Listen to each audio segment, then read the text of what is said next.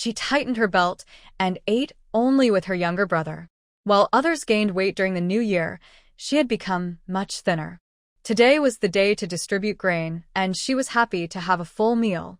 But in the blink of an eye, the grain bag was gone. Who the hell stole my grain? How dare they run into my house and steal it? Why isn't there lightning to strike him down? Damn thief, no good scoundrel. At this moment, in the big courtyard, every family is cooking. She sits at the door, shouting and scolding, so everyone can hear clearly. Living a good life, suddenly being called a thief, no one wants that. So, someone with a bad temper stepped forward. Mr. Wu, before you start cursing, should you wipe your eyes? Are you blind? Do you think we're blind too? Your family only has a thief living there, lost something, and you blame others. How dare you? Wuihua yells loudly, jumping up from the ground, hands on her hips. Who said there's a thief in your house? You're the one who's blind. Who knows who's guilty? The woman cursing isn't easy to bully, and she bangs loudly on pots and pans. Does anyone in your family gamble? Don't you know? Usually, we're careful with our belongings. We're afraid someone might steal them. They don't even realize it, they're just pretending not to see. Exactly, another woman agrees. Just now I saw a gambler carrying grain secretly. Do I need to say more? They sold the grain to gamble a little. Everyone's just like your family, treating a few pounds of grain like treasure. Someone even shouted at the old lady of the household. Grandma Gao, what trouble are you causing? You can't ignore everyone just because of her. We've rented your house for years. Such a troublemaker ruins everything, making everyone uncomfortable. The old lady of the house, who also owns this courtyard, glared at Wuihua and snorted coldly. Shut your dog's mouth, and if you cause trouble again, I'll knock out your teeth. Have you finished washing your clothes today? Go do some work. Wuihua was furious, but more afraid of losing her food supply. How would she survive next month? She shamelessly begged the old lady for a long time, finally getting back 10 jin of grain, with a promise to gradually repay 1 jin each month. After a fuss and wasting an hour, she worked until nightfall to finish all her chores. At around 3 in the morning, Wuihua came back feeling defeated. The house was cold, with no hot water or even food. He got angry and blamed her. What have you been doing all day at home? Why didn't you cook or boil water? Wuihua jumped up from the cold bed immediately. Do you have the nerve to ask? I wanted to cook, but how? There's no grain. Where did you take the grain? Hurry up and bring it back. Wuihua suddenly remembered that he had sold the grain. His eyes darted around anxiously and he said, I don't know where I put it. Maybe I forgot. Wuihua couldn't hold back any longer and slapped him. You good for nothing. All you do is gamble. That was my month's food. How dare you steal it? What will we do now? Starve? You still have the nerve to come home and eat. You've been eating my food all along. Wuihua was hurt and unhappy, so he pushed his sister away. What are you making a fuss about? It's just a little food. When I win next time, I'll buy you 200 jin a unit of weight. Go to hell. 200 jin? I haven't even seen 2 jin. What will we do? Starve together. Wuihua sat on the kong, a traditional bed, and cried loudly. She really didn't understand how she ended up with such a gambling brother. Their family only had this one child, and their parents had died. Could she really bring herself to seriously scold her brother to death? Clearly, Wuihua knew this too. He lay down in the bed and ignored his sister's crying. Yawning, he suggested, tomorrow just go to the Li family and ask for some. Wuihua turned around and kicked him. How dare you? I was chased out by the Li family. Who's to blame? It's all because of you. Wuihua didn't care. You gave birth to 2 grandchildren for the Li family. Do you think they would really starve you to death? Wuihua said nothing, thinking about Grandma Li and old Lier, feeling a bit scared. But with no food left, they couldn't starve to death. After a hard night, the next day, with her stomach growling loudly, she made up her mind. She bowed repeatedly to the old lady of the household, begged for a half-day leave, and returned to Qingshui village. The weather was warm, and the villagers were all busy. Old and young often went to the fields. On the way, They saw Wuihua, and everyone looked at her strangely. Some guessed she was back to cause trouble, so they took a detour on a small path. Grandma Li carried Jiayin on her back and was working in the vegetable garden behind the house. Although a few old men promised to help with the garden work, they either had no arms or no legs, and no one could bear to see them struggle. So, whenever they could help a little more, they left less for themselves. Villagers came from afar and shouted, "Auntie, Wuihua is back. Looks like she's up to no good." Grandma Li frowned and thanked the villagers. She hurried back to the front yard, where Jiayin and John were chopping firewood, not working honestly. They were racing to see who could split the wood finer, almost hitting their fingers. Just as they were feeling scared, they saw Grandma rush out, and they were startled. Before she could speak, Wuihua was already at the door. "Mother, I'm back to see you," she said. Old Lady Li said nothing, picked up a stick from the corner of the yard, and rushed outside. Jiayin and John were stunned for a moment, then grabbed the door latch and a broom. The grandmother and grandchildren, plus a child named Jiayin, all scolded Wuihua, causing her to run away in fear. She didn't expect the family to be so harsh, hitting her whenever they saw her. At this moment, she wished she had more legs, but she still took 2 hits from the stick, feeling pain deep in her heart. She wanted to wait for her son to come back and help plead for her, but he didn't show up all afternoon. Finally, she asked the villagers and learned that Jiayin hadn't returned from studying and Jiayin had gone out to deliver a message. There was no hope left. Wuihua even considered losing face and causing trouble outside the Li family's house. But from afar, Li and Lousiey brought back a strong mule. She was so scared she quickly hid. When Li was sending her to do hard work, he made it clear, if she dared to cause trouble at home, he would strangle her and throw her into the river. Without her family's support and her selfish younger brother, she had no one to stand up for her. When she died, it would be a pointless death. The hatred and disgust in Li's eyes at that moment made her dare not doubt him. Because her son was back, the gate of the Li family's courtyard finally opened. The villagers followed all the way and rushed in to watch the excitement. This mule cost a lot of silver. It's really strong. Yeah, it should last 7 or 8 years without problems. This is much better than the village chief's donkey. Lousiey was very pleased, arranging water and grooming the mule. Jiayin and John also wanted to go forward, but Li pulled them aside. Be careful not to get kicked. When there's green grass in a few days, take it out more often. Once it's familiar with you, it won't kick anymore. Jiayin and John quickly nodded and watched from afar. John couldn't help but shout, "Dad, let me ride it." Lousiey, who loved children most, happily held his nephew and son onto the mule's back. The 2 boys were so happy they couldn't sit still, looking very funny. But the children in the village looked on with envy, their eyes red, pulling their father's hands and waving excitedly. Finally, the mischievous kids at the scene were all helped onto the mule, becoming little brave riders. The mule had a bad temper, sticking out its tongue and looking annoyed. Fortunately, Old Lady Li threw a piece of cabbage over. Once the mule had something tasty to eat, it could tolerate the mischievous children. Hearing the noise, the neighboring old men also came over to watch. They are people who have been to war and they feel a closer affection for animals. Uncle Zhao simply said, "Fourth brother, your yard has many children. Raising such large animals is inconvenient. Why not let them stay in our yard? We can help take care of them. Yes, cleaning manure and feeding grass, there's no need for you to worry about those chores. We can handle such small tasks." The other old men agreed. Old Fourthly didn't want the elders to tire themselves, so he was about to refuse, but Grandma Li spoke first. "All right, from now on, we'll trouble a few of you old brothers." Since signing the farming agreement, the elders had been eating with the Li family.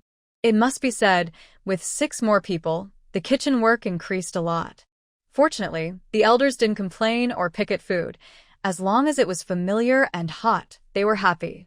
So, the Li family didn't find it too troublesome, but the elders still felt a bit guilty. They only drank 1 bowl of porridge and ate 1 pancake per meal. They were satisfied with just enough to fill their stomachs and didn't want to take advantage of the Lee family. Now that they had chores to help with, they could share some of the work. In the future, they might even be willing to eat their fill at mealtime. Sure enough, Grandma Lee handed over the meal to them, and the elders were very happy. After the children had their fun, they led the meal back home. Lee's second brother and others arranged some things, nailed up the pig pen on one side of Zhao's gate, making it the mule's new territory. All day long, people kept coming to the Lee and Zhao households. The whole village's old and young came to see, naturally feeling envious. Such a good mule couldn't be bought for less than 20 taels. And that nearly new cart and plow, together, couldn't be bought for less than 25 taels. Life for the Lee family was thriving even before spring planting. Of course, some envied, and others secretly talked with a hint of jealousy. Lee's family just likes to show off. They only have a few acres of land and bought animals. Over 20 taels. Who knows when they'll earn that back? Probably 2 years of hard work will go to waste, and they'll only have a meal left. Coincidentally, the village chief overheard this and scolded, "Don't talk nonsense if you don't understand." What do you know? He took the opportunity to tell everyone that he had arranged for Lee's family to rent all 6 of Zhao Lao Tu's fields. Even if the Lee family has many workers, 30 acres of land is not small. Buying animals saves effort at home. Besides, fourth brother is a courier, fourth sister-in-law has cooking skills, second brother is a teacher, and third brother can do brickwork. It's not hard for the Lee family to make money. They just need 20 taels of silver. You have time to chat, but you should spend more time thinking and learning a skill so you won't envy others' lives. The villagers blushed after being scolded and thought for a moment before protesting. 20 acres of land, and the Lee family only gives us food. That's really taking advantage. The village chief glared. Taking advantage? Do you want me to tell you otherwise? This so-called advantage is something you're benefiting from. The villager immediately shrank back. 20 acres of land, they say, with at least 2 taels of profit per year per acre. But recently, there have been many natural disasters and just enough harvest to survive each year. Plus, old Zhao and others are getting old. If they get sick or face trouble, we'll take care of them. Is it really taking advantage or suffering loss? It's hard to say. The village chief sneered, waving his pipe. Everyone knows the truth in their hearts, but they just have to speak out loud. I warn you, our village is just starting to get better. If you dare to ruin this good start with your gossip, don't blame me for being harsh and driving you out. No, we don't dare. The villagers lowered their heads even more and promised one after another. They had just spoken carelessly, but upon reflection, it seemed that since the Lee family arrived, the village had become livelier. Strangers from outside the village no longer frowned or avoided them. Instead, they greeted them actively. Some asked if old Lee's daughter-in-law was good at cooking. Others wondered if Lee's little granddaughter was truly lucky. Rumors said everyone who held her seemed to bring good fortune. Without saying more, the village's lively atmosphere outside and inside was clear. Meanwhile, the Lee family continued their normal life. It was already March, and Jiayin finally learned to crawl. Not the frog style, but proper crawling on all fours very fast. Now, the big Kong bed in the house was entirely hers. Tao Hongying brought in plain rice porridge and salted duck eggs, seeing her daughter's small face flushed from tiredness. She couldn't help but smile, saying, "This child is so energetic. She's more lively than Jiaxi and John when they were little." Grandma Lee automatically put on a dozen filters when looking at her granddaughter, always thinking she was perfect. Being energetic is good. Our Fu Nyoer is healthy. Tao Hongying sighed and gently tapped her daughter's bowl. Jiayin quickly crawled over, grabbed her rice pouch, and handed it to Grandma. Grandma laughed happily and helped tie it around her waist. Only then did Jiayin pick up a spoon, aiming at a bowl of rice porridge with half a salted egg yolk. Before she ate, she started drooling happily. Finally getting to eat salted egg yolk made her so excited she didn't know what to do. Last year, her family collected duck and goose eggs for the new year, and they started eating them then. But she was too young to get any before. Now she's almost 8 months old, and her diet has become much richer. Although little hands still don't listen very well and often spill things everywhere, she still insists on eating by herself, practicing again and again, all to eat independently as soon as possible. She wants to eat more and grow up quickly. Days pass faster and faster in Jiayin's hopeful heart. Just as Jiayin first clung to the windowsill and shakily stood up, spring plowing also began. Besides Grandma Li taking her granddaughter home to cook, everyone else in the family went to work in the fields. Jiayin Academy also gave a spring break, and Jiayi hurried back from outside. Now, there are 8 strong workers in the Li family. Jia Shi and Jiayin are counted as one. The new mule is named Diqing, harnessed with a plow, working from dawn to dusk to turn the soil. Because of this, besides grass for feed, the Li family also feeds a meal of beans every day. Uncle Zhao and others are responsible for bringing water and food to the fields, and they also plow the vegetable gardens, make ridges, and plant seeds. In short, everyone, young and old, is busy. Jiayin feels sorry for her family and can't help much, so every day she takes things out of the small courtyard. Today some pork, tomorrow a pile of eggs and duck eggs. The day after tomorrow, there will be fresh radishes and cabbages, and she even gives away 2 hens. Most of all, there are rabbits, because the rabbit couple in the courtyard breeds very quickly. The cabbages and radishes are not enough for their family to eat. Jiayin can only help them, hoping to quickly realize the value of their rabbit breeding. Grandma Li is used to it and accepts everything without hesitation. Whatever her granddaughter gives, she makes. During busy seasons like spring plowing and autumn harvest, it's the hardest time. The poorest families have to eat plain rice a few times. If they don't eat enough or eat poorly, they won't have the strength to work. So, the Li family's table is more abundant than ever. Almost every day, there's a pot of braised rabbit, sometimes a stew of small chicken with mushrooms. Fried eggs, steamed egg custard, these are daily staples. The Li family eats happily, with oil dripping from their mouths, while the neighbors, Uncle Zhao and others, watch nervously. Are there enough grains at home? After spring plowing, will the whole family starve? But the Li family is worried they won't trust the food, so they always send a lot of dishes, and even if leftovers remain, they refuse to take them back home. As the weather gets hotter, food left overnight spoils easily. The old men can only eat it quickly. The village chief cares about his brothers and, after finishing his own chores, comes to check on them. But the brothers don't look tired at all. In fact, they all seem to have gained weight. At breakfast, each person has a big bowl of 2 millet porridge, a salty duck egg dripping with oil, and a large plate of pancakes. He couldn't help but drool and split a half of a duck egg to satisfy his craving. Grandma Li, besides cooking, tidies up the house and manages logistics. When she has free time, she walks around the village, asking for seeds everywhere. Cabbage, radishes, green beans, cowpeas, mustard greens, purple eggplants, pumpkins, anything with seeds, she wants it. Then she takes them home and gives them to her young granddaughter. She figured out that her granddaughter's things didn't just appear out of nowhere. They must have been secretly taken from some magical place. Her whole family ate and drank together, then looked for some seeds to return to the granddaughter. At least, they didn't want her to embarrass herself in front of the magical beings. Jiayin didn't realize that her grandmother's guess was mostly correct. She was happy that Grandma was so loyal and had solved her big problem.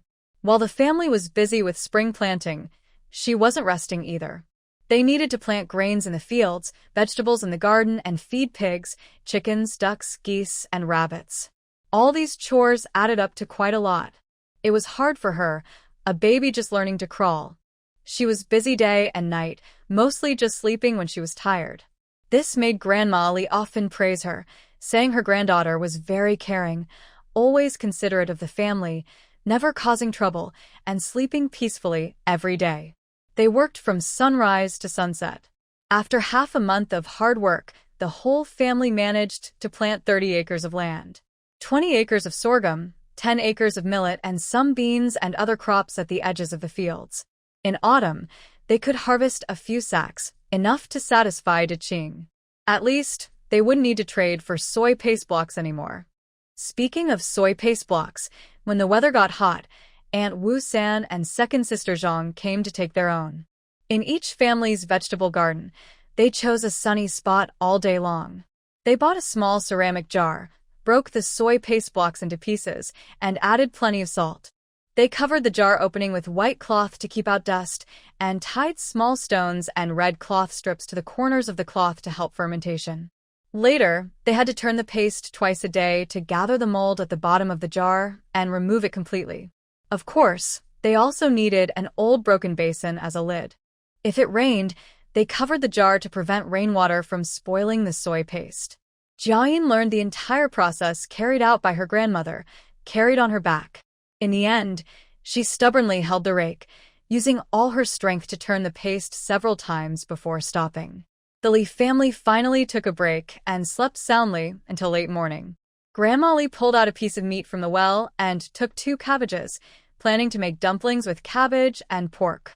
Others might not care, but the family's happiness and excitement made them jump for joy. Tao Hongying and Zhao Yuro helped chop the filling and knead the dough. Old Lousiey asked for a few cabbage stalks to feed the blue-green fish. Second Li tidied up the house, preparing for spring plowing in a few days, as the village children would come back for classes. Jiayin was packing his luggage, ready to return to the college tomorrow. Jiayin was eager to go out, planning to eat the dumplings and then ask the master at the escort agency when he could go out again. He was feeling restless. Outside, he wanted to go home, but at home, he also wanted to go out. When the whole family was busy, Mrs. Guo arrived at the door. She wore a big smile, but unfortunately, her face was full of flesh, making her smile look awkward and uncomfortable, almost better not to smile at all. The Li family saw her but said nothing, pretending she was invisible. Mrs. Guo was furious inside, but had to muster her courage and speak. "Big sister, we're busy now. Have you finished planting your fields? Do you need our help?" Old Lady Li didn't even lift her eyelids and simply replied, "No need." Mrs. Guo was choked and wanted to turn around and leave, but she remembered the 5 acres of empty land at home and decided to keep trying to flatter her. "Big sister, your family has many people, so working is easier. Unlike us, with only 2 sons. Dazhu is in poor health, and Leifu has some work in the city. The 2 daughters-in-law aren't very capable. After all, it's just me and old Bones. Since your family can't work, why come and ask to help us?" Old Lady Li was sweeping the yard with a broom, and she shot back directly, without any politeness, making Mrs. Guo bite her lip in frustration. She didn't even look at her, and now her granddaughter was able to crawl, often sneaking out. The yard couldn't have stones. What if the granddaughter put them in her mouth? Also, she shouldn't be on her knees. She was such a delicate, tender child. Mrs. Guo was chilled for a long time, and the dust kicked up by the broom made her cough. She finally lost her temper. "Big sister, your fields are all planted, and you don't need livestock anymore. Tomorrow, lend us your mule to plow our land. Dazhu can't handle animals, so old C can go help. There are 5 acres in total, and we can finish planting in a day. No, our mules have been tired for half a month and need a rest. If you want livestock, buy your own. If you can't afford it, just use shoulders to pull the plow, like the villagers do." Others don't have mules either, but they still finish planting. Old Lady Li disliked Lu's family the most. Out of about a dozen families in the village, Lu's 2 sons were the most numerous, but they lived the poorest. Their broken thatched house was about to collapse, and during the autumn harvest, their grain rotted in the fields. Spring planting was always delayed until the last moment. This kind of family, setting aside grudges, still cannot get along. Otherwise, helping once might lead to them relying on the Li family repeatedly. They take benefits, the Li family helps, but in the end, there might be resentment. So, it's better to refuse completely from the start. After all, Lu's family only has her younger brother as a relative, and he has now passed away. The rest of them have no real family ties. Guo was repeatedly rejected and became very angry. "Big sister, you are so unkind. Even if you don't like me, I am an outsider. But Dazhu and Leifu are your nephews. Are you willing to let them suffer?" The old lady rolled her eyes and looked at Guo as if she were a fool. "Lu Jenner is dead, and our families are no longer connected. You don't farm your own land, so what do you expect from us? Fourth is still my own son. Aren't a son and a nephew equally dear? Why should a son suffer while a nephew is free? Get lost. She angrily kicked some dust and then went back to the courtyard. Under the eaves, there was an old mat. Jiayin sat on it, eating fruit and watching the scene, wishing she could cheer and clap for her grandma. Gua saw she couldn't get any advantage and finally exploded, jumping and cursing loudly. You all are so heartless. Aren't you afraid Liu Jenner will come back to settle accounts with you? As an aunt, you don't protect your nephew, and you just bully us orphans and widows. I can't live like this anymore. Life is impossible. Liu Jenner, come back and see what's happening. Hearing the commotion, villagers came to watch and chuckled as they joined in. Liu Auntie is really interesting. 2 sons and 2 daughters-in-law at home. All too lazy to work. When it's time to work, they suddenly think of relatives they can't reach. It's clear they love their sons more and don't want them to suffer. Gua grew more furious. You all don't understand. Daju is not in good health, and Laifu is making money in the city. Making money? Then hire someone with silver. Not much, just 100 coins a day. I'll help your family farm. Why don't you go rob instead? Gua was about to curse again, but Lousiey had already grabbed a sickle and was about to open the courtyard gate. She screamed in fright and turned to run. Soft ones fear the hard ones fear the fierce, and fierce ones fear those who don't care about their lives. She wanted to stay and work for the Li family, but not risk her life for it. Old Lady Li held her granddaughter, pretending not to see her son scare Gua, but she couldn't help but sigh softly. As long as Gua behaved herself and took her nephew to live well, she, as her aunt, would help. But this family was truly hopeless. Meanwhile, Gua ran all the way home, furious enough to slam doors and smash basins. Lu Taiju was snoring loudly on the Kong, paying no attention at all. Su Nyang and Chun Hong heard it, but could only ask a few questions. Mrs. Gua scolded fiercely, but still couldn't get rid of her frustration. Chun Hong was afraid to mention her husband's laziness again, so she said, "Mother really can't think straight. If the Li family won't help, then forget it. The land doesn't walk away, it's just there. In autumn, we can help harvest a few acres. It's not like we can do everything ourselves." Mrs. Gua and Su Nyang listened with bright eyes. That was a good idea. The Li family has 30 acres scattered in several places. It would be very easy to secretly harvest some of it. But even with good plans, the land at home still needs planting. The next day, despite the chaos at home, Mrs. Gua forced her son and daughter-in-law to go to the fields. They worked for 3 days, planting 2 acres. The remaining 3 acres, Lu Taiju refused to touch.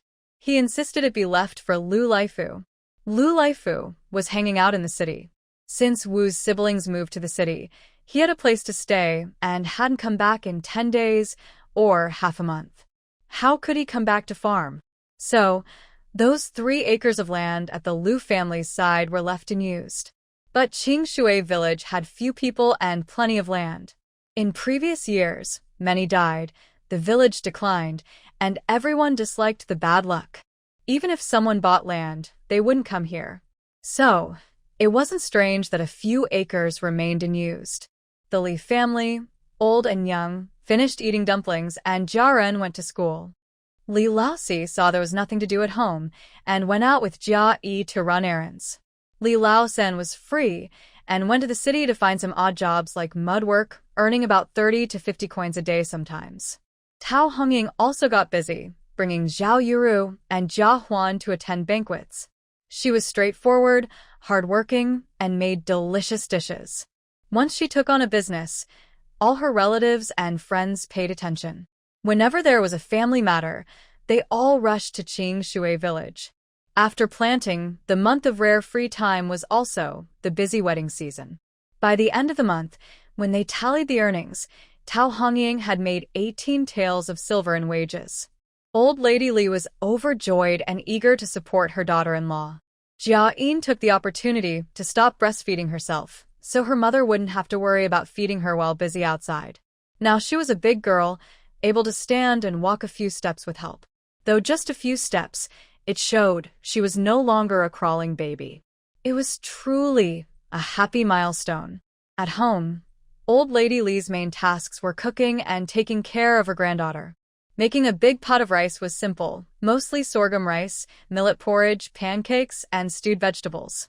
Occasionally, Tao Honging brings back some meat dishes to share with everyone. Most of the time, she focuses on preparing food for her granddaughter.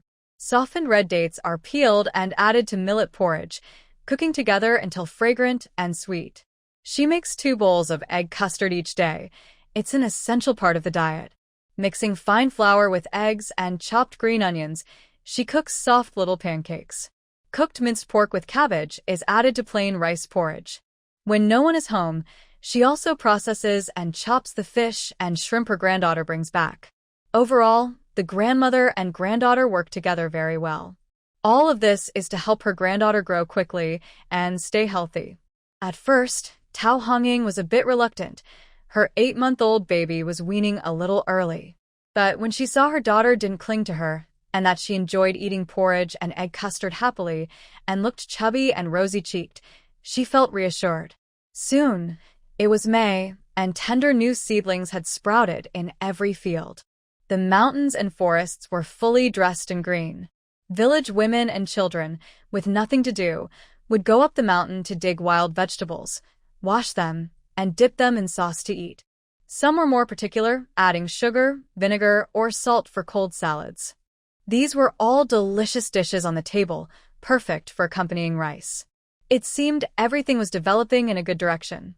The world was full of vitality, just waiting for the autumn harvest, but the elders felt a bit uneasy. Including the village chief, everyone went to check the fields every day. Since the new year, not a single drop of rain had fallen. The moisture in the fields depended entirely on melting winter snow. But as the weather grew hotter, if it didn't rain soon, the fields would dry up. Moreover, the large river outside the village was gradually becoming shallower. Some villagers with broad minds cheerfully advised everyone, the big river flows from the south, where they grow rice. They need a lot of water, maybe even taking all of it. This explanation reassured many people, but the elders still felt uneasy and didn't say much. Old Lady Lee carried her granddaughter and took daily walks by the river.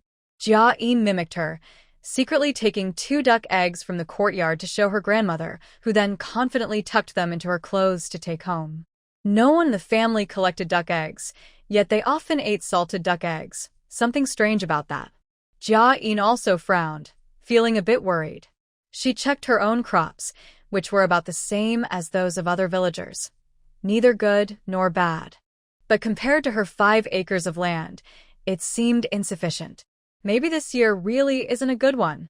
As days passed, more and more people felt something was wrong, because it was unbearably hot.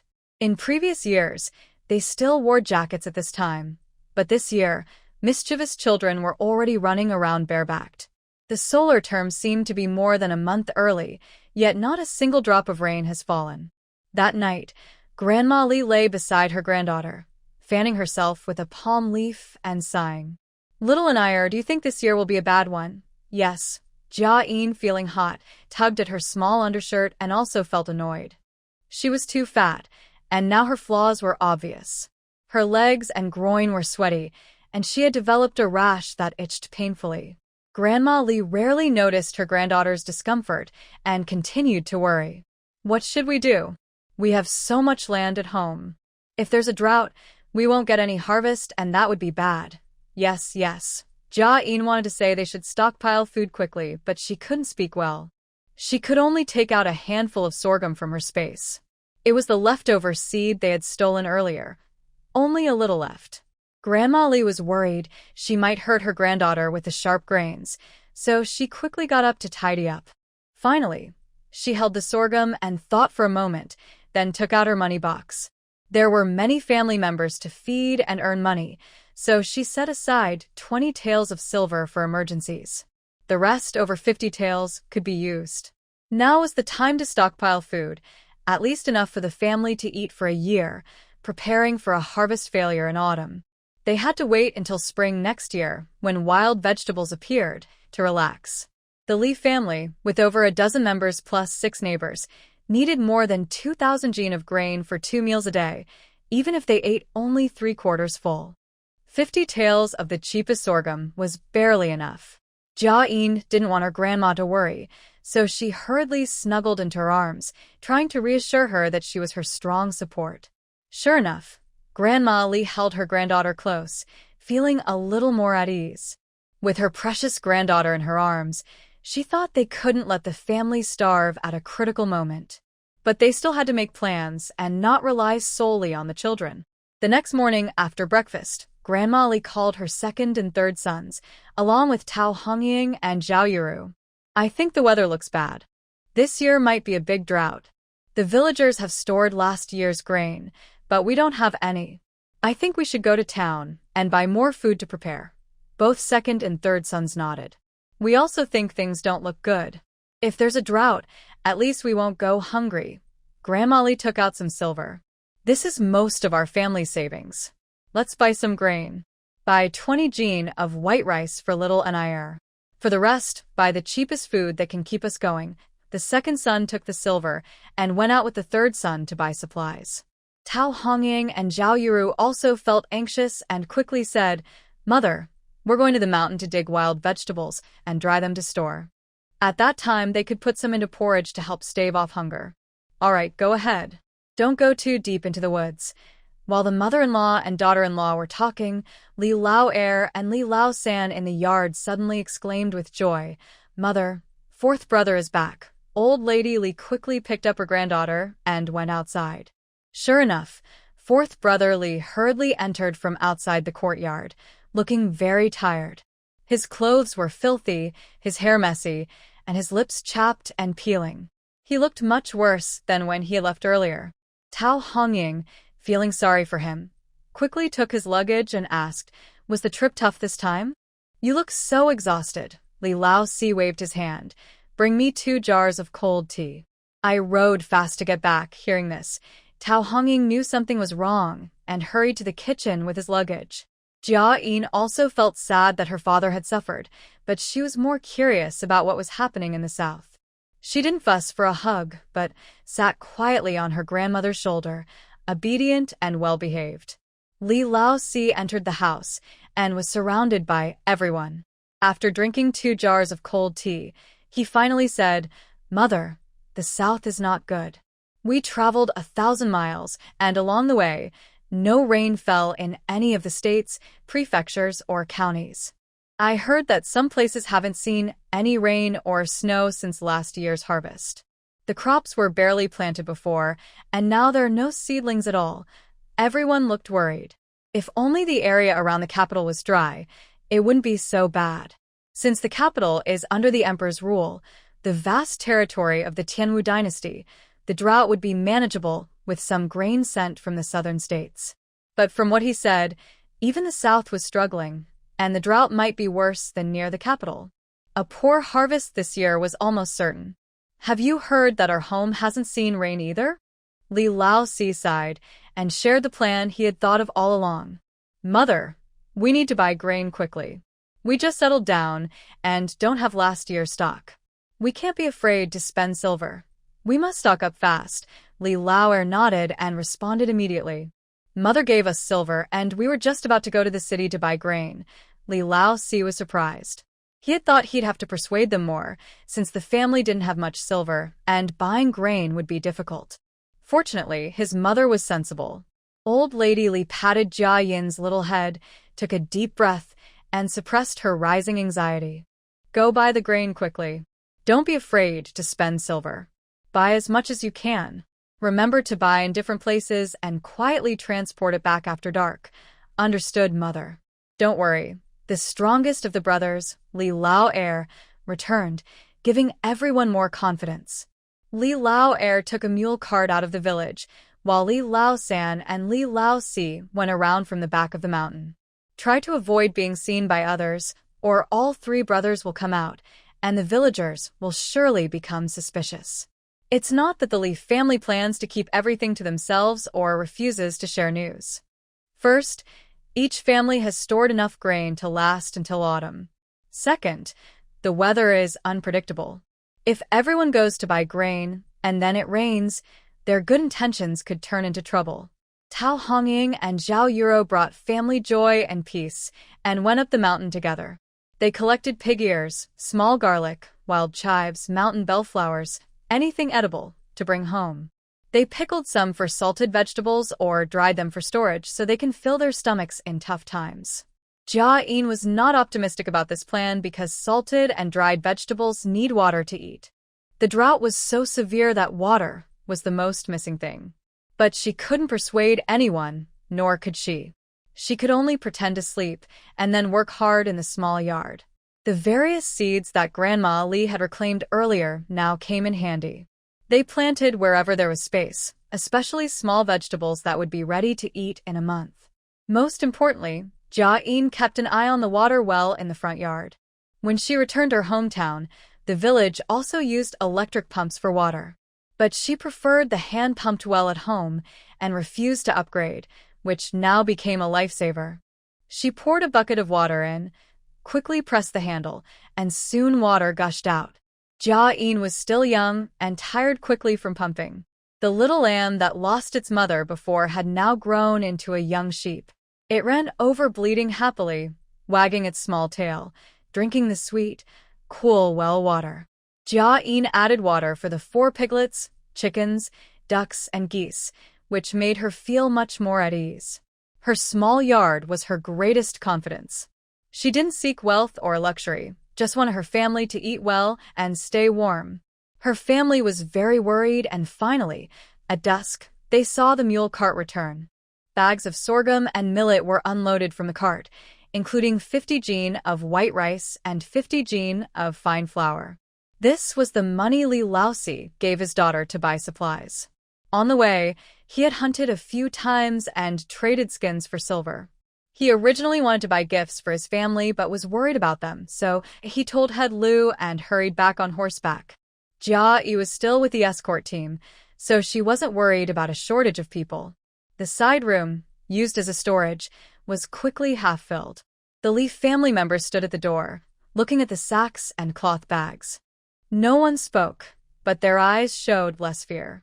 Having enough grain made them feel calm inside. Everyone must keep their mouths shut and not tell anyone that we have grain. Think about the food that was stolen during the escape from famine. When people are very hungry, anything can happen. Grandma Li quietly told her family, especially Jiayin and Jiaxi. Children are not good at keeping secrets and might boast to others. Jiayin and Jiaxi saw everyone looking at them, so they quickly covered their mouths, pretending they wouldn't say anything even if they were forced. This made everyone laugh. Jiayin wanted to store all the grain in the small courtyard, but she was too young and couldn't move around easily to fetch the grain. Plus, if the family saw the grain stored away and it was missing later, they might suspect something. Within 2 days, Jiayin finally returned home. He brought back 2 silver coins, which was his payment for this escort trip. Old Li had already come back early, but the boss, Lu, still paid him 2 coins. Because Jiayin was young, he always received half the usual pay, just 1 coin. The uncle and nephew are now well known at the escort agency. Everyone wants to take them on escort missions because they're very helpful. On the road, if there was heavy work, they didn't need to worry. Especially this time. Mountain bandits tried to rob them, but Lousiey was the first to notice.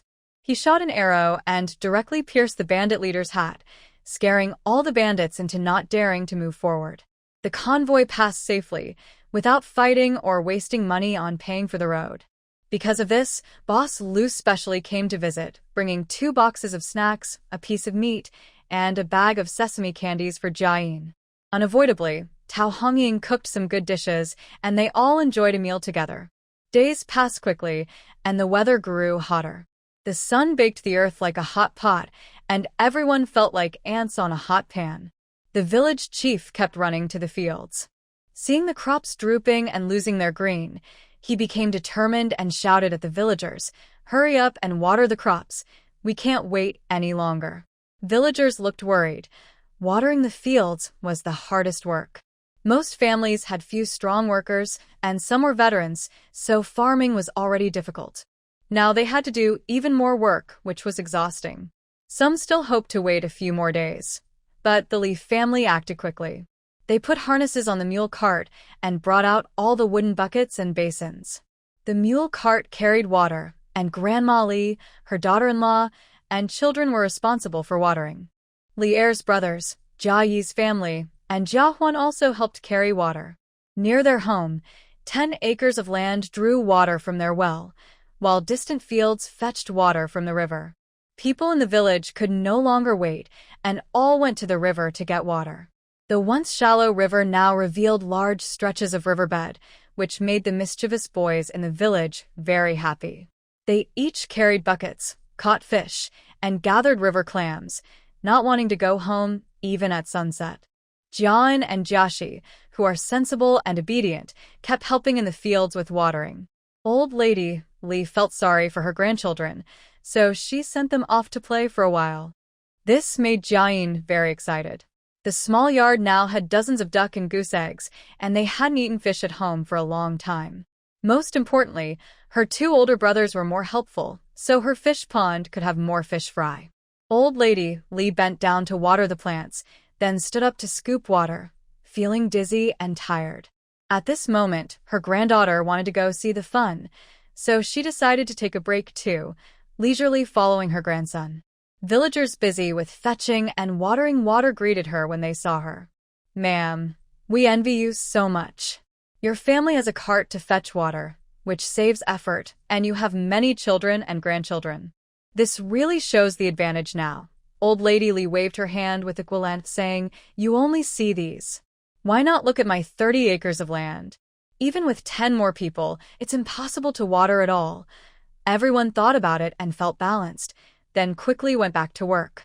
Old Lady Li took her grandchildren to the riverbank, while Jiashi and Jian went to fish for small fish. Jiayin secretly directed her grandmother to collect duck and goose eggs. There were heaps of green-shelled duck eggs and white goose eggs, about the size of a fist. Who wouldn't like to see them? Even Old Lady Li, who was worried, couldn't help but smile. Jian and Jiashi cheered happily. They caught quite a few small fish.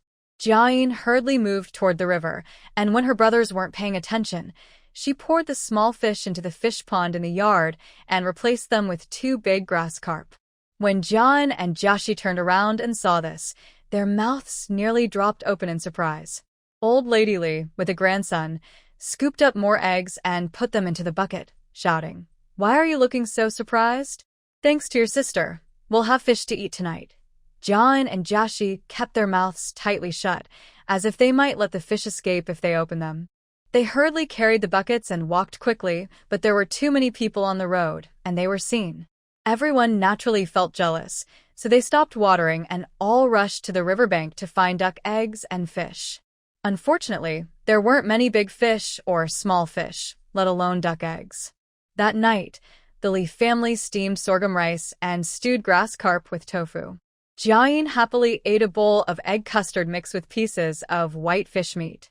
Next door, a few old men from the Zhao family also enjoyed a big bowl of stewed fish.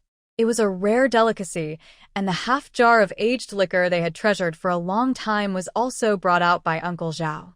A few old brothers, each with half a bowl of wine, enjoyed fish and meat happily. These days, they haven't been idle. They can't do heavy water-carrying work, but they help cut grass for the mules, water the fields, chop firewood at home, and sweep the yard. Even so, they still feel uneasy, worried that they are taking advantage of the Li family. Last autumn's harvest was taken to the Li family when they pooled their grain. But together it was only about 400 jin, not enough for them to eat for many months. It also wasn't enough to enjoy big feasts of fish and meat now and then. Especially with this weather, if there's a poor harvest in autumn, would the Li family still support them for free? Uncle Zhao was the first to speak. "Maybe we should call the village head and talk to the Li family. This year, let's get our land back. That way, if there's no harvest in autumn, the Li family won't be supporting us for free. Otherwise, they're really at a loss. Yes, the Li family is very kind. If there's no harvest, they won't let us go hungry. We just buy food with money. How much money would that be? Even with a lot of savings, it's unreasonable for them to support us old folks forever. The other old men agreed and nodded. They were action-oriented. After dinner, feeling a bit tipsy, they called the village head over. The village head and the Lee family were both confused, not knowing what the old men wanted. When the old men said they wanted to take back the land, the Lee family immediately understood their plan.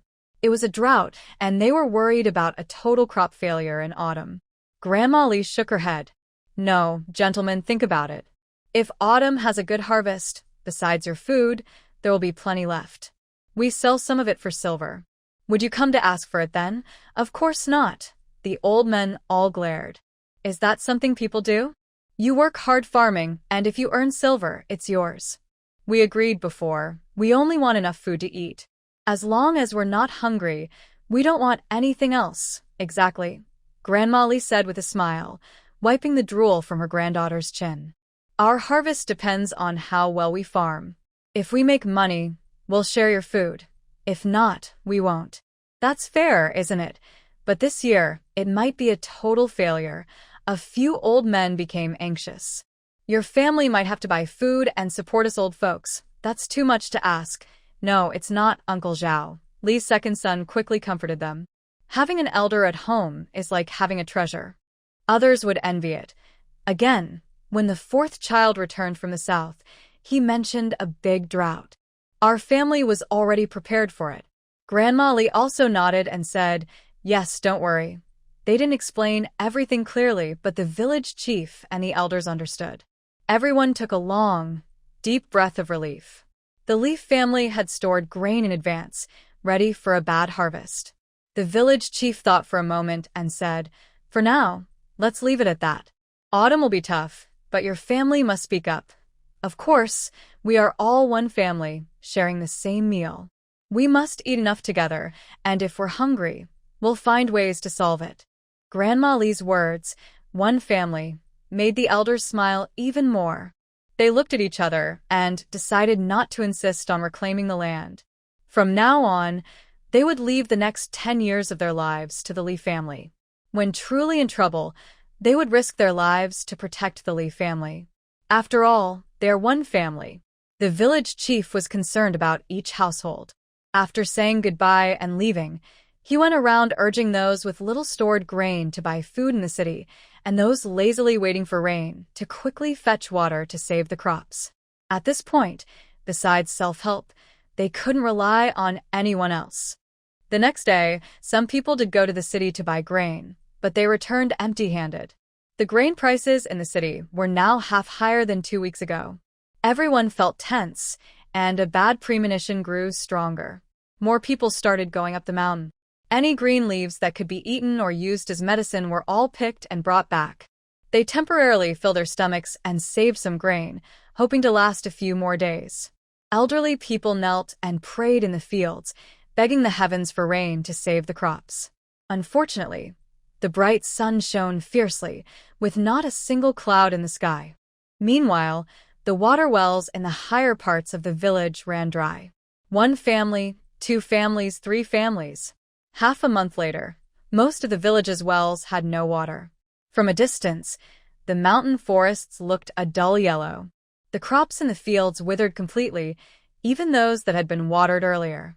The big river outside the village was completely dried up, with no small streams left. Children went to the riverbed under the blazing sun to dig for clams, and 2 of them fainted from the heat. Soon, chaos returned to the village. Jiayin was only wearing a small belly band and knee-length shorts. Her back and calves were exposed, but she was still hot and wished she could stick out her tongue like a puppy to cool down.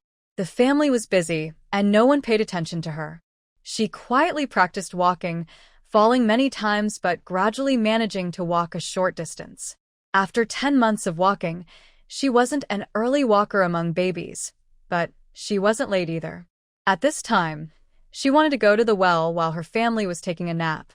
However, as soon as she stepped down the stairs, her skin felt like it was about to cook in the sun. She could only turn toward the kitchen, crawling on her hands and knees over the threshold. After finally reaching the water jar, she started pouring water out. It took her a full quarter of an hour to fill the large water jar at home. Before she could rest, Grandma came over. "Oh, little Fu, why did you come here?" Grandma Lee quickly picked up her granddaughter, worriedly scooping water to wash her hands and feet. The cold well water made her feel much better, and she started to yawn. Just as Grandma Lee was about to carry her back inside, there was a loud cry from old Zhao in the yard. "Oh no, our water well is dry too." Everyone in the Lee family heard the noise and ran outside. Sure enough, only a shallow layer of water remained at the bottom of the well. It was impossible to throw a bucket in to fetch water. Maybe by tomorrow, it would be completely dry. Grandma Lee also wanted to go see, but suddenly she shivered and turned around to look. Last night, only half a bucket of water was left in the jar, and after using it all morning, it should have been empty. But now, it was nearly overflowing. The water in the yard's well was already gone. Could it be? She looked down at her sleeping granddaughter, instinctively tightening her arm.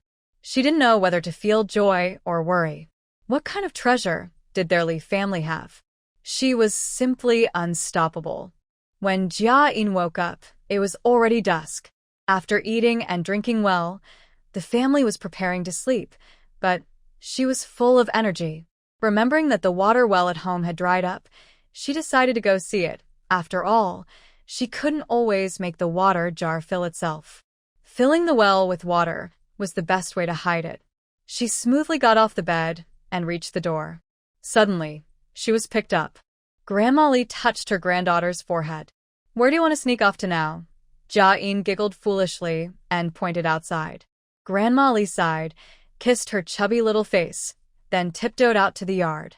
Sure enough, Jiayin ran straight to the well, her small hand resting on the edge, not moving. Grandma Lee didn't know what her granddaughter was doing and leaned over to look carefully. Under the moonlight, a thin water line was flowing down her granddaughter's small hand along the well wall. The bottom of the well was already quite full of water. She held back her gasp and carefully lifted her granddaughter into her arms. Letting her lie in her embrace was safer and less tiring. Joy was much more comfortable now. She was holding her grandmother's thigh and continuing to urinate. I don't know how long it took, but old lady Lee couldn't hear the water anymore. When she looked down, she saw her granddaughter was already asleep, drooling. She felt very worried and, without bothering to check the well, quickly carried her granddaughter back inside. The next morning, just as it was getting light, Old Man Lee excitedly shouted in the yard, "Wow, there's water in our well again." Tao Hongying and Zhao Yuru, taking advantage of the cool early morning, got up early to cook. Hearing this, they hurried over. The clear water in the well wasn't very much, only half the usual height, but it made everyone smile happily. Being hungry was uncomfortable, but hot weather without water was also hard to bear. Now, the family had water again. Coincidentally, a villager came to borrow a mule cart to go to the city. Seeing water in the Lee family's well, he was also happy. He didn't need to borrow the cart anymore, just went home to get a water bucket, then came back to fetch 2 buckets. The Lee family couldn't refuse, as it wasn't gold or silver. Besides, they were all neighbors in the same village. How could they watch everyone go thirsty? Word spread quickly, first one, then many. Soon the whole village knew that the Lee family's well had water. Even the village chief came to see, and nearby families also came to fetch water. Seeing this, Old Man Lee hurriedly filled his own water jar. In this way, everyone was rushing, and within half an hour, the well was dry again. People felt a bit embarrassed and all thanked Old Lady Lee afterward. They gathered together and looked even more worried. Old Lady Lee held her little granddaughter and used a fan made of reed to shade her from the sun. Her heart was pounding like a drum. A villager suggested, "Village chief, should we hide in the mountains for a while?" The village chief pointed to the distant forest and sighed. The mountains aren't a good place either. No shelter, and wild animals probably can't find water there either. Everyone sighed. What should we do? The crops can't be saved, and people will die of thirst. A woman started crying, and the men also hung their heads and sighed.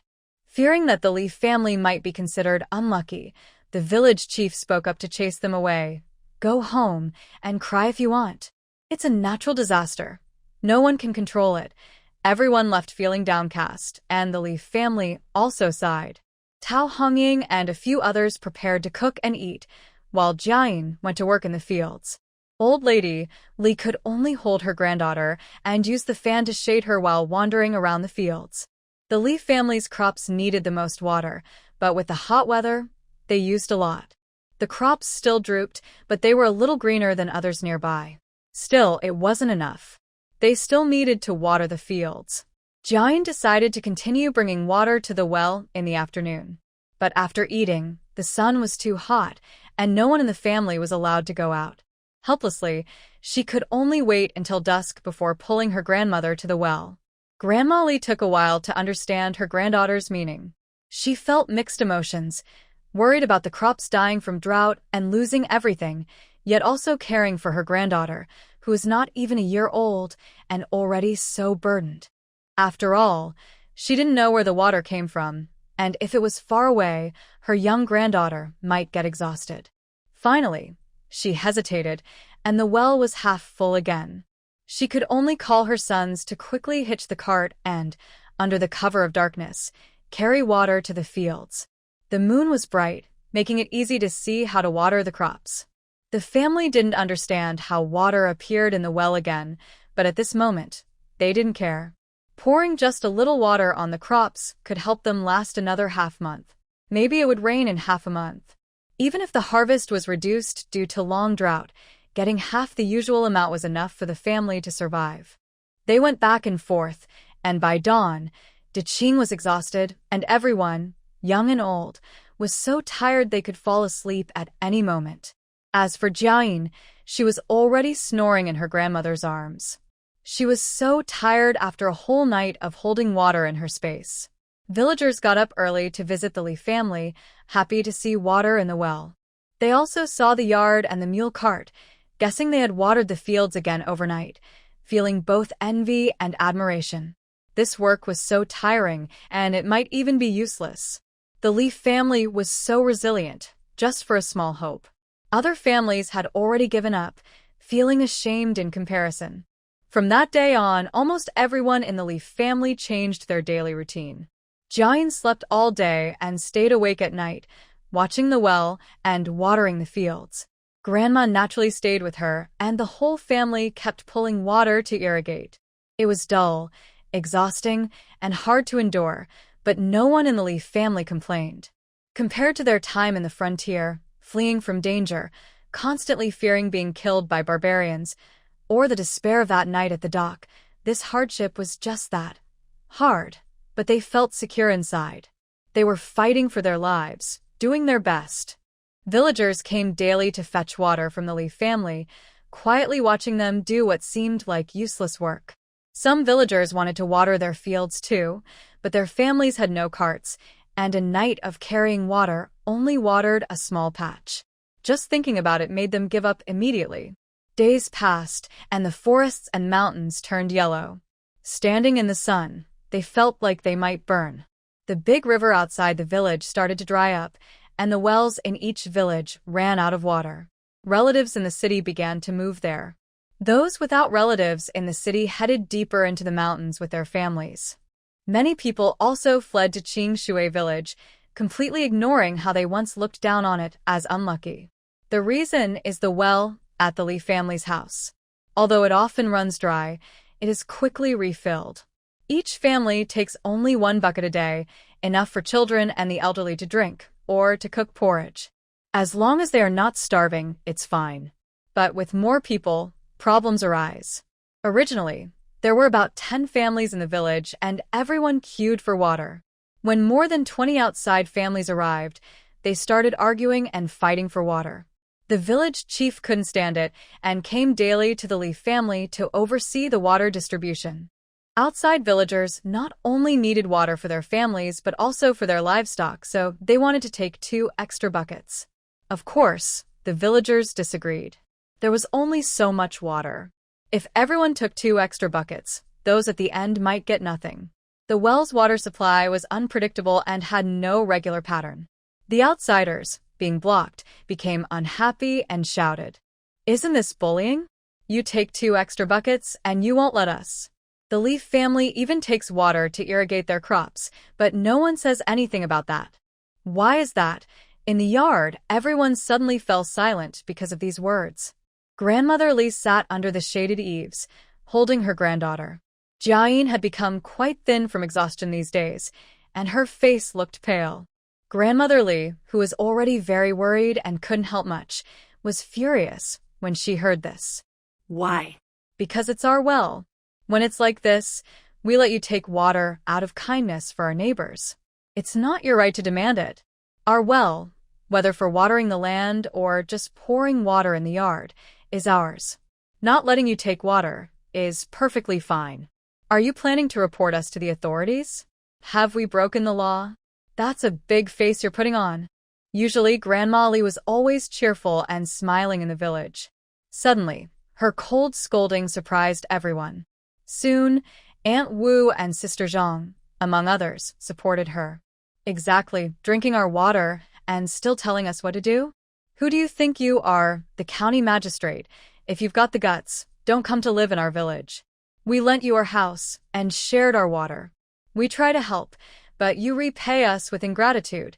You're ungrateful. The outsiders scolded, blushed, and grew angry, wanting to leave but reluctant. In the end, they could only stand at the back of a line. Everyone took turns drawing water, 1 bucket each, which was barely enough. As they were leaving, not far from the mountain trail near the Lee family, suddenly a cloud of dust and smoke appeared.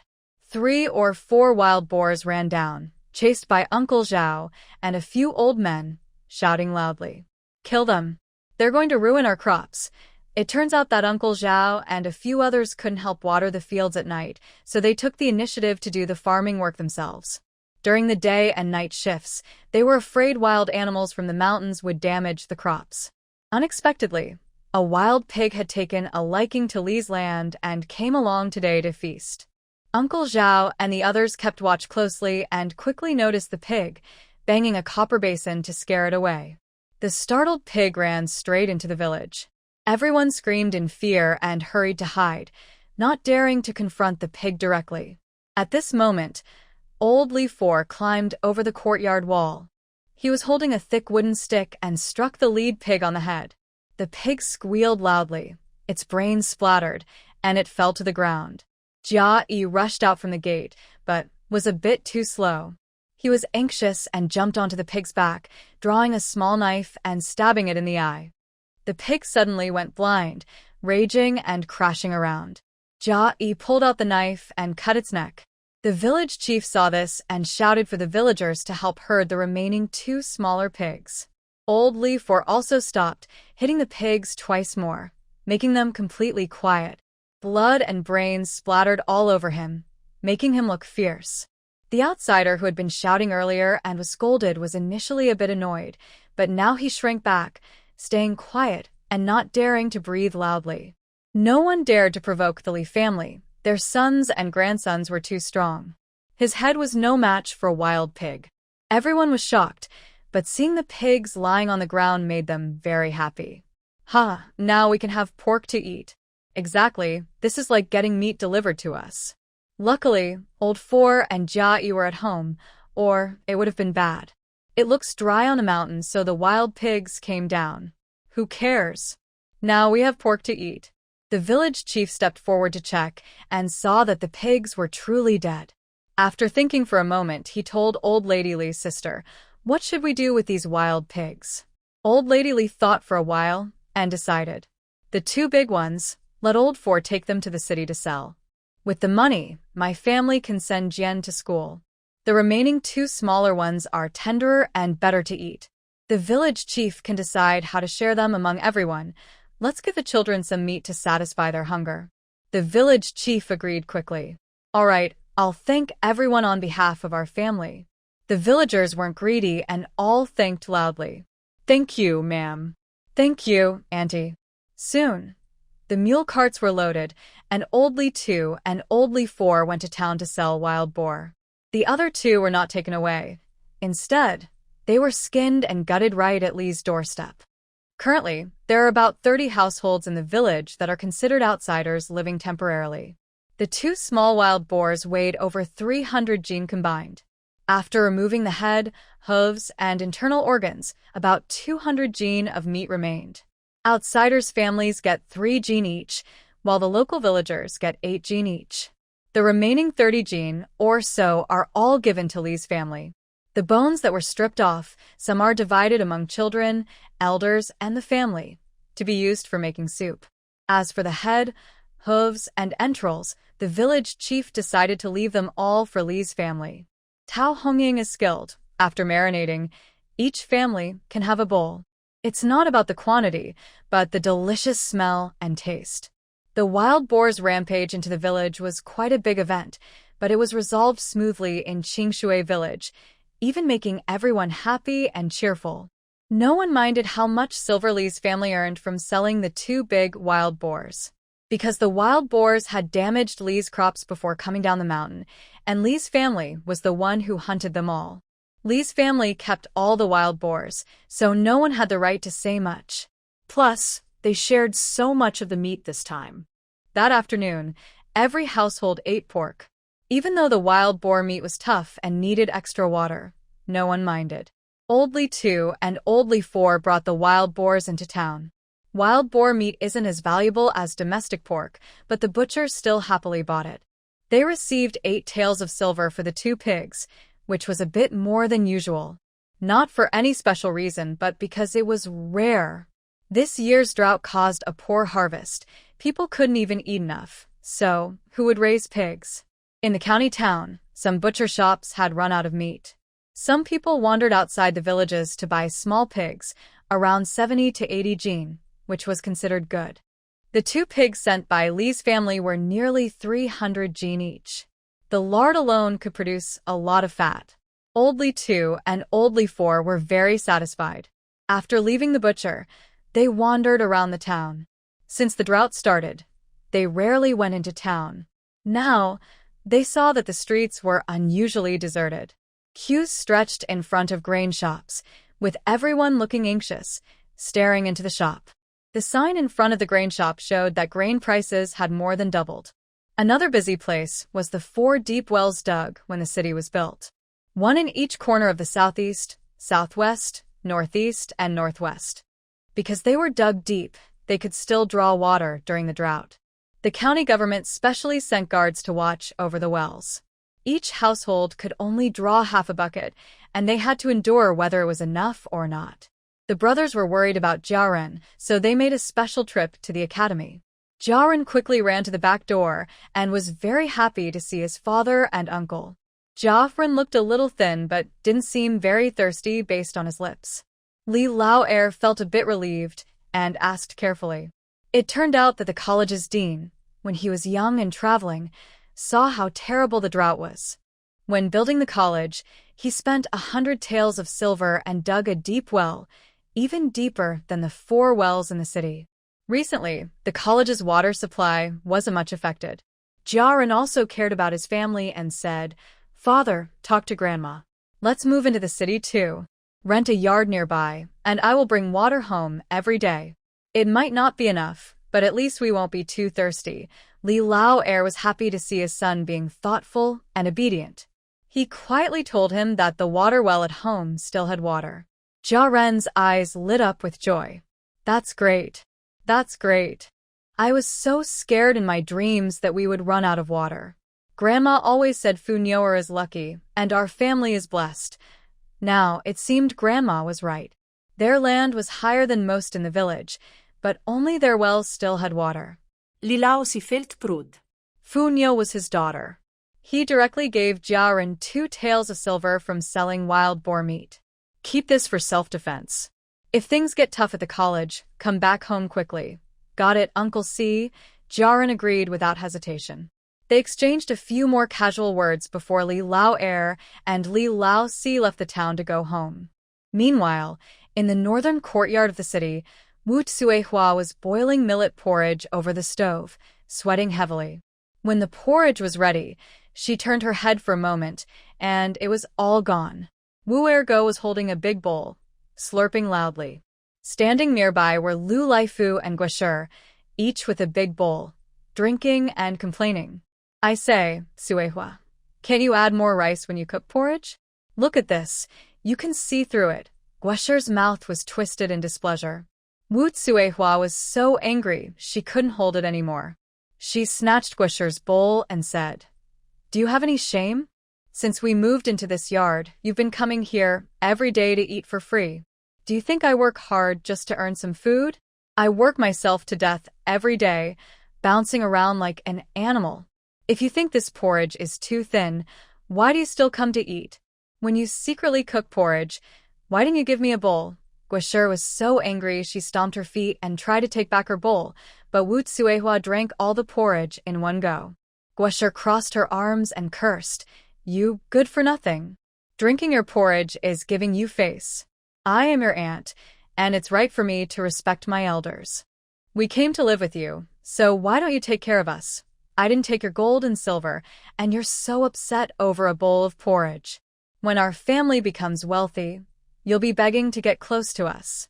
Wuihua didn't back down and immediately retorted, "When we first came to rely on you, didn't you ignore us? Our two families are already disconnected. Don't come here pretending to be important. You don't eat your own grain but come to take advantage every day. If I had known it would turn out like this, I would never have helped you rent a house." She deeply regretted it, feeling upset and purple in the face. Earlier, her brother had sold her food supplies. She had no choice but to wash more clothes each day, which made the old lady of the household treat her a little better, even giving her the washed clothes to deliver. Luckily, she met a wealthy family with a legitimate son and received a reward from the estate. She took the chance to bow and celebrate, finally getting a silver coin from the noble family to buy some grain. Before she could eat a full meal, a drought began. The city lacked water, so she couldn't do laundry anymore. Although she didn't have to work, the old lady of the household stopped giving her grain. She had to find ways to survive, taking on any job, even helping others burn incense at night. Just when she managed to survive, her brother would sometimes steal a handful of grain. Then, the Liu family came to stay with Lousiey. She was dazzled by the Liu family's kind words and helped the old lady of her household rent 2 empty rooms in the yard.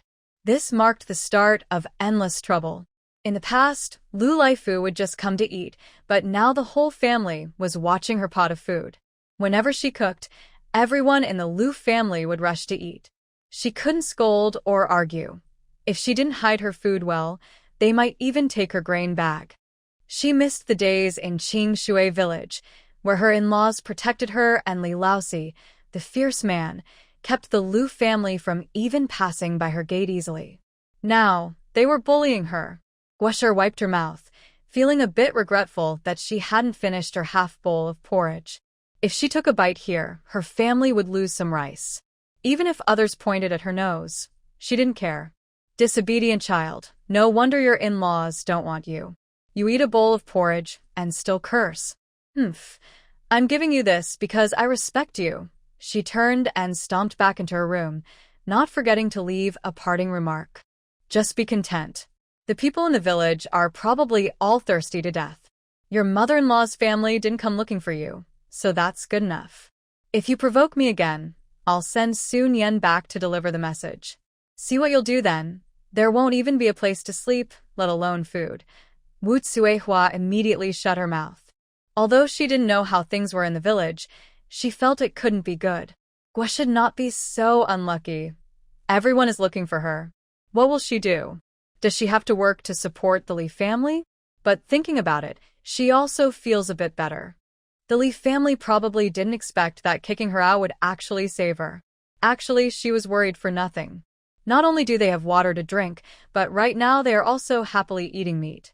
The wild boar meat has been simmering for nearly 2 hours and is very tender. Everyone in the family, young and old, is eating a bowl of meat porridge with great enjoyment, including Jiayin, who is happily eating. Grandma Li is worried about her grandson and reminds him, "Honging, make some meat sauce tonight. Tomorrow, fry some pancakes and let the second son take them to Jiayin. This kid still doesn't know how to save money at school. Let him indulge a little too." "Okay, Mom, don't worry. I'll arrange everything, Tao Honging replies. She wipes her daughter's mouth with a cloth. Her bowl is a bit bigger now, and Jiayin is eating happily, her face almost buried in the bowl. Everyone laughs at her, eating while smiling. Zhao Yuro says, I've soaked a basin of water. Tonight, I'll give Funyo a bath. It's so hot today. The kids are suffering. We want to take a bath too. Jiaxi and John shout together. Grandma taps them with a chopstick, smiling and scolding. Stop fussing. Even if you want to wash, do it inside the house. Others can't even get water, and you still want a bath. Be happy secretly, but be careful not to make others jealous. Got it, Grandma. Jiaxi and John quickly agree. Jiayin has eaten half a bowl of porridge, her belly round. Finally, she lies on the Kong, heated bed, and falls into a light sleep. Grandma feels distressed because she knows her family very well. Her granddaughter is so young, yet she goes to the well every night to fetch water.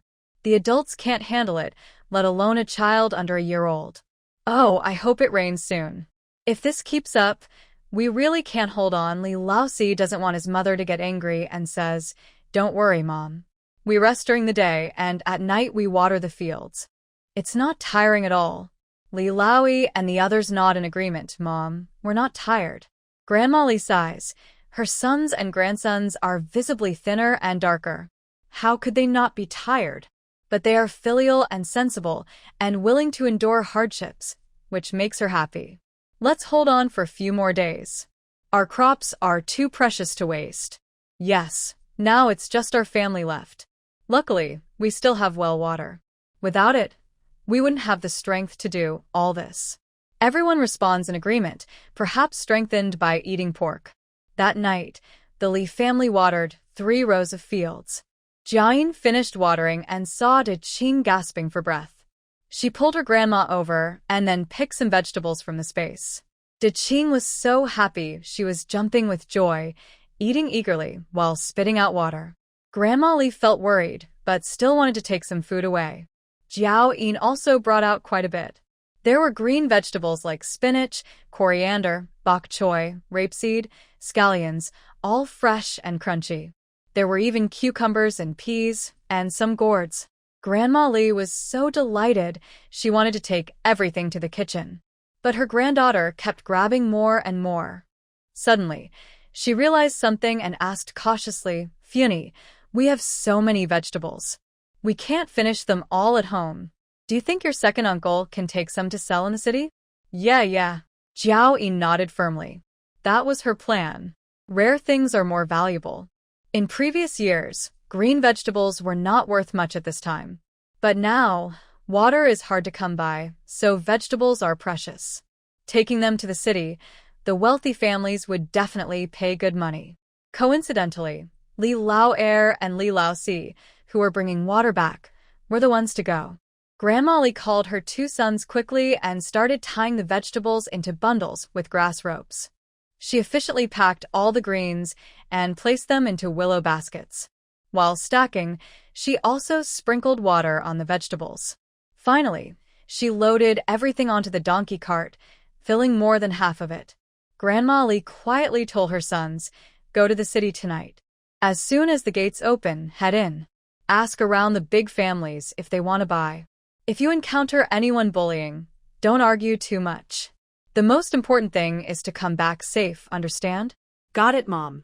Li Lao-er and Li Lousiey, one steady and the other brave, knew that making quick money like this was the best choice now. Both brothers understood that the vegetables seemed strange, but neither said a word. Funyo had just turned 1 year old. Since running away from the drought, the family had seen many strange things, but now they were used to it. Li Lao-er and Li Lousiey quietly set off with the mule cart. Grandma Li carried Funyo to call back Tao Hongying and a few others from the fields. The neighbors' old men also helped, though they didn't understand everything and asked questions. Why aren't you watering the fields tonight? Is the well dry again? Grandma Li climbed up the ladder and replied, The water looks low. We're saving some for everyone. We'll see tomorrow night whether to water or not. The old men sighed. You all are so thoughtful.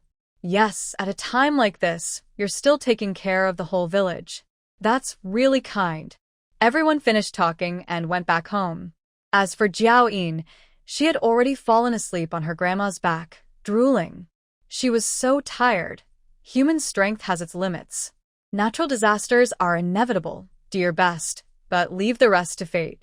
Now, all they could do was persist and hope for the heavens to show mercy with early rain. Old Lousiey and old Lousiey waited until the city gate opened.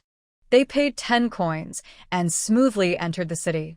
They were unfamiliar with the wealthy families inside. After thinking, old Lousiey went to the escort agency to ask for help from Boss Lou.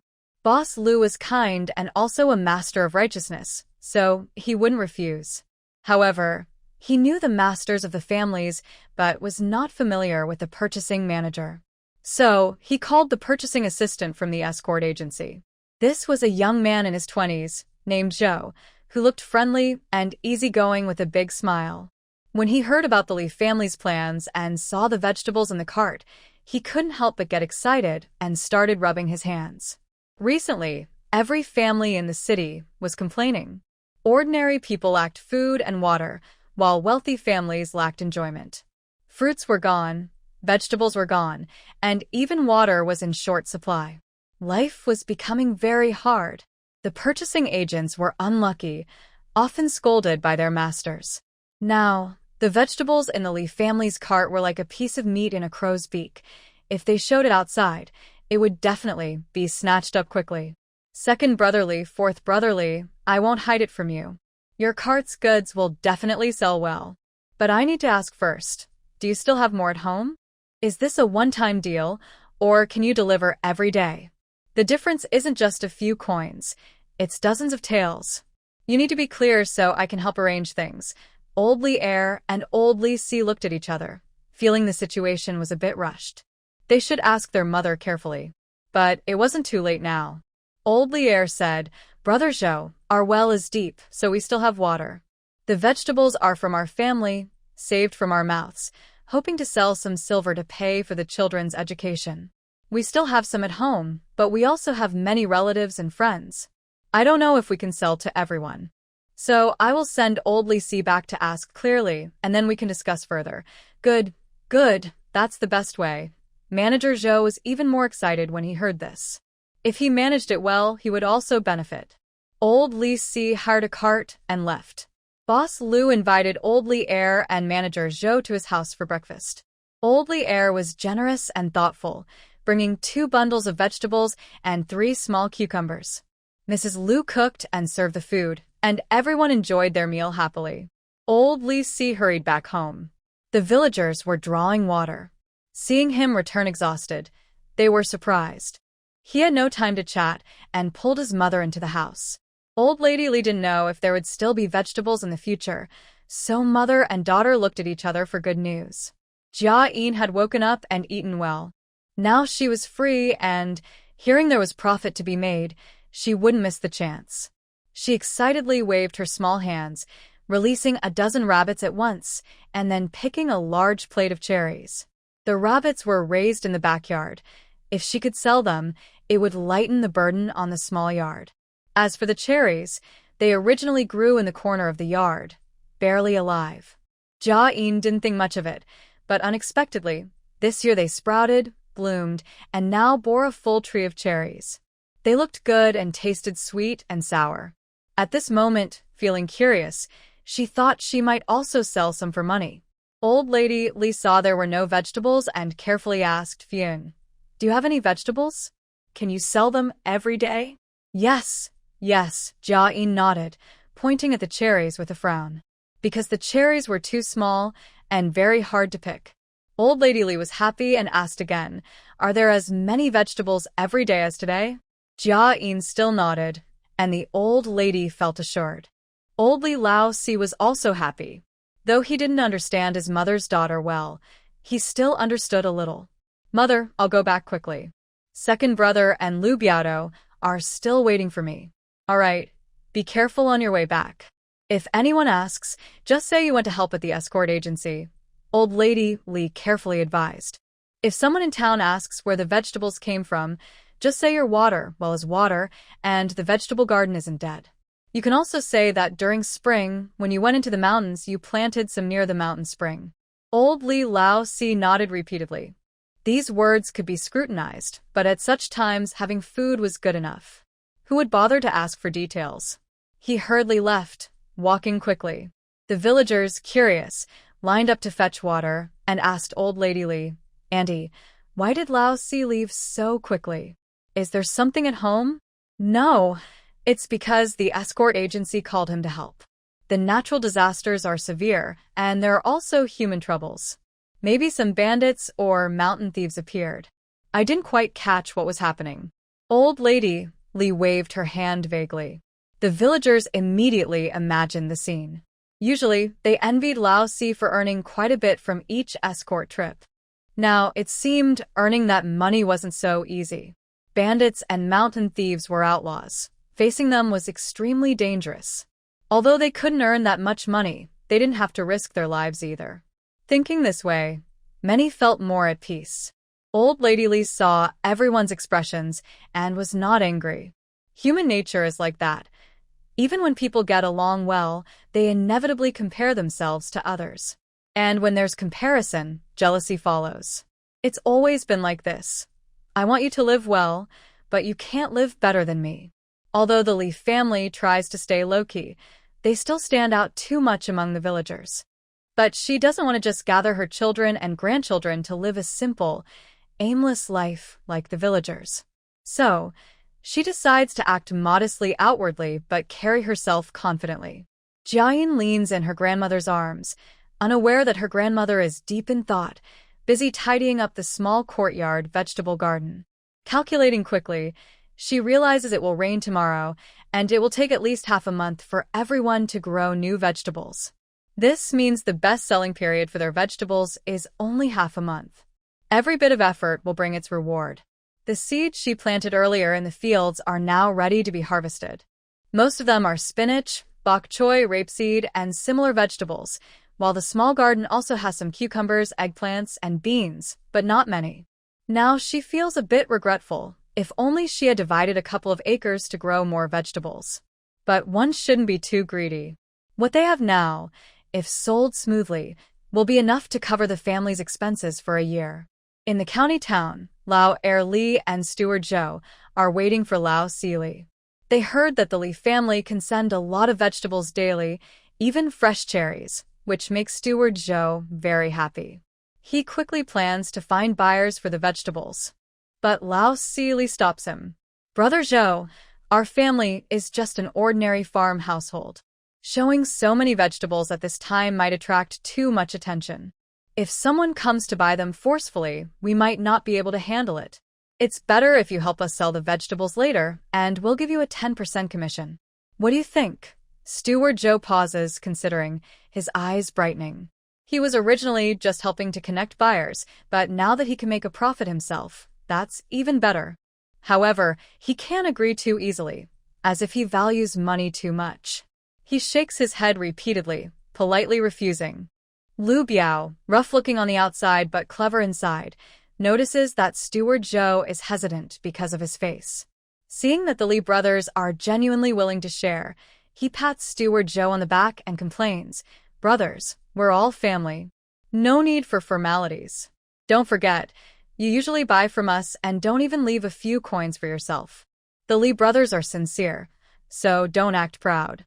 Just sell the vegetables quickly. That's the right thing to do." Steward Zhou feels the pain in his back from the pat and grimaces as he agrees.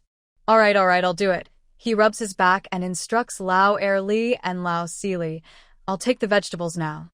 "Don't worry, I'll be back within an hour." "Good. Thank you for your trouble, Brother Zhou." Li Lousiey and Li Lousiey were not worried because Lu Biao was there, and Zhou Guanshi dared not take their things. After sending Zhou Guanshi away, Lu Biao and Li Lousiey started comparing their skills. The Lu family had no other assets, but their weapons were complete. They competed in archery and boxing. Li Lousiey cheered them on from time to time, feeling very proud of his younger brother for the first time. Usually, he only saw him go up the mountain to hunt pheasants and rabbits, but he never expected him to be so skilled.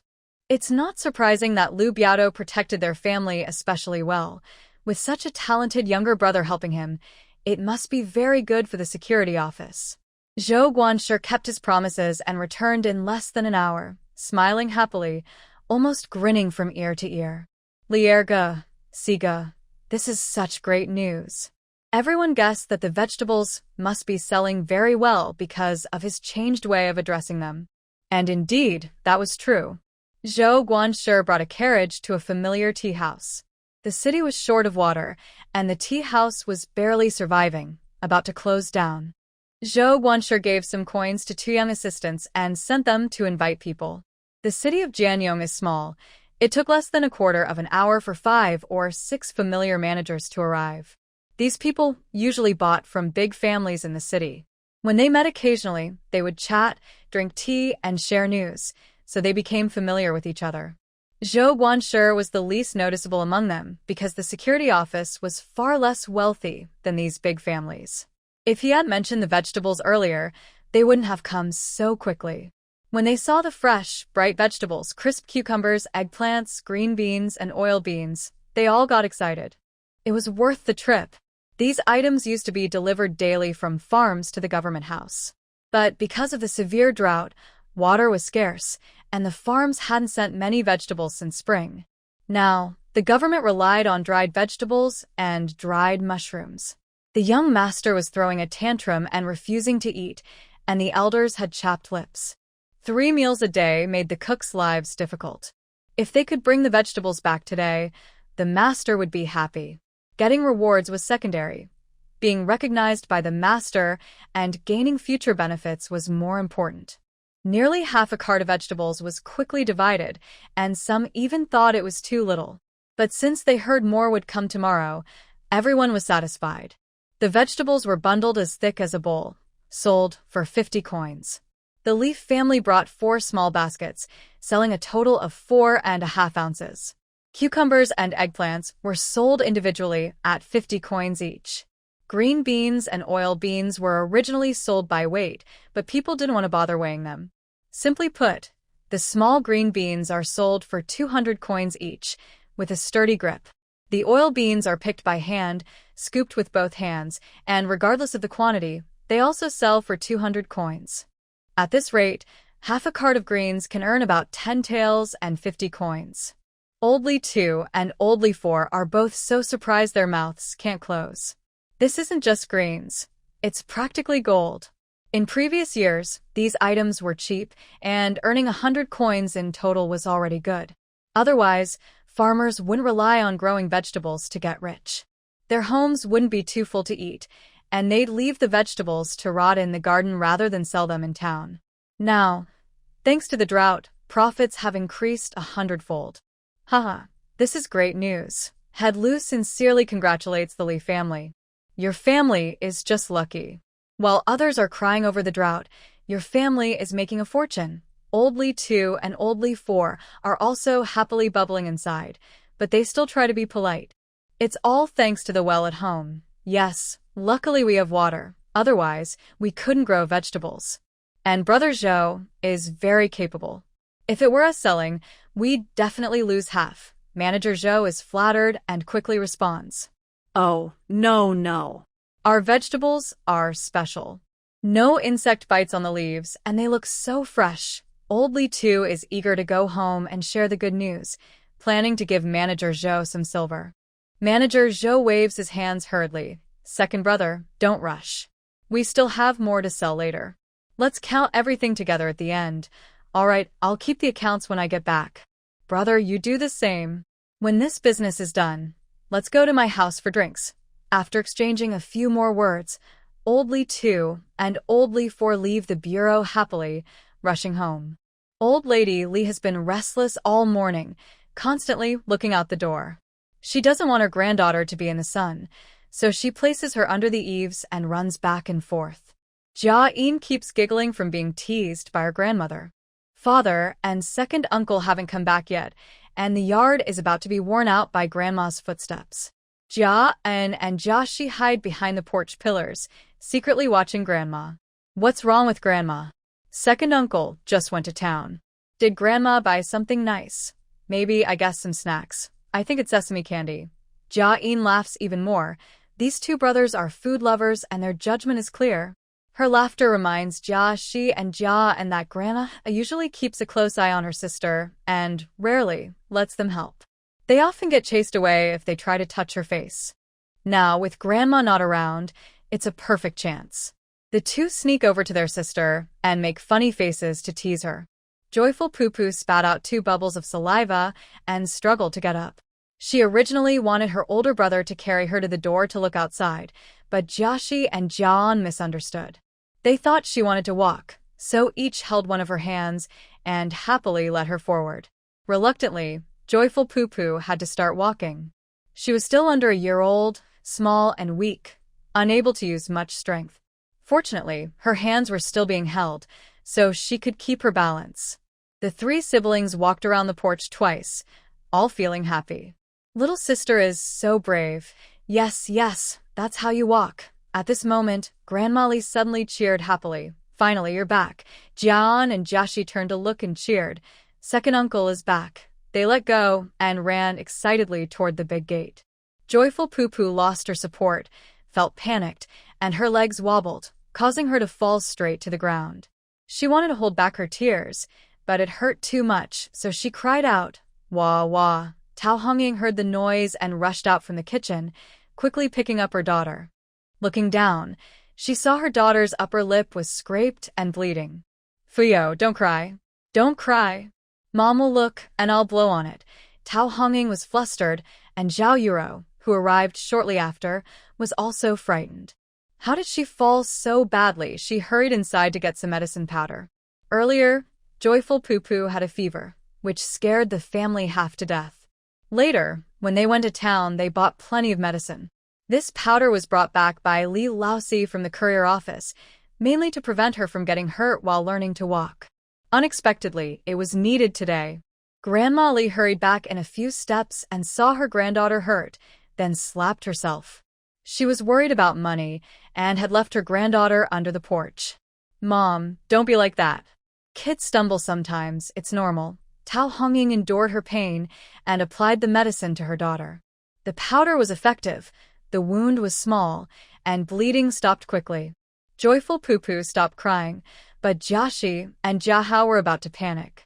They had just abandoned their sister earlier, which caused her to get hurt. They quickly wiped their feet and ran to the neighboring yard. Li Lauer and Li Lousiey brought the mule cart into the yard and saw that Joyful Poo-Poo was hurt. They didn't have time to unload the cart and hurried to see her. Everyone crowded around to bring her inside. Joyful Poo-Poo, eager to earn some silver, reached out toward Li Lousiey. Li Lousiey quickly picked her up and smiled. Fuyo is a little money lover. She probably knows there's silver here with Dad. Joyful Poo-Poo's chubby hand reached for her dad's pouch on his shoulder. She wanted to smile, but winced from the pain. Grandma Li felt heartbroken and hurriedly urged her son. "Hurry up and take out the money for Funyo. She will feel happy, and the pain will go away." Old Li turned his bag upside down, and a pile of copper coins and broken silver fell out with a clatter. Everyone was amazed and opened their mouths in surprise. "It looks like about 7 or 8 taels. Isn't that too much?" Last night, Tao Hongying helped bundle vegetables, so she knew how much it was, and she was even more surprised. Old Lady Li was also happy. She first took a silver piece and put it into her granddaughter's hand. Sure enough, Jiayin smiled happily, drooling a little. "Look, silver works better than medicine powder." Everyone laughed, and then they asked about going to the city. Li Lauer carefully explained everything, and in the end, he was also excited. "In the future, we can send vegetables there, all managed by Zhou. That's good. Our family stays out of sight, so there will be fewer rumors. Giving him 10% is fair. He works hard to find buyers." Old Lady Li approved of her son's idea, making Li Lauer and Li Lauer feel at ease. Since a lot of silver was involved, selling 10 taels a day, giving Zhou 1 tael as a fee, over 10 days or half a month, it adds up to more than 10 taels. Fortunately, the old lady was wise and never let her children or grandchildren down. People from the village often came and went at home, so Old Lady Li was worried about revealing money. She quickly put away the silver and hid it in the inner room. Sure enough, after a while, Uncle Zhao from next door came with his children, and she. The two boys cried with tears and snot, especially when they saw Jiayin with blood on her lips. Their crying got even louder. Old Lady Li knew more than she let on. She snorted and scolded them. Running away after making a mistake? Are you really that capable? How do you know to come back now? Are you hoping Grandpa Zhao will speak for you? Jiayin and Jia, she cried so hard they hiccuped. We didn't mean to, they wailed. You didn't mean to? Then, did your sister deliberately bump her mouth into a rabbit's mouth? Old Lady Li was harsh, scaring her reckless grandsons. Jia and Jia, she couldn't see how badly their sister was hurt, so they thought she would really turn into a rabbit with a 3-part mouth. They cried even louder, feeling like the sky was falling. Everyone in the family couldn't help but laugh, including Jiayin, but her mouth hurt when she smiled. She wasn't really a child anymore, so she wouldn't hold a grudge over such a small matter. So she reached out her hand to run toward the mischievous boys. Old Lady Li said, "Stop crying, come here and hug your sister. She's so good. You guys threw her down like that and she's not angry." Jiayin and Jia, she quickly wiped their tears and ran forward. The two children hugged their chubby little sister, feeling even worse inside. "Grandma, we will take good care of our sister from now on. Yes, we won't leave her alone again." Jiayin endured the pain, kissed each of their faces, and this small trouble was finally over. The family had gained some income, and it was a very good amount. Everyone, young and old, was happy, and lunch was very hearty. They cooked a smoked rabbit, sliced some salted meat to stir-fry with cabbage, steamed a big bowl of rice, and also made egg soup. Jiayin and Jia, she didn't lift their heads while eating. A bowl of rice was finished in no time. Zhao Yuru quietly pushed some rice from her bowl to her sons. He was only a little boy, yet he was already exhausting his mother. Old Lady Li was feeding her granddaughter egg custard, thinking about the future plans for her grandchildren. Jia and Jia, she were 10 years old, but in real age, they were over 8. The family needed to plan for their future. Jia and Jia, she ate happily, unaware that their carefree days were about to end. At night, the whole village fell into sleep. As usual, this was the busiest time for the Li family.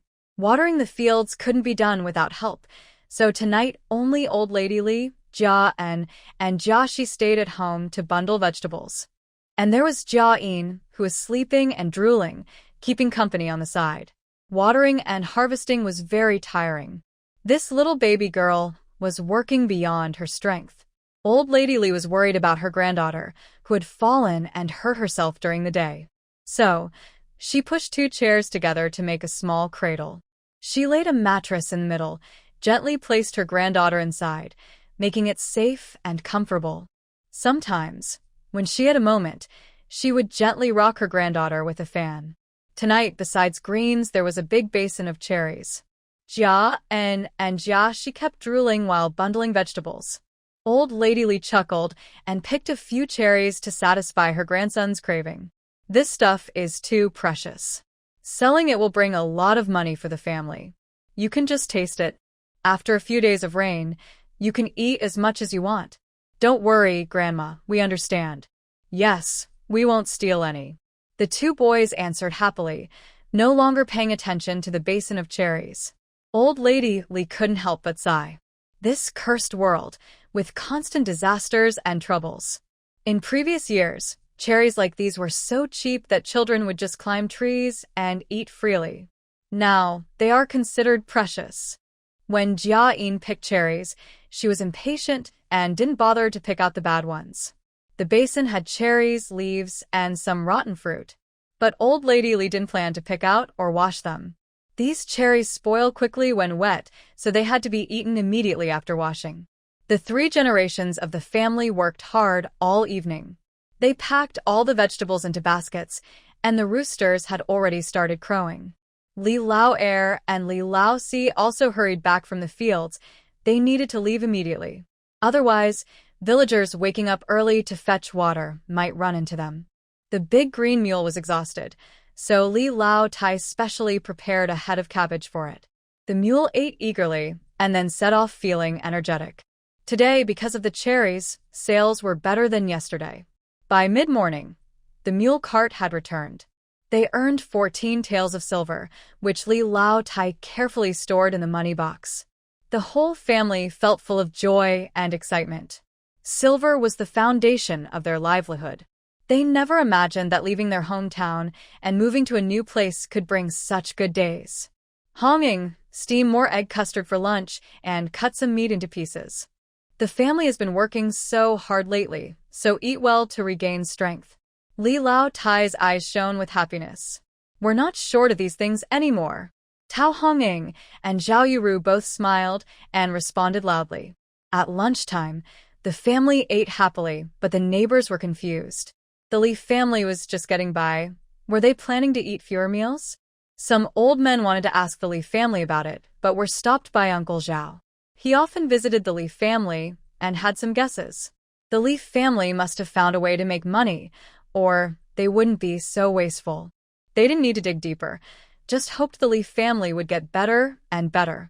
So, in the evening, when watering the fields, the old men worked even harder. They took out a treasured machete to guard against wild animals from the mountains damaging the crops. Only the Li family's fields remained green within dozens of miles around. The rest of the forests had turned brown, and all the other crops were beyond saving. Everyone seemed silent, as if they had swallowed bitter medicine. They didn't know what to say, or even if they spoke, they felt helpless. When the villagers came to fetch water in the morning, the yard was very quiet. No gossip, no jokes. Only the Li family was still busy. They rested during the day, but worked at night watering the crops and gathering vegetables into baskets. They earned over 10 taels of silver a day, money flowing like water, almost filling the money box in just a few days. The Li family's feelings were very mixed. They hoped for rain soon to end the drought, but secretly, they also wanted to hold on a few more days so they could sell more silver. Jiayin was also very tired. Every day she was busy watering, harvesting vegetables, and picking cherries. Even so, she still thought about feeding her family and boosting their health. She took out a lot of meat from the fridge in the small yard, leaving mostly fish and shrimp. The hens in the yard were all carefully taken out by her, one by one. Luckily, the older hens that had been nesting earlier were very helpful. Now, more than 40 fluffy chicks had joined the family. The Li family members daily steamed eggs, scrambled eggs, stewed meat, and chicken for nourishment. Even the strongest Li Lousiey had become much thinner and darker. After half a month, finally one afternoon, a few white clouds appeared in the sky. Everyone stared intently, silent and afraid to speak or to block the rain with firewood or a jar. The old rules passed down said not to rush to make the rain come. Before it rains, rushing to do things might scare the rain away. There may be no scientific proof, but at this moment, every little mistake could be dangerous. The whole village was very quiet, heavy with anticipation. No one ate dinner. They sat in the dark, waiting quietly. Suddenly, a flash of lightning split the sky, followed by a loud thunder. Large raindrops started falling heavily, hitting the roofs, the treetops, and the dry fields. Hooray! There's hope now, someone cried out, breaking into tears of relief and joy. In the darkness, many people rushed out of their homes into the rain, shouting loudly, "It's raining! It's raining!" Some even knelt on the ground, bowing their heads in gratitude. Children ran into puddles, rolling around happily. The Li family members all rushed outside. Jiayin and Jiaxi were running wildly in the yard, while others hurried to the fields. For the past 2 months, they had been working hard with their shoulder poles, barely keeping the crops from dying in the drought. Now, the rain was falling, bringing relief to the dry land. The cracks in the soil looked like open mouths, eagerly drinking the rain and trying to come back to life. "We're saved! We're saved!" someone shouted. No more carrying water. The crops are saved. The old men from nearby had been watching over the fields and were now kneeling in the fields, waiting for the rain.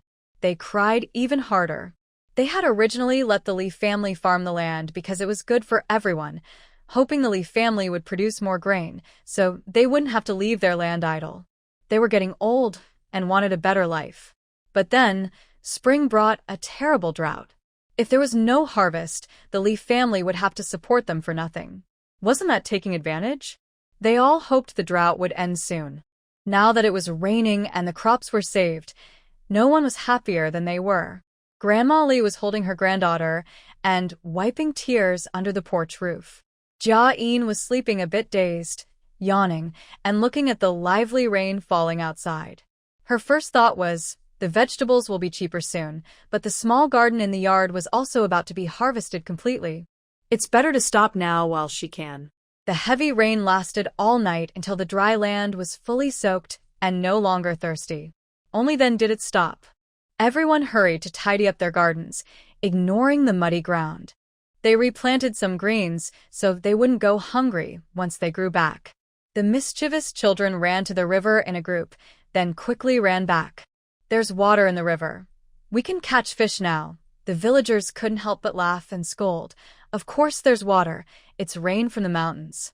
In a few days, the water from the south will come, and it might be even bigger. A woman held her son's ear and nagged, "Stay away from the river. The big river flooding could sweep you away." "Who will save you then? Okay, I got it, Mom," the mischievous boy replied, but he still couldn't resist running to the river again and again. By this time, it was already late June, and planting new crops was impossible. Even in the fields, they could only plant cabbages and radishes. Sweet potatoes wouldn't grow because their long growth period would be cut short by frost. People are always like that, never satisfied. They had hoped for rain earlier, believing it would allow them to replant some cabbages and radishes, enough to keep their families from starving. But now, after planting, they couldn't help but envy the Lee family. Just 3 days after the rain, the crops in the Lee family's fields were growing wildly. Looking around, everything was a fresh green. They wished they could pull up those crops and plant them in their own fields. But that was just a thought. They knew it was impossible. Besides the Lee family's kindness in sharing water, everyone knew by the tools in their hands, axes and sickles, that the Lee family was strong and capable. No matter if the stories were true or not, everyone greeted the Lee family with smiles. Early that morning, Lousiey went to the city with a cart to sell vegetables. It was the last load, just enough to settle accounts with manager Zhou. As Jiayin predicted, the day after the rain, vegetable prices dropped. Lousiey hesitated but still sold a few more loads. Today, Grandma Lee slammed the table and decided it was the last time she brought the account books into town. Lee Third and Lee Fourth's families also went to the fields. The rain had eased the drought for the crops, and wild grass benefited too. In just a few days, the grass had grown taller than the crops. If they didn't remove it now, it would compete with the crops for nutrients. Grandmother Lee stopped her son and daughter-in-law and said, "I've been thinking about something these days. You should listen." Lee Old Third and Lee Old Fourth sat down. "Mom, what is it?" Jiayin was eager to go outside, so Grandmother Lee put down her granddaughter. She helped her hold onto her knees and slowly practiced walking around the chair. Then she said, "The whole village has been hit by a disaster, and the crops are ruined. Only our 30 acres are still standing, and they are growing better every day. It's very obvious. If too much time passes, I worry someone might get jealous. If trouble happens, it would be bad." Lee Old Fourth immediately looked angry. "Mom, don't worry. I go to the fields every day.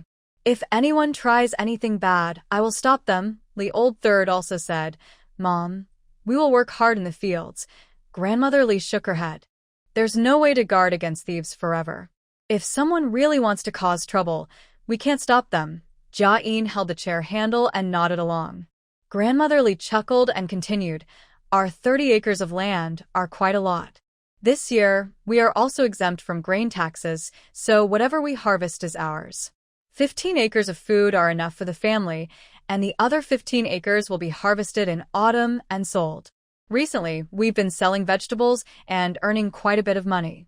We're not short on money from selling grain, so why not spread the word now? During autumn, we can lend grain to the villagers." Lee Old Third and Lee Old Fourth looked at each other. Lee Old Fourth, who was a bit sharper, asked, "Mom, are you thinking of tying everyone in the village to us so they watch the crops together?" Grandmother Lee smiled. thinking her son was not completely clueless. Yes, everyone is jealous that we have grain. If we share it to help everyone through the tough times, then the crops on our land will belong to the whole village. It also means more people to help watch over it. Mom, you're so clever. Yes, that's a good idea. Li Old Third and Zhao Yuru both agreed, but Tao Hongying said, Mom, lending grain is good. But shouldn't we have everyone sign a paper and put their thumbprints? Grandmother Li nodded. When second brother returns, we'll ask the village chief to come. We'll write a document, and everyone who borrows will sign and stamp. This matter was settled, and everyone went to prepare. Later in the afternoon, second brother Li arrived with a mule cart, looking drunk, clearly having had a lot to drink. Mom, I invited Steward Zhou and Biaohead Lu to have lunch at the tavern. Grandmother Li didn't scold her son and asked, Did you settle accounts with Steward Zhou? Yes, Mom. I paid him for today's vegetables. That's not enough, so I added 8 taels more. Old Li was a bit worried, but thinking about how much he had gained, he decided not to complain. Go wake up and sober up. There's an important matter soon. Old Lady Li hurried to call the village head. The village head had been very busy lately, replanting crops, guarding against wild animals coming down the mountain, reminding villagers not to slack off, and asking a few families to move out. Suddenly hearing that the Li family wanted to see him, he hurried over. Big sister, has someone harmed your crops? Tell me, which troublemaker is jealous? I'll kick him out. He immediately showed support for the Li family, which made them all happy. Old Li quickly helped him sit down, and Tao Hongying brought tea. The village had looked confused, not understanding what was going on with the Li family. It didn't seem like they were being bullied. Old Li took out a piece of paper, half filled with writing, the rest blank. Uncle, there's something I want to tell you. Please wait while I read this contract. The village head became even more confused, but after Old Li read a few words, he suddenly stood up. Tea spilled on his clothes, and he didn't have time to wipe it off. Your family is actually going to share grain with the villagers. It's not sharing, it's borrowing, Old Lady Li replied with a smile. The village head's face turned red with excitement. Whether it's sharing or borrowing grain, it's a great thing. Everyone is worried about having enough food in autumn. Your family is like a living Buddha. This is saving the whole village's life. Old Li hurried to calm him down, trying to help him sit. But the village head couldn't wait and kept waving his hands. Wait a moment, I'll go call all the families in the village. He quickly ran off. In no time, more than 10 families gathered in the Li family yard. Since the rain, the water wells had water again, and everyone was busy replanting crops. They hadn't been here for a long time. Now, suddenly gathering everyone, they thought the village head was thanking the Li family for bringing water earlier. But instead, the village had announced that the Li family planned to lend grain to everyone in autumn. This was a huge piece of good news. Someone immediately shouted, Really? That's wonderful. We won't need to buy grain in autumn. You can buy silver if you want, but I can't afford it. People kept complaining, no rain, more rain. Both brought worries. The village head tapped his pipe and called out loudly to everyone. Everyone be quiet and listen. During the drought earlier, we all relied on the Li family's water wells to survive. Currently, there is no grain, and the Li family has proactively asked to borrow grain in the autumn. Such a kind family has settled in our Qingshui village. It's a great fortune for us, and we must not let them feel disappointed. He cleared his throat and continued. Here's what I propose. Mr. Li should write a simple agreement. Each family writes down how much grain they borrow, with their names and fingerprints. Next year, when they harvest the grain, they should give an extra 10% as interest. Because this year's grain prices are very high, almost like gold. The Li family is lending out their grain without selling any, just to help everyone survive. We can't expect them to return the same amount next year. That would be unkind. Do you all agree? Yes, yes. The villagers quickly nodded. No one was foolish. They quickly calculated the details. Even though grain prices have tripled, if the Li family asks for double next year, that's already considered generous. Unexpectedly, the Li family only asked for 10% more, which is practically a free loan. Some villagers expressed gratitude loudly. From now on, when we need to weed or harvest the fields, call me first. Since my family also needs grain, I should help out. Me too. Call me when there's work. Soon, others responded, and the village chief nodded in satisfaction. All right, then it's settled. Everyone, don't be greedy and borrow too much. The Li family can only lend 15 acres of land's worth of grain. After all, they have many family members, including old Zhao and the other 6, who all eat together. 15 acres of land roughly means each family can get about 1 acre of grain, plus some radishes and cabbages planted in the fields. If everyone tightens their belts a little, they can barely survive until next spring. For a moment, old Li II rewrote the agreement. The village chief was the guarantor, and each family's head came forward to sign and stamp their fingerprints on the document. Their names were written next to the amount borrowed and repaid, clearly and plainly. The Li family members stood under the eaves, quietly watching. Jiayin hugged her grandmother's neck, truly admiring the old lady. Just the words borrowing grain had turned the entire village into allies of the Li family. After all, the Li family needed a good harvest of their grain to lend it out. In the following 2 months, the whole village worked hard to help the Li family weed the fields, patrol for wild animals, and guard against theft or damage by outsiders. From a family fighting against all threats to a united village, everyone working together. A small change in words made a huge difference. Indeed, villagers, filled with hope, seemed energized like chickens with their feathers ruffled. Early in the morning, the Li family arrived at the fields, already with a dozen villagers weeding. The work in the fields was temporarily finished, and old Lady Li was in a good mood. While the house was quiet, she closed the door and sat on the calm with her young granddaughter, counting silver coins. Earlier, she sold vegetables, earning up to 15 taels in one day. Even on her worst day, she made 10 taels. Over 14 days, she earned a total of 180 taels. After giving 18 taels to manager Zhou and 2 taels for hosting a meal, she was left with exactly 160 taels. Even someone as strong-willed as Grandma Li couldn't help but get teary-eyed. Thinking about how the family used to worry about the expenses for the eldest grandson's education, just 1 tael a month, which required the whole family to manage, she felt grateful.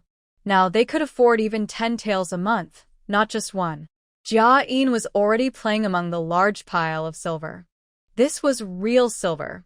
She worked hard planting and harvesting vegetables to earn this money. Grandma Li was amused by her granddaughter and laughed happily. She hugged Jiayin and kissed her twice. You're such a lucky girl, my dear. Our family is blessed with you. Whatever you want, Grandma will give it to you. Jiayin immediately grabbed 2 silver coins. Grandma Li's smile grew wider as she gently pinched her granddaughter's little nose. These are all earned by you. Take as many as you like. Just leave some for your brother's schooling. Jiayin just liked silver coins and planned to save a little bit slowly. She wanted to be prepared for when she grew up and needed money. She wouldn't take all of it. With a flick of her hand, she tossed 2 coins into her space pouch.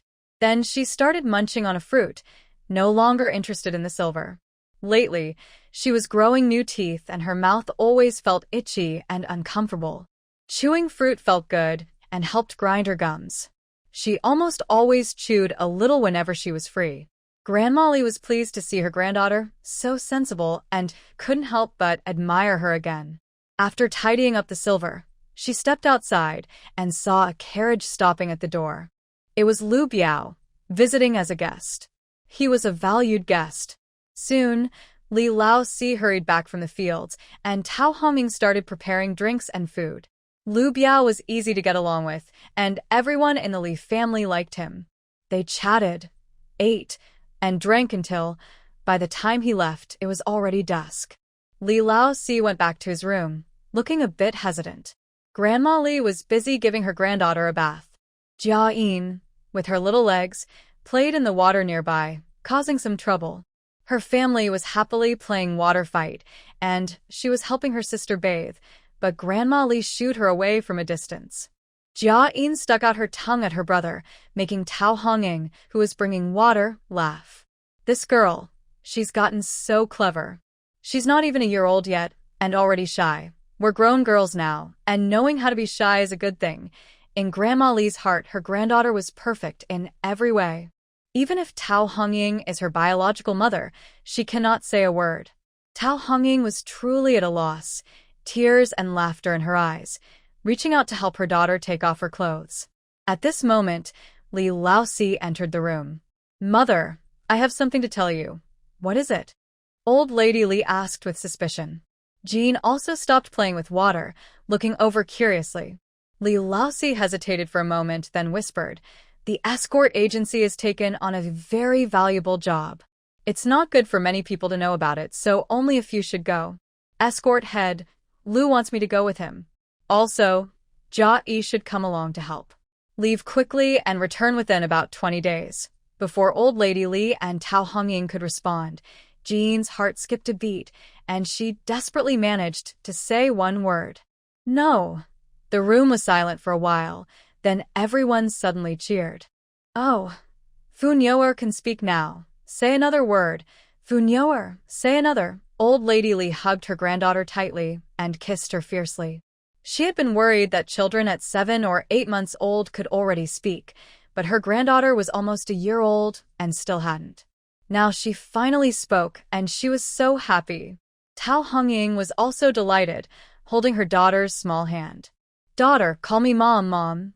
Jiayin was so angry she wanted to roll her eyes. Was this the time to be happy that she spoke? Why did no one think about what she was trying to say? No. She tried hard to say it clearly, but instead, she spat out saliva. Lousiey was amused and burst into laughter, joining in teasing his niece. "Say dad, daughter, say dad." Jiayin was so angry she almost fainted. After a long pause, she managed to say 2 words. "Not going." These 2 words were very clear and everyone understood. Old Lady Li instinctively held her granddaughter tighter and whispered, "Wuihua, are you not letting your dad go out?" Jiayin nodded firmly. Not going. Hearing this, Tao Hongying and Lousiey also stopped smiling. Especially Tao Hongying, who asked, "Daughter, do you know something? Is it because your dad going out is bad?" Jiayin could only continue to nod. Old Lady Li blindly believed her granddaughter and didn't consider the reason. She immediately said, "Lousiey, don't go. Tell Lu Biao. Our family doesn't need that job now. Nothing is more important than safety." Lousiey hesitated. Men naturally had a bit of a risk-taking spirit. Moreover, he was naturally strong and good with a bow and arrow. Going out would not only broaden his horizons but also be very enjoyable, drinking and eating with a group of men. "Then I'll ask Lu Biao and see what he says." Tao Hongying felt anxious and tried to stop him. "Second brother is going to the city tomorrow. Just send a message for me." Lousiey insisted. "No, that's too rude. Even if I don't go, I must talk to Lu Biao clearly." Old Lady Li and Tao Hongying couldn't say anything more. Jiayin sighed in relief and leaned on her grandmother's shoulder, lost in thought.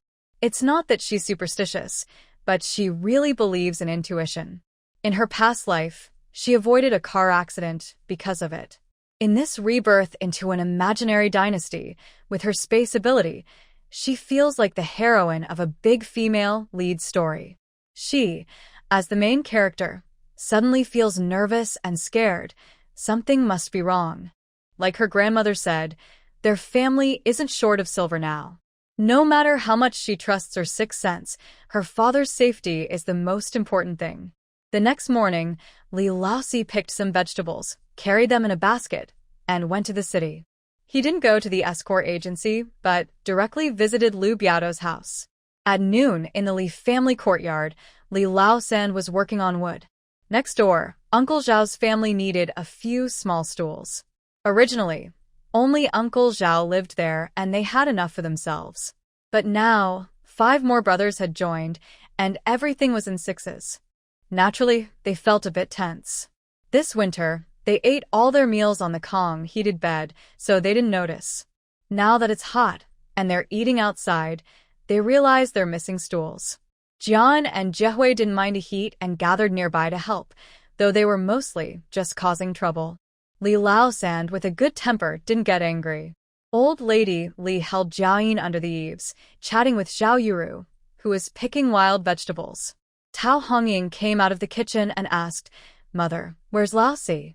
Has he come back? Will he cook for himself at noon?" Before she finished, Lousiey entered from outside.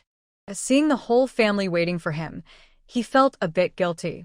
Tao Hongying had known him for many years and still didn't understand him.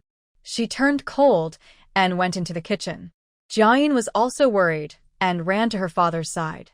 Lousiey hurried to catch his daughter, but she slapped his hand away.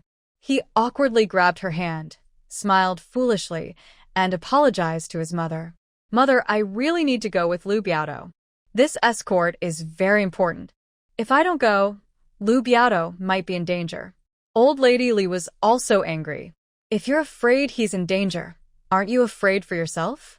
You have elders at home and children to take care of. If something happens to you, what will the family do?" Lousiey couldn't hold back and, in his anxiety, said something inappropriate. "Mother, a person should have a conscience. There are no easy jobs that also make money, so I rush to do them. If there's real danger, I stay at home. Lu Biao isn't my father, so I should know him anything. I can't forget kindness." Old Lady Li's face turned pale. She moved her lips but finally sighed. She hugged her granddaughter and turned back into the house. Zhao Yuro and Old Third Li looked at each other but said nothing. They kept working, but clearly lacked energy. Fourth Lu felt very regretful and knew he had spoken harshly earlier. But what's done is done, and regret won't change anything. Inside the house, Old Lady Li gently patted her granddaughter, her eyes a little moist. "Fuyo, I know your father has always been a bit wild. If your grandfather hadn't died early, he might have gone out to explore. He cares about the family and is afraid of being bullied, so he stayed home to farm and hunt." The old lady sighed, her eyes tinged with sadness. "After marrying your mother and having your brother, your father seemed to lose his desire to wander. But ever since he met Lu Biao, he's been interested again. As a mother, I feel sorry for my son and worry about him, but I also fear something might happen to him." Jiayin listened quietly, feeling regret herself. She had just sensed trouble and tried to stop it, causing chaos at home, making grandma sad and father upset. Was she being too harsh? In the world, can parents really control their children?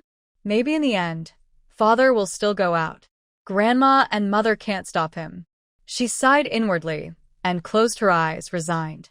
Actually, she was in a small courtyard, digging deep into the ground. When she returned to her hometown to hide, she had also considered safety. She prepared a stun gun and pepper spray.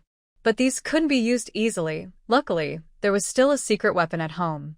In her previous life, her grandfather was an old Red Army soldier who had fought the Japanese. He loved telling stories about killing a Japanese officer and seizing a battle sword. Relatives and friends had seen it, and her grandfather often showed it off. Although her grandmother secretly said that the Japanese soldier was inexperienced and had died on his first battlefield, so her grandfather took advantage. No matter the truth, the sword was still there.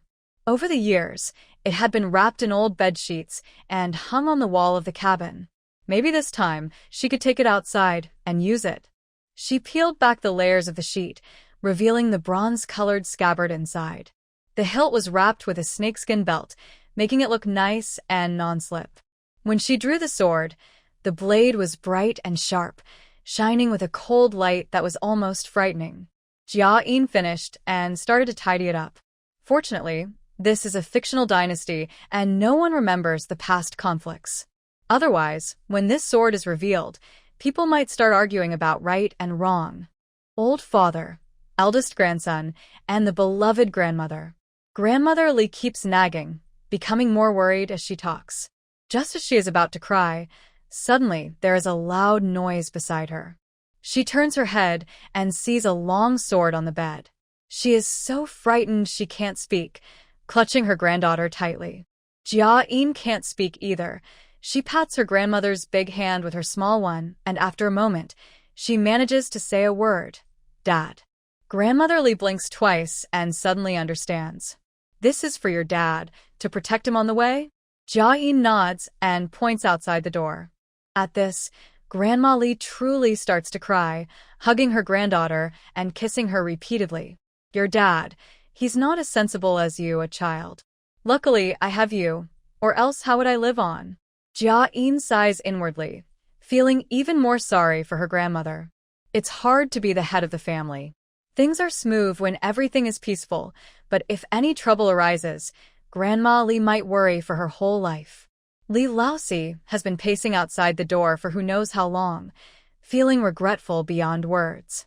Biao head Lu has a debt of gratitude to the Li family, and wanting to repay it isn't wrong. But his mother isn't wrong either.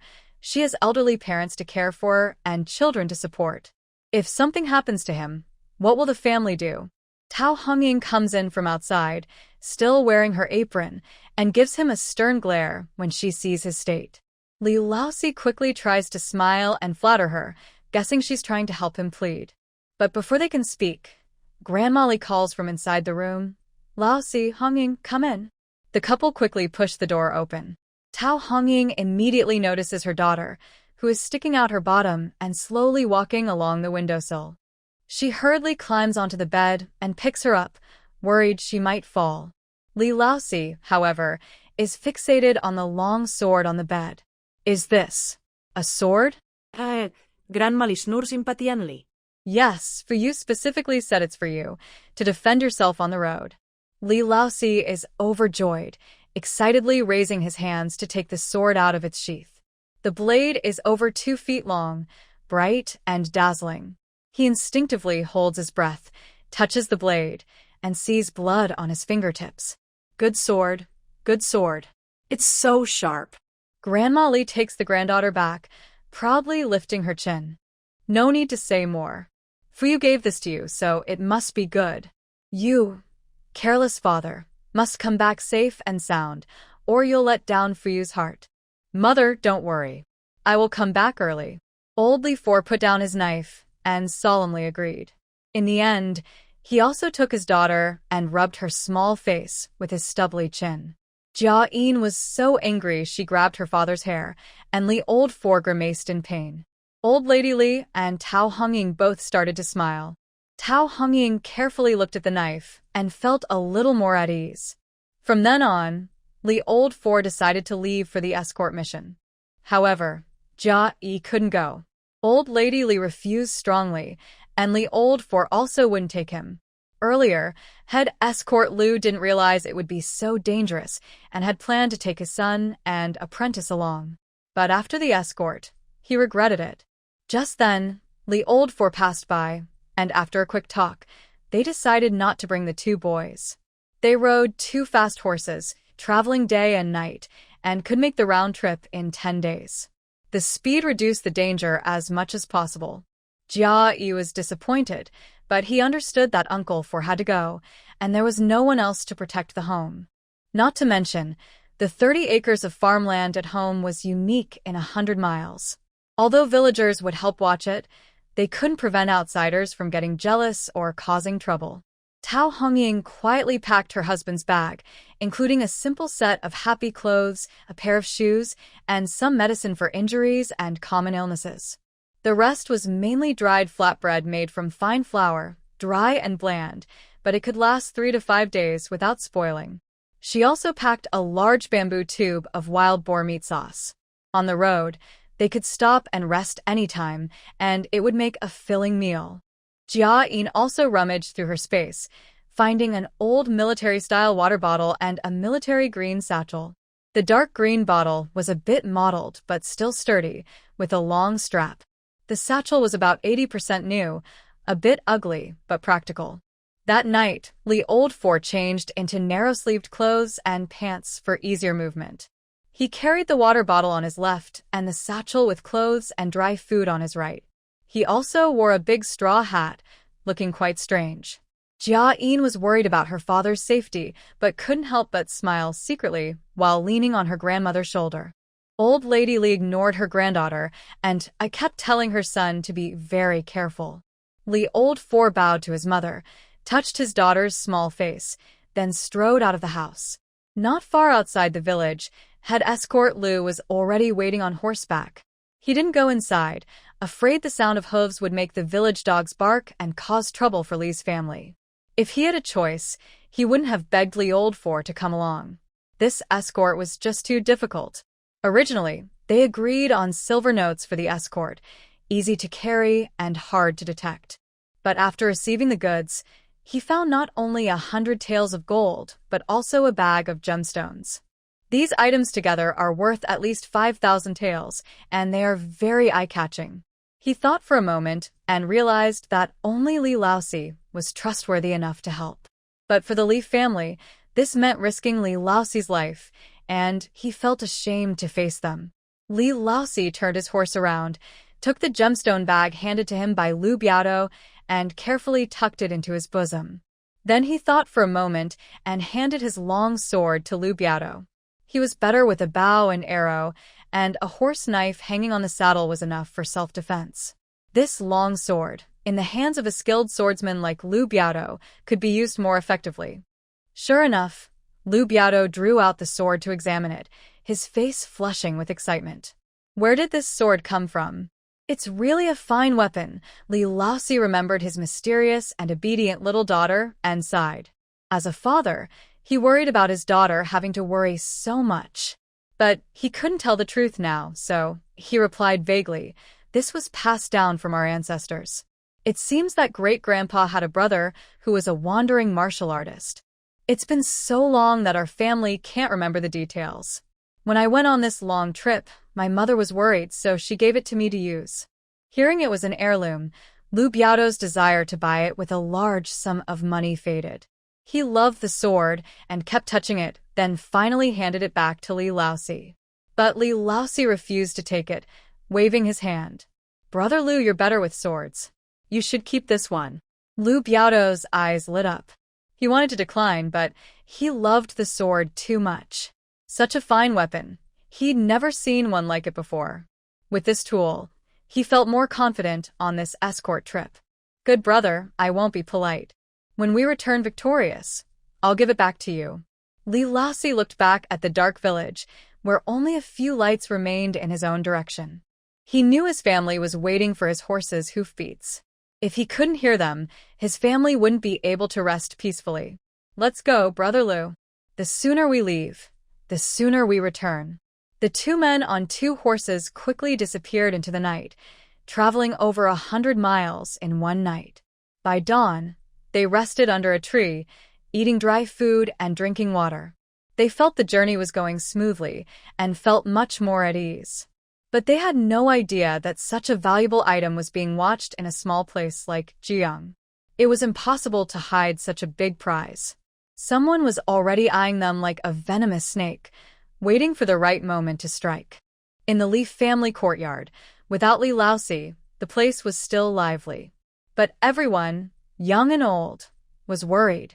If there was something on their minds, they couldn't sleep well.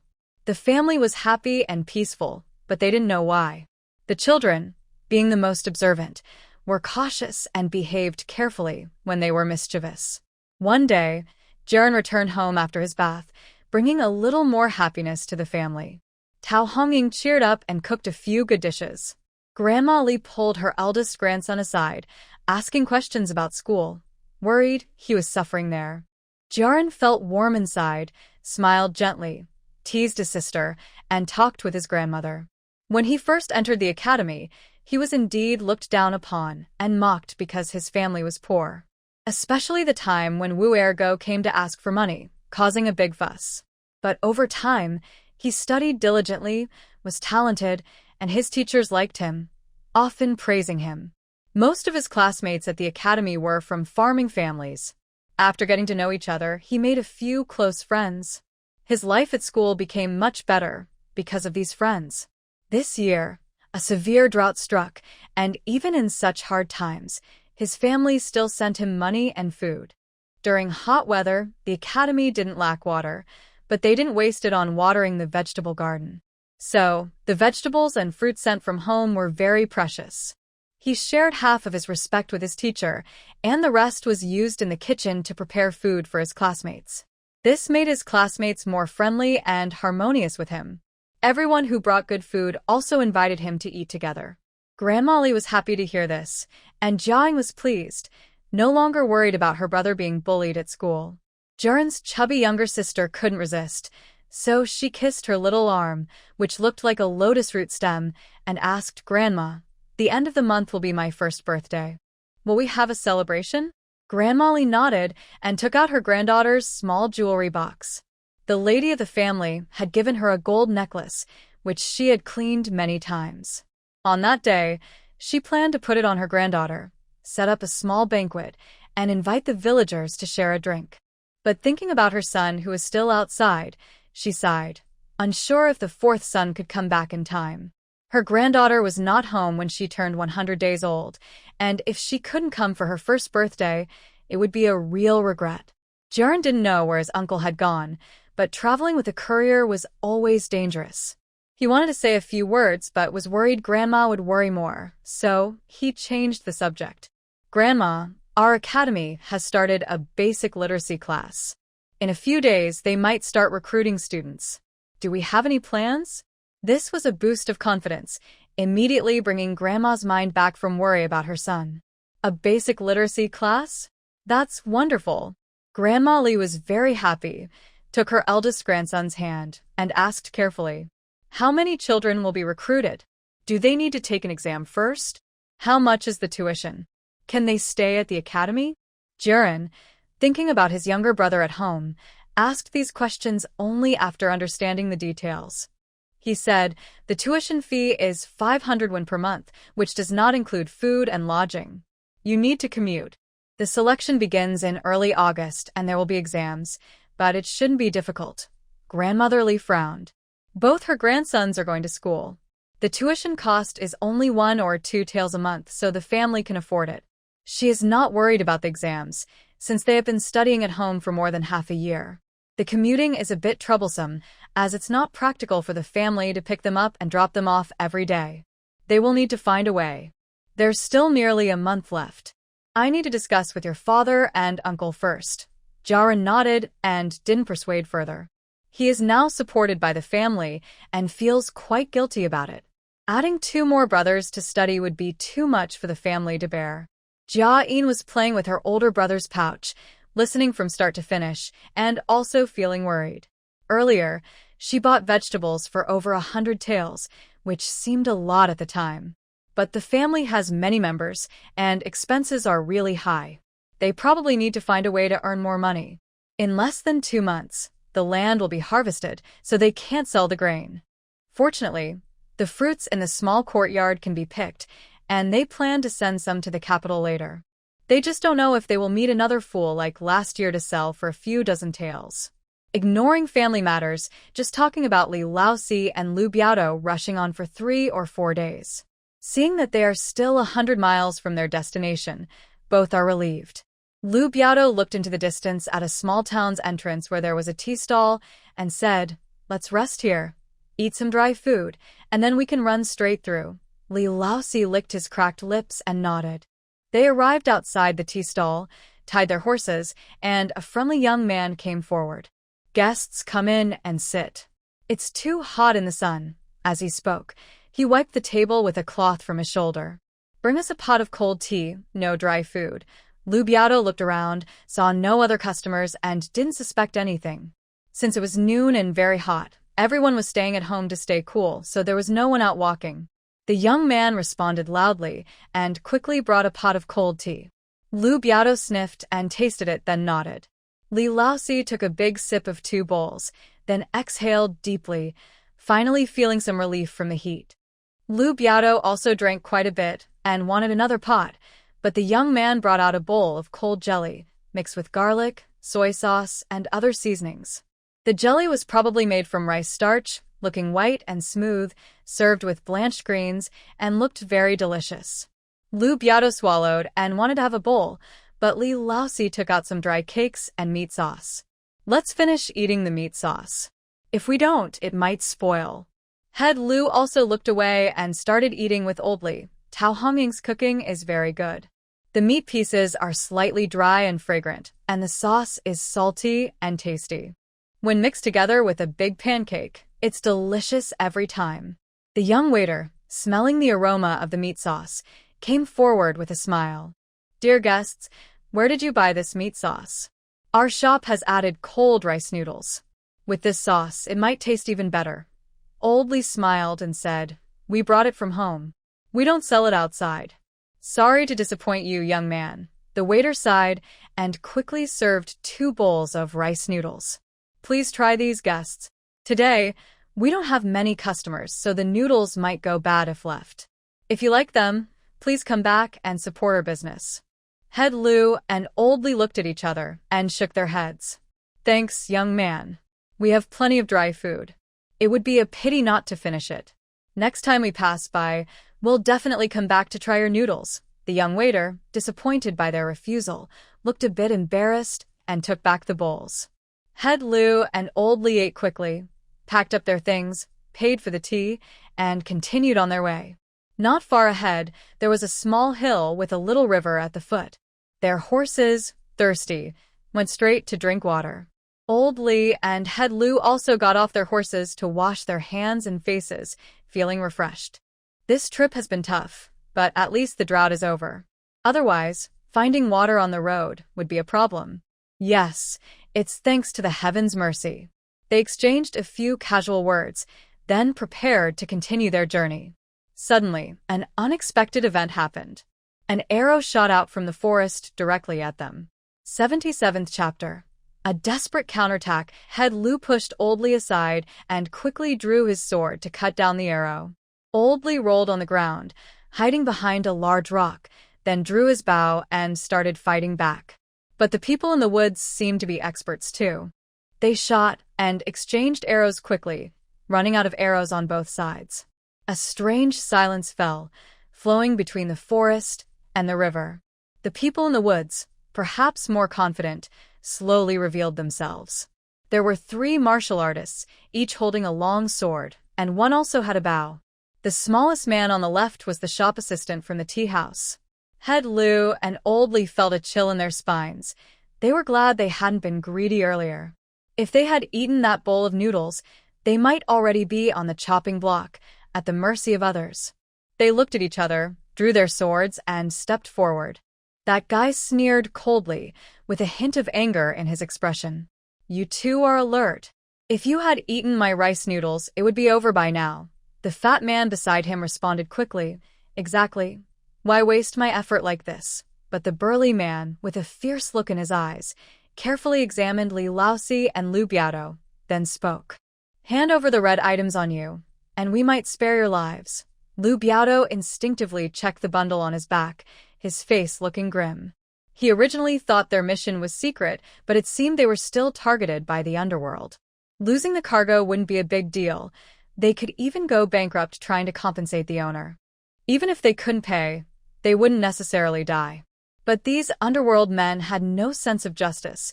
Whether they handed over the items or not, they might both die. He turned to glance at Lousiey, feeling a surge of anger. He could die, but Lousiey couldn't. He brought Lousiey out to keep him alive, and if he didn't, it would be a shame to the Lee family. Brothers, I'll hold them back. You hurry to escape. If necessary, toss the items away to run for your life. He whispered a few words to Lousiey, then drew his long sword and charged forward. The 3 underworld men sneered contemptuously and also drew their blades to confront him. But no one expected Lousiey suddenly to draw 2 long arrows from his boots. The gray feathers matched the color of his pants, so no one noticed. Moreover, the arrowheads were made of fine iron, shining with a dark luster. He quickly bent his bow and shot, sending both arrows flying at once. The 3 underworld men didn't expect him to have a backup plan. At such close range, they couldn't react in time. The guy was hit in the shoulder directly. The fat man dodged slightly to the side but also hurt his arm. Louisiey was ready to fight to the death, protecting Lousiey to escape.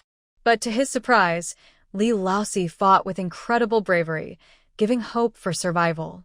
His long sword was surprisingly effective, cutting the other guy's sword in half after a few exchanges.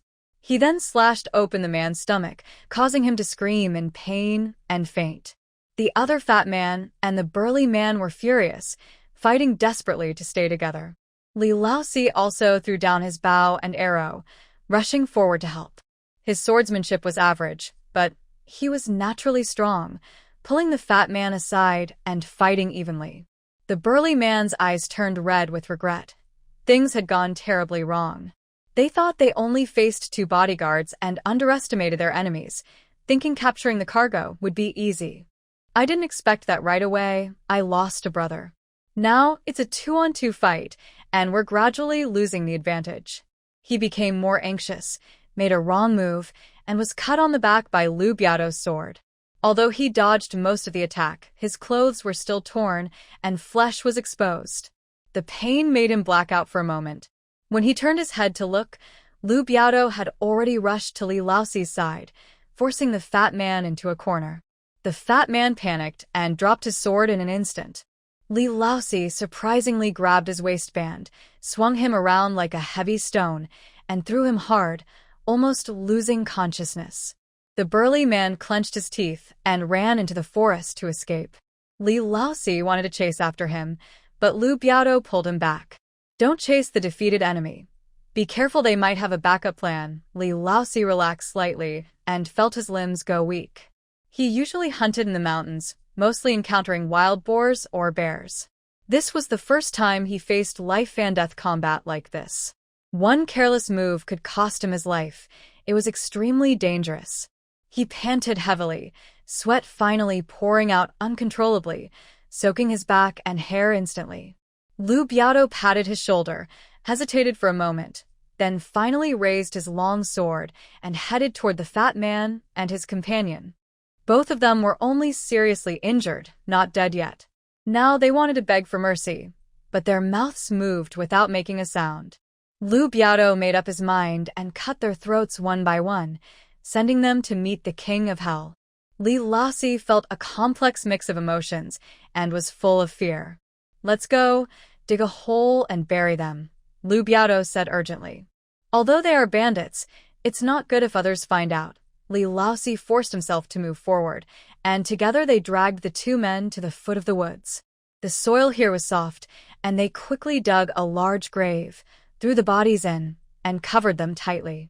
Finally, they sat back to back, finally feeling completely relieved. Brother Liu, what should we do? We ran away just now. Will they go look for help? We're not afraid.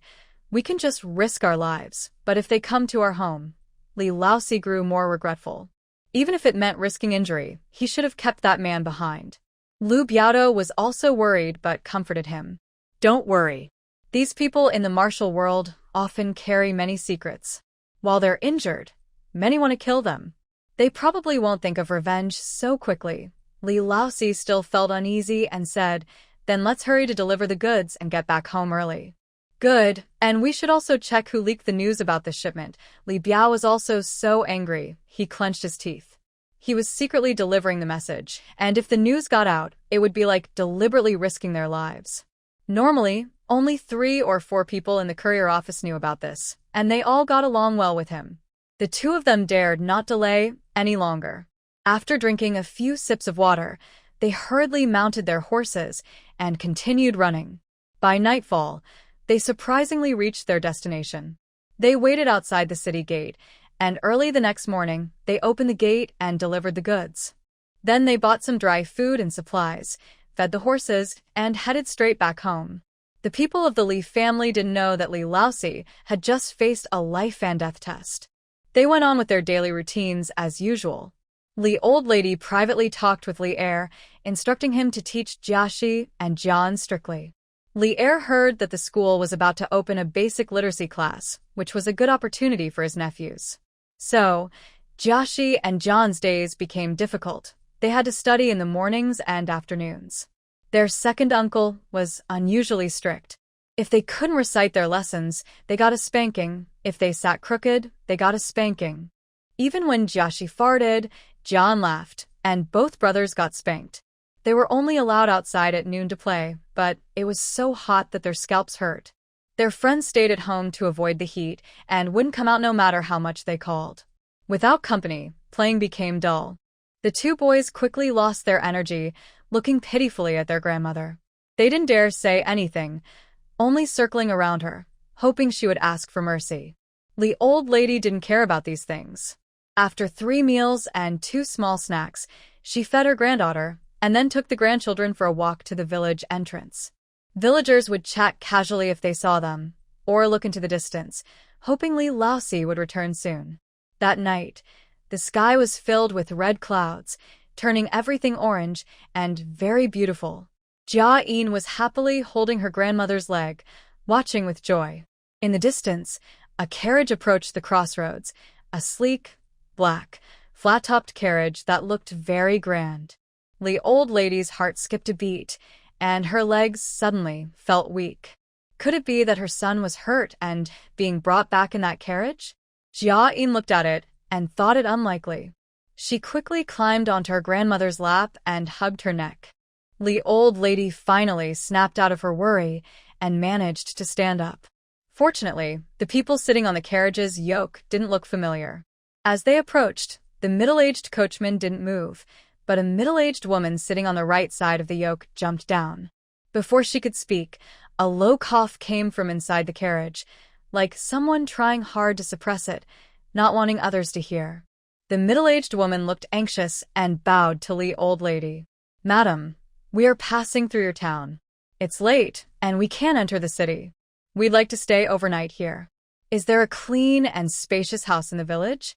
As she spoke, she took out a piece of broken silver from her purse and tried to give it to Grandma Lee. Grandma Lee quickly waved her off, saying, No need, young lady." She was initially a bit cautious, but when she heard these people were passing through and that there might be a sick person in the carriage, she thought of her son who was also traveling far away. Her heart softened even more. "If you want to find a good family in the village, mine is the best. If you don't mind, come with me." The middle-aged woman didn't expect this and looked a little guarded. Grandma Lee smiled and said, "Don't worry. My son is out delivering goods, and I worry about him all the time. I just brought my little granddaughter to visit, not waiting for you specifically." Seeing the chubby, adorable Jiayin, the woman's expression changed to one of guilt. "Madam, please don't mind. Our master isn't feeling well, so we want to take good care of everything." "It's not easy to be away from home," Grandma Lee said with a smile, leading them toward the village. On the way, the sound of coughing from the carriage almost never stopped. Some villagers were eating in the yard and, curious, asked, "Annie, do you have guests at home?" Grandma Lee responded vaguely, "Yes, are you eating now?" "I think we haven't finished preparing our meal yet." The villager laughed and said, "Yes, tonight it's our turn to watch the crops. The sooner we finish eating, the sooner we can go out." "All right, in about a month, when the grain is harvested and stored at home, everyone will be at ease." Grandma Lee exchanged greetings, held her granddaughter, and led the carriage all the way to her house. Tao Hongying was worried her daughter might be hungry, so she was about to go find the two of them. Suddenly, she saw a carriage returning and quickly called Zhao Yuru. Li Lauer and Li Lao's third son were talking in the main hall. Hearing the noise, they came out to greet them. The middle-aged man and woman carefully looked at the Li family. The yard was clean, the house was tidy, and the family members' clothes looked nice. They were very satisfied, clearly seeing that this was a well-off family living a good life. Grandma Lee called her son to open the big gate and welcome the carriage inside. The middle-aged driver and woman got out and bowed to everyone. "We're really sorry to trouble you all tonight. Come in as guests." "Young lady, don't be polite." Grandma Lee handed Jiayin to Tao Hongying and then called Zhao Yuru. "Let a few boys sleep with you tonight. The west room is prepared for the guests. Go tidy up first. Don't be careless." Zhao Yuru was quick and turned to go inside. Usually, the house was tidy, and sometimes her family member was back, reading or writing in the west room. So, apart from Grandma Lee and Jean living in the east house, this place is the best. At this moment, the carriage door opened and a middle-aged coachman helped a man out. He looked about the same age as old Fourthly, but not as tall or strong. He wore a bright blue silk long gown, a jade belt around his waist, a gold crown on his head, with handsome features and a noble air in his expression. However, his face was very pale, with some unusual redness on his cheekbones. He seemed to want to speak but coughed a few times, then could only bow politely. The Li family members quickly returned the greeting and invited the 3 servants inside. The man and his helpers observed the Li family carefully, noting their genuine warmth and lack of disdain, which made their expressions much calmer. Previously, when staying in the city, people heard coughing and feared it was contagious disease or tuberculosis, so they refused to host them. The firebed in the west room was large, covered with a new golden-yellow quilt, and at the foot of the bed were 2 big camphor wood trunks. On top of the trunks were several bedsheets and clean floral patterned blankets. Under the cabinet was a square bed table with brushes, ink, and books on it. This surprised the 3 servants. They didn't expect a rural family to have children studying. This was not just wealth, but also foresight and courage from the head of the family. Today, the Tao Qing dynasty was badly weakened and the imperial examination system was almost broken. You could still take the imperial exams for the township and provincial levels, but choosing officials and entering the imperial court had stopped 5 years ago. It was almost a dead-end road with no reward. Yet a rural family was still holding on. Grandma Li didn't know what they were thinking but personally laid out the bedding and invited the man to rest on the bed. "Please rest here first, noble guest. My daughter-in-law is good at cooking. I'll ask her to prepare some food later. If you need anything, just let us know." The man nodded, and the middle-aged woman quickly said, "Our young master is taking medicine and has some dietary restrictions. I'll help with the cooking." "Good. We haven't eaten yet either," Grandma Li said with a smile, not suspecting her caution, and went out. Tao Hongying had prepared millet porridge, steamed vegetable buns, and scrambled eggs with fragrant chives. The portion for Zhao's family next door had already been served, leaving only their own. But these simple dishes felt a bit plain for entertaining guests. She scooped some fine flour, kneaded and rolled the dough, and sliced some lean salted pork. After 15 minutes, 3 bowls of shredded pork and vegetable noodles were ready. Each bowl also had 2 eggs, sprinkled with green onions and drizzled with sesame oil. Delicious and appealing in color, aroma, and taste. The middle-aged woman kept helping with the fire, while Grandma Li sat on a small stool at the door, chatting casually. The 3 servants from Kyoto were traveling, and unexpectedly, the master fell ill on the way. The master's family name is Yi. The woman and the coachman are a married couple. The coachman's name is Yi Shan and the woman is Dongmei. They are both born into noble families and are trusted by the master, so they often serve closely. Perhaps worried about the master's illness, Dongmei's brows have never relaxed. The Li family couldn't persuade them, only trying to make things easier for them. Fortunately, Tao Hongying's cooking remains popular as always. Dongmei and her husband ate all the noodles, adding a few vegetarian buns. Even the weak young Master Yi ate half a bowl of noodles and finished the broth. This made Dongmei and her husband very happy, and they gave silver to Grandma Li. Grandma Li refused, saying their family was not wealthy and didn't want to profit from this. It was just a small favor, helping out. However, Jiayin was an exception. When she saw the silver ingot being rejected, her big eyes sparkled green. Unfortunately, no one cared about what a little girl thought. Soon, everyone went to sleep, but in the middle of the night, the west room suddenly became noisy. Dongmei took a medicine pouch and a jar, boiling medicine under the eaves. Inside, coughing sounds kept coming, making everyone feel chest tightness. Grandma Li got up to check, and Jiayin, curious, insisted on going with her. The old lady carried her into the west room, where indeed, young Master Yi was sitting on the Kong, coughing non-stop. When they entered, young Master Yi seemed to want to say something, but suddenly spat blood all over Grandma Li and Jiayin's faces and heads. Ah! Grandma Li was startled and shivered, instinctively holding her granddaughter tightly. Young Master Yi, perhaps used to coughing, wiped the blood from his mouth, then looked at the pair with some apology. But Jiayin showed no fear at all. Instead, she frowned slightly, as if thinking about something. Yi Shan, who was holding a cloth, hurried over and helped the master lean against the wall of the Kong. "Madam, I'm sorry. Don't be afraid. Our master's illness isn't contagious. Grandma Li felt uneasy. No one liked to be splattered with blood, especially while holding her precious granddaughter. But since the illness was so serious, she didn't want to be petty. She quickly pulled a quilt from the end of the Kong to help Yishan cushion behind young Master Yi. His illness seems serious. Should we call a doctor? Yishan's brows furrowed deeply, but he didn't answer. Young Master Yi's chest rose and fell, blood still coming out, but his coughing eased a little. Grandma Li couldn't stay any longer and said, "I'll go wash up first. If you need help, just call." Yishan quickly nodded in thanks. Grandma Li went back inside, wiped herself and her granddaughter with a cloth, and changed into new clothes. Still worried, she told Jiayin, "You go to sleep first. Grandma will go help with something." Jiayin obediently nodded, closed her eyes, but her mind was still racing. She was familiar with the symptoms of the noble person next door. If she guessed right, it was probably a lung abscess. In her previous life, one winter day, she fell into icy river water. After returning home, she had a fever but didn't pay much attention. It eventually developed into pneumonia. The coughs came and went, and it turned into this lung abscess. She remembered coughing blood once, which frightened her half to death, thinking she wouldn't live long. But at the hospital, after treatment and medication, she recovered in a month.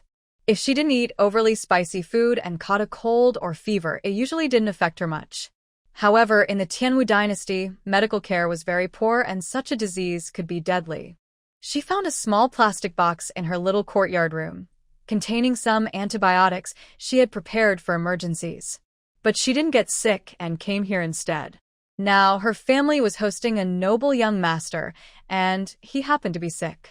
Is there really such a thing as coincidence? Or is everything predestined? Thinking carefully, her family was now well-fed and comfortable. But for her older brother to become successful and bring honor to the family, it would take at least 5 or 6 years. During this time, what if her family was bullied? Not to mention the corn and potatoes in the space, which could easily cause trouble. Should she take a gamble and find a strong backing for her family? She tossed and turned, hesitating for a long time, then finally got up. In the West Room, Yishan was talking to his master. "Master, I need to rush back to Kyoto quickly and invite Dr. Zhang. Your illness this time was too dangerous." The young master's voice was hoarse, and he only replied, "Go ahead, be careful." Yishan hurried out without noticing the little chubby girl hiding behind the door. Under the eaves, Grandma Li was sitting with Dongmei brewing medicine. Even after Yishan left on horseback, Dongmei only said a few words and didn't dare leave the medicine jar. She was very cautious. But she didn't expect there was a 1-year-old little girl inside the house. Jiayin quietly slipped into the West Room. Under the candlelight, young Master Yi looked even more weak and fragile. If he hadn't coughed a few times, one might think he was about to die. Jiayin reached out her small hand to pat his arm. Young Master Yi slowly opened his eyes, looking a bit dazed. The chubby little girl was wearing a red belly band embroidered with symbols of longevity. She tilted her small head, with a red string tied to a high ponytail that trembled slightly, as if she was carefully examining him. She looked very serious, like a little adult, and he couldn't tell what she was thinking. He couldn't help but smile gently. What a cute child. Thinking about the blood she sprayed on him earlier, he felt a bit guilty. Fortunately, from her appearance, she wasn't scared. He wanted to say something, but the girl suddenly nodded and then stretched out her chubby little hands. One hand held 2 small white objects, and the other held a silver ingot weighing about 2 taels. Young Master Yi looked a bit stunned, frowned slightly, and didn't understand what the girl was doing. And since the Li family didn't seem very wealthy, he wondered why she was casually giving the child a silver ingot to play with. Jiayin grew impatient and pushed the medicine closer to young Master Yi's eyes. Is this person mentally slow? Is it hard to understand that she's using silver to buy medicine? After waiting a long time, young Master Yi still didn't move. Jiayin was worried that her grandmother might come in and interrupt the exchange. So she took back the silver ingot and tried to force the medicine into young Master Yi's mouth. Of course, Young Master Yi couldn't eat it. Not only was the origin of the item unclear, but the girl was also too strange. He tilted his head to avoid it, but couldn't help coughing. In the process of opening his mouth, Jiayin managed to stuff the pill inside. An indescribable bitter, astringent taste spread in his mouth, making him want to spit it out immediately. But the girl brought over a cup of water. Perhaps her small hands lacked strength, and she almost spilled it on the quilt. Suddenly, he didn't want to vomit anymore. Whatever he had eaten, could a child under a year old really harm him? Jiayin saw that he drank half the cup of water and must have swallowed the pill. She let out a long, relieved sigh and pretended to wipe non-existent sweat from her forehead.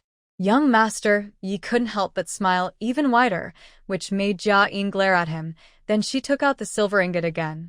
Young Master Yi thought for a moment and said, "I have silver. I can't accept yours." Jiayin was so angry she almost fell backward, feeling 1,000 regrets. Such a fool. What medicine could she give him? He'd probably die from stupidity. Grandmother Li returned to the room and immediately hurried over when she saw her granddaughter was missing. Seeing her granddaughter was indeed there, she quickly picked her up and whispered an apology to young Master Yi. "Sorry to bother you, young Master Yi. We disturbed your rest. Our girl is too naughty." Young Master Yi gathered his strength and slowly shook his head, smiling. "It's okay. She's a very cute girl. She still wants to give me silver." "Silver?" Grandmother Li quickly opened her granddaughter's small hand, and sure enough, the silver ingot was still there. She was very surprised and said with a mixture of laughter and tears, "This is truly a strange event. Our young girl is quite the little money lover, and her favorite thing is gold and silver. When it's in her hands, it's like entering a tiger's mouth. I can never get it back.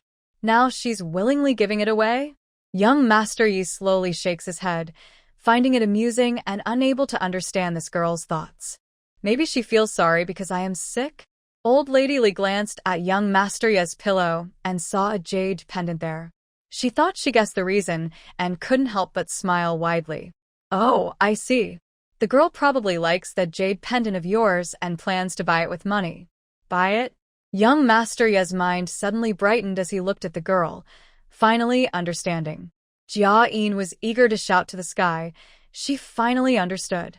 After taking her medicine, she must give money. Whoever gives medicine and also gives money, that's just silly. She was afraid young Master Yi might accidentally say something and let Grandma know she was sneaking around. So she quickly yawned and tightly hugged Grandma's neck. Sure enough, Old Lady Li immediately took her leave.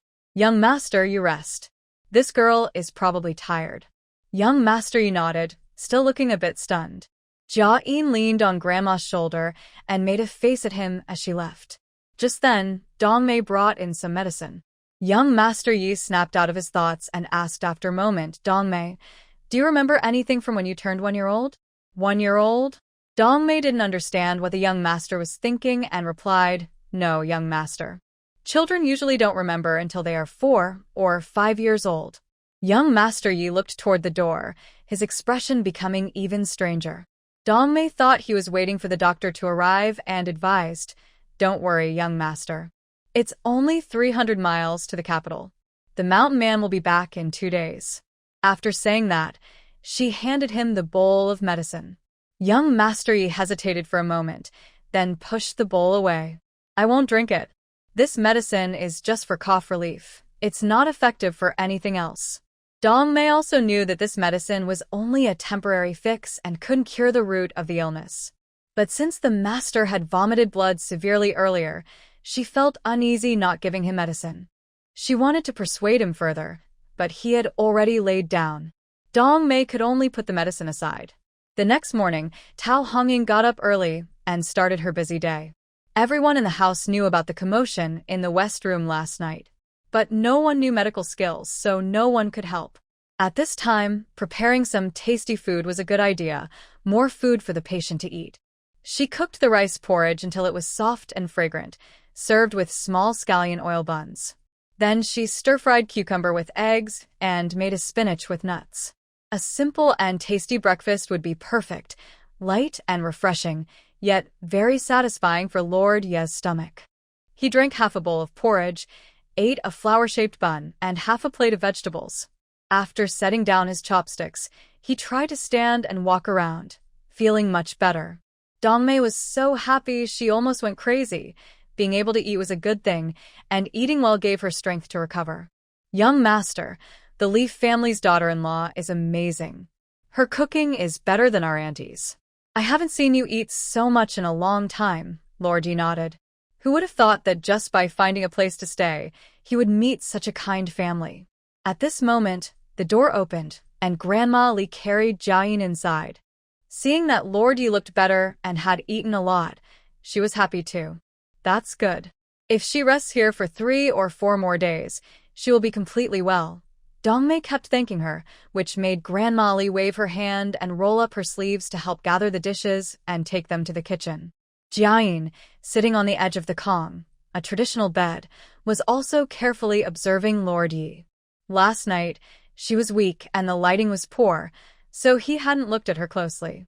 Now, although she was chubby and cute, she was just an ordinary child. The only unusual thing was her eyes, more precisely, her gaze. This kind of scrutiny, directed at him, was not what a 1-year-old child should have. Jiayin wasn't afraid of being seen through. She had already prepared herself mentally for when she sold medicine. She was just a little girl under a year old, and everyone in her family had watched her come out of her mother's belly. There was nothing suspicious about her. She tried to climb onto the Kong, but her short legs just couldn't reach. She managed to get onto the edge, but her feet didn't touch the ground, like a monkey caught in a tree. If she let go of her arms, she would definitely fall flat on her face. At such a critical moment, Lord Yi was still watching the fun, such a fool. Jiayin glared at him fiercely and shouted, "Help!" Lord Yi snapped out of his daze, understood what she meant, and smiled.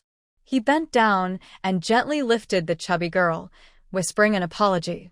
"Sorry, I wasn't ignoring you. I just didn't notice earlier." Humph. Jiayin scrunched her little nose, trying to show she was unhappy, but her adorable expression made it hard to stay mad.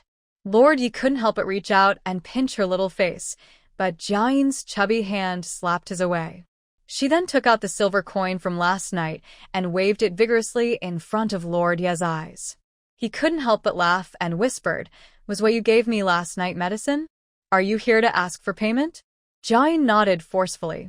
Because her body was unsteady, she nearly toppled backward again, but Lord Yi caught her just in time.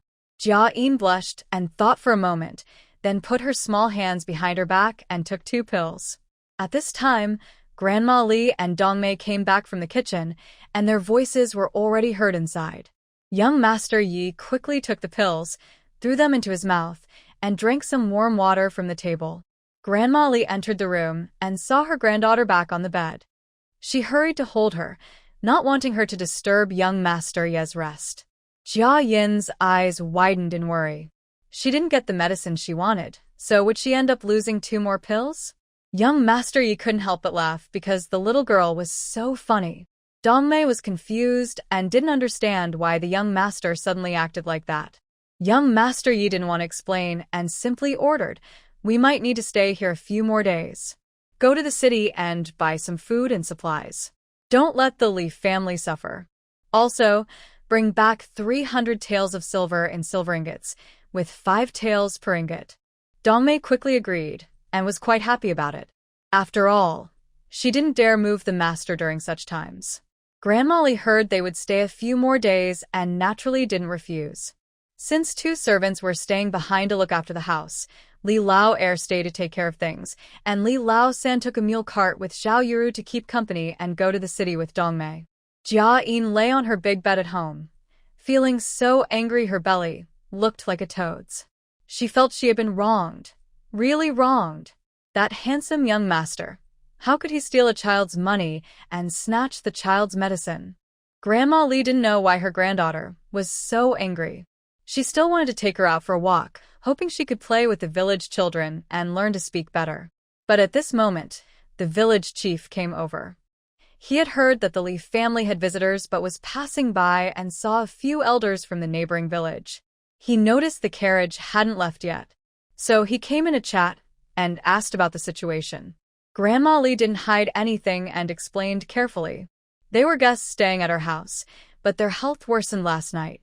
They had to wait for a doctor to come and treat them. I decided to keep them a few more days because it's not easy to be away from home. The village chief nodded, feeling reassured. Your family is kind-hearted. It's lucky that these guests came to your house. He asked a few more questions about the fourth son not returning yet, and the village chief comforted him. Fourth son loves Fu Nyo very much. Seeing that Fu Nyo just turned 1 year old, he will definitely come back soon. Yes, I know that too. But as a mother, I can't help but worry. After saying a few words, the village chief left for the neighboring house. Meanwhile, Li Lao-san was returning from the city in a mule cart. Zhao Yuru was the first to jump down and said to her mother-in-law, "Mother, Dongmei bought a lot of things." I tried to stop her, but I couldn't. Mrs. Li didn't take it seriously. Her family didn't plan to ask for money. The guests brought some food to be polite. Unexpectedly, they directly carried down more than 10 baskets from the mule cart. That many is really too much. Half a pig's shoulder, 5 live chickens, a basket of eggs, a barrel of live fish, 100 jin of rice and fine flour, 4 jars of vegetable oil. Other miscellaneous foods filled 2 baskets, including snack boxes and various candies and small treats, which also took up more than half a basket. Young sister, have you brought the market here? Mrs. Li pulled Winter Plum, truly at a loss for words. Winter Plum held a box and smiled. Old sister, we've already caused trouble at home by coming here. We can't let you prepare more food. Honging is good at cooking. Buy more chickens, fish, meat, and eggs. Everyone will benefit. Mrs. Li thought for a moment and didn't refuse anymore. All right, I'll ask Honging to carefully prepare the dishes and give young Master Yi a good meal. After saying a few words, Winter Plum took the box back to her room and happened to meet Jiayin, who was coming out to see the fun. Before she could speak, young Master Yi, at the door of the west room, smiled. Little girl, come here and settle the bill. Jiayin's eyes immediately lit up, and she ran over on her short legs. The Leaf family was outside organizing ingredients. Winter Plum put down her box and also went out. Jiayin immediately pounced on the box, drooling. Young Master Yi casually took her and opened the box. Shiny silver coins dazzled Jiayin's eyes. She was so excited she kicked her short legs and wished she could roll around with the silver. Young Master Yi couldn't help but laugh and took out 4 silver ingots, placing them in front of Jiayin.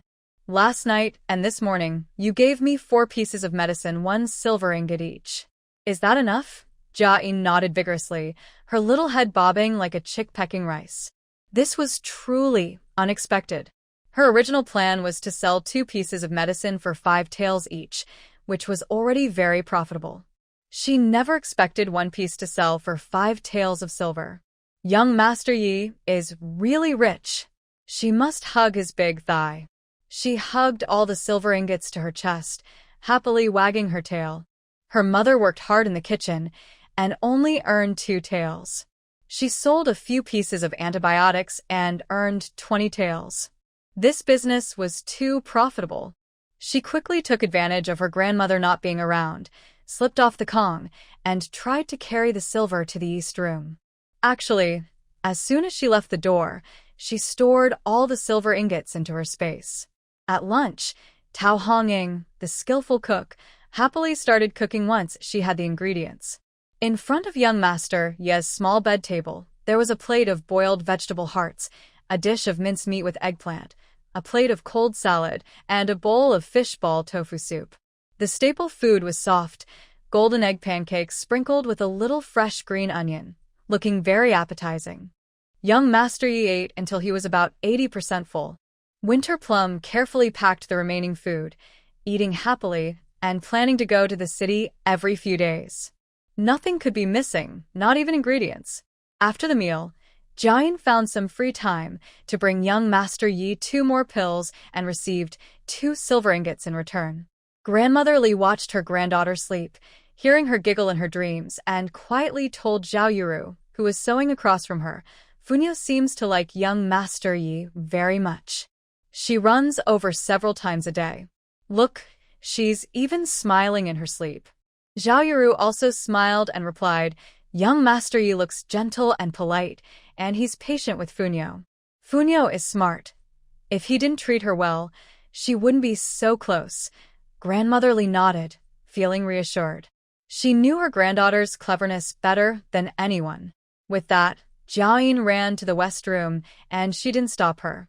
Winter Plum was initially worried that the little girl might delay her master's recovery, but every time she saw her master playing happily with the girl, she couldn't help but smile. She actually hoped the girl would stay longer in the west room. 3 days passed quickly. 3 meals a day, with pills and careful care from Tao Hongying, helped young Master Ye's condition improve noticeably.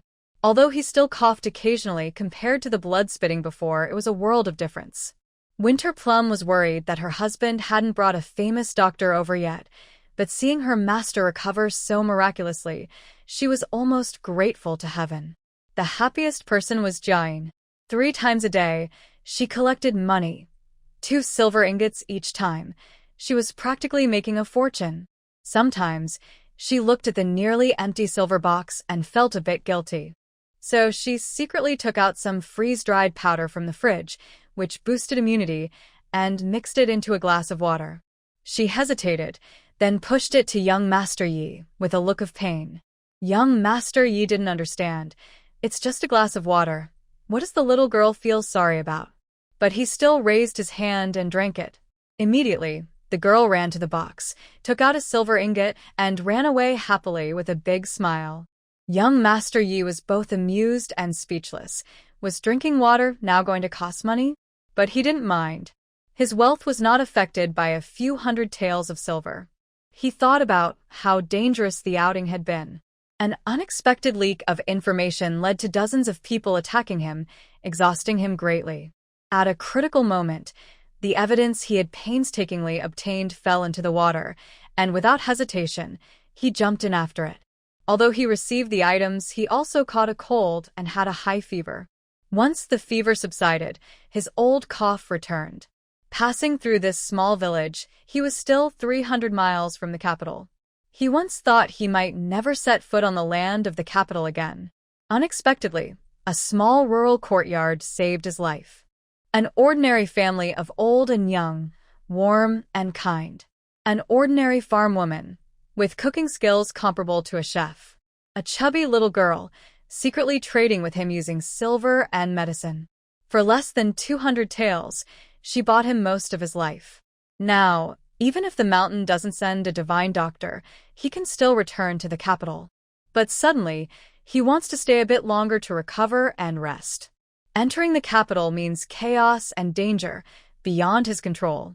In this courtyard, there is only peace and a touch of mystery. Dongmei brought out chilled cake from the kitchen. Seeing the 2 naughty boys from the Li family standing dejectedly in the yard, she couldn't help but smile. Of course, these 2 mischievous children had been scolded by their grandmother. Jiayin leaned on the windowsill, happily clapping and making funny faces at her brothers. The 2 boys, angry, rolled their eyes and stuck out their tongues, silently fighting with their sister. Dongmei watched and laughed even more. When she entered the house, she told her master, "Our family has many children, so it's lively." Young Master Ye's eyes darkened for a moment, as if thinking of something, and Dongmei immediately regretted her words. She quickly changed the subject. "Master, Dashin hasn't returned yet. I wonder if he encountered any trouble on the way. I want to go to the city to ask the secret agents." Young Master Yi shook his head. "There's definitely a traitor among the secret guards. Contacting the agents now might reveal our location. Let's wait a bit longer. Dasha is careful and will be fine." Dongmei nodded quickly, understanding that her husband's news was important, but her master's safety was more so. "Tomorrow I'll go to the city again. Besides buying food, I'll visit the Silver Building to prepare a generous gift. The end of the month is Funyo's first birthday. Show some thought." "Yes, madam," Dongmei said with a smile. "The little girl loves gold and silver. It's best to choose some gold jewelry. Jade and agate might not be to her liking." Young Master Yi also smiled, recalling the chubby girl drooping over a box, drooling. His eyes were full of joy. How adorable children are. July is the hottest season of the year. Only when the sun sets and night falls does a slight cool breeze blow across the land. After eating a bowl of chicken cold noodles, young Master Yi, full and satisfied, took a rare walk in the courtyard. Curious about the family's well-being, they asked about the outside world from front to back. Jiayin joined in the fun, but unfortunately, her little legs were too short, making her sweat on her forehead. In the end, the old lady felt sorry for her and carried her to take a bath. Soon, night fell deep, and everyone went to sleep. Tomorrow, they still had to weed the fields and seal the ridges. Once busy, it would be harvest time. Just as everyone was snoring peacefully, no one expected a shadow suddenly sneaking into the yard. In the west room, young Master Yi and Dongmei almost opened their eyes at the same time. Dongmei was surprised and whispered, "Is Dashin back?" Young Master Yi frowned and said, "No, that's not Dashin. Go check outside and protect the Li family." Dongmei nodded silently, quietly pushed the half-open window wider, and then floated out like a feather. If the Li family saw this, they would be very surprised. She usually seemed like an ordinary woman, but unexpectedly, she was skilled. Under the moonlight, the shadow outside didn't notice anyone leaving the house. It quietly moved to the east wing window, secretly blew a puff of white smoke into the room, then closed the window. He wanted to do the same to another window, but Dongmei couldn't wait anymore. Smoke. That's a trick used by petty criminals in the martial world. Why did the Li family provoke such a person? Just as the shadow was about to blow more smoke, he suddenly felt someone close behind him. Startled, he inhaled sharply. Before the smoke could escape, he swallowed a large mouthful. He dodged to the side, avoiding the dagger in Dongmei's hand, but also knocked over a copper basin under the wall. Clang. In the dark night, the sound was particularly loud. The Li family's rooms all stirred, and lights turned on one after another. Dongmei fought the shadow in the same spot, slightly frowning. This person was skilled. Catching him would take some effort. She was also worried that the Li family might rush out and accidentally get hurt. So she shouted loudly, "Thieves have entered the house. Don't come out, it's dangerous." Most rooms had their windows open, and now everyone could see what was happening. Under the moonlight, it was hard to see clearly, but it was barely enough. Old Lady Li was terrified, holding her granddaughter and watching the fight in the yard, her arms trembling. Jiayin was still a bit confused. Before she could react, Old Lady Li had already gotten down from the bed. In such a dangerous moment, Old Lady Li didn't know what she was thinking, but she felt that young Master Yi was safer nearby. She didn't care anymore and pushed open the door to the west room, quickly got on the bed, and tightly closed the window. Then she grabbed Jiayin and handed her to young Master Yi. "Young Master Yi, please protect my daughter Funyo. If anything happens to the family, please take her and go." Although young Master Yi was confident about Dongmei, he still received good news, saying, "Auntie, don't worry." These 4 simple words made Grandma Li feel much better. She turned around, grabbed the door latch, and crouched at the door, constantly watching the yard, ready to rush out and help at any moment. Li's second brother, Li's third brother, and Jia Yi and Jia Huan were the same. Jia Shi and Jia An were sleeping with Tao Hongying. Now, feeling both scared and curious, they hid under the window, eyes wide with surprise. Tao Hongying held them tightly, afraid they would run away. Dongmei was getting more and more anxious. The shadow was more troublesome than she thought. At this moment, she deeply missed her husband. Usually, she was busy taking care of the young master's needs, so her skills were far less than her husband's. The shadow probably saw she was weak, and as she fought, it moved toward the main gate. It was clear it intended to escape. Suddenly, a cry came from the east wing. Li's second brother had collapsed to the ground. Just now, the first dose of the sleeping powder had been blown into his room, and he had inhaled a lot. Now he was dizzy and soft like mud. Li's third brother and Jia Yi didn't know this, and thought Li's second brother was hurt. They couldn't hold back anymore and pushed open the window to jump out. Li's second brother was holding a firewood knife, and Jiayin was gripping an iron rod from the pawnshop. They didn't know much martial arts, but they had their family behind them, and they wouldn't retreat no matter what. The shadow, trying to deal with Dongmei and avoid the knives and iron rods of the uncle and nephew, was at a disadvantage. The shadow was also panicked. It took a hit from Dongmei's kick and turned to stab at Li's third brother with a dagger. Li's third brother was about to chop down with his firewood knife when he saw the dagger about to pierce his stomach. Suddenly, a flying dart was thrown from nowhere, piercing into the shadow's shoulder. The shadow froze in pain, and Li's third brother's knife fell. He only just managed to dodge a little, avoiding the chest, but a layer of flesh was cut from his shoulder to his arm. Ah! He screamed in pain, and Dongmei's dagger and Jiayin's iron rod arrived. Seeing the shadow fall to the ground, half dead, everyone in the Li family couldn't hold back anymore. Jia Huan ran over to drag Li's second brother out. Seeing he was unharmed, she quickly told the others. Dongmei shouted for Tao Hongying to pour a cup of cold water on Li's second brother's face. Li's second brother immediately woke up, but his limbs were still weak and needed time to recover. Everyone relaxed and lit torches, gathered ropes, and crowded into the yard. Jiayin directly tied the intruders up tightly and kicked them a few times. Dongmei tore off the cloth covering the intruder's face and then searched his body for small items. Inside the house, Jiayin hugged young Master Ye's neck, her eyes full of admiration. Her family didn't know, but she was very clear. That dart was thrown by young Master Yi. On such a dark night, from 7 or 8 zhang away, he hit the target perfectly. He is a legendary expert. Young Master Yi wanted to get down, looked at the little girl, and saw her drooling. He couldn't help but laugh again. No need to worry. This girl is more excited than anyone else. In the yard, the Li family was confused because they didn't recognize this person at all. Moreover, everyone in the family was honest and straightforward. No one had any enemies outside. How did this person find them?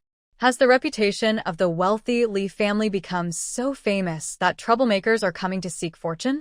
Seeing young Master Yi bring Jiayin out, Grandma Li quickly took her granddaughter away. Young Master Yi glanced at the visitor and told Dongmei, "Take him away and ask around. Don't scare the child." Dongmei quickly agreed. Li Laosan and Jiayin carried the visitor and went straight into the firewood shed. They were very angry but brave, and neither of them left. The commotion at the Li family's house was known to others nearby, but it couldn't be hidden from the old men next door. Especially the ones on duty in the fields, they also came over with sickles and firewood.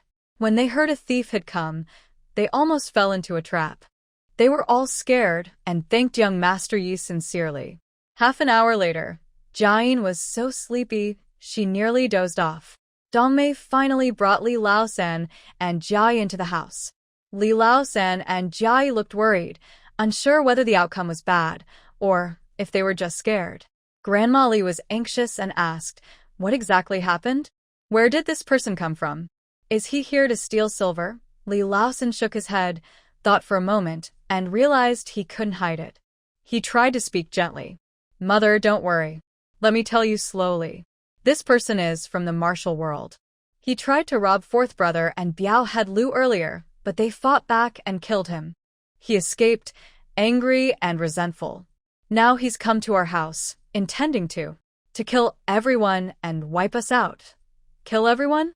Everyone gasped and stared in shock. Even Jiayin instinctively hugged her grandmother. It turned out the whole family almost went to meet the king of hell. Fortunately, young Master Yi and his servants stayed at home, or they might have been drugged and knocked out first, then killed to cover up the crime. Such a detailed plan. Even if the villagers found out, it would be at dawn. By then, the murderer would have already run far away. No one would know that their family had lost Li Lousiey, who was far away in another town. That fourth brother, the fourth brother. Grandma Li trembled and spoke incoherently, but everyone understood she was worried about her son. Li Laosan quickly said, "This person says that the fourth brother didn't get hurt when he killed those 2 men. Grandma Li heaved a sigh of relief, tears falling down her face. "I told him not to go out, but he didn't listen. Tao Hongying and Zhao Yiru also felt weak, but still tried to comfort Grandma. "Mom, don't worry. The fourth brother might be back in a few days." Before she finished speaking, the sound of hooves outside the door truly rang out. Everyone looked up and gazed outside the door in surprise. Passing by little fairies, raise your lucky hands and give Wuihua some encouragement and 5-star praise. Wuihua's home has a 9-year-old treasure that eats gold, and she stays up late every night writing. Your encouragement and praise are very important to Wuihua. They are her biggest motivation to keep updating every day. Please give 5-star praise. Please, I beg you. Cling to your legs and plead. Li Laosan and Jiayin picked up their tools again, an axe and an iron rod. Grandma Li immediately pushed her granddaughter into young Master Ye's arms. Tao Hongying and Zhao Yiru quickly grabbed a teapot and a vase. Dongmei hurriedly said, "Don't worry yet. I'll go see. Maybe it's someone from our side." After all, the people from the martial world who had been caught earlier probably wouldn't have any allies coming to rescue them. She nodded to young Master Yi and turned to leave. Li Laosan and Jiayin guarded the house door. Grandma Li and her daughter-in-law gathered in front of young Master Yi, who was holding Jiayin.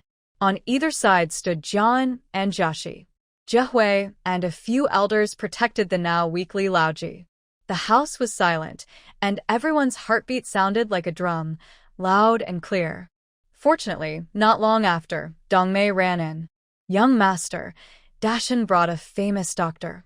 Everyone suddenly relaxed, their hands and feet feeling weak. That night was truly exciting for the Li family. Soon, Yishan helped an old man with a white beard walking in. Yishan looked tired but okay, dusty from travel. The old man with a white beard looked much more exhausted. Hair messy, his white beard flying, clothes covered in dirt, pale face, lips cracked and peeling. He looked even more ragged than when the Li family was fleeing during the famine. Grandma Li quickly ordered her daughter-in-law, "Hurry, pour water for the old man. He probably didn't eat anything on the way. Go prepare some filling, hearty food from the kitchen." Tao Hongying and Zhao Yiru quickly arranged everything. Warm tea and a plate of fried noodles from earlier were brought in immediately. Yishan hurriedly pushed the elder doctor forward. The elder doctor glared at him angrily, took a big sip of tea, and ate half a plate of fried noodles before finally relaxing. Yishan smiled politely. "Old sir, maybe you should check our young master's pulse first." Unexpectedly, the elder man was hot-tempered. He jumped up and slapped Yishan on the head. "You brat, you're going to make me angry. You want me to check his pulse? I almost lost my life, and no one cares about whether I live or die." Everyone was startled, but seeing that the old man's slap wasn't very hard, they all laughed. A few old men carried sickles and chopping knives and continued guarding the fields. Jia Huan, with curious Jiayin and Jiaxi, went back to sleep. Grandmother Li took her granddaughter, also wanting to send her back to the East Room, but Jiayin's eyes sparkled as she insisted on staying to watch the fun. Li Laosan and Jiayin wanted to help Li Lao ergo rest, but Grandma Li was worried and followed along. Jiayin then returned to Yi Gongzi's embrace. She simply hugged his neck and focused on watching the show. Yi Gongzi let her lie on his chest, holding her naturally with one arm. Dr. Zhang struck Yishan a few times, then exhaled and turned around, surprised to see Gongzi in such good shape. "Didn't you say you were going to die? Why do you look so healthy?" Yi Gongzi smiled and nodded. "I've had some strange encounters these days. I really feel much better." Dr. Zhang no longer bothered to scold Yishan. He quickly stepped forward to check his pulse by grabbing his arm. Dong Mei leaned over to her husband.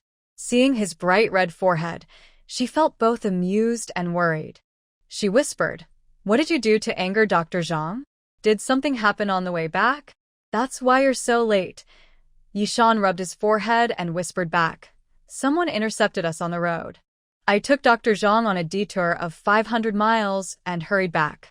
Dr. Zhang couldn't sit still on the horse, so I tied him to my back. No wonder Dr. Zhang looked so battered. It turns out he had a tough time on the way." Dong Mei felt both helpless and grateful. Her husband was still alive and hadn't been poisoned by the medicine powder Dr. Zhang gave him. She had known him for many years and cherished their friendship. Yishan cleared his throat and whispered, "Is the young master truly better?" I was so anxious, running back day and night, afraid I'd find the young master. Puffed. The young master is a lucky one. He will be safe and sound. Of course, he's fine. Actually, Dong Mei didn't know exactly how the young master got better, since he hadn't even drunk the medicine soup. But that didn't stop her from feeling happy. On the other side, Dr. Zhang was even more surprised, circling around young Master Yi in confusion. He checked his pulse with both hands, looked at his eyes and tongue coating, and finally firmly grabbed young Master Yi. "Quick, tell me, what kind of magical medicine did you take? Your illness, though not tuberculosis, is still very dangerous and life-threatening. Dajan says you vomited blood, and you can't recover so quickly." Young Master Yi was about to speak, but Jiayin's small hand, wrapped around his neck, tightened. He silently smiled, gently patted her back, and said, "I didn't take any special medicine. After I vomited blood that day, I felt much better, as if the blockage had cleared. Then I ate more delicious food at each meal, and gradually, I started to recover." Dr. Zhang obviously didn't believe him. If eating could cure the illness, what would the doctors like them be for? But since young Master Yi didn't say more, he couldn't see any clues and could only feel anxious. Jiayin saw the old man looking like an anxious ant on a hot pan and couldn't help but secretly smile. She was then gently patted again by young Master Yi. At this moment, Grandma Li finished settling her son and came out to see Dr. Zhang looking so anxious. She advised, "Old sir, you've come here too. There's no need to rush everything. First, wash up and change your clothes, then have a good meal before thinking further." Just then, Tao Hongying and Zhao Yuru also started tidying up the table, preparing to serve the food. Dr. Zhang had no choice but to follow Dong Mei to wash up. Zhao Yuru had previously prepared new clothes, shoes, and socks for the old men next door, and now they were all taken out for emergency use. Once the dishes were set on the table, Dr. Zhang also looked refreshed and hurried to eat. There was golden millet porridge, soft egg and scallion pancakes, stir-fried cabbage with wood ear mushrooms, and pork stew with green beans. It wasn't a lavish feast, but enough to soothe their battered stomachs. Dr. Zhang gobbled down most of his meal and couldn't help but start pondering again. The food from the Li family was tasty, but it didn't seem magical enough to cure illnesses. If it was just wind cold, maybe eating hot food to sweat it out would help. But for a deadly condition like vomiting blood, how could recovery be so quick? Unfortunately, young Master Yi didn't say anything, or perhaps he truly didn't know. No matter how curious he was, he couldn't find an answer. After the guests finished eating and drinking their fill, the Li family members also endured a night of shock and quickly went to bed. The large bed in the west room was spacious, and with Dr. Zhang and Yishan there, it wasn't crowded. They would endure one night and make arrangements for tomorrow. Everyone was very frightened, initially thinking they wouldn't be able to sleep. But when they closed their eyes and opened them again, the sky was already bright. Li Lao air had mostly recovered, but he was still being held under the eaves by Li Lao San to rest. He was busy cleaning the bloodstains in the yard, worried that the children might see and be scared. Tao Hongying and Zhao Yuro quickly prepared breakfast. After everyone ate, young Master Yi specifically sent away Dr. Zhang and Dongmei Yeson. In the end, Jiayin didn't give him the small medicine anymore, only a glass of water. He felt a bit disappointed, patted the box of silver, and whispered, "I still have a lot of silver here." Jiayin shook her head, crawled to the box, took a silver ingot, slid down the bed, and ran away. Actually, young Master Yi was only about 70 or 80% recovered, not fully healed. It would be best to take medicine for a few more days, but Jiayin didn't want to take any risks. What if the old doctor found out? How would she explain it then? She trusted young Master Yi, and secretly making deals was already very bold. Now that there was a doctor, herbal medicine worked slowly, but was a good way to restore health from the root. Young Master Yi could at most drink a few more bowls of herbal soup, which wouldn't threaten his life anymore. Young Master Yi picked up the flavorless, but somehow special water and drank it all in one gulp. The village chief woke early and met Uncle Zhao from next door. He heard that last night the Lee family's house was almost destroyed, which scared him a lot, so he hurried over to check. Old Lady Lee also didn't hide anything and explained the trouble caused by the fourth son. The village chief sighed. Life is hard these days. Continuous disasters have led many to take crooked paths just to survive. Old Third Lee nodded nearby. A few days ago, I went to the city. The streets were very empty. Although the grain shop was still selling grain, prices didn't drop much. People simply can't afford it. Hearing this, the village chief became nervous and quickly stood up. No, I need to go talk to the villagers again. Tonight I'll go to the fields more. Our farm is too obvious. If we hold on a few more days, we should start harvesting soon. With that, he hurried off in a rush. There were many family members at home, and Old Third Lee also took his family to the city to buy supplies. Young Master Yi and his servants were originally distinguished guests. Last night, they saved the whole family's lives, so they were true lifesavers and shouldn't be treated lightly. Dongmei wanted to go along, but Old Lady Lee was worried she'd spend silver and refused stubbornly. Dongmei couldn't help but laugh and cry. She took the opportunity to go to the city, buy food and daily necessities, then went to the silver shop to pick up some items. Only then did she hire a carriage to return to the Lee family. As soon as Old Third Lee arrived home, he had already bought plenty of chicken, fish, meat, and eggs. All these ingredients piled up, creating a surplus of food. Tao Hongying and Zhao Yuro were worried, but luckily Old Lady Lee remembered she still had her granddaughter. Any food that might spoil was kept by Jiayin, stored in the small courtyard's freezer. The freezer, which was mostly empty before, was now half full again. Dr. Zhang truly had great skill. He not only adjusted the medicine formula, but also gave young Master Yi daily acupuncture and nourishing food and drinks. In just 4 or 5 days, young Master Yi stopped coughing entirely. The Lee family members were happy for young Master Yi, but they couldn't hold a celebration, which caused some disorder in the village. First, relatives from various families came to borrow grain, but the village naturally refused since there was no surplus. Then, some families who had previously stayed and moved out heard that the Lee family only lent grain to villagers, so they started causing trouble, demanding to move back in. Because of the incident where they fought over water and showed no gratitude, the villagers disliked them and naturally refused. Gradually, rumors and gossip about the waterless village spread across 10 miles and nearby villages. People always worry more about unfairness than about scarcity. Every household had lost their crops, except the Lee family, who kept their grain. This was seen as a crime. No one thought about how hard the Lee family had worked, enduring exhaustion and hardship, just to save 30 acres of land. At that time, no one helped them. Instead, fools and idiots often mocked them. The village chief and a few elders were on high alert, staying awake every night, watching over the crops. They hoped that a few more days would pass so they could harvest by early August. During this tense time, Jiayin's first birthday was approaching. The Lee family eagerly awaited Old Fourth Lee's return. If they weren't busy in the fields or at home, Old Third Lee and Jiayin would have gone out to greet him. Old Lady Lee was anxious, unable to eat, only able to have porridge 3 times a day, her heart full of worry for her son. Despite all this, the Lee family didn't neglect young Master Yi and his servants in the slightest. They served 3 meals a day, with a mix of meat and vegetables. The food wasn't fancy, but it was tasty and satisfying. Young Master Yi was easy to get along with.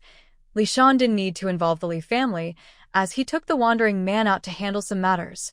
They didn't care about life or death, and the Lee family had no objections. Deshan often brought Jia Shi and Jiao into play, and in the evenings, he would go to the fields with the neighboring elders to patrol.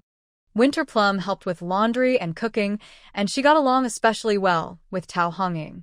Young Master Yi also loved holding Jiayin whenever he saw her, showing affection and patience.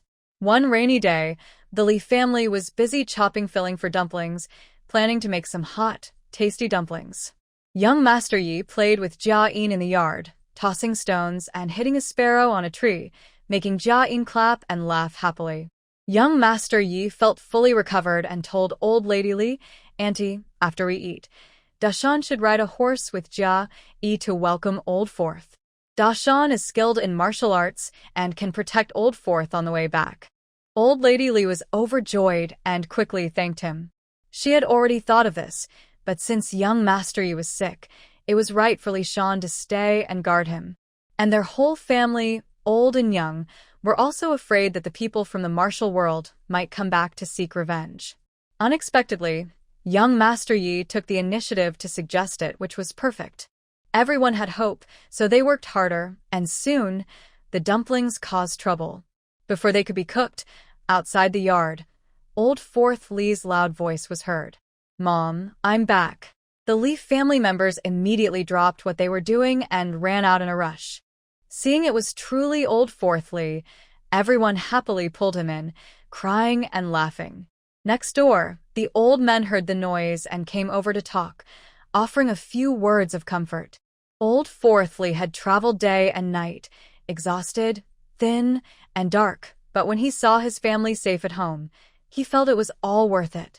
After washing up and settling down, he heard from Tao Hongying about the previous danger, and he couldn't help but slap himself for being so careless. He went straight into the house and knelt before young Master Yi. "Young Master Yi, I will never forget your great kindness. If you need anything in the future, just ask. I, Li Qiusheng, will repay you for saving my life." Young Master Yi helped him up sincerely. "I was seriously ill and passing by. It was your family who took me in and cared for me, so I am recovered today. I must thank you all for saving my life. That's different. It's not easy to go out, so of course we help each other when needed." Old Fourth Li said gratefully and nervously bowed again. Everyone sat down for a while and started eating dumplings. Old Fourth Li ate a big bowl in one go, but he felt something was wrong. He looked around and then saw that his precious daughter was actually sitting in young Master Yi's arms. Could it be that in just a few days away, his daughter had already accepted someone else as her father? After dinner, everyone sat around chatting. Young Master Yi asked about the situation in the south. Old Fourth Li held his hard-to-soothe daughter and frowned. "The south is worse than here. We have a drought, but when it rains, we can replant vegetables and barely get by. But after the drought, the rain started again, and we couldn't replant at all. We were delayed because the rain caused landslides blocking the roads, or we could have come back a few days earlier." Everyone sighed. It seems the heavens don't want the common people to live well. Young Master Yi looked thoughtful and also looked worried. "The court will waive grain taxes. If we can get through this year, it will be fine." Old Fourth Li shook his head, gnashing his teeth in anger. "The main problem is those corrupt officials who are afraid of delaying their achievements. They don't report the disasters, so the court doesn't know, and the people suffer." Everyone couldn't help but curse. "It's so immoral. How can the court let such people be officials? High mountains and distant emperors, that's just taking advantage of the court not knowing." Prince Ye's face darkened, and he said nothing. Jiayin leaned on her father's shoulder, feeling inexplicably anxious. It seemed like some unknown disaster was coming, and she felt powerless to stop it. Old Lousiey returned safely, and everyone relaxed, now looking forward to Jiayin's first birthday celebration. In these times, the Li family couldn't host a big party, just a few tables of simple dishes, inviting a few friendly villagers for some fun. That day, the main hall was covered with a big red cloth, and they set out makeup, writing brushes, inkstones, small jewelry, and even items like an abacus and a dagger. Jiayin did her part well, picking up a brush and a dagger, just as her grandmother wished. Grandma Li was overjoyed, constantly praising her granddaughter for being talented and brave, ignoring the strange looks from others. To her, her granddaughter was the best. What's wrong with girls? Why can't they be both smart and brave? At the feast, Prince Yi brought a gift. Before anyone could thank him, Jiayin eagerly opened it. Inside was a box of jewelry, gold bangles, necklaces, locks, and strings of gold beads, all solid gold and paired. There were about 7 or 8 pieces, all matching and solid. It probably cost around 20 taels of gold to make all of it. Grandma Li was the first to refuse. "Prince Yi, we can't accept this. It's too expensive. Yes, Prince Yi, you saved our whole family. We're grateful, but we can't take more of your gifts. Exactly, Prince Yi. Fu is still young and can't accept such a precious gift. Everyone in the Li family also refused sincerely. Dr. Zhang, who saw this, liked how honest they were and advised, "This boy gave you this gift. You should accept it. He's not short of money. It's just a small token." Prince Yi smiled and nodded, then reached out to hug Jiayin. Today, Jiayin was dressed entirely in red, looking like a festive gift box, especially adorable. But now, she was drooling and glancing at the box with a greedy look that revealed her love of money. Prince Yi found it funny, wiped her mouth, and said, "I get along well with this child. Maybe my quick recovery is thanks to her. This gift is both a present and a thank you." Hearing this, the Li family couldn't refuse anymore and quickly made Jiayin thank him. Jiayin was so happy she hugged Prince Yi tightly, kissing him repeatedly, and even leaving a bit of saliva on his face. Everyone was laughing and chatting casually as they ate, and it wasn't until the sun started to set that they finally dispersed. Old Lady Li finished her chores outside and, upon entering the house, saw her granddaughter hugging a box and lying on the Kong bed, happily kicking her feet. It made her both annoyed and amused. She walked over, gently tapped her granddaughter's little bottom, and quietly asked, "Do you have something to tell Grandma? Did you help cure Master Ye's illness?" Jiayin giggled foolishly, pretending not to understand, and pushed the box toward Grandma. Old Lady Li, annoyed, pinched her granddaughter's cheek and warned softly, "You little girl, you're getting bolder. Be careful, others might think you're a little devil." Jiayin cheerfully called out, "Grandma." Despite her worries and anger, Old Lady Li's heart melted at that single word. She hugged her granddaughter and sighed, "Our family is doing better now. Just grow up well, and don't show off your skills too much. Don't make Grandma worry." Jiayin quickly nodded, and Old Lady Li handed her the box again, saying, "Keep it safe, don't lose it." Jiayin happily flipped her hand, and the box disappeared, afraid Grandma might change her mind. During the day, they entertained guests, and everyone, young and old, felt a bit tired, so they slept deeply that night. Suddenly, in the middle of the night, a loud gong sounded from the fields behind the house. This was the village's signal for someone stealing grain. Everyone grabbed wooden sticks and ran toward the fields. The once quiet farmland was now brightly lit by torches. Uncle Zhao had blood on his forehead, which he pressed with his coat, stepping on a person. The village chief nearby looked quite disheveled, his clothes torn, also holding onto a person's arm. Not far away, 2 women had fallen into the furrows, with baskets overturned, spilling a lot of sorghum. Seeing the Li family and villagers arrive, the village chief sighed in relief and shouted to everyone, "Quick, see if anyone has the guts to steal grain." They dared to come when we caught them, and they still fought back. Exactly. Uncle Zhao, looking pale from pain, said, "Luckily I hid quickly, or I'd be done for today." Old Li hurried over, pulled away the person under Uncle Zhao's foot, and the crowd moved their torches closer to see. Their faces looked grim. "Lu Taizhu."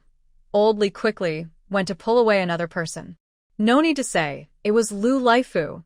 The 2 women, Gua and Su, were dragged over by angry Tao Hongying and some village women.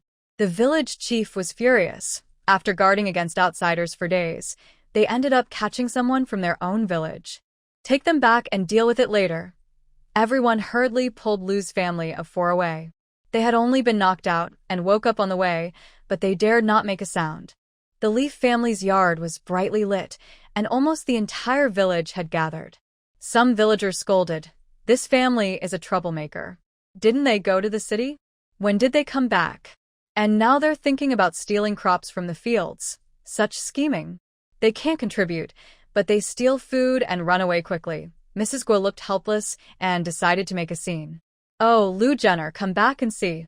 The eldest sister's family is pushing us orphans and widows to the brink of death. We're so hungry we just cut a few stalks of sorghum, and they want to beat or kill us." Sun Yang also joined in, crying loudly, "Mother, instead of dying from hunger, let's go jump into the clear water river." Old Lady Li's face turned pale with anger. Although she wouldn't admit it, These were truly her relatives. The situation was so unbearable that it made people want to vomit blood with rage. Liu Jenner seemed like a ghost. I want to ask how he manages his wife and children. Old Fourth Liu was fed up with the family. Seeing they didn't admit their mistakes and were acting stubborn, he stepped forward and swung his fists, hitting Liu Taizhu and Liu Laifu so hard they screamed in pain. Tao Hongying, Zhao Yuru, and the village women also slapped Guoshi and Sun Yang so hard their mouths flew open. The 4 members of the Liu family cried out loudly, acting as if they were about to be beaten to death. In the dark night, their crying could be heard from far away. Chunhong, who was outside keeping watch, quickly ran home, hugged her 2 children, and almost hid in a Kong hole. In the end, the village chief didn't want any deaths and discussed a few words with old Lady Li. He then stopped everyone, saying, "Enough, don't fight anymore. Just give them a little lesson." The Liu family felt pain all over and thought that was enough punishment. They even felt a bit relieved. But then the village chief said, "At times like this, the village should unite and find a way to survive. But traitors like the Liu family can't be kept. Tomorrow morning, we'll drive them out. From now on, everyone watch out so they don't take advantage." Mrs. Guo immediately objected, "No, we can't drive us away. Our house and land are here. If we leave, how will we survive?" But the villagers didn't care about that. They pulled them out. "Weren't you just in the city? Didn't you live well there? If you go again, it's the same. No matter where you live, just don't cause trouble in the village." Right. "If you come back again, we'll break your legs." Everyone knew they wouldn't really banish the Liu family forever. They were just waiting until the village finished harvesting the grain. When they wanted to return, no one would stop them. But the Liu family didn't know, and they cried as if the sky was falling. That night, the village was noisy. Chickens and dogs were running around, and no one could sleep peacefully. When morning came, everyone was impatient and stared at the Liu family, urging them to leave. The Li family sat at the breakfast table, all with dark circles under their eyes. "It's better to harvest early, get everything stored quickly, and rest easy," old Lady Li sighed. Everyone nodded, afraid to upset her further. Jiayin scooped some egg custard and offered it to her grandmother, trying to cheer her up. But Yishan hurried inside from outside and whispered a few words into young Master Ye's ear. Young Master Ye's face changed suddenly, and he dropped a spoon with a clatter. "Is the news true?" he asked coldly. Yishan quickly nodded. There are already disturbances in Kyoto. It might take a few days for the news to spread. Young Master Yi suddenly stood up and ordered, "Pack your things and leave for the capital immediately."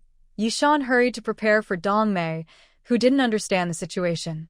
The Li family members looked confused. Old Lady Li asked, "Is young Master Yi going back?" "Wait a moment. We still have some smoked rabbits and dried goods. We'll pack them and take everything together." Tao Hongying and Zhao Yuru also quickly stood up, but were stopped by young Master Yi raising his hand. "Madam, let the children go. I have something to say." Seeing his serious expression, old Lady Li quickly called Zhao Yuru to take the children outside.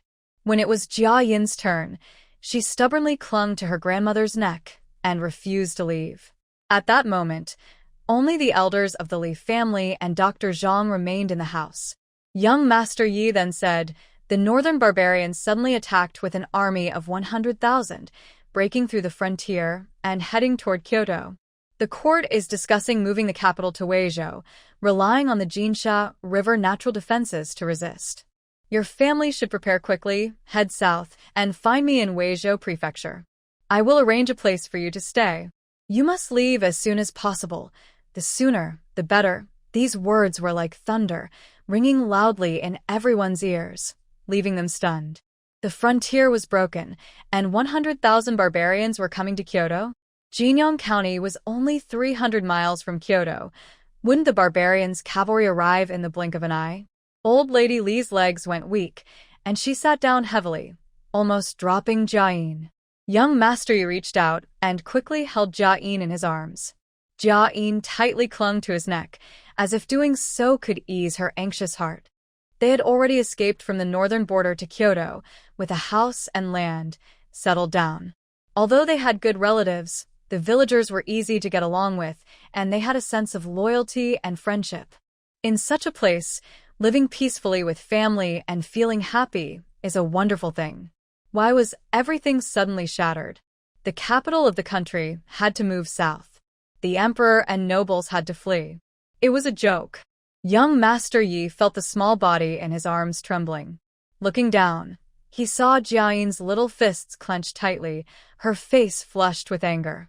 For some reason, he knew this child was very upset. She was angry at how weak and helpless the Tianwu dynasty was. Because of repeated disasters in Tianwu, court struggles are endless, and even the grain supplies at the border are not guaranteed.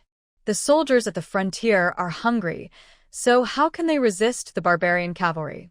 But don't worry, the Jinsha River natural barrier will surely stop the barbarians.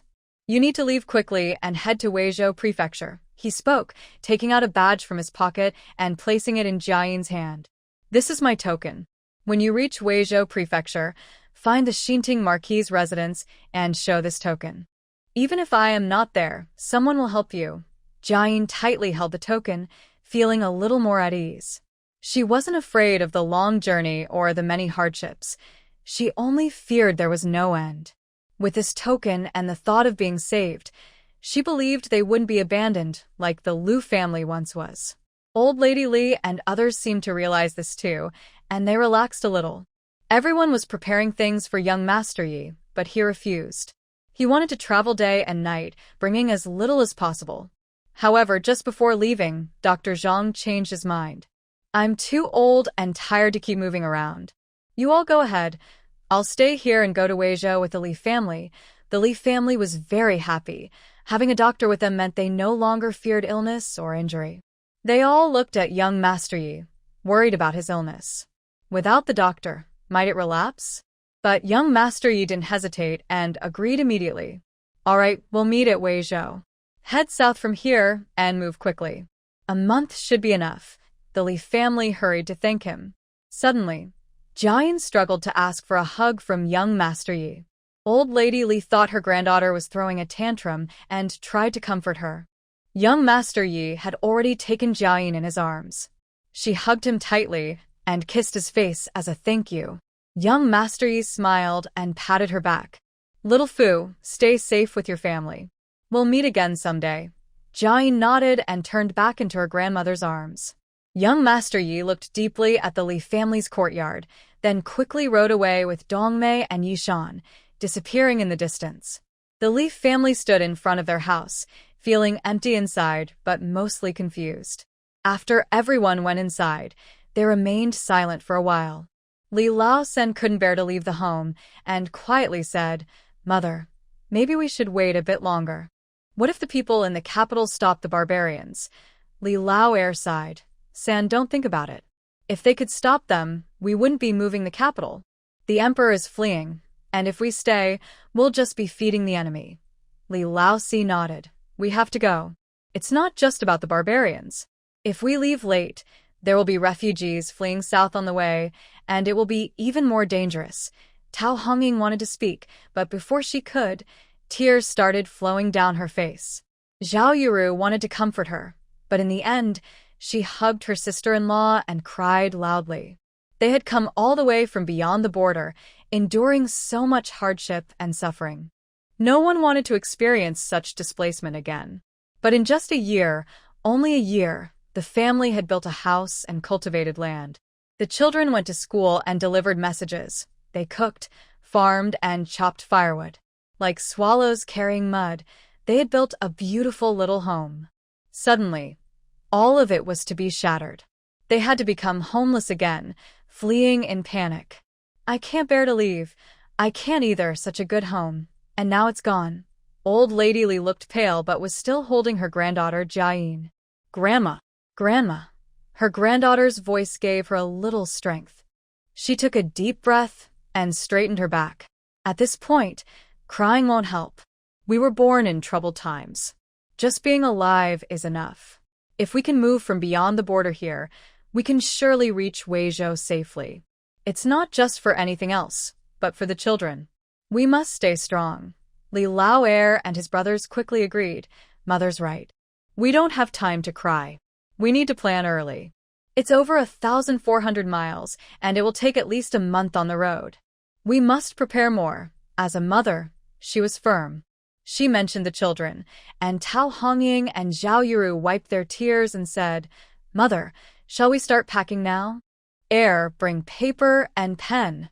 Let's think about what we need to do so we don't forget anything and suffer on the way. Old Lady Li instructed her son, Li Lao Heir, who immediately brought paper and ink. Everyone worked together, making a list. The first thing was to bring back Jiayin, the family member. The second was to harvest the crops fully and gather enough food for the family. The third was to inform the village chief and the neighboring elders, quietly reminding everyone to prepare early. The eighth point is to gather supplies, food, clothing, protection, and rain gear, making sure everything is well prepared. The three unremarkable soldiers are like Zhuge Liang on top. Everyone shares their thoughts freely, and it takes half an hour to agree on a plan. Then they divide the tasks, each person responsible for something. Jiayin listens nearby, feeling confident that everything is arranged well, but she also starts to think about her own worries. There will be 2 more updates tonight, around 5 o'clock. The small courtyard is her biggest secret and the reason her family can survive. At this time, she doesn't want to reveal her escape plan, but she uses the storage space to pack away things she can't take with her. There's also food, vegetables, and fruits in the space. Luckily, she hasn't taken them out yet. 5 acres of land are enough for her family to eat for half a year. If she works harder, she can harvest the crops and plant another batch. The space stays almost the same, without harsh winters or heavy snow. She doesn't need to worry about changing seasons. There are chickens, ducks, rabbits, and pigs in the small yard, which can help in emergencies. Even if they run out of food, she's not afraid. She can buy more after reaching Wuihua. The most important thing now is self-defense. She doesn't know what dangers might be on the road, so she needs to protect herself. She collects stones, saving them for use in a crisis. If a band of barbarians or soldiers attack, she can fight back with a rain of stones. Lost in thought, she becomes a little distracted. Meanwhile, the whole family has already gone to work. Only Jiayin stands in front of Grandma Li, looking hesitant and ashamed. He whispers, Grandma, should I ask about my mother? Grandma Li looks at her grandson and sighs inside. Although no one mentioned it earlier, everyone knows that Wuihua is a trouble spot that can't be avoided. Honestly, based on her foolish actions, it would be better if she never left home again. But from a good bamboo, a good shoot grows. She has 2 good sons. Jiayin is smart and will take the imperial exam someday. The exams aren't just about studying well, they also include evaluations. These evaluations look at the family situation, whether there's any wrongdoing, bullying villagers, or disobedience at home. In short, the whole family and the exam candidate must have no moral flaws. Having a mother who is abandoned would be a stain on Jiaren's reputation. After all, filial piety is the greatest virtue. Others wouldn't understand what Wuihua did to make the Li family turn her away. They would only say Jiaren is unfilial, neglecting the mother who bore and raised him. There is a child named Jiayi who is wild and straightforward, not caring about manners, but she is also a kind and filial child. Otherwise, she wouldn't have knelt down last time to ask her mother for medicine to reduce her fever. The Li family is cautious and wary, not because they dislike Wuihua, but because they care about Jiaren and Jiayi. Moreover, Wuihua didn't steal anyone or cause any harm, and when old Master Li passed away, she also wore mourning clothes and paid her respects. All these reasons made old lady Li tolerate her for a long time. But Wuihua was willing to take risks and secretly sent Jiayin away. Jiayin is the apple of the family's eye and their precious child. The family can no longer keep her. So, they drove her away to do hard labor for 10 years, and Jiaren and Jiayi felt this was what their mother deserved as punishment. They also paid her wages, so she could send Jiaren to school, which was her way of caring for her son. Now, as the world seems to be falling into chaos and everyone is trying to escape, old Lady Li is worried about her grandson, watching helplessly. How can she explain? Should she say, We're running away, leaving your mother behind to fend for herself? Or let her die here? Old Lady Li sighed deeply. Jiayin, go see your mother. Just say that the family is busy with the autumn harvest and needs her help. Be sure not to reveal anything. If she doesn't come back, it means she hasn't repented. Let her fend for herself. Our Li family will treat her as if she's dead. If you all hate the family, I don't care anymore. Jiayin quickly knelt and bowed. Thank you, Grandma. Just this once. If my mother doesn't come back, my older brother and I will consider her dead. Old Lady Li waved her hand, telling him to hurry into town. Jiayin was standing nearby, pouting because she didn't want to see Wuihua face again. But she didn't want to upset her grandmother, so she took a fruit and hugged her grandmother's leg. Grandma, eat. Old Lady Li looked up and saw her granddaughter holding a bright red fruit. Her brow finally eased a little. She didn't know what magical power her granddaughter had, but during their escape on the road before, she never let her family go hungry. This time, as they set out again, she believed it wouldn't be different. As long as they didn't starve, there was hope. Oh, my good granddaughter, I think I'll have to rely on you again this time. Poor little one, she has to worry and work so hard for the family. Grandma can't bear it. How can this world be so unfair, not letting people live a good life? Old Lady Li's eyes reddened. She wanted to hold on for her children and grandchildren, but in front of her granddaughter, she could finally complain and cry a little. Jiayin hugged her grandmother's neck and patted her shoulder with her chubby hand. Again and again, I try to comfort her. Because of Wuihua, Grandma Li was very angry. In the afternoon, only Jiayin came back with the mule cart. Wuihua was nowhere to be seen. Grandma Li and the whole family were surprised. Could it be that Wuihua didn't want to come back and preferred to stay in the city working hard? Jiayin looked upset, either feeling guilty or worried. Jiayin was the first to speak. Grandma, we checked the big yard and my mother wasn't there. She said. She ran away with my uncle. The lady of the main house even forced my father to give 3 taels of silver. Then she returned the work contract. She ran away? Where did they go? Grandma Li asked eagerly, and Jiayin blushed even more. I don't know. It seems they left some time ago. No one knows exactly where they went. Jiayin lowered his head and pressed his lips tightly. His father and brother first went to the academy to pick him up, then went to the big yard to look for their mother. The woman in the big yard spoke harshly, saying unkind things. She said they ran away with a wild man, or went outside to enjoy themselves. Some even said she was pregnant and hid to give birth. He really wished he could find a crack in the ground to hide in. The family kept thinking about their brother and sister and had already tolerated a lot from their mother. Why couldn't she be more careful? Grandma Li guessed part of the story and, feeling sorry for her grandson's embarrassment, said, At such a time, there's nothing we can do about your mother. We can't go searching all over the world for her now. It depends on her luck. Our family might have to run for our lives. Jiayin and Jiayin nodded, quickly packing up and busying themselves. Although the Li family had only settled here for a year, everyone, young and old, was able to earn money, and they had saved a lot. Most of their belongings couldn't be taken when they left, so they locked everything in the storeroom, hoping that someday, someone lucky might find and take them. But Jiayin was reluctant to leave. She often sat at the door of the storeroom, doing nothing. Although there were many baskets and containers inside, they were already empty.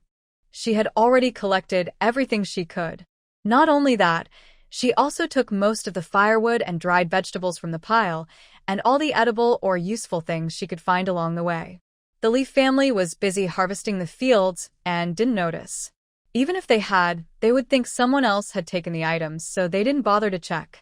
The village chief had planned to organize the villagers to help the Li family harvest their land in a few days. But when he saw the Li family starting to move, he thought it was because Lu's family was caught stealing grain. He immediately went to the Li family's land, grabbed Li Lauer, and complained. Your family is in a hurry, but these few days don't matter. The sun is just right, so let's dry the sorghum and mill it a bit more. The old men from next door also arrived shortly after. Although they held sickles and other tools, they hesitated to use them. Old Lousiey saw no one around, so he pulled them aside and whispered a few words. The village chief immediately jumped up. What? What did you say? The other old men looked very worried, instinctively touching their injured limbs. Old Lousiey quickly stopped the village chief and lowered his voice again. This matter must not be made public now. Maybe we should move the capital to Wuihua. The news from the capital hasn't come yet. If we don't move, we might just be spreading rumors and causing panic, which could land us in big trouble. We can only prepare secretly. If the news is true, chaos could start in the city in 3 or 5 days. We need to leave quickly, head south, and try to get ahead of those from the capital. Otherwise, we might be left behind. The children, Wuihua is back, acting cute and asking for updates and 5-star reviews.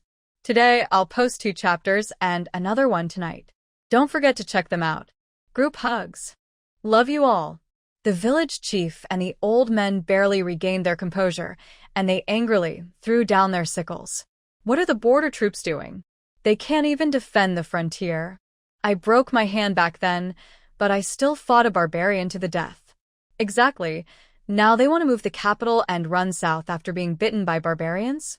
The village chief sighed and waved his hand impatiently. Enough. It's not like it was back then. We need to prepare to go south quickly. If we delay any longer, it will be too late. Gather the grain now, take it all. We need to eat wherever we go. That's right. We don't know what the road will be like. Everyone was worried but had no choice but to go along with the plan. Immediately, the village chief rang the old copper bell at the village entrance, and everyone came out to ask what was happening. Hearing that each village was rushing to gather grain, everyone became anxious. The village chief ordered a quick harvest, and everyone hurried home to grab sickles and carrying poles. No one wanted their family to suffer from hunger in winter. At this moment, grain was life. Harvesting grain was like saving lives. Every household, men and women, old and young, all went to the fields, more eager than when they were just harvesting their own land. Even at night, they worked in the dark to cut sorghum heads, adding to the daytime efforts, and all the sorghum and millet were gathered. They laid the grain out in the threshing yard, rolled it over, and let the wind blow, causing full grains to fall. Old Lousiey took the list and distributed the borrowed grain to each household. The Lee family had the most remaining supplies, which made Old Secondly worried. They couldn't carry so much grain on the escape route. As night fell, he decided to go home and ask his mother. However, Old Lady Lee came with good news to deliver food. The mother and daughter sat together, worried, while Jiayin quickly took action. She moved her little legs and ran around the yard. She kept only 8 bags of grain, hiding the rest away. After Old Secondly finished eating, he stood up in shock and then panicked. How could a thief steal the grain right under their noses? Old Lady Lee was also startled, then remembered something and stopped her son, warning him. Don't worry, or make a fuss. The grain can't be lost. If someone asks, just say we sold it overnight. Old Secondly was full of questions, but didn't say anything. When this happens, what can you do? Catching the thief isn't more important than saving your life. The next morning, Old Secondly and Old Fourth Lee went into town again. They listed the basic supplies like oil and salt, and also the Dr. Zhang's prescription for medicine, including some for cold, dysentery, or fever. Most importantly, they wanted to learn about the situation in the city. If things looked bad, they had to leave quickly. The village chief stopped a mule cart at the village entrance and went into town with them. He didn't buy as much as the Lee family, only 20 jin of salt. Old Secondly saw this and also bought 20 jin of salt. When they entered the city, everything was fine, but when they left, the city gates suddenly closed. Many carriages lined up, each loaded with a lot of goods. Some even had women and children, and they could hear children crying from time to time. Old Secondly and his companions felt uneasy. They quickly took the northern exit and hurried home. At this point, they no longer needed to hide. News had spread in the city, and wealthy families had already started to flee. Almost as soon as they entered the village chief loudly rang a broken copper bell. The villagers were confused. They had already collected the grain and stored it in their granaries. Could someone still be trying to raid their homes? In the end, the village chief simply said one sentence, making everyone see stars. Barbarians have crossed the border, and the emperor is fleeing south. Pack up quickly and escape, or it'll be too late. After saying this, the village chief ran home. His wife had already packed their belongings and placed them on their small donkey cart, ready to leave at any moment. The Leaf family also packed their prepared baskets, grain sacks, and other supplies onto their mule cart, covered with a large oilcloth. The remaining small belongings were mostly placed on a handcart, pushed by old Lousiey and Jiayin. A few items were packed into a basket, carried by old Lousiey and Li Lao-san. Grandma Li carried Jiayin, while Zhao Yuro and Tao Hongying tugged at Jia and Jiayin. Jiahui and Jiayin hurried to load a divine doctor onto the cart. But after waiting for a long time, the neighbor's old men hadn't come over yet. Grandma Li grew anxious and shouted to her son, "Go check on Uncle Zhao and the others," urged them to hurry. "I'll go around and see what we might have left behind." Li Lao and the others responded and went off. Grandma Li carried Jiayin and visited each house.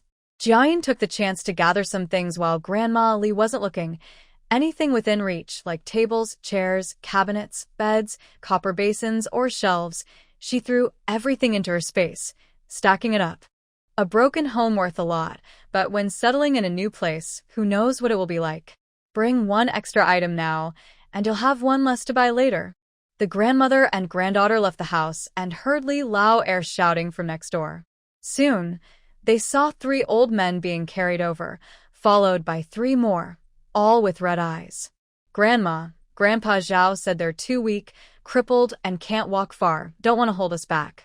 They want to stay and guard the house. Jia Yi's heart softened. He was both angry and anxious, tears in his eyes. That's not right. Grandma Li glared. We're all eating and living together. When disaster strikes, how can we leave them behind? Get on the cart now, we're leaving. Hearing Grandma's words, Jia Yi loudly agreed, helping to load the old men onto the cart. To prevent them from running off, he even tied their hands and feet with ropes. The village chief rushed over in a donkey cart. Seeing this, his eyes welled with tears. The Li family truly values loyalty and kinship. Taking along a few partially disabled elders isn't just about giving them food. It's about responsibility. These are 6 burdens. He originally came to gather his brothers, but he realized the Li family had already taken everyone. Feeling grateful, he opened his mouth to speak. At that moment, a crowd suddenly surged outside the gate, villagers of all ages. Without knowing who started first, everyone knelt down and bowed, crying loudly. "Village chief, Auntie, please take us with you. Village chief, help us. We don't know where to run." The village chief felt a headache. It wasn't that he lacked responsibility or didn't want to take everyone, but the escape route was too difficult. He couldn't even properly care for his own family, let alone over 100 villagers. It was simply too hard to consider. The Leaf family members were feeling very worried. With many elders and children, they already carried a heavy burden. At this moment, being ahead was crucial. Whoever took the lead had a better chance of survival. But every family in the village had no horses or carts, and bringing them along would slow down the journey. A woman, perhaps noticing the hesitation of the Leaf family, pushed her children forward. "Madam, please take my son Dog Dan and my daughter Dia. Just give them some food on the way. In the future, they can work as farm hands for your family. Just take them to save their lives." The children didn't want to leave their mother. They tightly hugged her neck and cried loudly. "Mom, don't leave me. Boo-hoo, I don't want to go." The Lee family couldn't bear to watch anymore. Old Lady Lee tried to be firm and advised. "We're just starting to escape now. Quickly pack your things and head south. There's still time. Once we cross the Jinsha River, we'll be safe." But the woman shook her head desperately, insisting on giving her children to the Lee family to become servants or beasts of burden. They hadn't gone to school or been very clever, but they had instinctive intuition. The Leaf family had already gathered food and supplies early, so it was clear they had received some news. Maybe they already had a destination in mind. And their family had a mule cart, which was definitely faster than others. Children following the Li family would have a better chance of survival than staying with their own family. At this moment, almost all the villagers knelt down. "Li auntie, please have mercy, and take us with you." "Yes, Li auntie, sob. For the sake of past friendship, save us. We don't know anything, and going out is just death." Suddenly, the yard was filled with crying, loud and heartbreaking. Tao Hongying hugged her son Jiayin and held her daughter Jiayin. Zhao Yiru also tightly embraced her two sons, Jiahuan and Jiahui. They were all mothers, and at this moment, they couldn't help but feel soft-hearted. But they dared not say much, only secretly looking at Old Lady Li. Old Lady Li wasn't heartless. She felt sad too. But escaping with the whole village was too difficult. Finally, the village chief spoke. "Annie, your family has escaped famine before and has some experience. But everyone has been living peacefully for too long and knows nothing about danger. Please, be kind, and let's set out together. If something goes wrong on the way, or if you need to leave early, your family can go ahead first. We won't complain." Since it had come to this, Old Lady Li could only nod in agreement. "All right, here is the improved and simplified version. Okay, let's be clear. This is a time to escape. If anyone dares to forget kindness or shows no gratitude, don't blame our Li family for not showing mercy. Everyone quickly thanked us, wiped their tears, and finally looked happy." Tao Hongying and Zhao Yiru hurriedly gathered the women to give instructions. "Remember not to bring unnecessary things. Bring small iron pots, bowls, dishes, knives, oil, salt, rice, grains, bedding, cotton clothes, and waterproof mats. You must sleep outdoors on the way, so prepare for rain and cold nights." Meanwhile, Li Lao Air and a few others advised the men and their families. "If you have a cart at home, push it. Don't use a hand cart. Use a unicycle cart. If you don't have one, carry things on a shoulder pole. Mountain roads are tough, and carts can't go up. Also, bring sickles, axes, and knives. There might be people trying to steal food on the way. Because the villagers trusted the Li family, they were happy at first, but soon their faces turned bitter and worried. Escaping was much harsher than they expected. Soon, everyone went home to prepare. Of course, there was chaos. Kids crying, elders shouting. Everything was a mess. The village chief and the Li family members were worried, so they went around helping. Greed is human nature, especially after years of hard work saving up their belongings. The young people were better, but the elders wanted to take everything, even the firewood at home. The village chief was so angry his eyes turned red. He scolded loudly, "Old Zhang, put down that wine jar. If you don't, I'll smash it. It's not the time for drinking. Are you trying to die?" The old man looked sad and cried as he put down the jar. "I've hidden this for 2 years. I bought good wine for 200 coins. The village chief was annoyed. "Just pack some in a big gourd. Carry a jar on the road? You'll tire yourself out. If you die, that's okay. But if you slow everyone down, I'll be the first to leave you behind." Before he finished, he saw Grandma Zhang stuffing hens into a basket.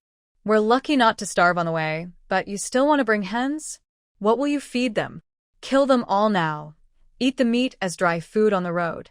The Li family was also overwhelmed. They agreed to bring some things, but secretly stuffed more into their baskets. They were so angry they almost spat blood. Before leaving, they already regretted bringing these people. In just an hour, it felt like a whole year. Everyone was exhausted and speechless. Jiayin sat on her grandma's back, urging her to walk around the village. She also secretly took some items from the space: clay jars, basins, baskets, hose, and even 7 or 8 jars of sauce. Someone naturally noticed things had disappeared, but when fleeing, who would have time to investigate? Before anyone could start shouting, they were already pulling the elderly and children to leave. Everyone brought their food supplies and warm clothes without being told. They also didn't forget the iron pot for cooking, but they packed many useless items as well. The men carried burdens, the women carried bundles, and the elders pulled the children along. When they gathered again at the village entrance, everyone looked at each other with red eyes. Although their good days had been affected by natural disasters, they still had the water well from the Lee family and some leftover grain, so they weren't worried about starving. But in the blink of an eye, everything was gone. They had no home, no house, no land, and didn't even know where to go. It felt like falling suddenly from heaven into hell, filled with only despair. The village chief secretly wiped his eyes and was about to give the order to leave. Suddenly, Lou's family ran back, crying out, "Village chief, save us. Please wait for us, we'll go together." "Go together," Mrs. Gua shouted loudly, without tears, just crying out loudly. Everyone in the village frowned and stepped back, not wanting their family members to get close. Lu Taizhu and Lu Laifu, usually arrogant, surprisingly started complaining. "Village chief, you are so unkind. The whole village is fleeing, and you didn't even call us. If we meet bad guys on the way stealing stuff, don't expect us brothers to support you." Lu Laifu rolled his eyes and snorted coldly. "I know both the black and white sides in the county, and I wanted to protect the village. But now, you've really disappointed me." Mrs. Gua also rushed in front of the Lee family, glaring and shouting loudly. "Big sister, you're too unkind. Fleeing with the villagers, but not taking us. Among the whole village, only we are your relatives. Taizhu and Laifu are your nephews. How can you care about outsiders and ignore us?" "Old lady," Li was fed up. If her brother were alive, she might still have some feelings. But now her brother was dead, and Lu's family was considered outsiders, especially since they were so hated. "Get out of here. I told you long ago, I've cut ties with your family. You stole from us before, and I haven't even settled the score. Who gave you the right to come and shout at us? Yes, you've all been driven out of the village. Why should we take you along? Go away quickly, don't delay us." Old Li, the fourth, stepped forward, grabbed Mrs. Gua, and threw her aside. Lu Taizhu and Lu Laifu wanted to fight, but Old Li kicked them in the stomach, making them curl up on the ground and unable to move. Su Nyang and Chun Hong held the children, crying as if the sky was falling. But no one softened their hearts. This family was known as the village's troublemakers, no good deeds, always causing trouble. Now they were trying to escape, and bringing them along would only bring trouble. Besides, this family had not borrowed grain from the Lee family. All 7 members of the family had nothing to eat. It was obvious they just wanted to stay alive by relying on the village. The more the others thought about it, the colder their hearts became, and they paid no more attention. Everyone worked together to pull this family apart and quickly set off. The Lu family was completely panicked. They were just trying to survive by mooching off the village, especially from the Lee family. They had relatives and connections, and when they mentioned their late father, they believed Li Laotai wouldn't really let them starve. But they didn't expect that the whole village and the Li family wouldn't give them this chance. Seeing the villagers walk away, the Lu family was completely stunned. It was Gua's wife who shouted and called her daughter-in-law to hurry home, gather some clothes and bedding, and then chased after them desperately. Qingshui village received the news early. While other villages were still packing, they had already set out. However, each family carried a lot of belongings, making travel difficult. After about an hour, they had only gone 10 or so miles and stopped on a high hill to rest. The group was very silent. Suddenly, someone started crying first. The crying seemed contagious. Everyone's eyes turned red as they looked around at their panicked companions and glimpsed their distant, faintly visible hometown. "Woo-woo, what will we do now? I don't want to leave. I'm so old. Will I die outside? Damn barbarians. We should have killed them all back then. What will we do now? If we go south, there's no land to live on." The crying grew louder, men, women, and children all weeping. The Leaf family huddled together, their faces numb with despair. They had experienced famine before, and were more experienced than the villagers. But after finally finding a place to settle, they had become homeless again. This pain was something the villagers could never understand. The village chief and his wife sat together, wiping tears. He still remembered that he was the backbone of the village. He forced himself to stay strong and shouted to everyone, "Don't cry anymore. At times like this, just surviving is good enough. As long as we're alive, we have nothing to fear. He helped his wife to kneel toward Qingshui village and said, "Everyone, bow your heads.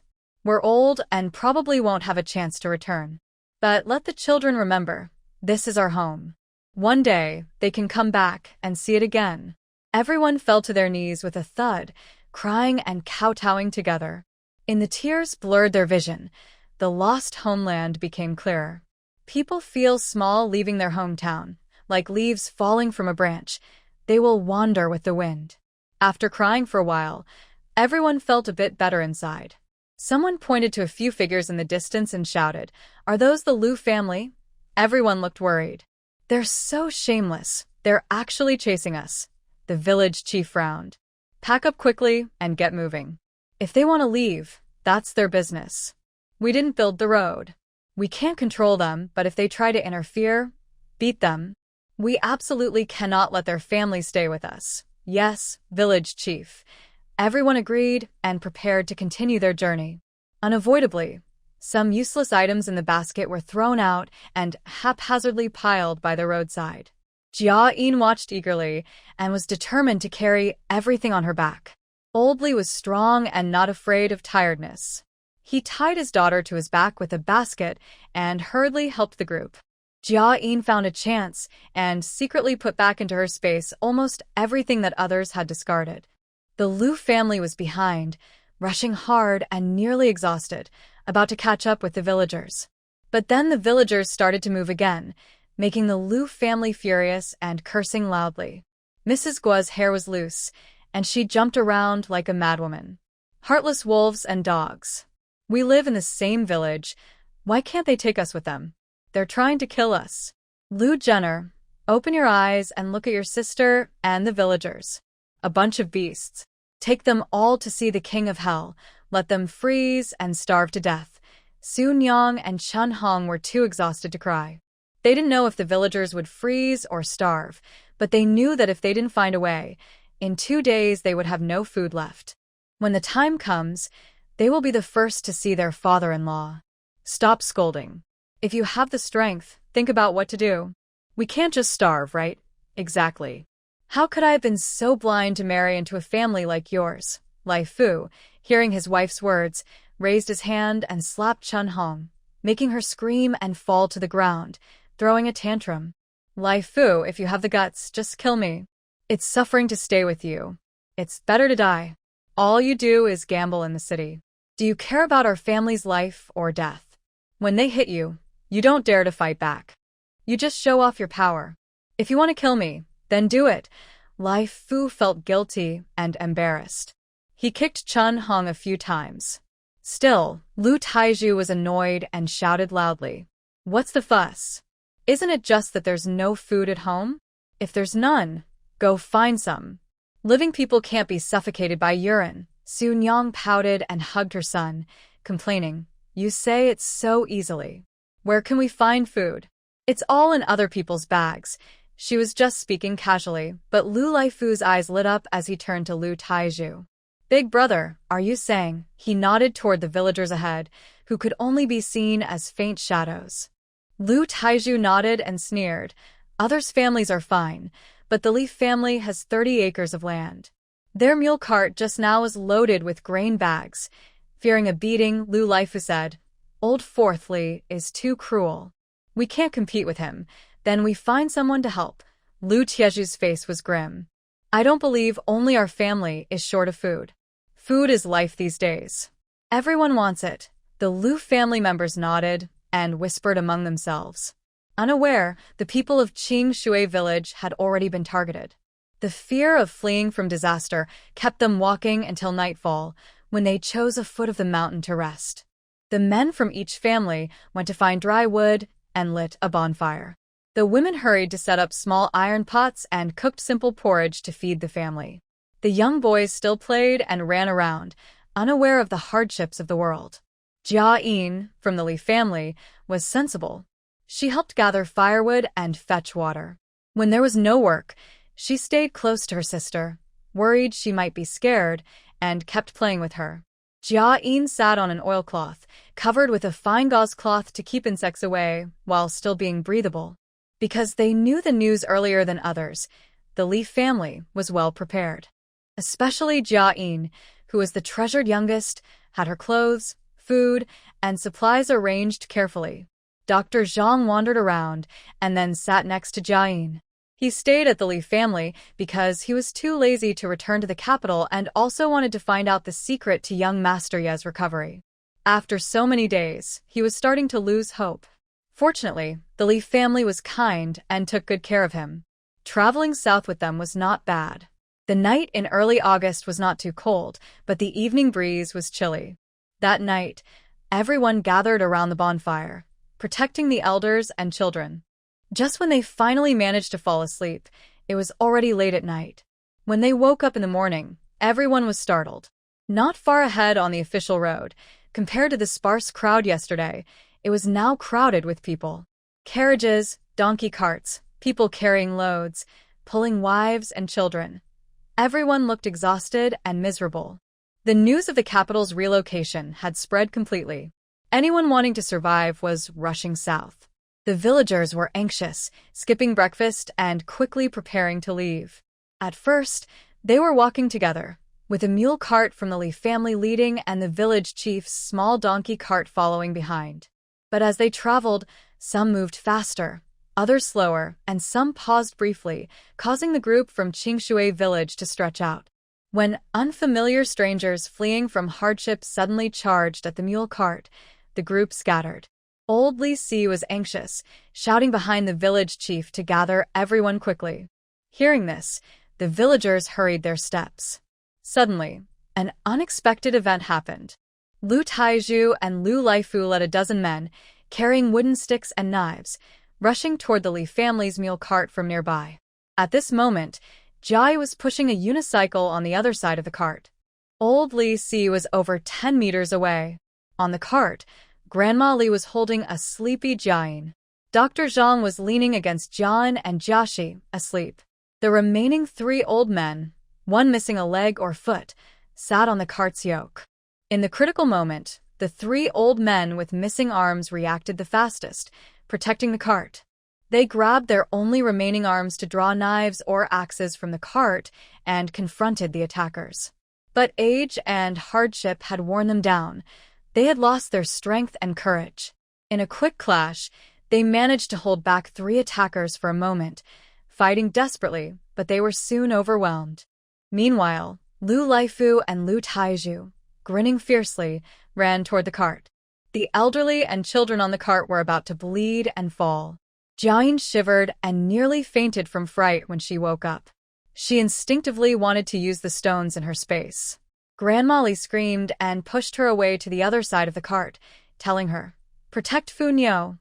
Tears welled up in Jiayin's eyes. She saw the shining knife clearly. Grandma had thrown her out to block the attack. Every moment she delayed, she had a better chance to survive. At this critical moment, Jiayin jumped over the cart and drew a stick to block the attackers. But how could one person fight against 7 or 8? Fortunately, some villagers nearby finally reacted. The men grabbed their shoulder poles and rushed forward, while the women screamed and threw whatever they could find. Some villagers, frightened, pulled their families away to hide, fearing they might be caught in the chaos. At this moment, old Forley finally arrived, followed by 7 or 8 villagers. He drew his long knife from his waist and charged straight at Lu Laifu with a slash. Before Lu Laifu could scream, his head was cut off at an angle. Warm blood splattered everywhere, soaking the people around him. Lu Taizhu was stunned for a moment, but before he could react, he felt a pain in his shoulder and half of his body was cut apart. The 2 brothers lay dead together, blood flowing like a river. The chaotic scene earlier suddenly seemed frozen because of this terrible turn of events. After a long pause, no one spoke, and no one dared to make a sound. It was the group that had come with Lu's brothers to rob who reacted first. They were terrified and turned to run wildly. Old Forley's eyes turned red with rage, and he wanted to chase and strike a few more times, but Old Lady Li shouted to stop him. "Don't kill anymore." The family is safe. Old Forley hesitated for a moment, then stopped, letting those people escape with their lives. Jiayin was choking on the blood and felt like vomiting, but seeing her father holding a bloodied knife, standing in the sunlight, his whole body shining like a golden armor, she couldn't help but want to cheer and cry. This was her father, brave and quick, killing enemies and protecting his family. He had a kind heart but also had strong, ruthless methods. Tao Hongying and Zhao Yuru were terrified, clutching their frightened family members and wiping tears randomly. On the mule cart, Dr. Zhang and a few elders looked on with shining eyes. If this had been on the battlefield, Old Forley would definitely be a good candidate for a general. Li's second and third brothers, Jia Ren, Jia Yi, and others, hurried over. The village chief also brought the remaining villagers to arrive. Everyone looked at the bodies of Lu's brothers, feeling complicated inside. Everyone in the village knew this family was not good, but robbing fellow villagers with outsiders was even more vicious than they thought. "What should we do?" a villager whispered. The village chief glanced around and saw the other fleeing people had already run far away in fear. He said, "In chaotic times, killing a few people doesn't matter. Besides, they came to kill and steal food. They are not skilled, and it's their own fault if they die. If we don't kill them today, who knows what trouble they'll cause next, and it might endanger the whole village." Everyone nodded. Old Forley kicked aside the two bodies and called out, "Let's go quickly and find a quiet place to talk." He looked covered in blood, like a reincarnated killing god, so much so that children didn't dare to look at him. Now that he had spoken, no one dared disobey. Everyone quickly followed the mule cart and soon disappeared into the distance. The remaining refugees watched from afar, daring only to secretly observe Lu brothers' bodies. Wow, that was harsh, just one slash and they were cut open. Yeah, they wanted to steal grain. Why didn't they pick someone easier? Those people looked dangerous from the start. They're definitely dead, no hope left. We need to be careful. We must not provoke the family that drives the mule carts, right? We shouldn't bother them. As they spoke, Guo's family finally arrived. They had been waiting for their son to carry the grain home, but he hadn't come back. When they heard that Lu Taizhu and Lu Laifu were dead, they couldn't believe it. At that moment, seeing their two sons' bodies, only half of each, they suddenly fainted, collapsing to the ground. Guo's family looked at each other with pale faces, both grief-stricken. They had no grain left, and their men were gone. Only the old woman remained. How would they survive? It was clear that the two women were both clever and ruthless. Their first action was to take the money pouch from Guo's arms. There were about 110 coins in total. Each woman took 50 coins and then grabbed their children, splitting up and going their separate ways. They were young and could easily find a rough man to marry, to survive and find food, heading south to start anew. This series of actions stunned everyone watching nearby. The men had died, and they didn't even cry. Instead, they robbed the old woman. Seeing Guo move slightly, as if she might wake up, everyone was afraid she'd blame them, so they all hurriedly ran away. Guo slowly regained consciousness. When she saw her sons' bodies, she rushed forward and started crying loudly, her voice hoarse and desperate, as if she wanted to scream and bleed.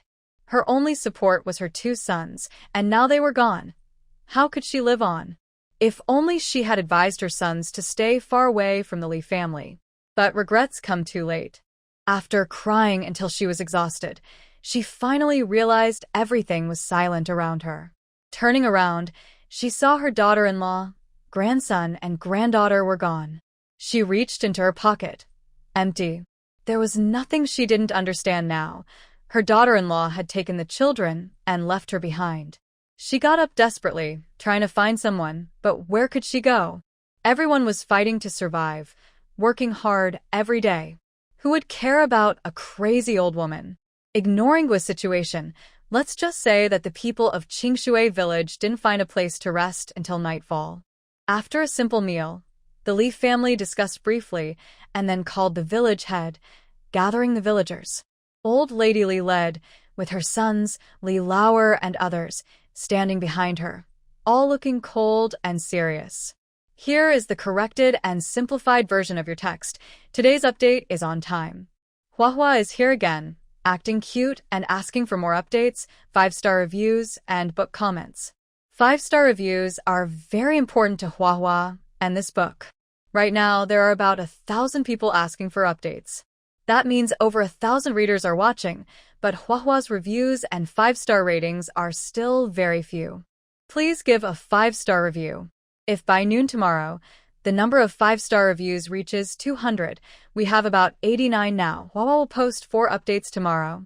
Out of those 1,000 people, just over 100 need to leave a review. Please, everyone, take a moment to help. Love you all. Grandma Li was the first to speak, saying it's quiet now. We need to talk about the bills from during the day. Some people, Wuihua family, don't want to keep traveling with anymore. Everyone looked upset and held their breath.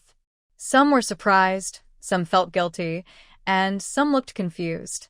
Someone slow-minded asked, "What's wrong, Aunt Li?" We agreed to leave together. It's only been 2 days. Why are we breaking up now? Others nodded, not understanding what was happening. Grandma Li waved her hand to quiet everyone, then said, "Earlier, we got news and told everyone right away. We didn't say we would take back the grain we lent you. We just thought, since we've known each other for so long, we could help each other out, right?" Our family was ready to leave immediately. We waited half a day because everyone asked us to stay. My brothers and I were busy helping, never refusing any task. She took a deep breath, clearly very angry. "We believe we haven't done anything wrong to you. We hope we could look out for each other. But it's really disappointing that when we needed help, some of you let us down." During the day, Fourth was at the back of the group, making sure everyone stayed together so they wouldn't scatter. When Lou's family came with others to steal grain, they had knives and even wanted to hurt us sitting on the mule carts. And what happened? The families walking near the carts turned around and ran away, refusing to help us at all. She pointed at some people who looked guilty and bowed their heads, calling out their names. Hu Lao Sand, Hu Lao Si, and Zhang Shirtu. What were you thinking? You all had sickles or knives.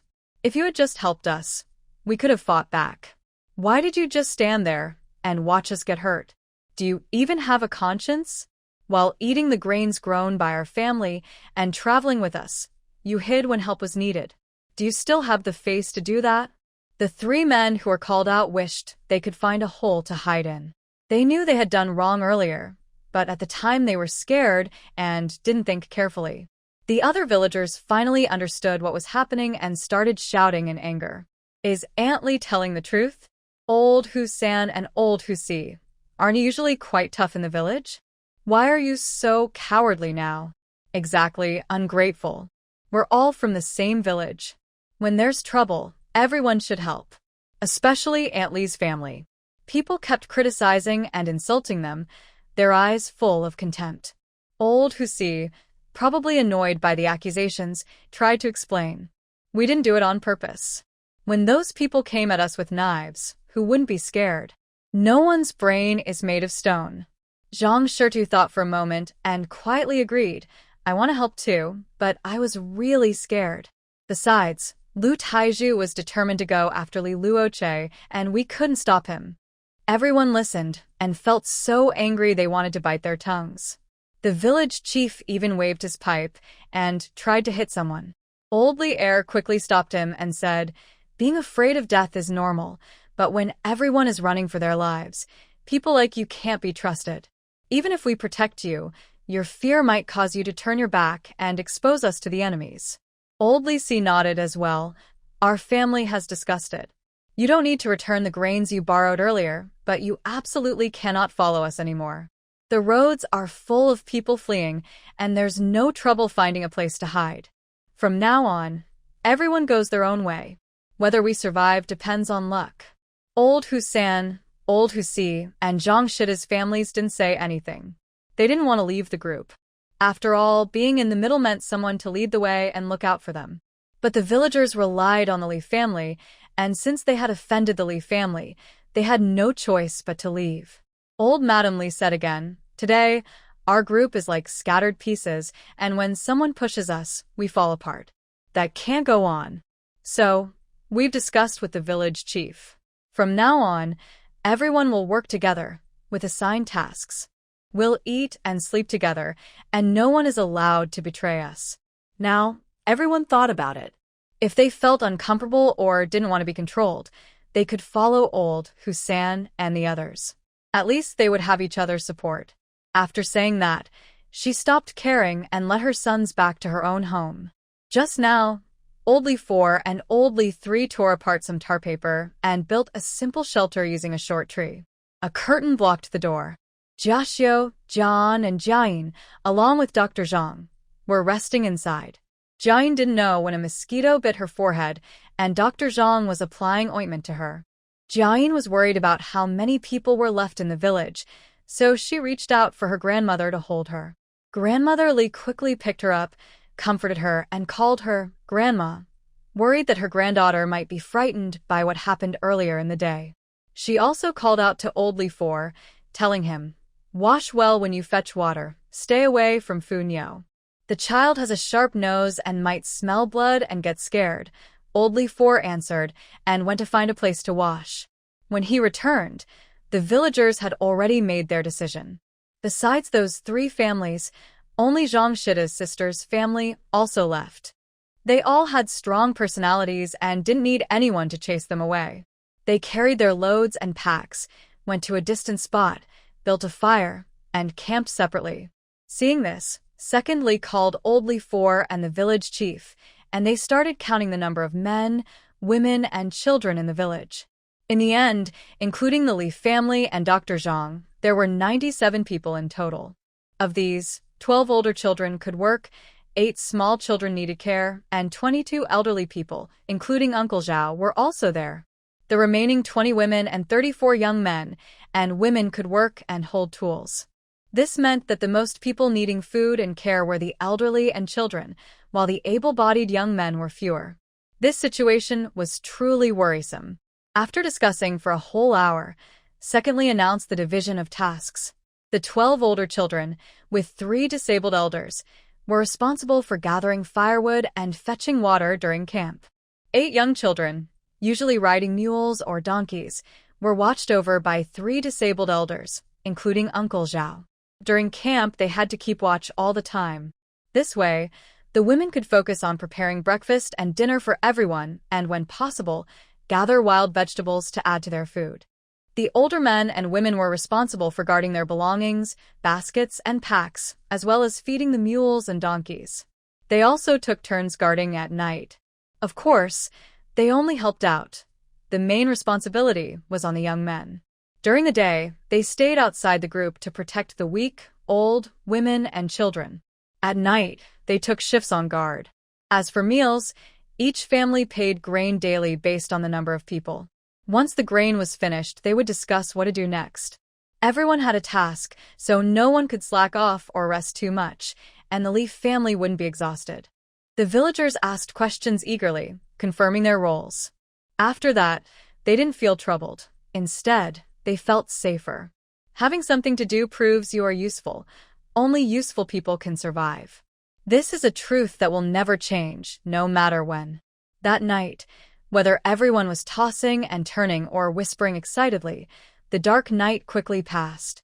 Almost as soon as the first light appeared on the horizon, the camp became busy. The women were busy cooking. Usually, each family had a small pot, but now they only needed 6 or 7, even saving one for the children to make millet porridge. The men packed their bags, hitched the carts, and went to the river to fetch water. The old men shouted at the young boys, training them like soldiers on how to hit with sticks, where it hurts the most. The boys were very excited. Soon, everyone finished eating, packed up, and set out again. This time, although still unfamiliar, the team looked much different. In front were mule carts, behind were donkey carts, and in the middle, women supported the elderly. The men carried loads on their shoulders, walking on both sides, with axes and sickles hanging in their baskets, shining in the sunlight. The whole team looked like an oval-shaped egg. Sometimes, others tried to join in, but they were pushed away. Some with bad tempers cursed a little, but the villagers immediately raised their axes, and those people quickly moved aside. All day long, Except for a half-hour rest at noon, everyone kept walking under the sun, maintaining this formation, covering about 50 miles. Compared to yesterday, they were much faster, and even Laoson's family, who had fallen behind, was left far behind. Smart people noticed that this team was unusual and kept close behind, about a few dozen yards away, following along without needing to clear the way. At sunset, everyone found a place to rest again. It wasn't that they couldn't endure hardship, it was just that there were too many elders and children in the team, and traveling at night was too dangerous. At this time, safety was the top priority. When everyone was drinking water and eating dry food at noon, many people watched from afar, hesitant whether to come forward. It was easy to guess that these people had run out of food. Whether they wanted to buy grain with silver or beg for it, no one wanted to pay attention. During the previous drought, the land was scorched, and grain prices had multiplied several times. Except for wealthy families who still had stored grain, most ordinary people had almost run out of rice. Some vegetables and beans had been replanted in the fields, but fleeing from famine meant they couldn't carry much. So, almost all the people fleeing had little to no food. A few days ago, the adults were still okay, but the children looked pale and thin, and some elders leaned on the roadside, unable to get up once they sat down. The people of Qingshui village hardened their hearts and tried not to look or listen. The village chief kept repeating his warnings, hoping everyone would listen. Stop sharing your kindness. Do not give anyone food or supplies. We are only about 30 people, but if you include everyone traveling with us, there are hundreds. If others find out we have food, they will come to take it. It won't be sharing, it will be stealing. Yes, anyone who causes trouble for us will be kicked out. We can't even protect ourselves now. If you're kind, go with others instead. Lousiey also loudly agreed. Earlier, after killing the Liu brothers, he was covered in blood, which made a deep impression on everyone. Now he spoke in the group, and his words carried more weight than the village chief's. With firm warnings and advice, the group traveled safely all day. But at night, they had to cook, which was the biggest danger. They deliberately moved away from official roads, walking 2 miles out to find a small mountain hollow. It wasn't easy to fetch water here, but everyone liked it because it blocked most views, making it easy to defend. As long as they protected the front of the hollow, no one could easily attack. Soon, the mule and donkey carts were unloaded and placed across the entrance as simple cover. The elderly and children hurried to gather firewood in the faint remaining daylight. Women split into 2 groups, one to light fires and boil water, the other to pick wild vegetables. They didn't worry about taste. As long as the food wasn't poisonous, they gathered everything they could. They washed the vegetables, threw them into the porridge pot, added a little salt, and everyone could eat enough to fill their stomachs. Tonight's meal was much better than the previous days, because the chickens and ducks they brought from home were only salted quickly to prevent spoilage. Now, late autumn weather wasn't too hot, but it wasn't very cool either. If they kept them any longer, the chickens and ducks might rot. So, besides vegetable porridge, they also cooked a few pots of chicken and duck stew. More than 90 men, women, and children shared just a few chickens and ducks, which wasn't enough. But even just a sip of meat broth was a great treat at this time. The families with chickens and ducks didn't need to fetch grain from the main kitchen tonight and tomorrow. This was their way of being compensated. Traveling together, they couldn't be perfectly fair in everything, but they tried to treat everyone equally. This was the key to keeping everyone united and overcoming difficulties. When night fell and it was very dark, the men sat outside the donkey and mule carts, lighting 2 bonfires. They chatted casually while waiting to eat.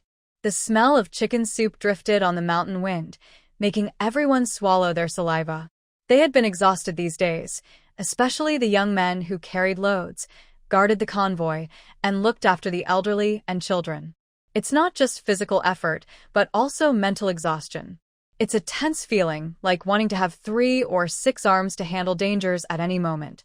At this time, smelling the aroma of food and hearing the children playing and laughing on the other side of the mule cart, they can finally breathe a little easier.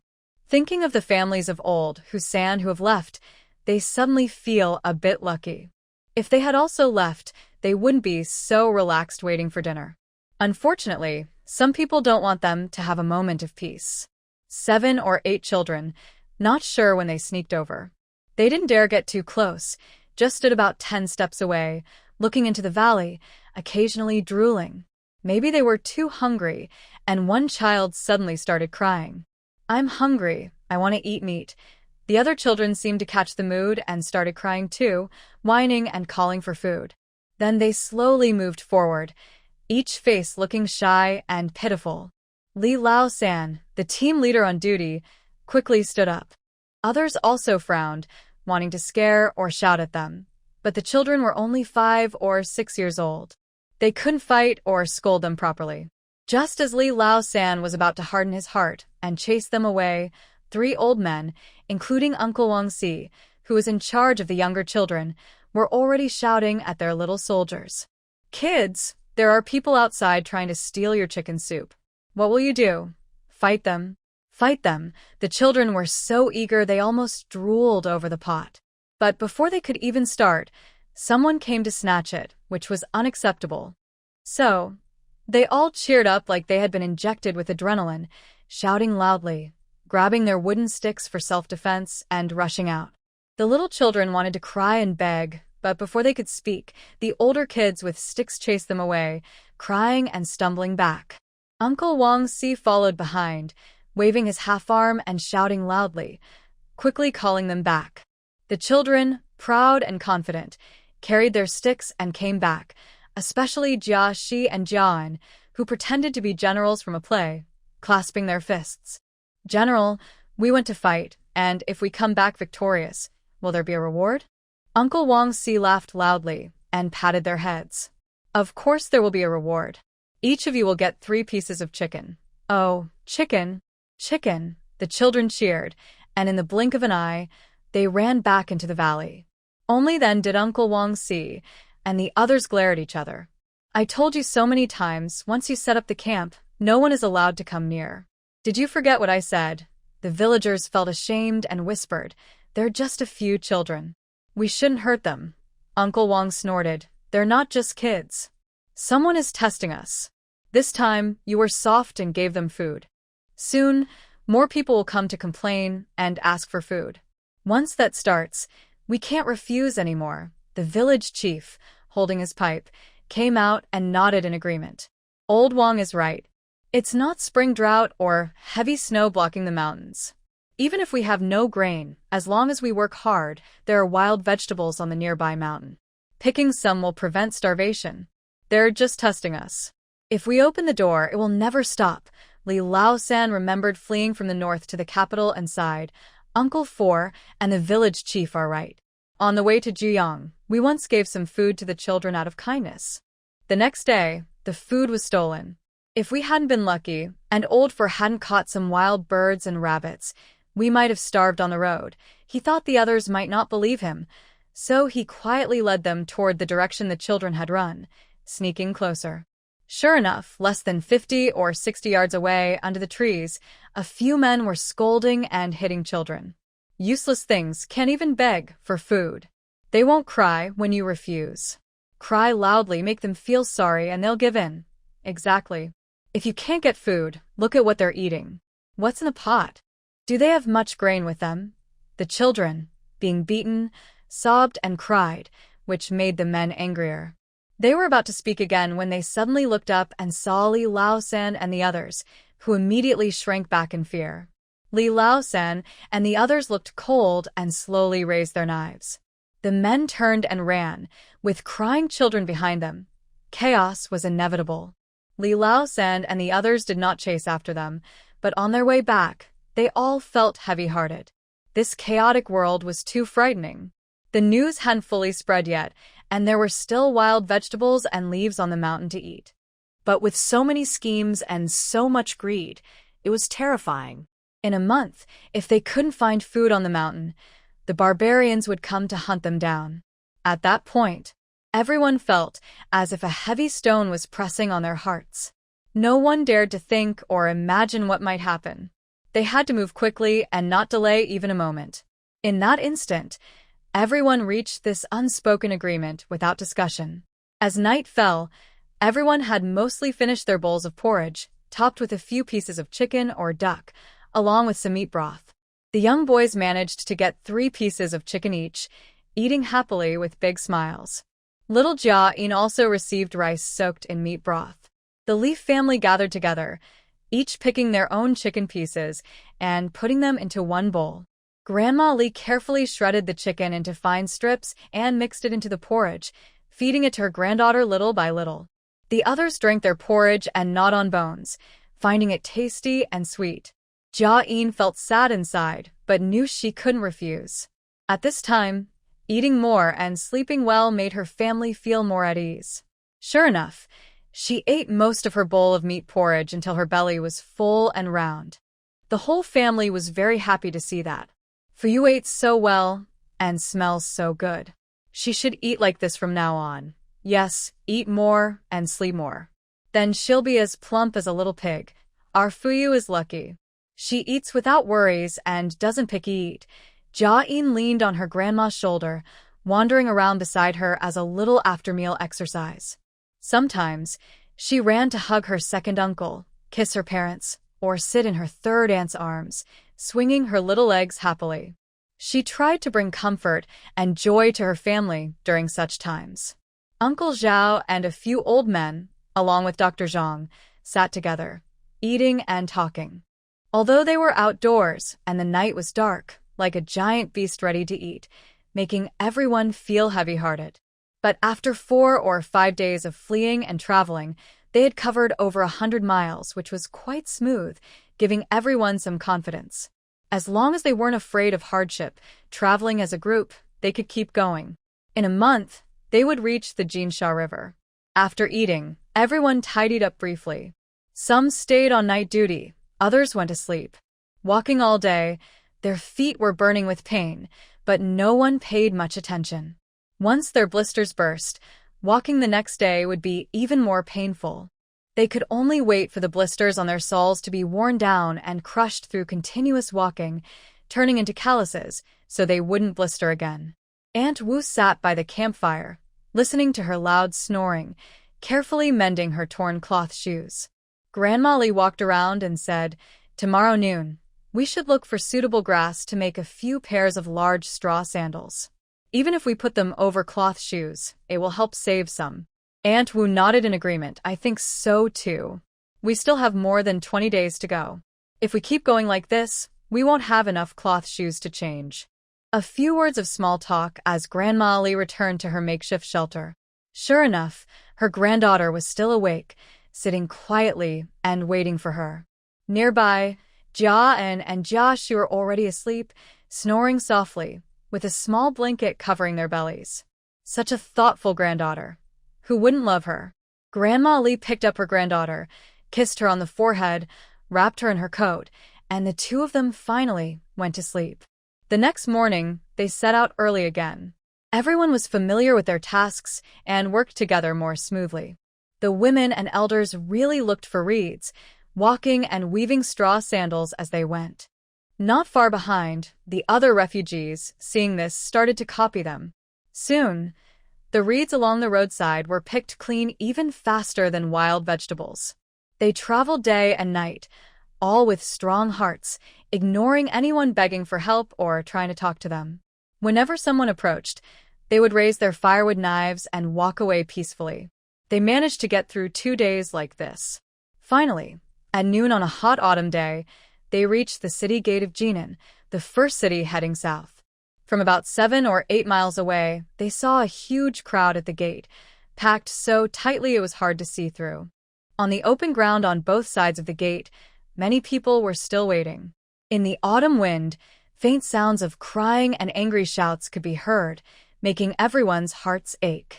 Confused, the village chief and the Li family discussed briefly, then led everyone to find a place to camp. They had traveled so far, it was time to rest for an afternoon and check the situation ahead.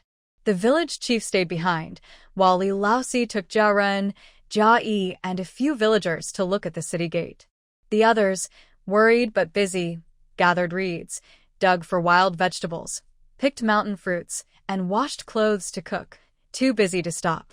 Jiayin was carried on Tao Honging's back, feeling dizzy from the rocking. Seeing her father about to leave, she reached out with small hands and called out, "Daddy, Daddy." Lousiey turned back, guessing his daughter wanted to follow, and quickly comforted her. "Yin, it doesn't look good over there. Daddy will go take a look and come back soon." But Jiayin refused to give up, still crying and insisting on going. Grandma Li was busy cooking and, not wanting her granddaughter to be upset, called out, "Take Funyo with you. Even if something happens, with so many people, we'll protect her." Lousiey had no choice but to agree. Soon, Jiayin was carried on her father's back as they headed toward the city gate. As they got closer, the crying and angry shouts became clearer. Today's third watch is on time. Wuihua shamelessly comes to ask for more updates, reviews, and 5-star ratings. Yesterday's goal of 100 new reviews wasn't met, so Wuihua extends the update deadline to tomorrow. As long as the 5-star reviews reach 220 before noon tomorrow, Wuihua will send a gift. Currently, there are 126 reviews. Wuihua is eager to receive more 5-star reviews because they are very important for both Wuihua and this book. However, the number of reviews and 5-star ratings is still too low. Please help by giving a 5-star review. Out of over 1,000 people, just 100 willing clicks are enough. To those who are eager to read the latest chapters, thank you for taking a moment to give Wuihua 5-star review. Love you all. Group hugs. The road ahead was crowded with carriages, horses, and common folk, leaving hardly any space to step aside. Everyone heard bits and pieces of the situation and asked nearby people, but only heard that there was a quarrel up ahead. When asked why they were arguing, no one could explain.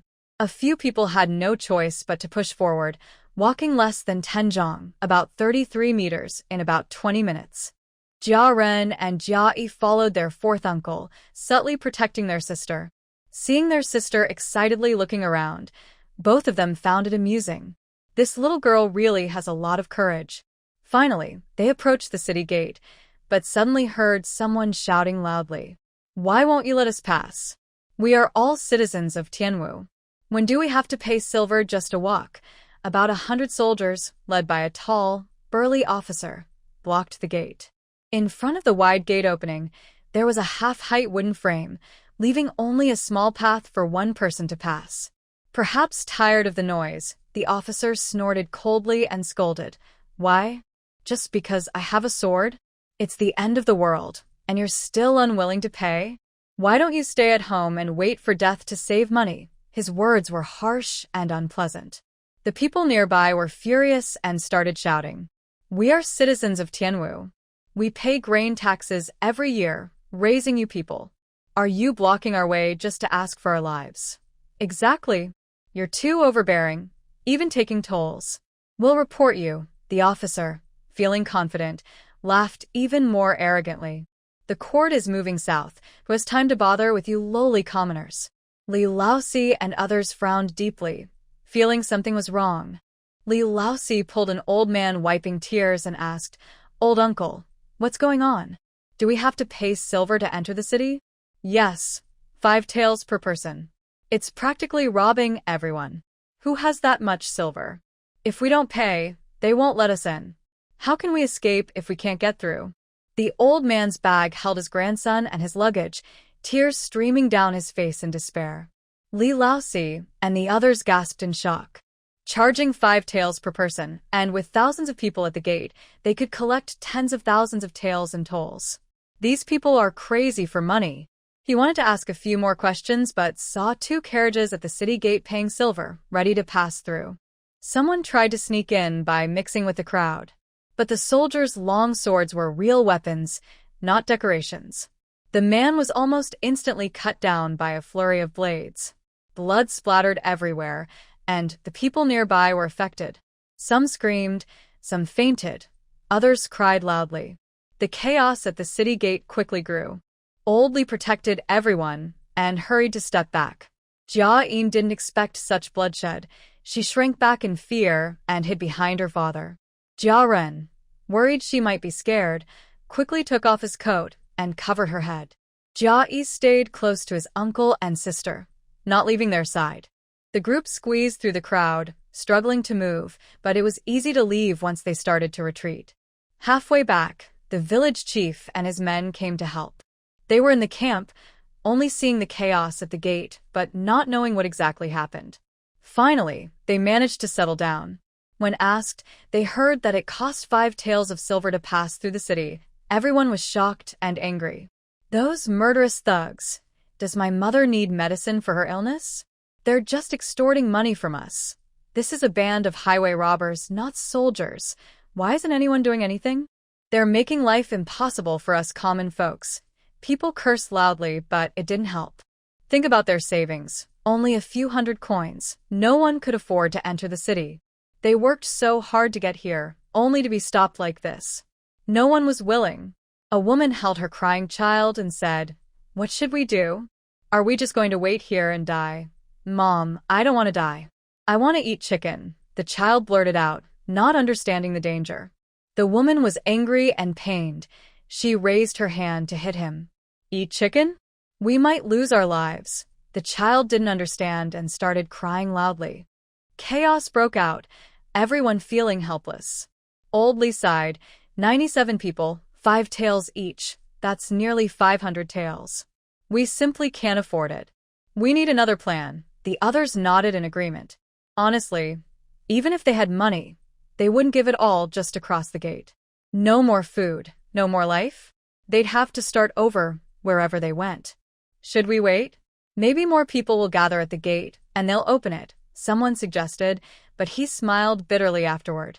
With so many soldiers, they weren't just standing around. Who would risk fighting them? Everyone was silent and worried. Suddenly, a young wife softly said, "We do have some silver, right?" Everyone looked at her with confusion. They were all poor villagers. 5 taels of silver was easy to think about, but 500 taels was impossible. The young wife hesitated and secretly glanced at Jiayin, who was in Grandma Li's arms. Li Auntie's daughter, Funyo, was just 1 year old before. Didn't she receive a lot of gold jewelry? I heard it was worth dozens of taels. If we exchange it for silver and everyone pitches in, it should be enough. The Li family members all changed their faces, turning cold as ice. They didn't know that someone was secretly thinking about their family's wealth. Jiayin, who was quick-tempered, was the first to shout, "That's my sister's dowry. No one can touch it." Jiayin and others also said, "Exactly, that's my sister's." The young wife pouted and muttered unhappily. At this time, everyone is hoping that silver can save us. The little girl is only 1 year old. She doesn't know about dowries or not.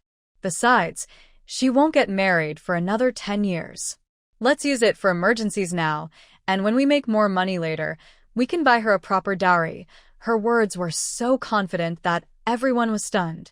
Even Jiayin wondered if she was possessed by Wuihua. The Li family members all looked very angry. Grandma Li immediately started scolding. "Shut your damn mouth. Who do you think you are, daring to plan my granddaughter's dowry? Are you surnamed Li? Is it your family's money?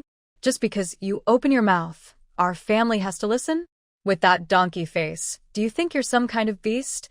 Grandma Li was usually very reasonable, but she would turn into a different person when it came to her granddaughter. The young wife's face turned red from the scolding. She wanted to speak, but Tao Honging also spoke up. "Shut your stupid mouth. Pretending to be so clever, thinking you're the only smart one. I was going to say strip you and throw you at the city gate. The city guard would be happy, take you as a concubine, and then we could pass freely. Why don't you go and offer yourself?" The young wife burst into tears, clutching herself tightly. "You Li family are so mean. We just asked to borrow silver to get through the city gate. If you don't agree, fine, but why do you have to curse us? If I had silver, I'd give it to you. I would never be as stingy as your family. Humph. You've even planned for our door. Don't expect us not to say a few words. Heaven is your father, and everyone has to spoil you," Zhao Yuru said harshly. "You say you're not stingy, but these past few days, the children haven't had millet to eat. You clearly still have some, so why don't you take it out? When our family took millet, you let the children eat as much as they wanted. I won't argue with you. Do you really think we're all fools?"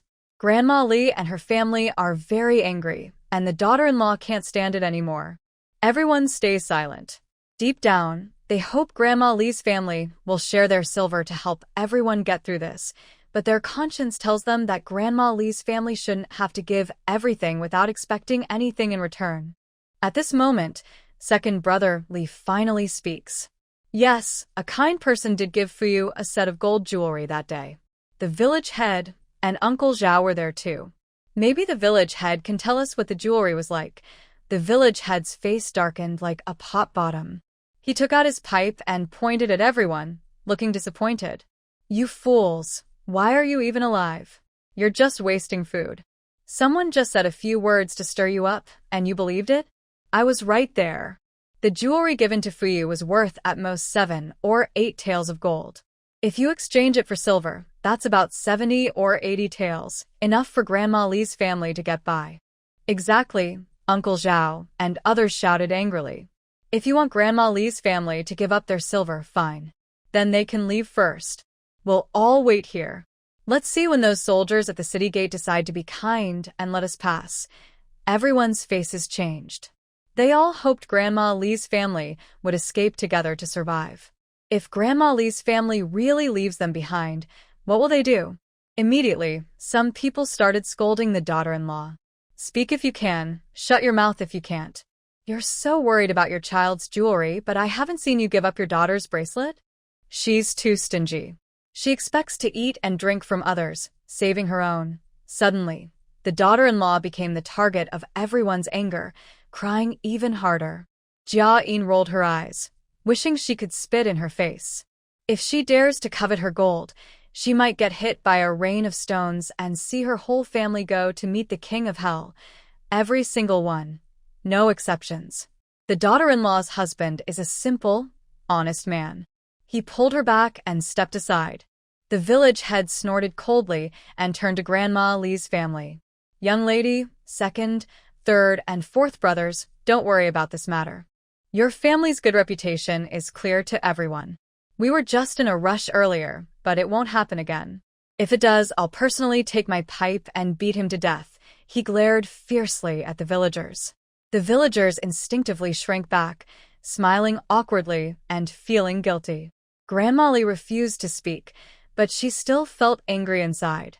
Old Li said, Uncle, we probably can't get through the city gate. We need to find another way. But I'm worried that others might do the same, and every city might start charging tolls. That would be a big problem. The villagers gasped in surprise. Really? Aren't they afraid of punishment from the government? At this moment, someone said, Who cares about the government now? As long as they don't ask for money when they come through. In chaotic times, everyone wants to make some extra silver. Old Li shook his head. Just as the others wanted to speak, suddenly it started to rain. Everyone quickly dispersed, seeking shelter under oilcloths to stay dry. Some grain in baskets got wet, and clothes wrapped in bundles were left uncovered, causing chaos. The Li family shelter was a bit better because of little Jiayin. Every time they camped, old Li would set up a simple tent without complaint. But the tent was small, and suddenly the whole family, including Zhao uncle and others, squeezed inside, making it crowded. Yet, in the cold autumn rain, the warmth from being close together made it somewhat bearable. Outside, the rain was loud, and since no outsiders were around, Old Li asked, Mother, are we going south alone? The recent events had made the family feel down, and everyone looked at Grandma Li. If they wanted to split from the village and go their own way, now was a good time. Grandma Li held her granddaughter, gently tugged at her small clothes, and sighed softly. No, we can't do that. First, the road is dangerous, and traveling with others is safer. During the previous grain theft by the Liu family, many risked their lives to protect us. It wouldn't be right for us to leave them now and go south alone. Old Li nodded. He thought the same. It wasn't a time of great danger, but to protect his family, he had to be a little selfish. Right now, the only problem was the city gate. They needed to find a way around. And as he worried, what if every city gate started charging tolls in the future? The Leaf family didn't have that kind of silver. They managed to pass each time without paying. Maybe it was better not to accept such threats from the start. Then, old Li's fourth son said, "Mother, second brother, I have an idea. We could go over the mountains around the county town." Over the mountains? Everyone looked at him with bright eyes. They had been so panicked earlier that they didn't think of this. Jinan County is between two mountains, a natural stronghold that's hard to conquer. If they couldn't go through, crossing over the mountains was definitely a good plan. Are you familiar with the nearby forests and mountains? How many mountains would we need to cross to go around the county? Uncle Zhao asked seriously, his face a little worried. Old Li 4 was very excited and didn't realize it yet, so he said, "I've been here before with Lu Biao, and I heard him mention a few things. Behind the mountain where we are now, there's another mountain that's a bit higher. Once we get over both mountains, we can go around the town, and at the foot of the mountain is the official road." Everyone was happy to hear this. That's great. Climbing mountains is troublesome, but it's better than staying here. Old Li 3 frowned and said, "We probably can't bring mules or donkeys over the mountain." Hearing this, everyone felt a little reluctant, especially Grandma Li, because most of their belongings were on the mules. Without the carts, most of the family would have to carry everything on their backs. "Let's ask the village chief for advice," suggested secondly. The others agreed, and he went out in the light rain. Soon, the village chief was called over. He didn't seem too upset about losing the donkey carts, just sighed. "There's no choice. If we delay any longer, more people will come, and it might cause trouble. It's better to leave early. There's no downside." So, the decision was made. The rain outside eased a bit, and everyone dispersed to inform the villagers. Old Li 3 gathered some family members and nearby villagers, cut down 2 small trees about the width of a wrist, and quickly made 2 simple little sleds with ropes.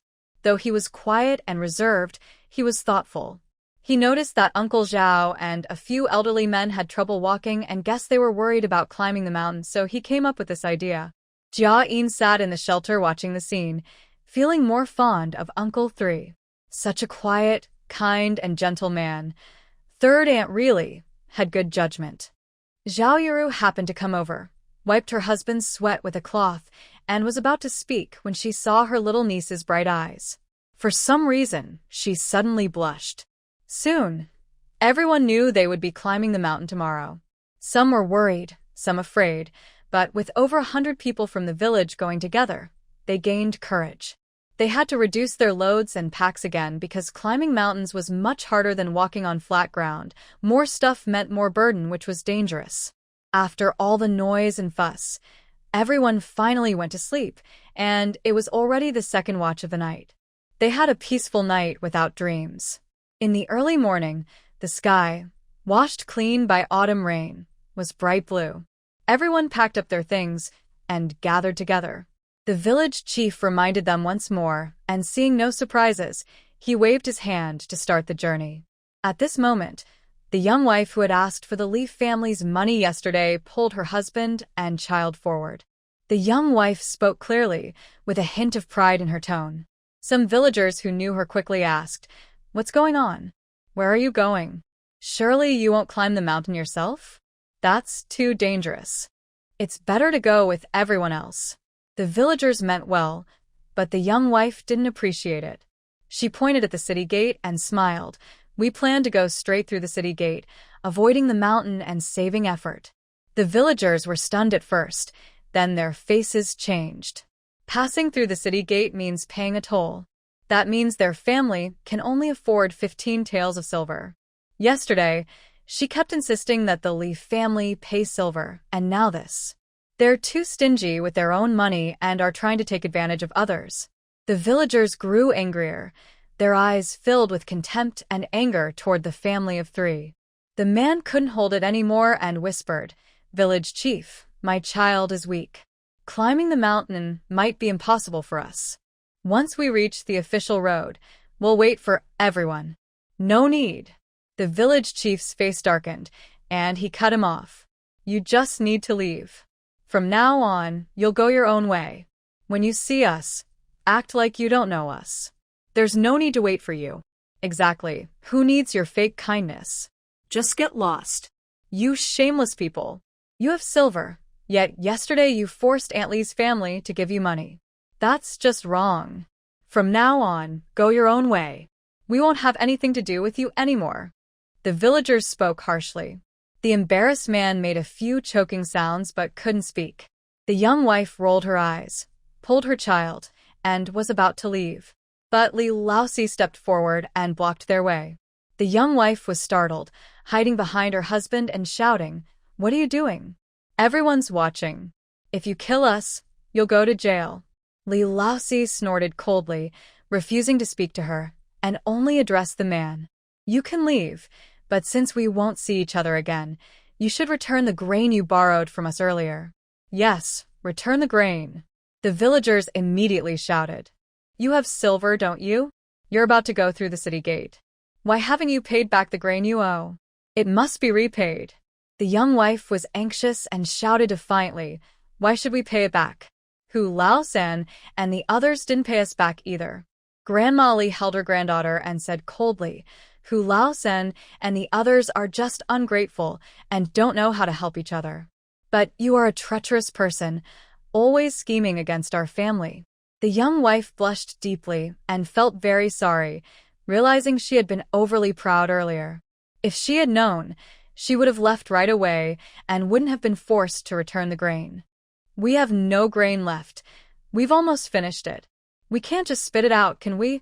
Then pay with money. You have money, right? Sell the grain at market price." The village chief was also very angry, and he quickly made a decision. The young wife and the man were surrounded by villagers, and they dared not refuse. Gritting their teeth, they paid for 30 jin of sorghum at 20 coins per jin. Old lady Li took the silver coins in her hand and turned to leave. Only then did the villagers part the way, coldly watching the young wife and the man hurriedly leave with their child. "In the past, I thought they were good people, but it turns out you can't judge a person by their face." "Exactly. There are too many ungrateful people." The villagers kept scolding angrily. The village chief waved his hand and turned to look at the Li family members who had already started walking toward the foot of the mountain. "At this time, you should realize how rare people like the Li family are. They could have gone through the city gate easily, but because they brought us along, they are willing to cross the mountain and suffer with us. You all should have a conscience. If anyone dares to treat the Li family badly in the future, don't blame me for personally exposing your selfishness." Everyone looked over and saw Lousiey helping Uncle Zhao onto the mule's back, while the other two elderly men with weak legs were pulled onto a wooden sled by Lousiey and Jiayin. At such a moment, these three old men were definitely a burden. But the Li family was willing to put in such effort and not abandon them. Their loyalty and kindness made everyone blush. At the same time, everyone felt very reassured. Following the Li family, they didn't know what lay ahead, but as long as they listened and had a conscience, even if they faced difficulties, they wouldn't be abandoned. After many twists and turns, as they entered the forest, the sun had already risen high. The city gate was still jam-packed, even more crowded than yesterday. Occasionally, someone looked over and suddenly saw the villagers from Qingshui village heading up the mountain. "Hey, it looks like someone is crossing the mountain." "Crossing the mountain?" "Yeah, why are we just staying here? We can go around the city gate by crossing the mountain." "Yes, crossing the mountain, crossing the mountain. How did I not think of that? We wasted 2 days for nothing." While they spoke, some people started gathering their things and rushing toward the hills on both sides of the county town. The villagers outside didn't understand what was happening at first, but once they heard, they quickly reacted and almost turned around to run. The soldiers at the city gate were initially proud, but suddenly they saw the villagers retreating like a tide, which surprised them. Could the imperial carriage already be arriving? Or had some high-ranking official from the capital left early to reach the city? Soon they understood what was happening. The hills on both sides of the town looked like green steamed buns, covered densely with ants. Any villagers without carts or silver were starting to climb the mountain with their families. The soldiers at the gate were furious. How did these fools suddenly become so smart? Just a few days ago, no one thought of this, and now everyone seemed to have figured it out. What they didn't know was that the real troublemakers had already reached the top of the hill. The village chief was carrying a load on his back, helping his elderly wife, exhausted from the climb. Along the way, his wife was helped by Zhao Yuru. Tao Hongying carried Jiayin and supported Granny Li. Jiren, Jiayi, and the happy family, along with Old Li, were carrying luggage and pulling along their children. Old Li's second son carried a basket and led a big blue mule. Uncle Zhao, sitting on the mule, kept grumbling, "Let me down for a bit so I can walk, and let your mother and the children go ahead." But Old Li's second son refused. Uncle Zhao had only one leg and found walking difficult even on flat ground. There was no proper path in these wild hills, so he couldn't manage it. For others, including Jie and Jiayi, bore the heaviest loads. They not only pulled the two old men, but also carried bags of grain on the sleds. Surprisingly, they seemed lighter than everyone else, making others envious. A few young men from the village led the way, chopping through weeds, branches, and vines with their sickles to clear the path for the elderly, women, and children behind, making the climb easier. The villagers, old and young, were exhausted. Looking at the elders sitting on sleds, everyone felt very envious. But then, they thought about it and felt their own fatigue was not so hard to bear. Jiayin was sitting in a basket on her mother's back, swaying and watching everyone. She wanted to tell them, "This is a feeling of safety, never abandoning, never giving up." Granny Li occasionally turned her head and saw her granddaughter full of energy, which made her both laugh and cry. At such times, only children still had such spirit. She quickly adjusted the fine sand around her granddaughter to cover her completely, worried that insects or something might fall from the trees and scare her. Finally, they reached the top of the hill, and the village chief called for a rest for 2 short moments. Everyone sat down wherever they found a spot. They were so tired that even biting into dry food was hard to swallow. Uncle Zhao and the other elders felt guilty and stopped the women from working further. They went personally to gather firewood, set up a simple stove, placed a small pot on it, and cooked millet porridge for the children. Jiayin really wanted to take out some eggs, but there were too many people around, and she was afraid of revealing herself. She felt very conflicted. Fortunately, Grandma Li knew her granddaughter was a little foodie. She somehow found a salted egg and carefully removed the yolk to add to the porridge for her granddaughter. The remaining egg whites were given to her 2 little grandsons. Jiaxi and Jian were so happy they walked around holding eggshells, showing everyone in the family. The family members didn't want to eat much, just tasting a little salty flavor. In the end, the salted eggs returned to Jiaxi and Jian's hands, with almost none missing. The 2 boys sat close, taking bites one after another, eating with sorghum flour pancakes. Dr. Zhang, being a guest, naturally received a salted egg too. Seeing how the Li family shared everything, he grew more fond of them. So, pretending the eggs were too salty, he also gave the remaining salted eggs to Lousiey and Jiayi. They had worked the hardest on the journey and needed more salty food to prevent weakness. Lousiey finished a few bites and, feeling restless, went for a walk nearby. Lucky for him, he unexpectedly found a rabbit nest. Perhaps frightened by the noise, the mother rabbit and her 4 or 5 babies hid behind a tree and dared not move. Lousiey caught the whole family and brought them back, all looking like they had seen the Grim Reaper. When they returned to the village, everyone was very happy. That night, they had some meat to feast on. Although it wasn't easy to share the meat, having some broth with rice was also good. With dinner planned, in the afternoon, everyone moved faster over the mountains, successfully descending one mountain and halfway up the second. Before nightfall, they found a relatively flat spot. There were some vines and thorns, but the good thing was that nearby there was a small stream fed by a mountain spring. To prevent wild animals from coming to drink water, they couldn't set the stove directly by the river. But clearing a few patches of grass didn't delay their plans to build a stove and boil water. This time, they didn't camp on both sides of the official road. Living in the dangerous mountain forest, men and women of all ages became more cautious. The teenage boys were completely out of work. The men took over the task of gathering firewood. Only near the small stream, after checking carefully to ensure there were no water snakes or similar creatures, they let the children play. The women were busy, almost running around. Since the water source was so convenient, they not only cooked but also boiled extra water to wash the children. The dirt on the road and the hot autumn sun made the little children at home look like little mudfish. Of course, Jiayin was an exception. She has loved cleanliness since childhood, and she must be changed immediately when her diaper is wet. She does not wash her hands or eat until she is cleaned. So, despite the inconvenience, every night Tao Hongying would help her wash. Tao Hongying was busy cooking with the women, so today she entrusted the task of bathing Jiayin to Grandma Li. Uncle Zhao hobbled in with a basin of water, and Grandma Li quickly took it. Brother Zhao, take a break. For such chores, just call Jia Ren and Jia Yi. Uncle Zhao waved his hand with a bitter smile. The children are tired from climbing and walking, and I feel useless. Luckily, I can still do small tasks like this.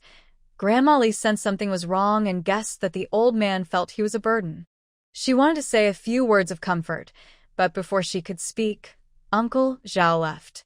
She could only sigh and think about asking the village chief to talk to him more when he had free time. They were old friends, and their words would be more heartfelt.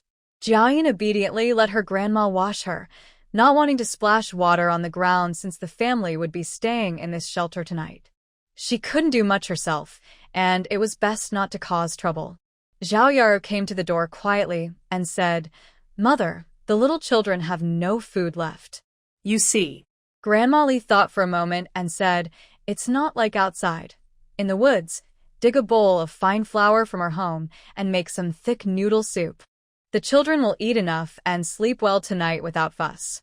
Remember to bring a bowl of medicine for the doctor." "Got it, Mother," Zhao Yaro quickly replied, took some fine flour, and went to find Tao Hongying. Tao Hongying was happy too. She washed wild vegetables, chopped them up, and tore some partially cooked rabbit meat from the nearby pot. She boiled half a pot of hot water, then added the noodles, vegetables, and rabbit meat, cooking until thick and bubbling. Finally, she added a little salt and a few drops of sesame oil. The steaming, fragrant thick noodle soup was ready. The women from each family saw it and blushed a little. They hadn't brought anything from home, but the children ate with Jiayin's small portion. Tao Hongying told them, "Hurry and get bowls. Let it cool before giving it to the children." Don't be shy. When outside, you can't let the children suffer. Make sure they eat enough, and tonight, soothe them well. No crying or fussing. We're in the woods, so keep things quiet. Everyone nodded quickly, divided the thick noodle soup, and went back to care for the children. Soon the adults could also eat. The rabbit family was chopped into tiny pieces, so everyone could taste the meat. Finally, a few more bonfires were set around the camp to increase night watch personnel. Uncle Zhao and the other two elders insisted on staying awake all night because they felt more comfortable sitting on the sled during the day than others did. Everyone understood that the elders felt guilty, so no one stopped them. That night, everyone slept nervously, afraid that a wild animal might come and cause trouble. Fortunately, nothing happened, and dawn arrived quietly as expected. Jiayin didn't sleep well last night. She was thinking about something. Since the small courtyard could raise chickens, ducks, and geese, why not live there? Without mules or donkeys, it was hard for Uncle Zhao and the others to travel down the mountain. If only they could be moved into the space where someone could help take care of the poultry and fields, it would save them from the hardship of traveling thousands of miles. But unfortunately, either her mental strength wasn't enough or the timing wasn't right. Not only could she not send the elders inside, but even she, the owner of the house, couldn't enter. She didn't sleep well at night, so she couldn't hold out during the day. After a simple breakfast, Jiayin sat in a basket and fell asleep. In her dream, everyone climbed to the top of the mountain and then descended quickly. When they saw the once uneven but now fairly flat official road again, everyone cheered excitedly. "We've gone around. We've gone around. Let those villains choke on their silver, ha." We crossed the mountain and made it through. All the men, women, and children looked proud, with no trace of the frustration and despair they had felt outside the city gates. They were the first group of refugees to go around the mountain, so only horse-drawn carts and mules were on the official road. Hearing the noise, Many people opened their windows to look. Some looked curious, others looked disdainful. The village chief wanted everyone to rest for a while, but faint movements on the mountain behind suggested others of the refugees chasing after them were arriving too. Everyone hurriedly packed their things and continued on their way. The simple wooden sled was no longer usable, so Uncle Zhao rode the village chief's donkey, while the other two elders rode together on a big blue mule. Maybe because they were used to it and knew resisting was useless, they sat steadily on the mules and donkeys, busy with their hands, looking like they were carving small objects for children. They traveled another 10 miles in one go, and only when the sun was about to set did they set up camp again. They traveled day and night, stopping only to gather wild vegetables or hunt to supplement their food. Over 3 days, they covered more than 100 miles. This time, they arrived at a prefecture city called Linquan Prefecture. From afar, the city looked much grander than a county town. However, there are even more carriages blocking the way ahead. Everyone took a quick look and felt a sudden tightness in their chests, sinking into despair. Because in front of the city gate stood tall wooden fences guarded by more soldiers.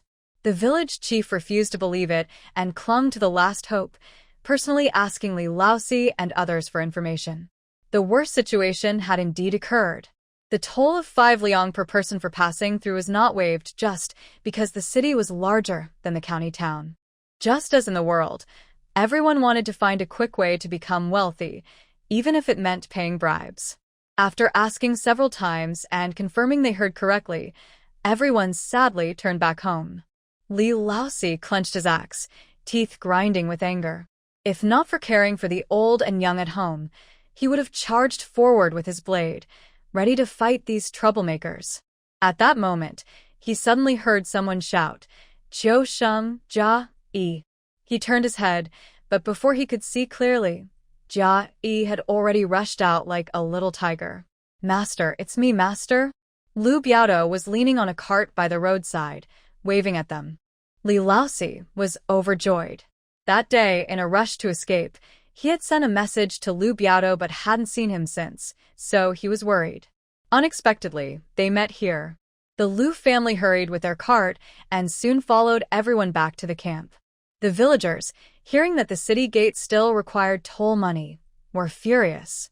Some cursed loudly, others cried, and the atmosphere in the camp became heavy.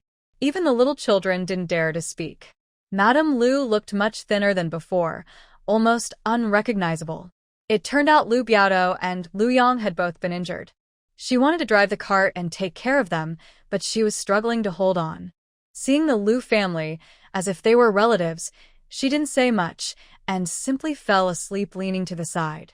Tao Hongying and old lady Li looked at her with sympathy, covering her with a blanket and cooking porridge to help fill their stomachs.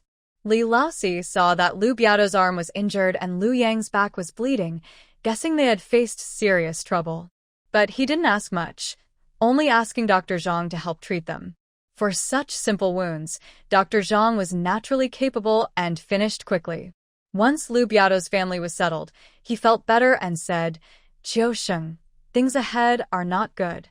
Every city has set up toll stations. The chaos is huge. To survive, we have to take a risk." Lousiey nodded and sighed. "Brother Lu, do you have any good ideas?"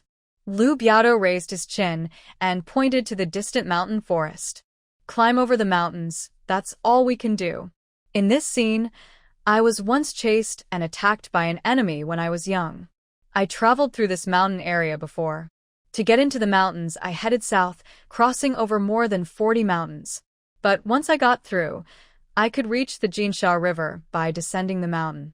This route saved me about 400 miles compared to taking official roads, and allowed me to avoid all the towns.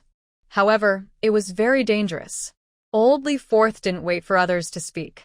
The village chief and others nearby gasped in shock. Climbing over 40 mountains would take more than 40 days if you climbed one mountain each day. The deep forests and mountains are very dangerous, full of wild animals and venomous snakes. Going in means it's not easy to come out again. If they didn't cross the mountains and took the official roads, they would pass through at least 5 counties and 3 city towns. Each person would need at least 50 taels of silver for the tolls. The whole village would need 5,000 taels, which was almost impossible. "Brother Liu, you rest first. We need to discuss," said old Li. He stayed with Liu Biao and gathered everyone in the village. This was a life-and-death matter, so everyone had the right to decide. In the end, there weren't many choices.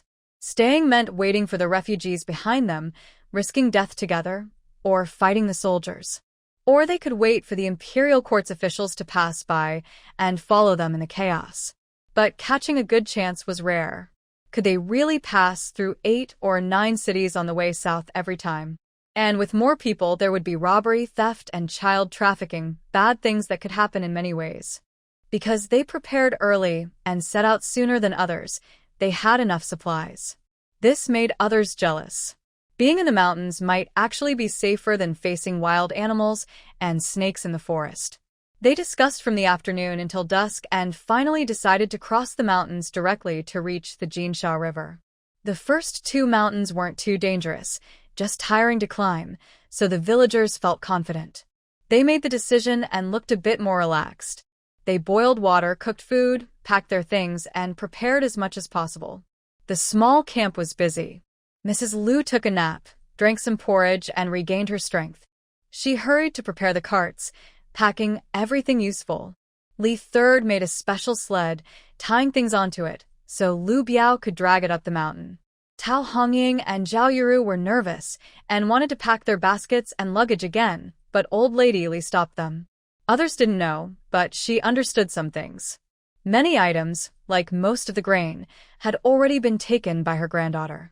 This whole journey was chaotic. The family was large, and everyone thought their own burdens were light, believing that the heaviest loads belonged to others. No one paid close attention to what they truly carried. In fact, they were struggling with only a little. Looking at the granddaughter, she was being playfully held by Uncle Zhao, clutching a small wooden horse, smiling so brightly that a few white teeth showed. The family's happiness was simple. Each person had a big slingshot, and they gathered around the 2 elders, smiling happily. The future was uncertain, but for the sake of the children, they were willing to face any danger. This was the common hope of all villagers. If it was only themselves, they might accept death easily, but not the children. The children still had to grow up, get married, and enjoy many good days. That night, everyone went to sleep with such strong determination, feeling very peaceful. In the morning, they woke up early as usual, lighting fires, cooking, feeding the mules and donkeys, fetching water, and preparing dried bread. Liu's family was going together and brought rice, but it was short-grain rice. Tao Hongying decided to keep the rice for the children and brought out a dozen pancakes made from sorghum flour for them. Once everything was ready, they just needed to eat and then set off. At this moment, Jiayin and Jiaxi were running around, shouting, "Where are Grandpa Zhao and the others? I haven't seen them." Everyone was surprised, looking around, but they couldn't find them nearby. The village chief asked, "Did they go somewhere nearby to take a break?" Old Li immediately sent 2 villagers to search in the nearby woods. But as soon as they stepped into the forest, the villagers suddenly screamed in fear. Uncle Zhao.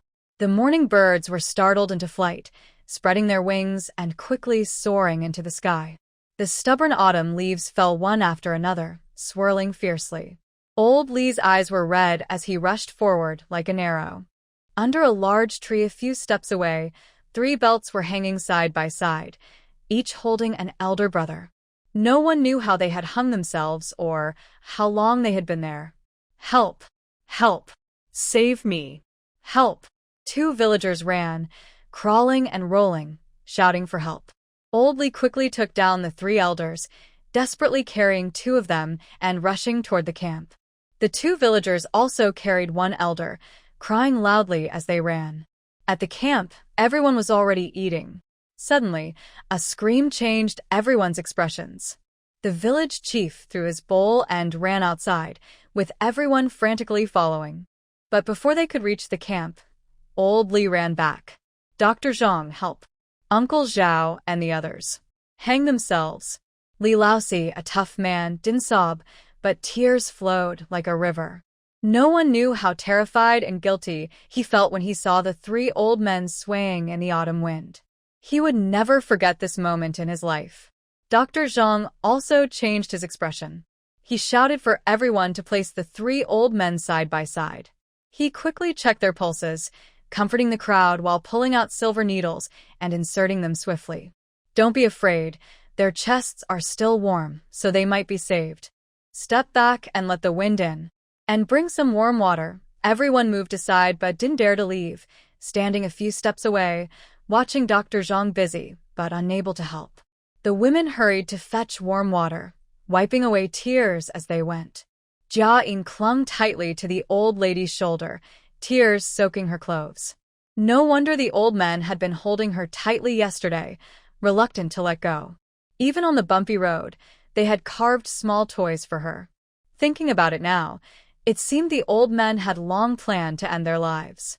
Their legs could walk slowly on flat ground, but climbing mountains was impossible. Earlier, Lousiey and Jiayin had pulled them up the 2 mountains with a sled.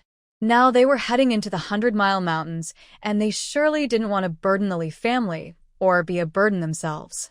No one knew what the 3 old men, who had decided to die in the dark night, were thinking or how many tears they shed.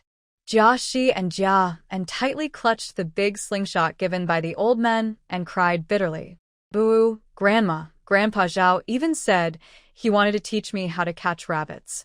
Grandma, I'll be good from now on. I won't bother Grandpa Zhao and the others, okay? Let them come back to life.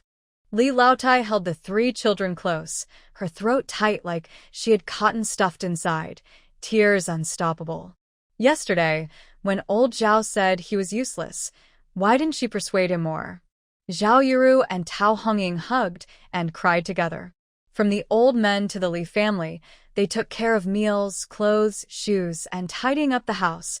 Though they weren't related by blood, they had become like family. Li Lao Er and Li Lao Sen squatted on the ground, their eyes red with regret. They wished they had noticed the old men's dark thoughts earlier. The village chief was trembling all over. His wife wanted to help him up, but couldn't manage. He stared at the 3 brothers with bloodshot eyes, unmoving. The villagers silently wiped their tears, afraid to make a sound and disturb the rescue. Dr. Zhang worked tirelessly, sweating all over, but luckily, his efforts were not in vain. Uncle Zhao was the first to show signs of life. He suddenly opened his mouth and started coughing, gasping for air loudly. Soon after, the other 2 old men, Uncle Wei and Uncle Wang, also woke up. The 3 of them opened their eyes and saw the crowd. Instead of feeling happy, their eyes were filled with disappointment, and they closed them tightly again. Did they blame everyone for saving their lives? Before anyone could speak, the village chief hurriedly crawled forward, using his hands and feet, and gave them each a loud slap. The sound was crisp and clear. Useless stuff. Why are you so stubborn? Not afraid of dying, but afraid of going into the old forest? We brothers promised to drink wine together and live together. Why do you want to give up such good days?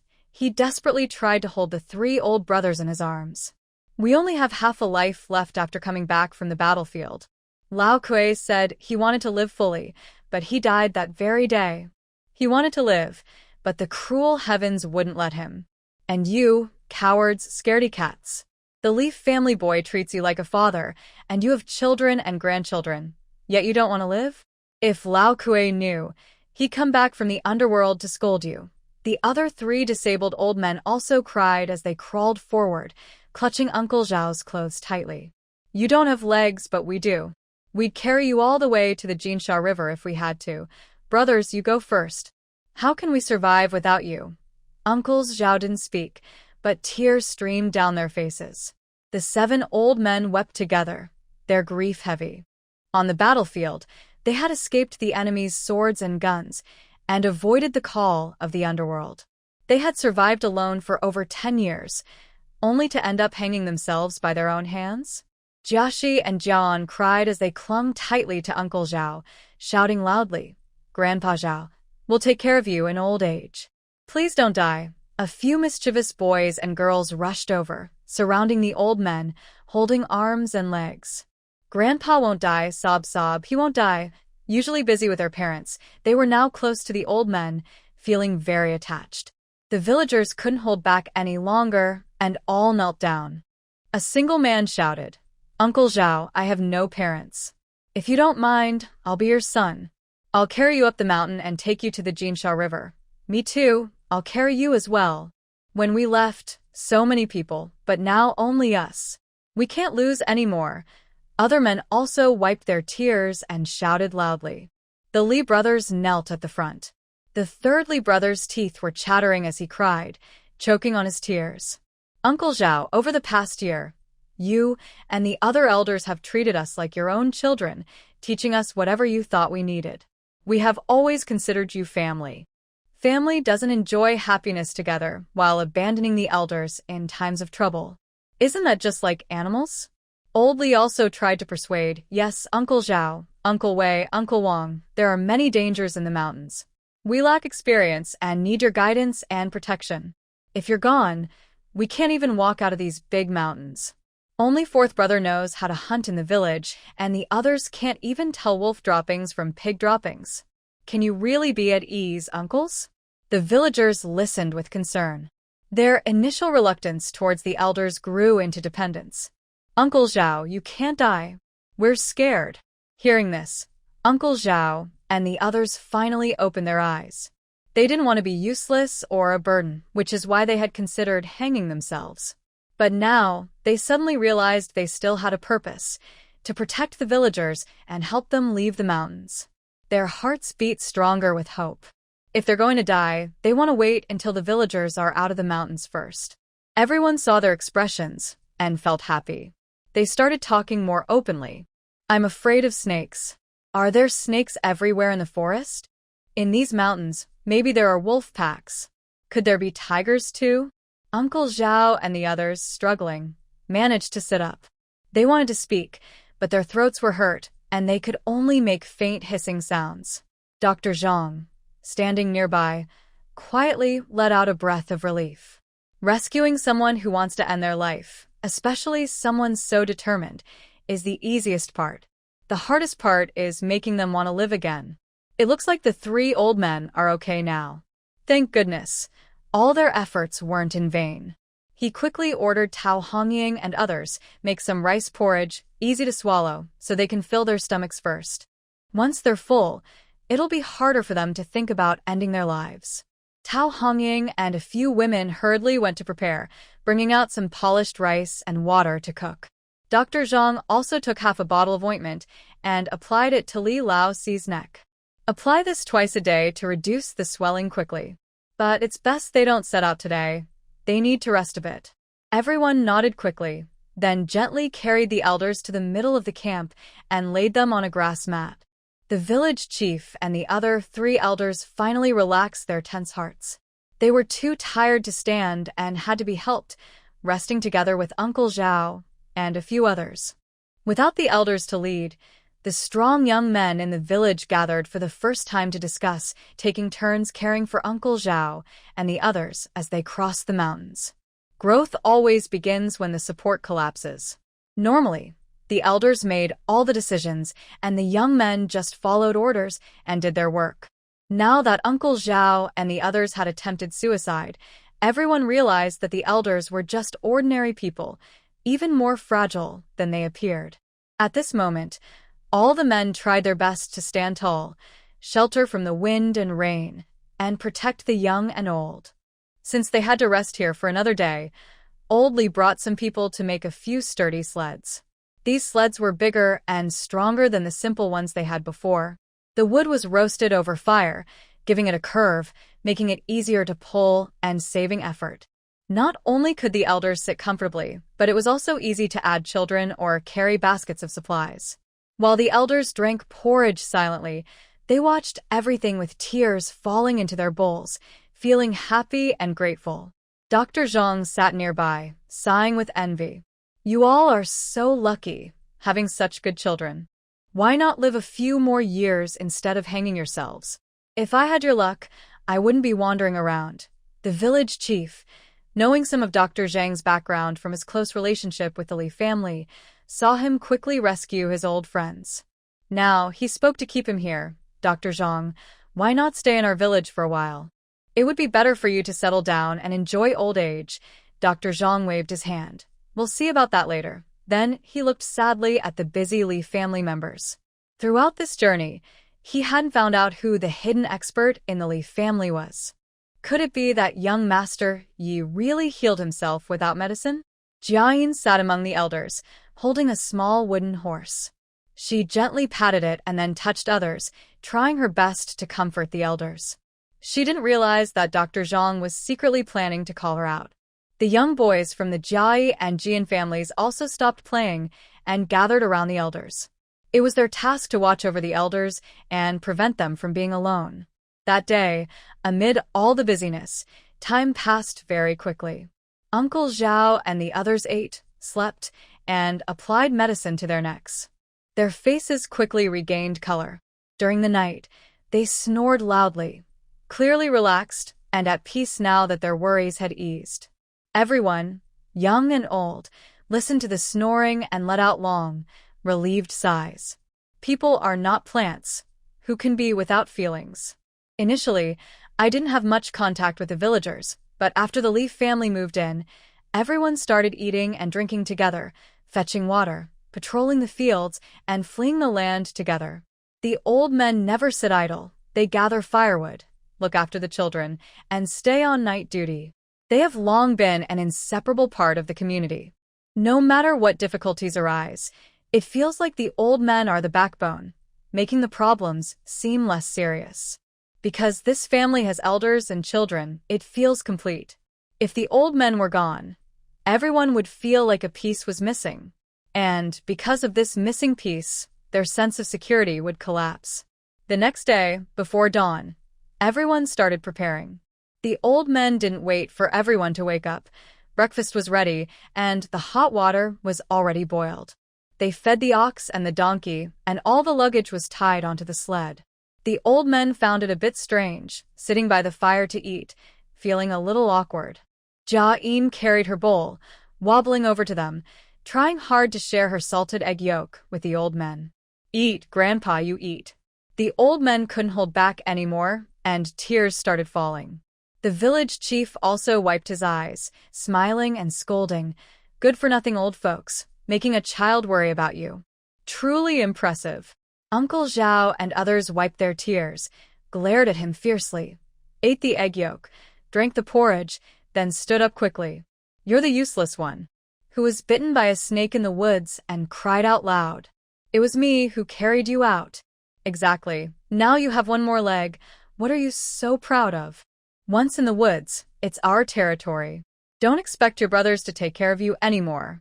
The three old men's voices were a little hoarse, but they stood straight. Everyone rarely saw the village chief lose face, and they all burst into laughter. Uncle Zhao and others went to thank Dr. Zhang, then discussed going into the mountains to gather herbs. At least they needed to make insect and snake repellent ointment.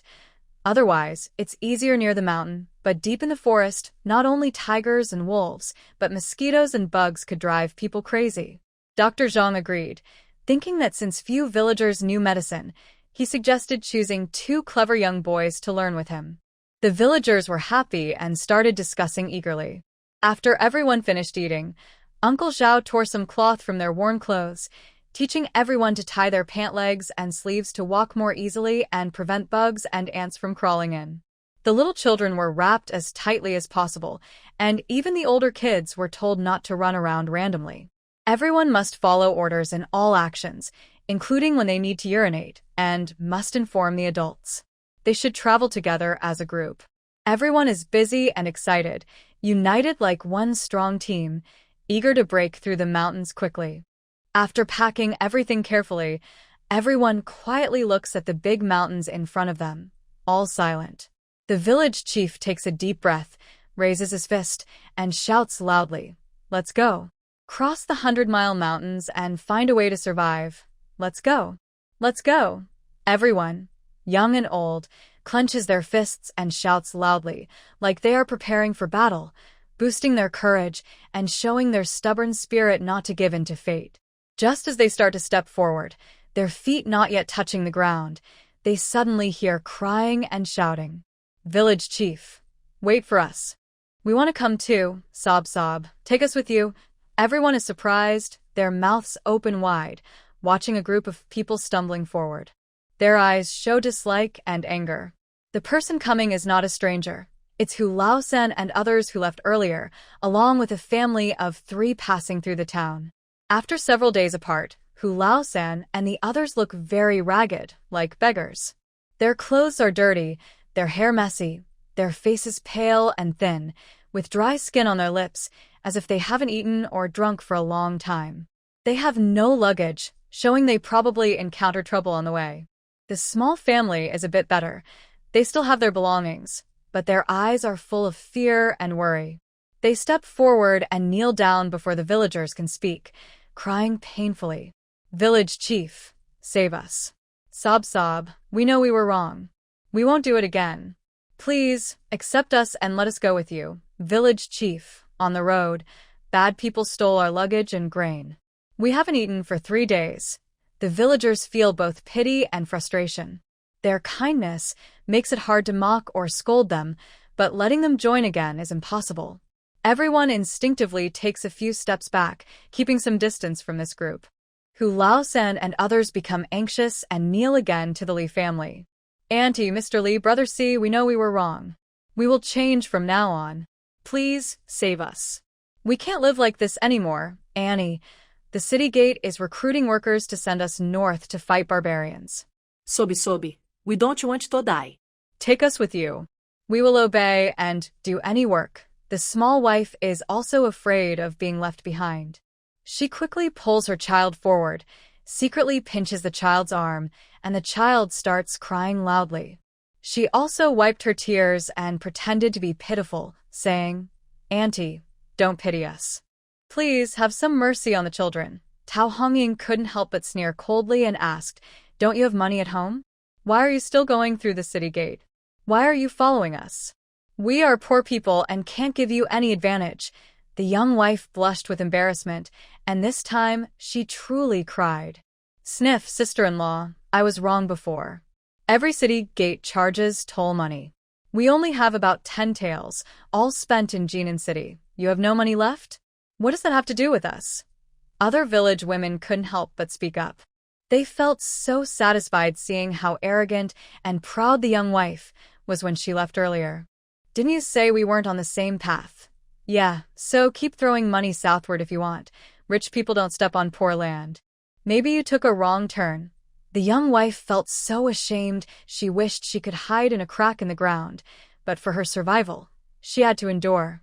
Ultimately, village head Lee looked at old lady Lee. Seeing her shake her head, he understood what to do.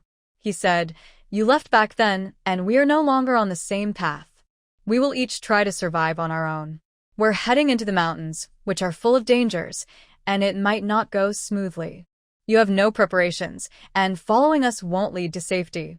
You'd better think of other ways." After speaking, he waved his hand, and the villagers immediately returned to their previous formation and started heading into the mountains. Old Lee pulled the handcart, bringing Uncle Zhao and a bag of grain, 2 baskets, and was the first to enter the woods. The other villagers quickly followed, with Liu Biao at the end. He had his injured arm bandaged and held a sheathed sword in his other hand, ready for any surprise. Old Third Hu and the others didn't expect the villagers to leave so decisively. No one begged them to stay. It was as if their appearance was just a joke. Realizing this, they wanted to chase after them, but Liu Biao's face turned cold, and he swung his sword. Old Third Hu screamed and fell backward onto the ground.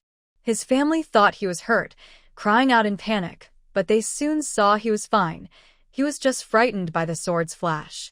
In the short delay, the villagers had already disappeared into the distance. They had no food, no luggage, not even a simple tool for self-defense, and dared not pursue them. If they couldn't catch up and got lost in the woods, they would be doomed. More than 20 people now deeply regretted their decision. Why did they leave the village in the first place? They had been blinded by fear. In this chaotic world, with no support and no help, they felt like sheep waiting to be slaughtered. What should be done in the future? How can we survive? For a moment, everyone huddled together, crying painfully. There is no medicine for regret, and no reward without effort. Unfortunately, this truth is often understood too late. Without mentioning how the people of Qingshui village rushed into the 100-mile mountains, or how old Husan and others cursed and cried, let's just say that at this moment, Kyoto is in chaos. Even the powerful families who heard the news early on started to move their belongings out. But 100 years of accumulation cannot be moved in just a day or two. The barbarian cavalry is getting closer, and news of defeat is being sent into the city 800 miles away, 5 or 6 times a day. Everyone is more panicked. Even the imperial carriage left the city yesterday. If we delay any longer, everyone will become ghosts under the barbarian sword. To give up wealth or to give up life, it's a tough choice. Most choose to give up wealth. It seems as if Kyoto has been looted. Every household has their doors wide open, chaos everywhere, chickens flying, dogs barking, children crying, elders calling out. Once the most prosperous and desirable place under the emperor's feet, now abandoned and disrespected, with no dignity and no vitality. Outside Kyoto, on the official roads, people are crowded together, carriage drivers, porters, those carrying bundles on their backs, walking in a jumble. There's no space left. Even the fields beside the roads have been trampled flat. Everyone is risking everything, rushing towards the Jinsha River for a chance to survive. That's everyone's goal, but how many can really reach it, no one knows. When the sun starts to set in the west, suddenly it begins to rain, and the rain gets heavier. A cold autumn rain, making people fear sickness, hurriedly find places to hide. In a shabby tea shed, Wuihua sits on the ground, stretching her neck to look outside. If the Li family saw her now, they probably wouldn't recognize her. She used to be the fattest in the Li family, always greedy and sleepy. But now she's so thin she looks like a monkey. Her grayish dress looks as if she rolled in the mud, filthy beyond recognition. Her hair is messy, hanging in strands on her face and neck. If not for the deep hollows in her eyes, still showing some light, she might look like a beggar. One of her legs is strangely bent beside her, with faint bloodstains seeping through, and her arm also hangs loosely, the side of her face torn and bloody, terrifying to look at. Some people dislike her dirtiness and want to chase her away, but seeing her condition, they feel hesitant and keep their distance. Wuihua has been waiting for her brother, but hasn't returned. She shifts again, pulling at her injured, broken left leg, which makes her grimace in pain. Her face twists with pain as she grits her teeth. Thinking about these days, she can't help but curse her bad luck silently. If I had known this earlier, I would have stayed in Junyang City washing clothes forever and never come out. Earlier, she disliked the hard work, and when Ergo encouraged her to escape to Kyoto, she was tempted. Kyoto is full of noble people and gold everywhere. Why not do something to get rich? Once she becomes successful, wearing gold and silver, and returns in style, she will make the Li family regret it so much they'll feel sick. Today's Chapter 3 is ready on time. The book reviews have reached 211. Only 39 5-star reviews are left for Wuihua to add another chapter. Dear friends, please click and give 5 stars. Wuihua is eager to write more for everyone. In the late autumn forest, there is still fog in the morning. The half-dead leaves and vines look like cold, poisonous snakes, sometimes brushing against people, making them feel uneasy. The villagers of Qingshui village silently pull the sleds, carry loads, and push the unicycle carts through the forest, working hard to move forward. At first, they were full of confidence, but after 3 days of tough travel, that confidence is almost gone. This trip into the mountains is very different from the one near Jiayin City. The 2 mountains near Jiayin City are not tall, and people often cut wood or gather herbs, mushrooms, and wild vegetables, creating simple paths. But this mountain range is a deep, rarely visited wilderness. The farther they go, the more they have to clear the way themselves. They walk on muddy ground covered with decayed leaves, surrounded by old trees growing wildly, and tangled vines everywhere. Even birds are braver than outside, sometimes flying ahead just to watch the lively scene. Last night, Lousiey and some strong villagers discussed it. Every hour, 2 people are assigned to clear the path with knives and sickles, cutting away troublesome vines and weeds to scare away insects, snakes, and small animals. They'd rather walk a few miles less each day than risk safety for everyone, young and old. In 3 days, they've only crossed 2 mountains. They suddenly remembered that they initially planned to cross 40 mountains in a month. Was that too optimistic? But no one wanted to think too much about it now. They had already entered the mountains. Once you shoot the arrow, there's no turning back. To pass the time and ease the boredom of the journey, the villagers started chatting and playing with children. Eventually, everyone was teaching the children how to speak. And the main focus was Jiayin. Yesterday, Jiayin was afraid her mother was carrying her too hard, so she climbed into Uncle Zhao's arms and sat on the sled. Uncle Zhao loves children very much. He held Jiayin and taught her to recognize wild grasses and flowers along the roadside. Jiayin looked a bit downcast. The journey was too dull and exhausting for her. Uncle Zhao was worried and loudly called out to Grandma Li and Tao Hongying, who were walking behind. Funyo is already over a year old, but she still doesn't speak? I remember that when Dogsheng was a year old, he was already talking quite clearly. Hearing this, Grandma Li and Tao Hongying also became a bit anxious. Almost immediately after Jiayin's first birthday, the family started busying themselves with harvest and escaping. Jiayin occasionally called for milk or dad, or said she was hungry. They didn't think much of it. Could there be something wrong with the child causing a delay? So, during the midday rest, Dr. Zhang was called to check Jiayin. After examining her, the old man concluded, "This child has no problem. She's just too lazy. You should teach her more and play with her more." Jiayin's little secret was uncovered. She was indeed a bit lazy. A child's tongue and throat aren't fully developed yet, and she was too lazy to repeat after others or to be corrected repeatedly. She thought it would be fine to start talking once she was fully grown. But her family didn't see it that way. They worried she might become mute in the future. So the whole family, and even the entire village, whenever they had free time, focused on teaching her to speak. "Little sister, call me brother. Funyo, call uncle. Funyo, call auntie." One day, after a rare afternoon rest, Jiayin had eaten enough and was feeling sleepy, curling up in Uncle Zhao's arms. Suddenly, a man came over with a bowl, shaking her little hand and loudly shouting, "Funyo, call me uncle, uncle." Jiayin got angry and responded loudly, "Hey!" The man was caught off guard and kept saying, "No, it's uncle, uncle, hey." Jiayin responded clearly again. The man blinked twice, finally realizing something was wrong. But everyone around was already laughing so hard they could hardly stand. Uncle Zhao picked up Jiayin, laughing so hard he was gasping for breath. "This girl, ha ha ha ha. She definitely has no problem. She's really clever." The man scratched his head, slowly realizing he had been outsmarted by the little girl. He wasn't upset, just smiling foolishly and helplessly. Grandma Li stepped forward, holding her granddaughter, wiping tears of laughter from her eyes, and scolded playfully. "Why did you tease Uncle Dezhuang? Call him uncle." Jiayin reluctantly called out, "Uncle." This surprised Dezhuang, who exclaimed, "Wow, Funyo understands words." "Of course," Grandma Li proudly explained, sharing Jiayin's clever deeds with everyone, adding a smart personality to her granddaughter based on her good fortune. Jiayin felt helpless. To keep her good reputation, she had to start learning to speak more confidently, struggling against her unruly tongue and throat.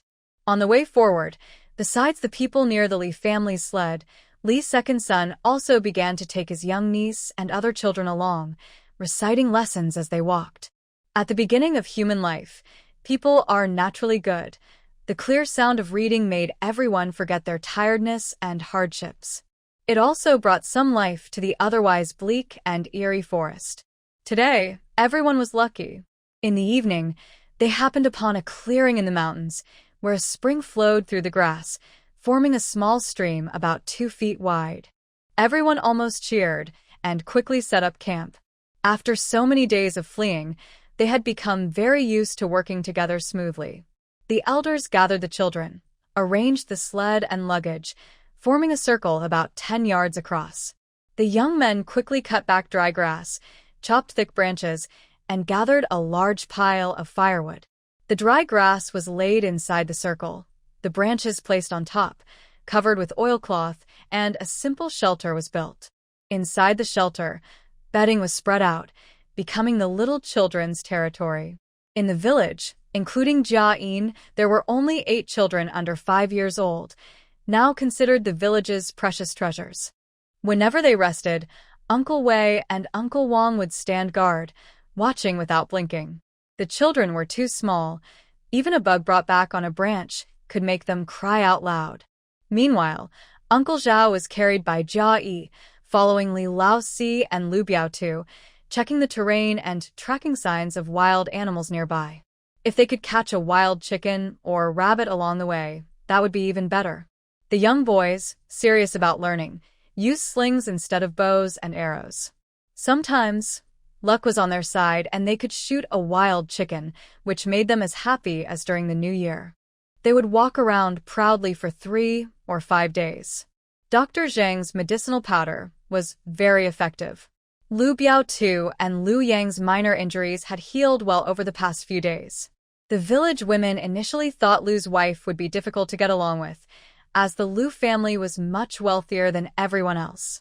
But surprisingly, Lu's wife spoke softly and politely, even more quietly and politely than Zhao Yuru. Everyone was happy. They invited her to cook with them, dig wild vegetables, and pick mushrooms, quickly becoming familiar with each other. In the shelter, the little children argued over 2 small wooden toys. Jiayin didn't notice and nearly got scratched on her face, so she hurriedly ran away. She loudly called out, "Grandma, Grandma, hug, hug." Sure enough, Grandma Li quickly ran over. I heard that the granddaughter almost got scratched. Old Lady Li felt sorry and carried her granddaughter on her back. Then she took a basket and went mushroom picking with her. This was such good news for Jiayin. Recently, because there were many people, it was hard to perform magic tricks. The small yard was overflowing with eggs from chickens, ducks, and geese, as well as various vegetables. "Grandma, let's go pick eggs." These 5 words made the old lady feel excited. She looked around and saw that the women walking with her were about 3 zhang away. She quickly carried her granddaughter and took a few more steps into the woods. When some women saw her, they called out, "Auntie, don't go too far. Be careful of snakes." "Okay, I understand," the old lady replied. The women then stopped paying attention because they were busy picking mushrooms, preparing to make mushroom soup for dinner to change the taste. Jiayin took the chance to quickly hide a bunch of eggs, some chestnuts, and jujubes in the grass. There were more than 30 eggs, about 5 or 6 jin of chestnuts and 5 or 6 jin of jujubes.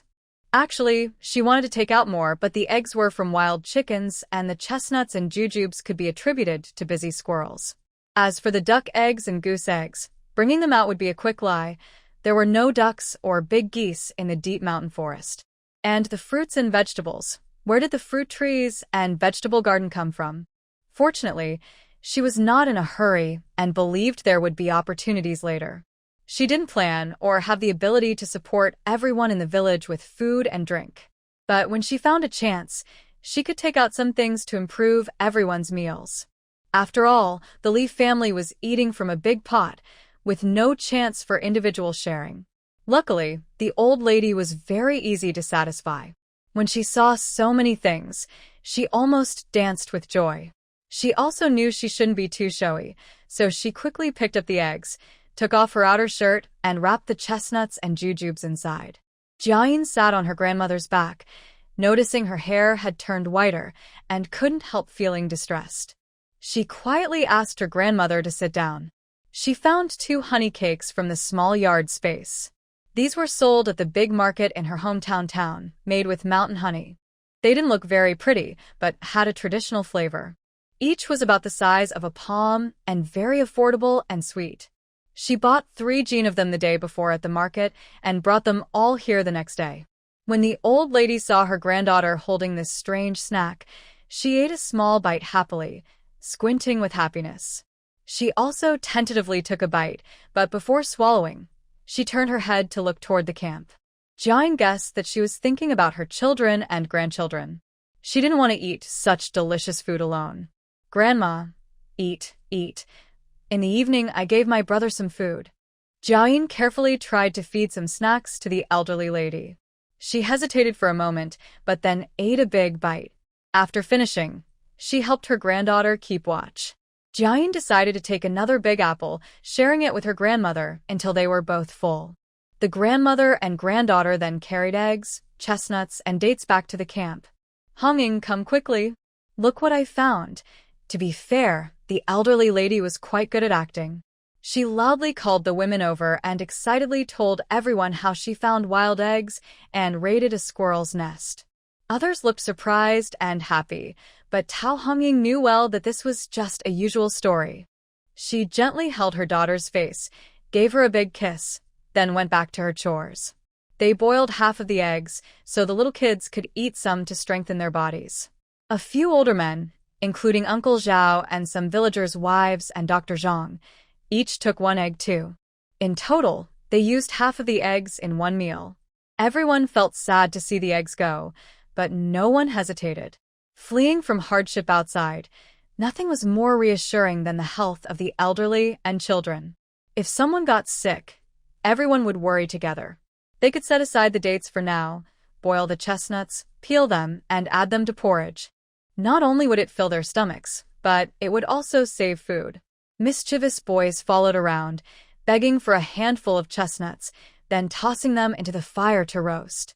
When the chestnuts were cooked, their insides were soft and sweet. The children happily ran around, excited. Jiayin and Jiaxi's first thing was to run and feed their sister some chestnuts. The boys weren't very skilled. The chestnuts were roasted black and half-burned. The two brothers split the good ones and held them out to their sister. Jiayin didn't mind and happily ate a few, then stopped. Jiayin and Jiaxi then ate, their mouths looking like they had a black beard. The three siblings smiled happily, making the women envy them. The Li children were very sensible. Their mischievous little boy only knew how to play wildly and never took care of his younger siblings. Jiayin, meanwhile, was learning to speak from her brothers, trying to cheer them up, while also secretly steaming buns in the space. After more than a year of practice, she was very skilled at controlling the space. Threshing, grinding, and harvesting food were easy now, let alone steaming buns. She didn't want to use all the white flour because their stored food was limited. Luckily, there was also cornmeal, half white flour and half cornmeal, with yeast added for fermentation. She then steamed the buns over the fire. When she finished, it was already late at night. Most villagers had already eaten and gone to sleep, except for those on night duty. The Li family set up a waterproof cloth outside the shed to block the dew. Inside, a little child was sleeping. At the door, the elderly woman was holding a joyful message, and outside that were Jian, Jiaxi, Tao Hongying, Zhao Yuro, and others. As for Jiayin, Jiajia, Jiahuan, and Li Lair, they all slept outside the circle with the village men, quietly protecting the old, weak, women, and children even while sleeping. Jiayin quietly nudged her grandmother. The old woman, already feeling sleepy, thought her granddaughter needed to go to the bathroom and sat up straight. Jiayin quickly hugged her neck and handed her a warm steamed bun. Grandma Li was startled and shivered. She caught a whiff of the bread aroma and understood what was happening. She didn't dare speak, but she excitedly kissed her granddaughter and gently patted her two grandsons. "Don't speak, open your mouth," she said. Jiaxi and Jian, sleepy and drowsy, listened and obediently opened their mouths. The delicious, solid bun immediately woke them up. It was a steamed bun, made with fine flour, with a slightly different sweet taste inside, probably added something special. The two boys' eyes sparkled as they ate, but they dared not make a sound. They just ate and chewed diligently. Their empty stomachs gradually lost the sour, burning feeling. Eating until full felt so wonderful. Grandma didn't eat any herself. She kept feeding her grandsons 2 buns before stopping. "Sleep now. Don't tell anyone," she whispered. Jiayin and Jiayin immediately closed their eyes, secretly savoring the remaining sweetness in their mouths, excited but silent. Grandma Li then took her granddaughter to find the 3 boys. Jiayin, alert, woke up when he heard the noise. Grandma Li directly handed him 3 buns, then gently waved her hand. Jiayin understood immediately and carefully hid the buns in his pocket. After Grandma had her daughter lying back down, he waited a moment before calling Jiayi and Jiahuan. "I want to go to the bathroom. I'm a little scared. Will you come with me?" he asked. Jiayi and Jiahuan immediately stood up, and the 3 brothers moved a few steps away from the camp. Tonight, Lousiey and his men guarded through the night. Seeing this, he warned, "Don't go too far." The 3 brothers nodded quickly and found a spot away from prying eyes, not far from the camp. Jiayi unfastened his pants to pee, but saw Jiayin not moving. Just as he was about to ask, Jiayin took 3 buns out of his pocket, startling him so much that his eyes nearly popped out. Jiahuan, on the other hand, looked as if he suddenly understood something. No wonder he had smelled the bread earlier. After a moment, the 3 brothers returned to the camp together and continued sleeping. No one knew that inside their stomachs, they had an extra warm bun. With this steamed bun as a base, it feels like the cold grass beneath me has warmed a little. The next morning, taking advantage of the convenient time, Tao Hongying and Zhao Yuro also ate steamed buns. Then came Li Lao Air, Li Lao San, Li Lao Si. During breakfast, Jiayin drank porridge, feeling guilty as she secretly watched the busy villagers. She felt a bit uncomfortable because everyone was working together to survive during these tough times. She had been sneaking food for her family, which didn't seem very fair.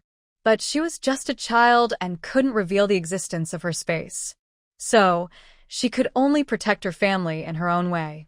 She hoped she could find a chance soon to take out more food and vegetables from her space. That way, the villagers could benefit too. The sun rose and set, and everyone moved step by step into the mountains. Maybe because they were getting used to this hard life, few people complained about being tired. But eating only sorghum and wild vegetables for every meal made everyone thinner. A few old men saw this and suggested they take a day to rest and focus on hunting. They said at least they needed to eat some meat, or their bodies wouldn't hold up. Everyone agreed with this idea. It was too painful to keep walking with a hungry stomach every day. The young boys were especially happy. They had practiced with slings for a long time and finally could use them. Jiayin kept thinking about finding a chance to take things from her space and begged to go hunting. Li Lao Si was worried about danger, but Grandma Li asked for her to be allowed to go. "Fuyun is lucky, Lao Si. Take her along. Maybe she'll find something good." Li Lao Si couldn't refuse. He carefully wrapped his daughter and held her close to his chest. He was afraid she might not see anything if she stayed behind.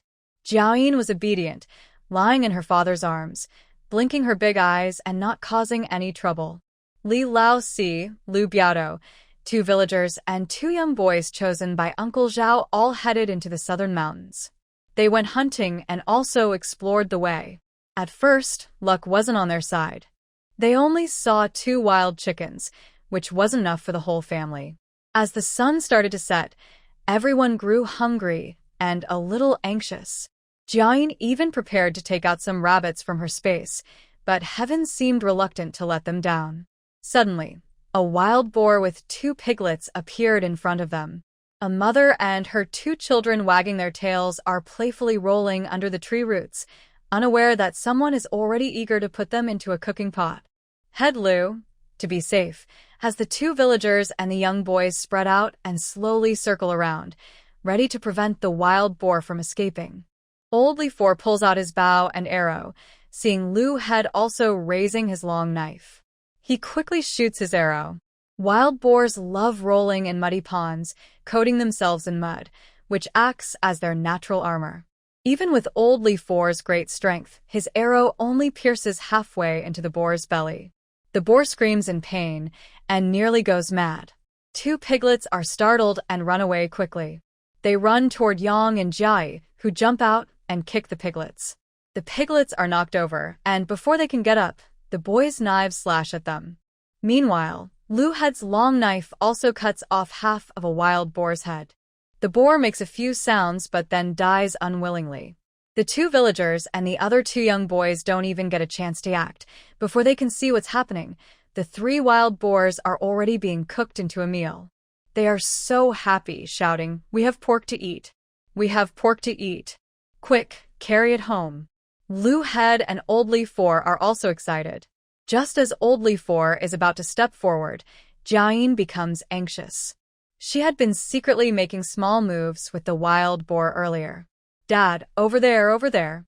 She pulls her father and struggles toward a small clearing behind a tree. Old Li Four suddenly has an idea and quickly walks over. Sure enough, behind the tree, there's a small patch of sweet potato vines. He takes a deep breath, gently pats his daughter's back, feeling a complex mix of emotions. He doesn't dare to wonder what magical skills his daughter has, whether it's luck, blessing, or something else. He only feels heartache, knowing she's been forced to run and wander with a family since she was little. If she had been born into a wealthy family, she wouldn't have to suffer so much or worry about feeding the family. The steamed buns secretly sent to them at night, the occasional suicidal rabbits, the wild chickens delivering eggs, and the sweet potatoes growing in the wild mountains and valleys. Even the vines are tender enough to be cooked and eaten. Jiayin feels her father's choking sobs and gently presses her head to his chest, obediently silent. Actually, her father doesn't know that what seems painful to others is a sweet happiness for her. She's not afraid of hardship. She fears only being without family, wandering like a lonely soul in a cold world, waiting for old age and death. Today, she treasures each lively day very much. At the camp, everyone is preparing dinner over the fire while looking south, thinking about the hunting team. They have been gone most of the day, but the hunters haven't returned. Could they have encountered some danger in the forest? Uncle Zhao and a few others are frustrated, hitting their legs and blaming themselves for their weakness. If only their legs were stronger, they would have gone to meet them already. Why are they in such a hurry? Fortunately, not long after, villagers outside the southern forest start shouting loudly. "They're back! They're back! A wild boar! We caught a wild boar!" The whole camp becomes excited. Men, women, and children run forward almost crazily. "You're back! You're back! I'm so glad you're safe." Old Lady Li quickly hugs her granddaughter to check if she's okay, then looks at the spoils brought back by her son. The villagers can't hold back their cheers. "There's sweet potato too? So many! Enough to eat for several days." Head Lu wipes the sweat from his forehead and smiles. "We were very lucky this time. We found 3 wild boars eating in a burrow, and we caught them. Then we discovered a patch of sweet potatoes there.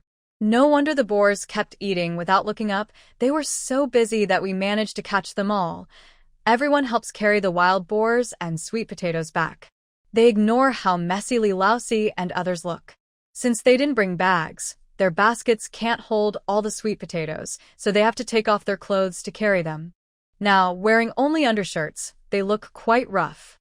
Uncle Zhao and others are so excited they direct villagers to take the wild boars to the water source downstream to open them up. Women are busy, preparing to boil water and stew meat. They wash the sweet potato vines, cut them into pieces, blanch them, and then season with soy sauce, delicious and soft. As for the wild boar meat, it's best to stew it with dried vegetables brought from home. The dried vegetables absorb the meat's flavor in the soup. Of course, they also wash a lot of sweet potatoes, cut them into chunks, and stew them with meat. This way, the little children and elderly with poor teeth can enjoy it, tasty and soft. Everyone in the camp, young and old, is busy with the wild boars and sweet potatoes. Old Lady Li guesses her granddaughter is helping out, and she hugs her tightly. She can never get enough of her granddaughter's affection. Jiayin suddenly remembers she brought a gift for her grandmother. She pulls the old lady to see the basket brought back from the village. The basket contains a small flower with no unusual stems or leaves, only green petals. Old Lady Li holds it in her hand, looks at it carefully, and asks her granddaughter with a smile, "Did Fu Niu bring this for Grandma?" Jiayin nods, sniffing the flower's fresh scent happily. Old Lady Li wanted to speak again, but just then, Dr. Zhang happened to pass by and saw the flower. His face suddenly changed. "Throw it away. Quickly throw it away." The old lady was startled and didn't understand what was happening. But Dr. Zhang would never harm her. Once she realized what was going on, she raised the green flower, planning to throw it far away. However, it was already too late. Two black shadows shot out from the nearby branches like lightning. In the blink of an eye, they reached her. Jiayin was so frightened her heart skipped a beat. Her instincts told her something was wrong.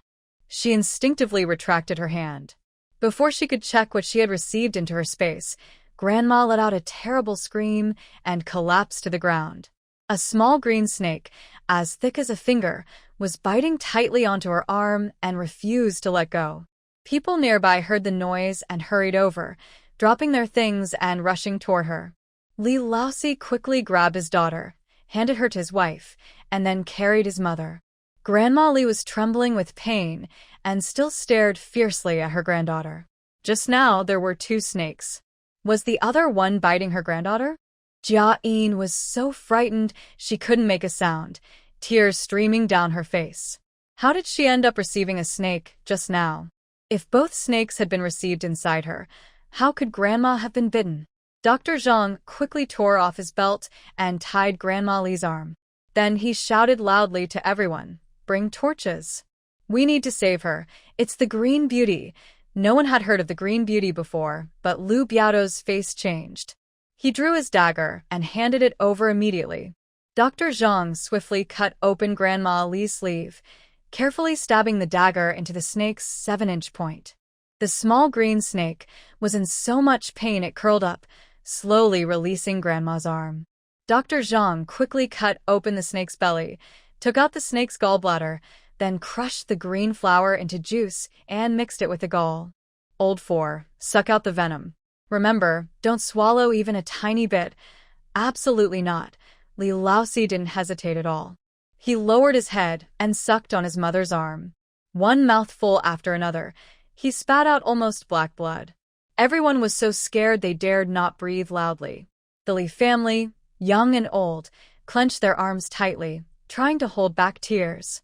They couldn't cry. Grandma definitely wouldn't die. Soon, the blood Lousiey sucked out turned bright red again. Dr. Zhang made a cross on Grandma Li's arm, checking carefully to ensure no venomous teeth remained inside. Once he was sure, he applied snake gall and flower juice, then quickly bandaged her arm. Everyone watched eagerly. He wiped his forehead, took a deep breath, and finally spoke. "Fortunately, I was nearby and managed to save her in time, so there is no danger to her life. But tonight, seeing some things, don't get too excited. Just endure it, and everything will be fine." In one sentence, everyone finally felt relieved. It was frightening, and everyone asked what happened. How did Annie get bitten by a snake? Yes, we all applied the herbal juice that Dr. Zhang gave us. We haven't seen any snakes these days. Auntie is very lucky. Luckily, Dr. Zhang was here. Seeing that Dr. Zhang was indeed tired and didn't want him to worry, Lu Biao told everyone, "This snake is called the Green Beauty. I heard about it from friend. This snake mates once every 3 years, and during mating, it looks for a special green flower.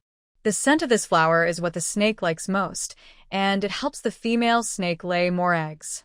Dr. Zhang nodded and pointed to the remaining green flower. It must be that these two snakes have their eyes on this flower. When the flower was picked, they went crazy and followed us back. Luckily, we discovered it early, and the venom didn't stay in the old lady's skin. Otherwise, even a great immortal couldn't save her. Everyone shivered in fear and instinctively took a few steps back, keeping a safe distance from the flower. At this moment, Dr. Zhang suddenly remembered and asked, "Wait, there's only one snake here. Where's the other one?" This question completely frightened everyone, causing chaos.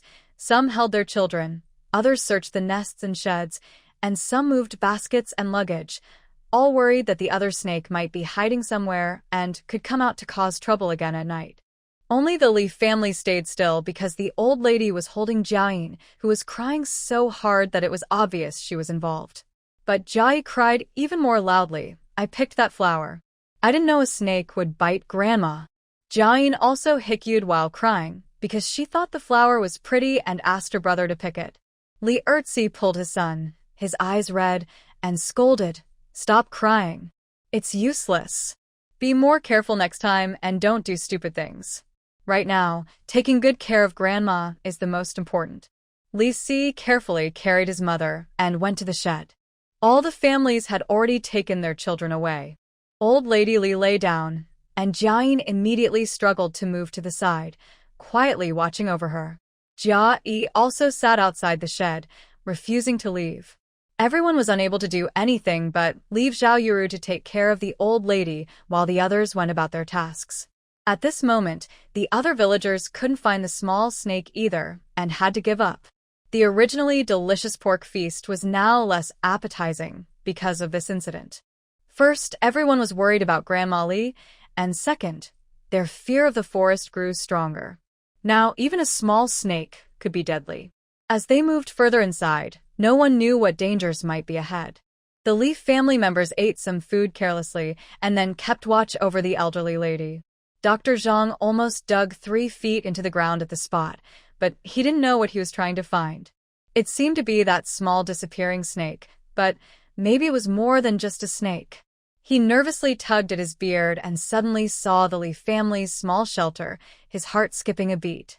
When he was with the Li family, young Master Yi liked the little girl from the family the most. Just now, when 2 snakes attacked, Grandma Li was holding the little girl. Could all the strange things be connected to the little girl? He quickly shook his head, pushing the crazy idea away. The baby was less than a year old and couldn't speak clearly, so he must have been overthinking. Jiayin didn't know that Dr. Zhang had already taken an interest in her. Even if she did, she had no time to care. Grandma Li was bitten by a snake, and in modern times, she would need antivenom. Although they drew out the poison and applied medicine to her wound, some venom might still remain. Otherwise, Dr. Zhang wouldn't have warned that tonight would be tough, and she needed to endure to be safe. Their small courtyard didn't have medicine to cure snake venom, so they could only use freeze-dried powder again. Boosting her immunity might also help Grandma Li fight the remaining poison. She didn't care if it was effective or not, and pulled Zhaoyuru to get some water. Seeing Grandma Li didn't move much, Zhaoyuru poured half a bowl and brought it in. Jiayin held the bowl with both hands, quietly added the freeze-dried powder, and was about to feed it to Grandma Li. Zhaoyuru didn't know there was something good in the water and wanted to stop her. But Jiayin insisted, "Drink, Grandma, drink." Zhaoyuru wanted to ask Dr. Zhang about it, but Tao Hongying came in. "Sister-in-law, give it to her. Funyo won't harm Grandma." Unable to refuse, Zhaoyuru helped Tao Hongying lift Grandma Li and fed her the water. Maybe the water really helped, or perhaps Li Laoxi's blood was thoroughly absorbed because by midnight, Grandma Li hadn't developed a fever and even got up to eat half a bowl of porridge. The older and younger members of the Li family felt relieved, sitting or lying down, struggling to close their eyes. Even Jiayin was so tired she couldn't hold on and fell asleep beside her grandmother. At this moment, the camp finally seemed to enjoy a rare peace. But no one knew that a greater danger was quietly approaching. In the distance, a small river flows gently, washing away the bloodstains left by butchers along the bank, slowly carrying away the smell of blood. Today, I present the 4th update at the 4th watch, which includes a bonus chapter for reaching 250 book reviews. The next bonus update will be when reviews reach 300. Dear readers, please continue to support us by clicking 5-star reviews. Honestly, I won't hide it. I'm eager for many more 5-star reviews, and Wuihua is excitedly waiting for your support. Before dawn, the older and younger men sleeping outside woke up because it was too cold. Someone muttered drowsily, "Is it frost? It's so cold. I dreamed I fell into an ice hole. I might freeze to death. Yeah, we need to think of a way to camp next time. We can't keep sleeping outside like this. Once the sun comes out, it'll be better." The night watchman couldn't hold on any longer. Seeing everyone wake up, they quickly lay by the campfire to rest a little. Inside the Li family's tent, Jiayin didn't hear any noise outside, but suddenly woke up. It was cold too, but she felt a bone-chilling cold that was different from just being cold. Even though she was lying on a thick mattress and covered with a blanket, she felt cold from inside her heart. She got up, looked around dazed, then hurried to feel her grandmother's forehead. Fortunately, the old lady wasn't running a fever. When the grandmother was touched, she also opened her eyes and sat up with effort. Her face was pale, and she looked a bit weak. But she still picked up her granddaughter, smiling as she comforted her. Wuihua is worried about Grandma? Don't worry, Grandma is fine now. Jiayin's nose felt sore as she hugged her grandmother's neck. Grandma, you'll get better soon. Yes, Grandma will get better soon. Grandma still wants to see Wuihua get married. Don't be afraid, Wuihua. Hearing the noise, Zhao Yuru and Tao Honging also woke up. Mother, how do you feel? Are you feeling better? Is anything uncomfortable? Both daughters-in-law were caring, making Grandma Ali smile even more. It's just a little weak, but everything else is fine. There's still a lot of meat soup from last night. I'll make some noodles for Mother, so she can eat more and recover faster. Tao Honging said happily, quickly preparing breakfast for her mother-in-law. Grandma Ali was strong-willed and never liked to owe anyone anything, so she added, All right, make an extra bowl for Dr. Zhang. Last night, I think he was troubled by us. Tao Honging and Zhao Yuru quickly responded and went to get busy. By now, the sky was already brightening, and most people in the camp had woken up. Only some of the young boys were still sleeping soundly, and the little children were holding their fingers, dreaming sweet dreams. Only Jiayin leaned against her grandmother, talking to her and not letting her feel lonely. Grandma, eat more. Grandma Li, guessing, smiled and said, You mean I didn't get any pork, right? Don't worry, your dad hunts, so Grandma will have some later. Jiayin turned to look outside. Little Fat held a piece of tangerine candy and quietly put it into her grandma's mouth. The fresh scent of the orange and its sweet taste made Grandma feel much better. She was a bit reluctant to eat such a good treat. But her granddaughter covered her mouth, afraid she would spit it out, which made her laugh and cry at the same time. In the end, she could only enjoy this sweet moment alone. Honestly, candy is really good. Soon, her stomach felt much more comfortable, and she didn't feel so weak or tired anymore. Jiayin watched this and felt more regretful. Before crossing over, why didn't she buy a few more pounds at the market? This kind of mixed sugar candy she used to eat as a child, without wrappers, but very sweet. When she bought a cake, she also bought 2 jin, about 1 kilogram. Now, Jiaxi and John also woke up and crawled into the shed to see Grandma. The 2 boys, with their noses very sharp, said first, So sweet. Yes, it's sweet. Jiayin felt a little guilty and quickly gave each of them a candy ball. The 2 boys' eyes widened with surprise, but they kept their mouths shut, afraid the sweetness would escape. Grandma Li smiled happily and gently hushed them, signaling them to keep it secret. Jiaxi and John nodded vigorously, leaned close to Grandma, with serious faces, but their tongues were wildly licking the candy balls. Sweet.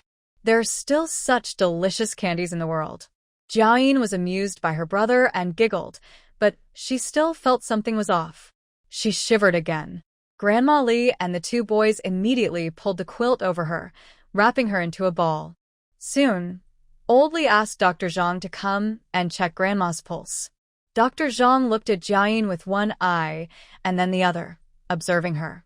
Seeing her curled up in the quilt with only her white, chubby face showing, blinking big eyes, he thought she was a cheerful, plump girl. He became more certain he was wrong and that he had been too obsessed with finding a hidden expert. Don't worry anymore, everything is fine now. Rest for a few days, eat well, and take it easy, Dr. Zhang said after checking her pulse. Everyone in the Li family, gathered at the door of the shed, sighed in relief and smiled.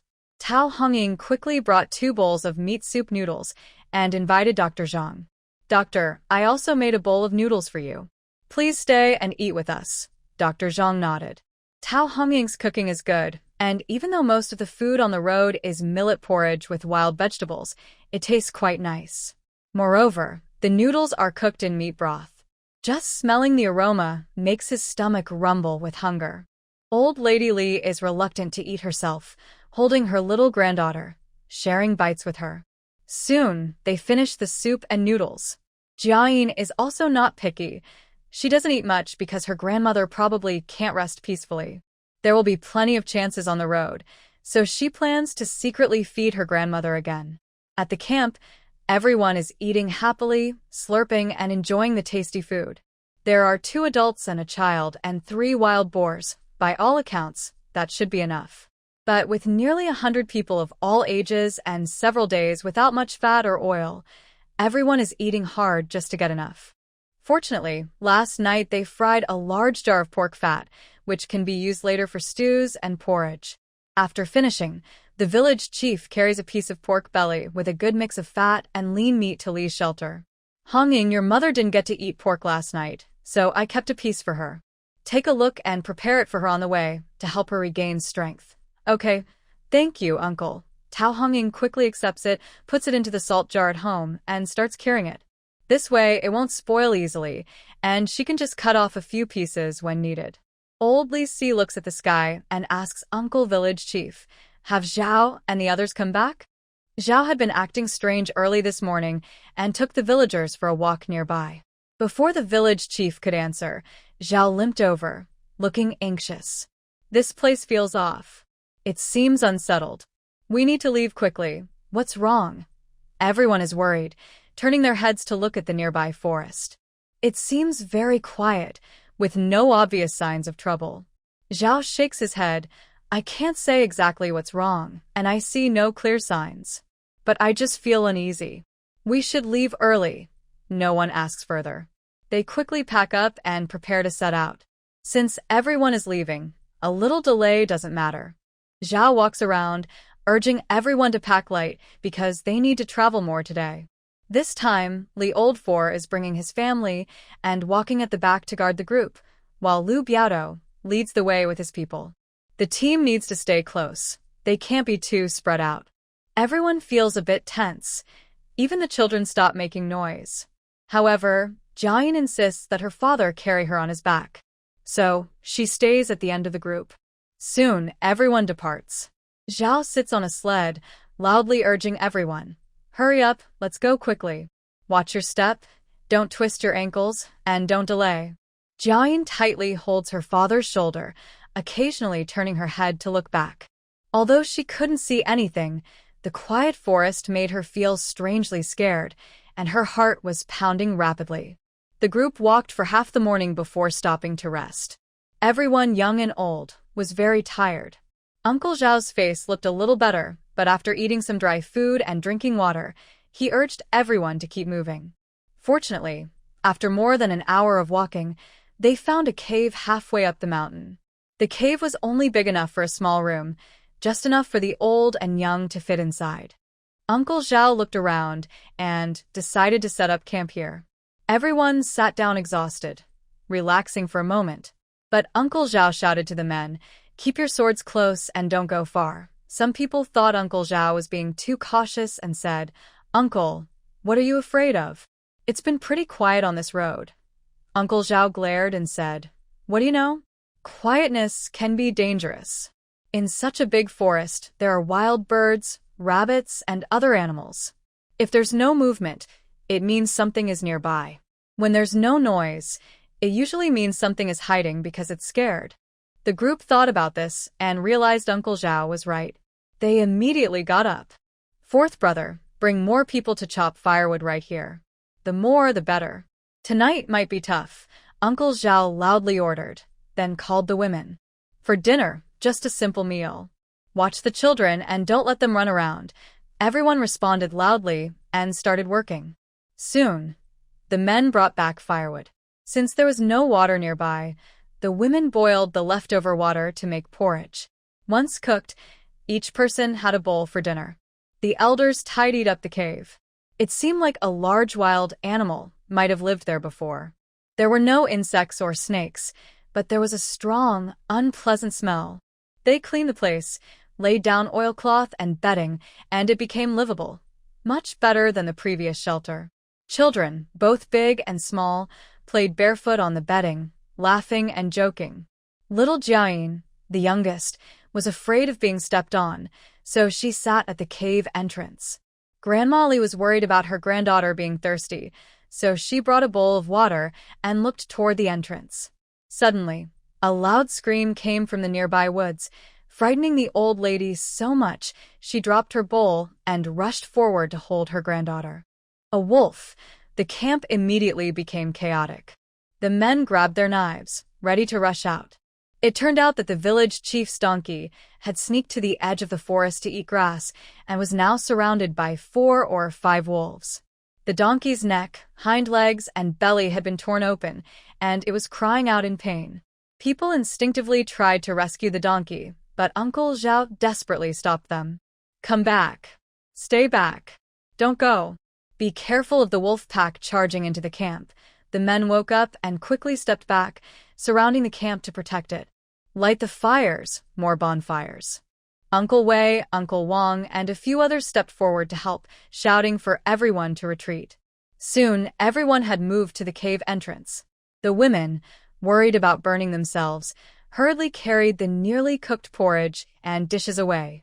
The men held machetes and sickles, shielding the women, children, and the elderly behind them. There were about 100 people, and at this moment, no one dared to breathe loudly. All their eyes fixed on the village chief's donkey, which gradually fell silent and was dragged into the woods by a few wolves. The village chief's wife was weak and usually quiet. Now she was crying so hard she collapsed. Their donkey had been part of the family for over 5 years. The old couple had no children, so they treated it like a family member. Now, it was being eaten by wolves. Grandmother Lee held her baby and stepped forward to pat her on the shoulder, trying to comfort her, but she was so frightened her lips trembled. Meanwhile, the baby girl secretly let out a breath of relief, and the sweat on her neck softened. The real fear was the unknown threat. Being threatened by wolves was the scariest thing. Now that they knew the wolves had fallen behind, it didn't seem so bad. After a long while, the forest was silent again. Some villagers wiped their cold sweat and whispered, "Uncle Zhao, have the wolves left?" Uncle Zhao's face was pale and dark, and he shook his head, saying, "They definitely haven't left. Those wolves are just the vanguard. The whole pack probably has at least 30 or more wolves. One donkey is only enough for the alpha wolf and a few of the strongest wolves to share. The rest will be hungry, and they won't spare us." Hearing this, the timid women started crying while holding their children. Being targeted by wolves in the forest was almost certain death.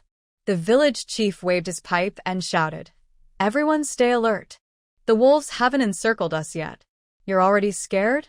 It's better to just hand yourselves over to the wolves." "Exactly. We have so many people, and with machetes and sickles Uncle Si and Lu Biao are even experts. We can handle dozens of wolves. What's there to be afraid of?" Uncle Zhao also shouted, finishing with, "These wolves aren't moving now. They probably won't attack until everyone is asleep tonight. We should eat and drink now, save our strength. Tonight is the real fight." Old Man Li and Lu Biao stepped forward. "Uncle Zhao is right. We can take down 10 or 8 wolves ourselves. The rest won't have many left. Everyone just needs a knife, and we can handle it. All the elderly and children are in the cave. We don't have to worry about wolves attacking sneakily. We just need to guard the entrance. Yes, and we should light more fires. Sharpening knives, at night we will kill a few, so we can make a wolf fur coat to wear in winter. Since everyone is young and strong, holding machetes, and with the elders encouraging us, everyone gets brave. They respond loudly and confidently. The camp gradually becomes lively again, with people taking turns eating, guarding the cave entrance, lighting fires, and adding wood, busy but organized. After eating, they tidy up briefly. Uncle Zhao, the village chief, and others divide the young men into small teams of 7 or 8. Each team takes turns guarding the entrance for an hour. Near the entrance are women like Tao Yungying, holding sticks or even pots and pans. Further inside are the young boys, and at the very back are the elders and small children, the safest place. Jiayin guesses the wolf pack probably won't attack at nightfall, so she lies in her grandma's arms and falls asleep early. She plans to wake up later in the night to help guard. Although she is just a small child and everyone thinks she's useless, she still feels uneasy. They finally have a new home and loved ones who care for her deeply. She doesn't want to lose any of it. But during the day, she was so tense and tired that she slept very deeply. In her dream, she was feeding chickens and ducks in a small yard when suddenly a big gray wolf jumped out and took a chick. She scolded loudly. "Gray wolf." She shivered and woke up, crawling towards the cave entrance using her hands and feet. The old lady was startled awake, reaching into her pocket and feeling it was empty. She was also frightened. With a faint light, she saw her granddaughter had crawled away. She hurried after her, just about to pick her up when she was stunned by a pair of glowing green eyes outside the entrance. "The wolf is here. The wolf is here. Get up, the wolf is here." The old lady shouted desperately, waking everyone instantly. Even the men on night duty were nearly scared out of their wits. All the men jumped up, grabbing their machetes and rushing to attack, even before seeing where the wolf was. The wolf pack was furious, thinking they had a good chance, but their plans were ruined by a small girl and the old lady. The wolf leader howled loudly, and the pack received the order. They opened their bloodthirsty mouths and charged wildly. The wolves are not very big, smaller than tigers or bears, and not as strong as wild boars. But wolves are the smartest wild animals, and in teamwork, they are surprisingly terrifying. Even if they were caught off guard and their plan was broken, the wolf pack still had clear roles. Some wolves harassed from the front, others attacked from the sides. Suddenly, everyone was thrown into chaos. Quickly, some people were scratched on their arms and cried out in pain. Uncle Zhao and a few others swung their machetes fiercely, shouting loudly at the crowd. "Hold your ground. Keep fighting. Don't be afraid. The more afraid you are, the weaker you become. Our wives and children are behind us. Our parents are behind us. If we retreat, the wolves will eat them. Stay strong." Liu, the village guard, may not have as much experience walking in the forest as Uncle Zhao, but he was skilled with his weapon, especially the battle sword from the Li family in his hand, which was long and sharp. In just one strike, he managed to kill or wound 2 wolves. Lousiey also fought hard, biting his lip as he killed 1 wolf. One wolf tried to jump over his head, but he grabbed its back leg and threw it away. Jiayin and Luoyang looked pale, with scratches on their arms, but they did not step back. Seeing this, the other villagers gained courage. They shouted and fought desperately against the wolves. Inside the cave, the elders held the children close, trembling and making no sound. Grandma Li tightly hugged her granddaughter, worried about her son and grandson outside. Her heart felt like it was boiling with anxiety. Tao Hongying and Zhao Yuru stood firm at the cave entrance, trying to encourage the women. "Don't be afraid. If wolves rush in, we'll fight together. Even if only one of us can fight, we will kill them. We must not let the wolves enter the cave.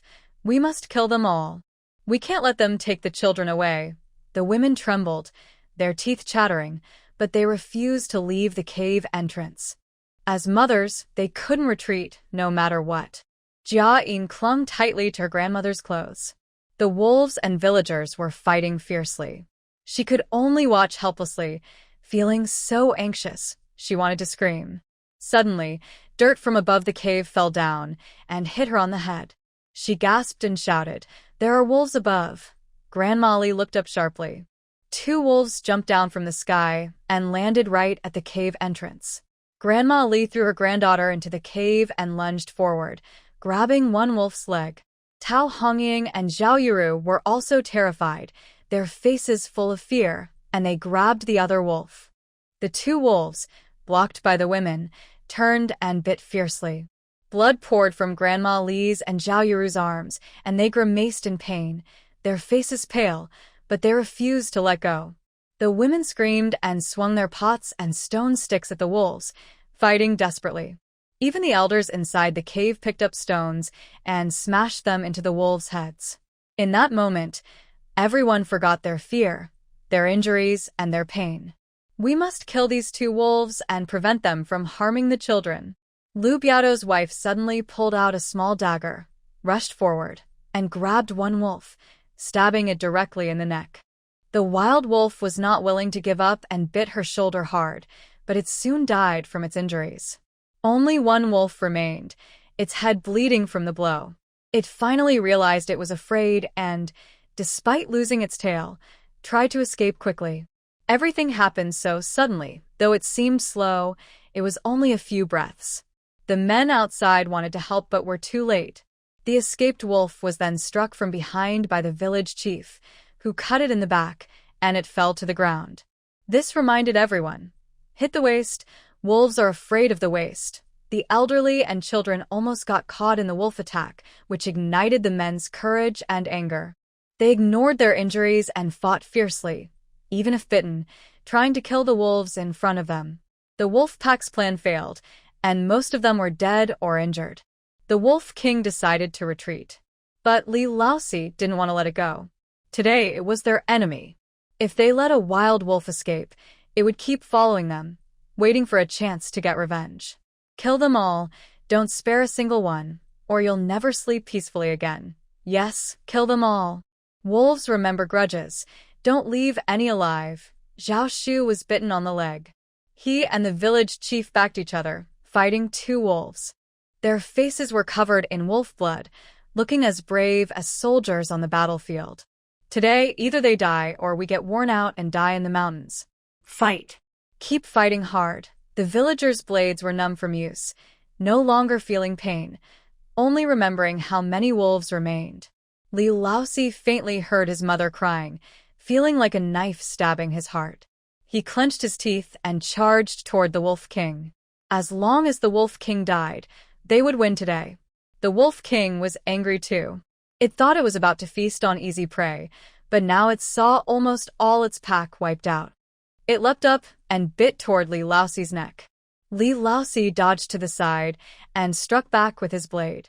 Then Lu Biao also charged forward, while Lu Yang and Jiayin ran away quickly. Suddenly, the battlefield extended from the cave entrance into the forest edge.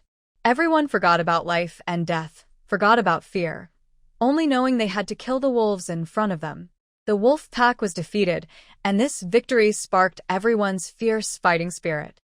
One side fought to protect their families and loved ones to survive. The other fought to fill their stomachs, also just to survive. The law of the jungle, strength rules everything, has never changed in this world. It doesn't matter if one side can speak or write calculations. Strength and courage are what matter. In the end, human bravery in defending loved ones prevailed. In front of the cave entrance, the last wolf was struck hard on the head with a stick, whimpering as it tried to crawl away, only to be struck again and have its head completely cut off. Near the woods, Old Li was rolling on the ground with the Wolf King, tightly choking its neck. Biao Lu saw an opportunity and stabbed the Wolf King in the side. Yang Lu and Jiayin rushed forward together, pulling off half of the Wolf King's body with force. Its internal organs spilled onto Old Li, causing the Wolf King to scream in pain and bow its head in deep frustration. Before long, the sky was already turning light, dawn wind blowing through the bleak forest, leaves rustling loudly.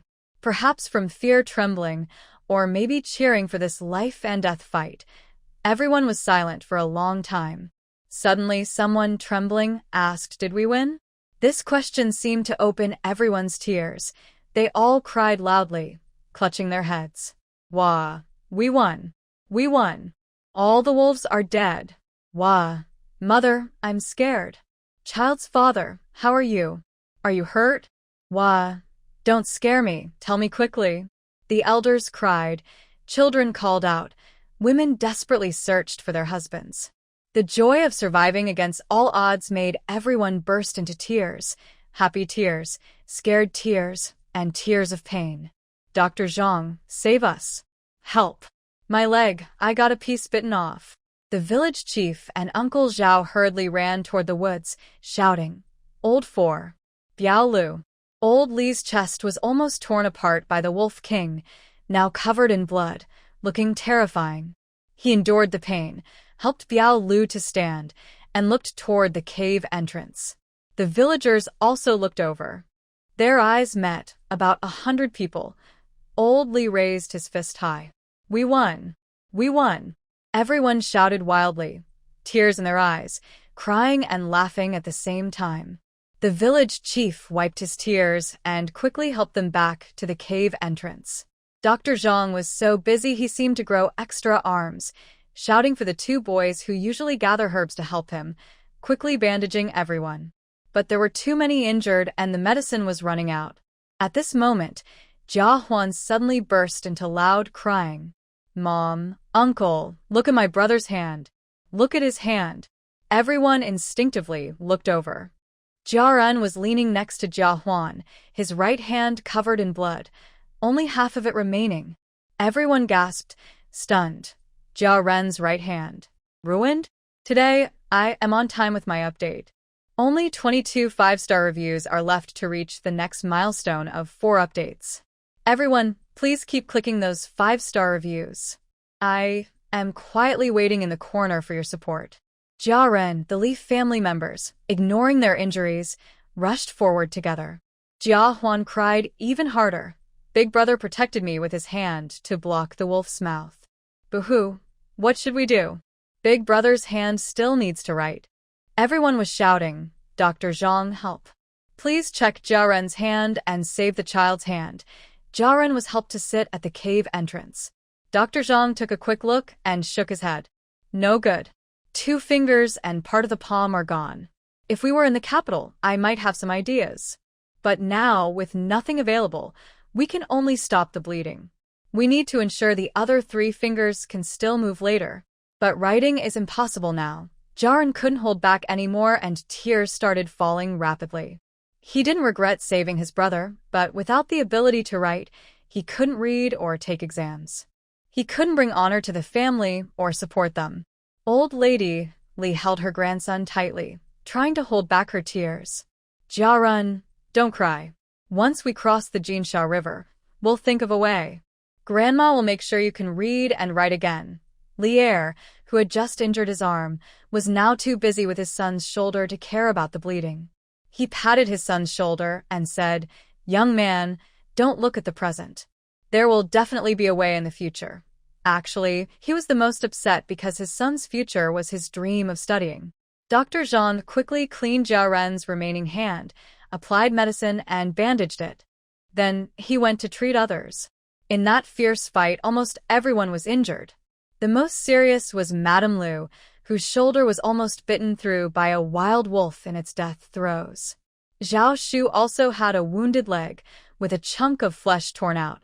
Li Laoxi's chest was badly wounded, and Tao Hongying and Old Lady Li's arms were also bitten. Overall, the Li family suffered the most injuries. But Li Laoxi killed the alpha wolf, and Old Lady Li and her daughter-in-law fought desperately to protect the elders and children inside the cave. Thinking of the danger just now, someone was crying and kowtowing to Li's mother and daughter-in-law, holding their heads, while many others also knelt down. They had been fighting the wolf pack up front and couldn't care less about what was happening behind. If it weren't for Li's mother and daughter-in-law, they might have gone back to rescue the elders and children, risking more casualties. Auntie, your family is my great benefactor. Just say the word, and I will repay you even if it means going through fire and water. I am also here, Auntie. Sobe. It was you who saved my little one. From now on, Auntie, you will be like my own mother. I will always try to be kind and respectful to you. Old Lady Li was worried, concerned about her grandson's hand and her son and daughter-in-law's injuries. She didn't even have time to think about her own wounds. At this moment, she barely raised her hand to signal everyone to stand up. Don't be polite. We're all coming into the woods together to seek safety. Helping each other is what we should do. Besides, my family's Funyo, Shijia, and are all inside. Who dares let wolves get in? Come on, get up. The village chief's arm was also hurt. He endured the pain and sat next to his wife, shouting to everyone, Stop being so formal. Those who aren't injured, go quickly and boil some hot water and prepare food. The injured should rest and bandage their wounds. There are many things to do. Uncle Zhao also said, "We can't keep moving like this. We need to stay here for a couple of days. We should cut some branches to build a shelter, hunt, and cook. Do what you can. For now, the wolves are gone, and big wild animals won't come, but we can't relax too much." After saying that, he remembered the earlier surprise attack and cursed that bastard Wang Ba was supposed to be on night duty. How could he sleep so deeply? If he hadn't noticed in time, everyone would have been bitten. For villagers immediately lowered their heads, their faces turning red. During the day, everyone was so tense that they were exhausted at night. When it was their turn to guard, seeing no movement around, they discussed quietly. 2 took a nap and 2 kept watch. Unexpectedly, the 2 on duty also couldn't resist and closed their eyes for a moment. Uncle Zhao wanted to scold them but sighed instead. These people were ordinary farmers. They weren't afraid of hard work when planting or weeding, but expecting them to suddenly become alert hunters or soldiers in a short time was impossible. Honestly, they had done quite well so far. Especially just now, everyone fought to stay and didn't retreat, even though they were all injured. All right, no more lessons today. Think about it carefully when you have free time. Lazy behavior now puts everyone at risk. The 4 nodded strongly. The lesson was so deep that they would never forget it for the rest of their lives. Dr. Zhang's medicine was running out. He only treated the most serious 7 or 8 injuries. The others with minor wounds had to hold on a bit longer.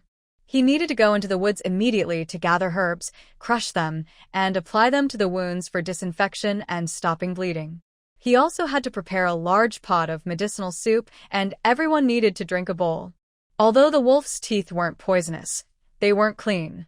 Being bitten could cause fever, and unlucky ones might even risk their lives. Several injured villagers and young boys, along with Shi Jia and En, went into the woods with them. At this moment, everyone worked together without any laziness. Fortunately, they had already gone deep into the mountains, where no one else had stepped, and there were many medicinal herbs.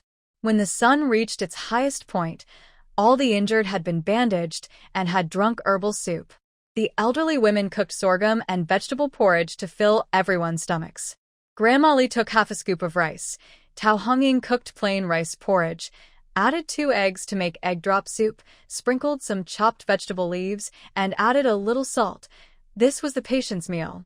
Regardless of whether they had an appetite, everyone ate a bowl. When Yining was thrown into the hole by her grandmother, she scraped her forehead. Although there wasn't much blood, it looked bruised and a little scary. She was already quite pale and chubby, making it more obvious. Grandma Li repeatedly confirmed with Dr. Zhang that her granddaughter wouldn't hurt her brain. Then she felt relieved. The family's hope was pinned on the eldest grandson, who had already lost his hand. If the youngest granddaughter had another accident, she felt she couldn't go on living. Yining ate a few bites of porridge and sat next to her older brother. His empty bowl was beside him, and she secretly added ingredients and water, determined to make him drink it.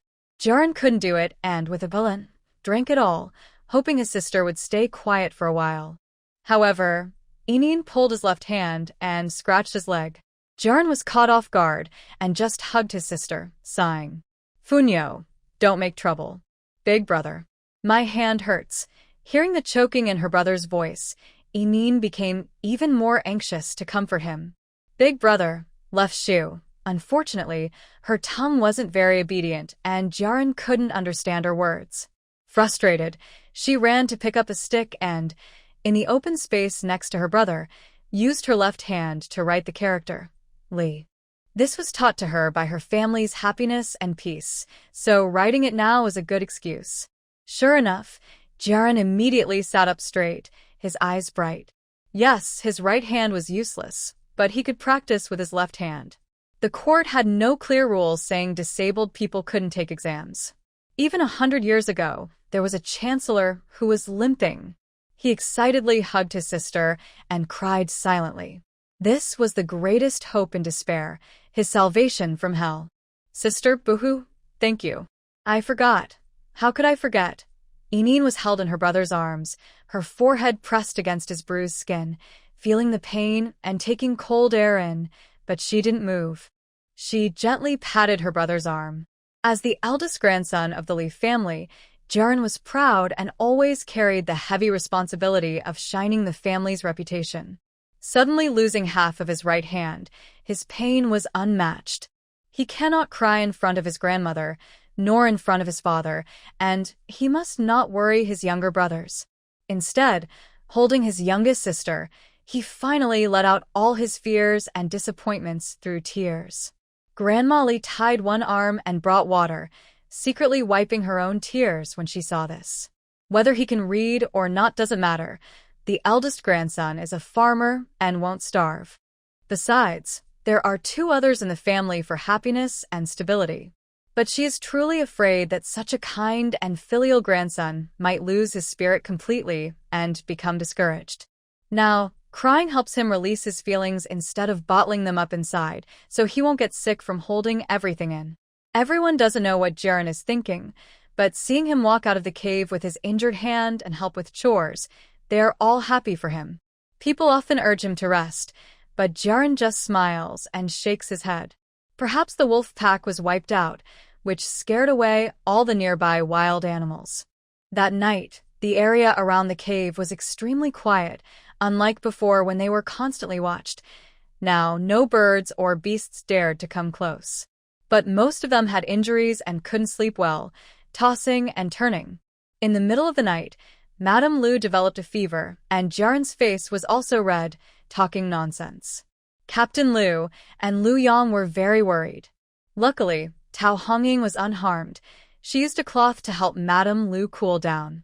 Second brother Li and Jia Yi and Jia Huan took care of Jiayin, using simple methods. Dr. Zhang had prepared herbal medicine in advance, quickly brewed it, and gave it to both of them. They kept doing this until dawn, when their fevers finally broke. The cave was crowded with people. Jiayin didn't dare to make any small moves, feeling anxious inside. Fortunately, Dr. Zhang was reliable, and there was no real danger. But after all these struggles, everyone felt a bit down. They had already crossed about 10 mountains deep into the forest, and there was no way to retreat. Everyone was injured, and their fevers could worsen at any moment. Even with doctors, no one could guarantee they wouldn't be called by the Grim Reaper. Was the path they chose actually a dead end? Uncle Zhao's leg injury worsened. Although he didn't have a fever, he felt very uncomfortable. The village chief's wife was already weak, and after the wolf attack, she was not feeling well. The village chief stayed by her side to care for her. The two main pillars of the family had no time to worry about everyone's feelings. Old Fourth Li also had to lie down and rest. At this moment, Captain Lu stepped forward. He didn't call anyone from the village, but took his son and Jia Yi into the woods. By the time the villagers noticed, the sun was already setting. These three returned with 5 rabbits, 3 wild chickens, a deer, and a roe deer. The bountiful harvest made the whole camp very lively. Everyone who could move, including the elderly and children, became busy. They boiled water, peeled food, grilled and stewed meat, and made chicken soup. The air was filled with delicious smells and steam. Everyone enjoyed warm food, which made their stomachs full and their spirits high, easing any worries. Yesterday, Madame Lu risked her life to save the elderly and children by fighting a wolf and was bitten on her shoulder. Today, Brother Lu returned bravely with a big catch. The couple seemed like a wonderful surprise sent by heaven to Qing Shui village. The first surprise was, of course, the Li family. Everyone ate and kept thanking them. Brother Lu personally fed his wife some chicken porridge. He waved his hand casually and advised everyone, "Eat well and rest up. We need to leave tomorrow, no matter what. The weather is getting colder each day. Be careful so we don't get trapped in the mountains. We don't know what's happening outside. Are the bandits attacking? We've faced dangers in the mountains before, but it's still better than being chased and attacked outside by bandits with knives." Everyone nodded, thinking that the chaos outside made staying in the forest seem much safer. At least when facing wild wolves, they could fight back. But against the bandits on horseback, they might only be able to feed them with their knives. All right, we leave early tomorrow. We must get out quickly. Yes, my left arm is hurt, but I still have my right. I can pull the sled without delay. I'm the same. I haven't broken any bones. My skin injuries will heal in a few days. Everyone discussed how to reorganize the sleds for the injured. The injured refused help, insisting that those with no serious leg injuries could walk to lighten the load for everyone. Old Lee chewed on a rabbit leg and gave Brother Lou a thumbs up. Brother Lou is amazing. No wonder he's the guard leader. Just a few words, and everyone's fighting spirit is back. Brother Lou smiled bitterly. He decided to tell the story of what happened before meeting the Lee family. It turned out that when they left Junyang, they gathered about 7 or 8 families, around 40 or 50 people. They thought having many people would give them safety on the road. But those families' relatives were foolish and meddlesome. Out in the wild, they didn't understand the importance of hiding valuables. They brought expensive clothes, silk, and jewelry, which made them easy targets. One night, a group with knives and sticks came to attack them. The families fought hard, even risking their carriages, and one was stolen. However, some of the other families were unkind. They ran away that night or left secretly after seeing their injuries the next day. Fortunately, their family's only remaining cart still had some rice and supplies. But the silver they needed to pay at the city gate was too high, and the 3 of them were worried. They then met Lousiey and some villagers. Mrs. Liu finished her porridge and felt a bit better, nodding in agreement. Not just others, I also brought a lot of useless things. It was our first time fleeing, and my mind was all over the place. I never thought it would be so hard. Lousiey quickly comforted her. Sister-in-law, don't get upset. Although it's tough, at least we've made it through. Mrs. Liu nodded and smiled. Yes, your family is our good luck. When Brother Liu was delivering goods before, he always said he found treasures. With you and your nephew, he's much more at ease. I never thought that in these chaotic times, our family would need your help and that you'd save 3 lives. You're being too modest, sister-in-law. Brother Liu and Liu Yang are both skilled, and you, among women, are brave and rare. It's our village's good fortune to meet your family. Nearby, some villagers who had been listening spoke up. Yes, our village is lucky. Even if we just pick up a few people, they're all very capable. Everyone started laughing, and the atmosphere in the camp became more cheerful. The next day, everyone woke up early, started fires for cooking, packed their belongings, checked the sleds, and fed the surviving blue-green dragon. Then they set out again. This time, there was no arrangement from the village chief or Uncle Zhao. But after experiencing life and death, all the young and strong villagers stood tall like spring grass broken by a storm, more resilient than before. Whether leading the way, supporting from behind, or dividing the sleds, everyone discussed and arranged everything themselves. On the road, everyone knew their roles, and no one complained about hardship. The village chief and Uncle Zhao felt very proud, almost shedding tears. They didn't dislike protecting the villagers, but nothing was more joyful than seeing the younger generation take on responsibilities and carry on.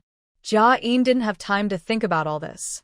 While traveling, since the team was getting longer and surrounded by familiar people, she busily prepared food in her space, ready to feed everyone. Most of it was steamed buns. Because the smell of buns and similar foods was too strong, they were hard to handle. Steamed buns were much easier. They could be broken into bite-sized pieces and directly eaten quietly, without anyone noticing. So, along the way, Jiayin sometimes sat in her grandmother's arms, sometimes let her father carry her, or had her mother hold her. During rest, when Grandma Li went to the bathroom, she also took her grandchildren along to boost their courage. Jiayin was like a busy little bee, working hard to keep feeding everyone. After 3 days, they took a rest under a cliff at noon. The young children were full of energy and didn't seem tired after walking all morning. While everyone was drinking water and enjoying the warming sun, the children suddenly ran back excitedly. Jiaxi and John immediately hugged Liu Biao's neck, saying, "Uncle Liu, we found a big hive, as big as an iron pot. Yes, yes, there must be a lot of honey inside." The other children gathered around, looking eagerly at Liu Biao. Liu Biao loved children and, since he had nothing else to do, decided to take the kids to get the hive. Some villagers, also feeling playful, followed to help. Soon, they stitched together a large oilcloth and carried it away. Everyone was worried that the bees might become angry, so they quickly looked for something to cover the children. The Leaf family was no exception. Grandma Lee put fine gauze over her granddaughter and also placed a large willow basket outside. Jiayin squatted inside, blinking her big eyes, feeling very frustrated. She felt like a caged bird. Fortunately, after a while, cheers came from the cliff. A young boy ran back to report, "Uncle Lou covered the hive and has taken it down from the cliff. He's using smoke to calm the bees." Everyone breathed a sigh of relief. About 15 minutes later, the children joyfully gathered around Lu Biao and the others as they returned. Lu Biao and a villager carried a hive as big as a wash basin. Everyone was surprised and hurried over to see. Jiayin was curious and ran over excitedly. Grandma Lee held her, just as Lu Biao bent down to take a piece of the hive. The reddish-brown honey was almost dripping. A quick-thinking woman caught some in a jar below. Seeing how eager little Jiayin was, Lu Biao smiled, took a spoon, and scooped half a spoonful to her mouth. "Little Fu, you get the first taste." Jiayin didn't hesitate and quickly swallowed the honey with a happy yaw. It was pure honey, full of floral aroma, far better than the so-called wild honey syrup from supermarkets in her previous life. Her eyes sparkled with delight, and her face was full of happiness, making everyone smile. Fu is a little greedy cat. Kids all love sweets. The young children nearby were anxious, jumping and shouting, "Uncle Lou, us too, us too." Lu Biao was about to scoop more when suddenly, a surviving wild bee flew out of the hive and headed straight for Jiayin. While everyone was caught off guard, the poison needle behind its butt quickly stabbed into Jiayin's nose. Jiayin screamed in pain and started crying loudly. "Oh no, Funyo, don't cry." Grandma Lee didn't expect this either. She hurriedly reached out and swatted the wasp, but it was too late. Jiayin's nose swelled up quickly, looking like a clown in a circus, with a big red nose. Everyone rushed forward to help, but the wasp was already dead, so there was nothing they could do. But Jiayin's appearance was really... Someone couldn't hold back and started laughing first, then everyone joined in. Jiayin's nose hurt and itched. She was already uncomfortable, and seeing everyone like this made her cry even louder. Grandma Lee felt both worried and amused, mostly feeling guilty. She hurriedly picked up Jiayin and ran to find Dr. Zhang. Dr. Zhang also chuckled, his beard trembling with laughter, but he was annoyed when Jiayin bit his hand hard. Unfortunately, she only had a few tiny baby teeth and didn't have much strength. Dr. Zhang finally found some ointment and gently applied it to her nose. The cool sensation made Jiayin feel much better, but she still lay sadly in her grandma's arms, holding her nose with her little hand. Everyone laughed again and started teasing her. "Funyo, why are you holding your nose?" "Let me see, is it okay?" "Funyo, I heard your nose turned into a red fruit." "Funyo, is the honey sweet?" "I heard the wasp is angry at you." Grandma Lee quickly scolded everyone. "Our Funyo is smart. She understands what you're saying, so don't spoil her." Then everyone stopped teasing her. Lu Biao brought over a big bowl of honey for Jiayin to eat and vent her anger. It was a rare moment of relaxation and happiness during their difficult journey. Almost everyone took a few big bites of honey, feeling sweet and happy, and they even packed 2 jars. They also shared the honeycomb with the children, but unfortunately, winter was coming soon, and there weren't many bee pupae left. These were very good to eat. Sweet food is a good mood booster. In the afternoon, because of the honey, both the elders and children felt lighter on their feet. But in the following days, the children in each family became more mischievous than usual, because whenever they made trouble, they would get a mouthful of honey. Only Jiayin occasionally touched her swollen nose and didn't go near the honey jars anymore. A few days later, the honey jars were empty and everyone crossed 5 more mountains. Seeing that they had traveled more than half the distance, everyone was happy. But their happiness didn't last through the night. The next morning, it unexpectedly started to snow lightly. Although it only rained briefly, it sent a clear signal to everyone. Winter is coming. The village chief and Uncle Zhao, along with some elders, gathered together with serious faces. Winter snow often comes in two waves, with each one bigger and colder than the last. Calculating carefully, it's only early September, yet winter seems to be arriving too soon. "Brother, I think something's wrong," Uncle Zhao frowned and said. "This summer was very dry, so normally we'd expect heavy rains in autumn. But since it didn't rain much earlier, I was happy. Now it looks like the heavy rains will come in winter." The village chief nodded. "It seems serious. We need to prepare early." Lu Biaodo and Old Li sat nearby, also worried. Lu Biaodo, who knows the land best, said, "At least 17 or 18 mountains need to be crossed, 2 of which are especially difficult. These 2 alone will take 5 or 6 days, so it will take at least 20 days to get through." Old Li nodded and looked up at the sky. "With this weather in 20 days, we might not last before heavy snow falls. It will be even harder to travel, and the cold can cause sickness. If we find a place to stay for winter, food will be a problem for so many people. If we wait until spring, we don't know what the outside world will be like. If the barbarians retreat, that's good, but if they fully occupy north of the Jinsha River, it will be even more trouble." Everyone was caught in a dilemma, and for a moment, they all fell silent. In the end, no one could come up with a plan, so they had to keep moving forward. Maybe because of the cold, animals in the forest suddenly became fewer, and snakes and insects disappeared completely. The group, young and old, was anxious and scared, moving faster than before. But crossing 10 or more mountains wasn't something that could be done quickly. After 3 more days, the second snow fell. It snowed for half a day, and the snow didn't melt. When stepped on, it nearly covered their ankles.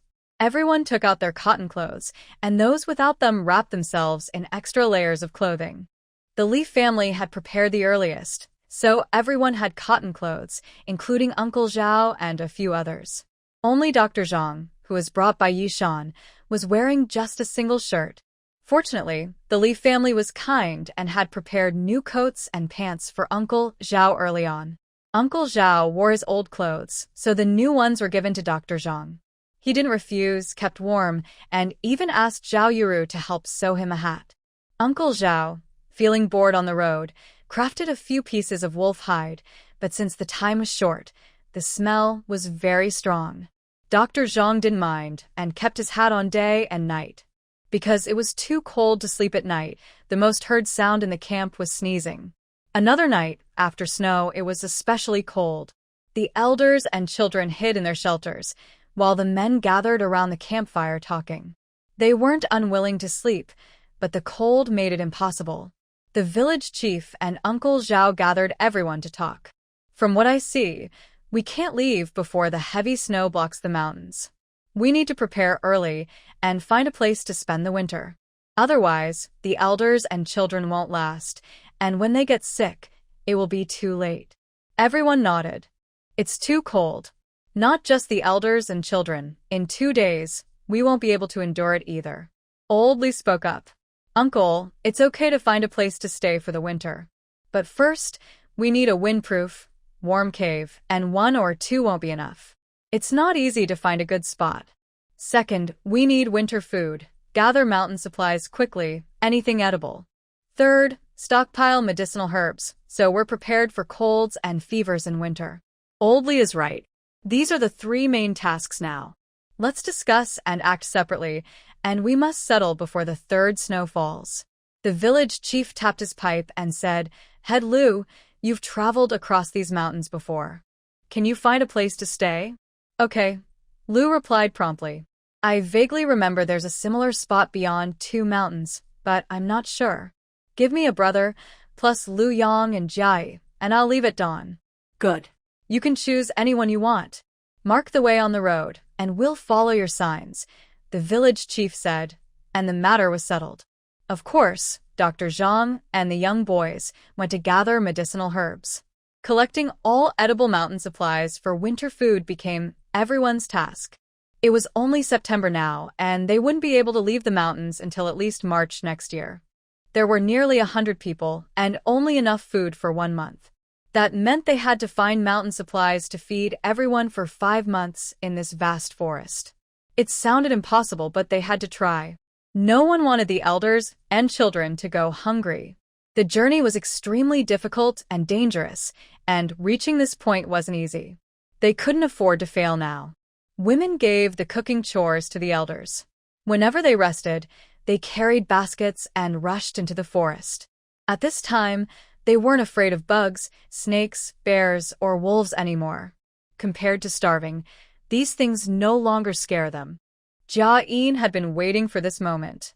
She quietly lay in her grandmother's arms, gradually leading her mother and Anne away from the main group, then frantically started moving things out of the space. Apples, pears, heaps of chestnuts, jujubes, and even rabbits that seemed to be trying to escape, along with eggs and nests. Everyone was busy collecting mountain goods, walnuts, chestnuts, wood ear mushrooms, frozen mushrooms, everything you can think of. Sometimes people also caught wild chickens, rabbits, or even roe deer. So, although the things Lee's family brought back were new and unusual, they didn't seem too strange. Even if they looked strange, no one had the time to think much about it. When fighting for survival, anything that can fill the stomach is good, no matter where it comes from. Things falling from the sky are the best, proving that heaven doesn't want them to starve.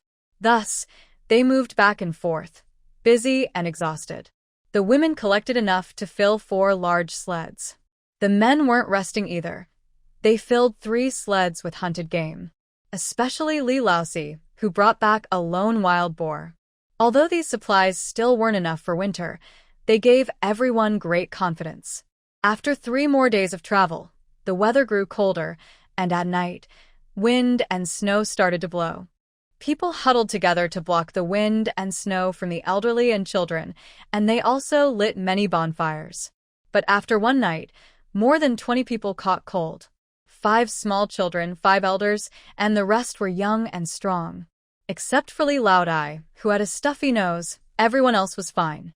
Their thick coats and pants helped, and Jiayin secretly took out an old quilt to make their bedding warmer. It was something left behind when they left home, and she packed it away. At this moment, no one paid much attention when she took it out.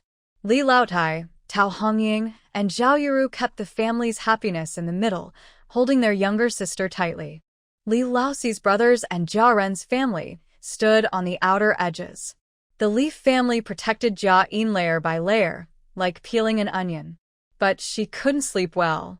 Her heart was burning with worry, how to get the food out of the space, how to keep her family warm, and how to survive this winter safely. Before she could think of a solution, something else happened.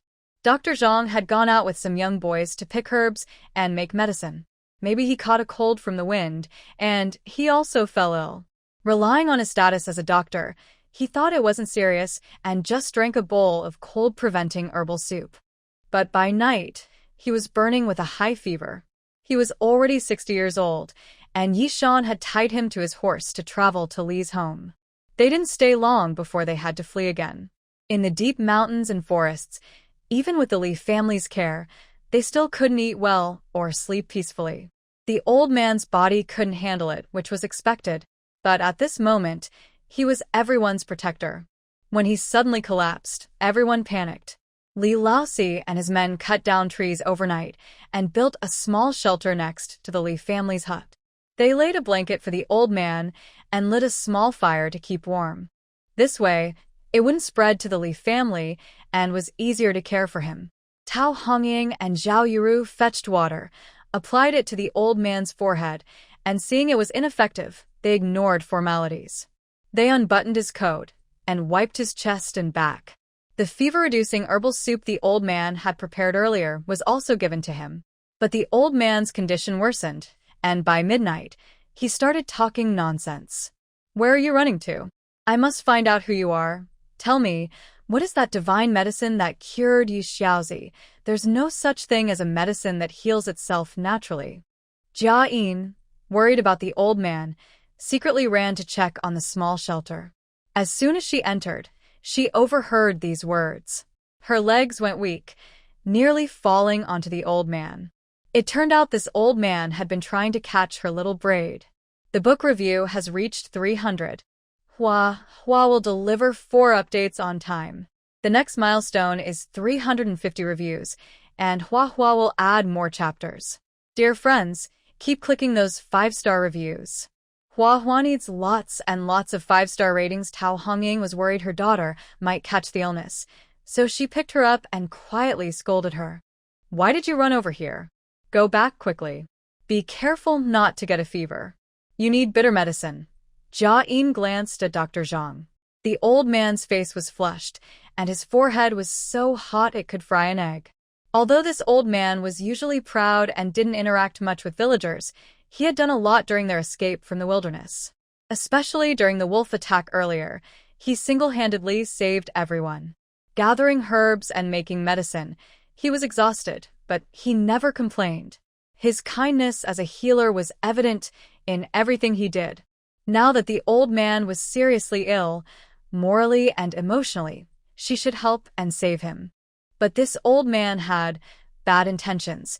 He was fixated on catching her little braid.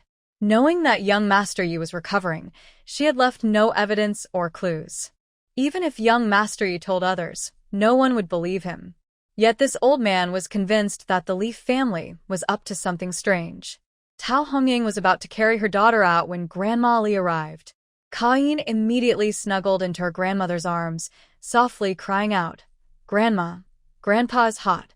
Old Lady Li was also worried about Dr. Zhang and asked her daughter-in-law, "Go rest for a while. I need to soothe Funyo too. Sit here for a bit." Tao Hongying was indeed very tired, having collected mountain goods during the day and cared for patients at night. Her eyes were red with fatigue. At this moment, she didn't insist and simply nodded. "Mom, let's send Funyo back soon. Be careful, she might also have a fever." "Got it," Old Lady Li replied. Seeing only their family in the shelter, she quietly discussed with her granddaughter. "Funyo, look at how pitiful Dr. Zhang is burning up. Young Master Yi entrusted him to us, so we can't just watch him get sicker and do nothing. That little white pill, the fever reducer, can she eat one?" Jiayin pouted and glanced at old Zhang, feeling soft-hearted after all. Because young Master Yi gave so many silver coins. Reluctantly, she stretched out her small hand, holding a tiny white pill in her palm.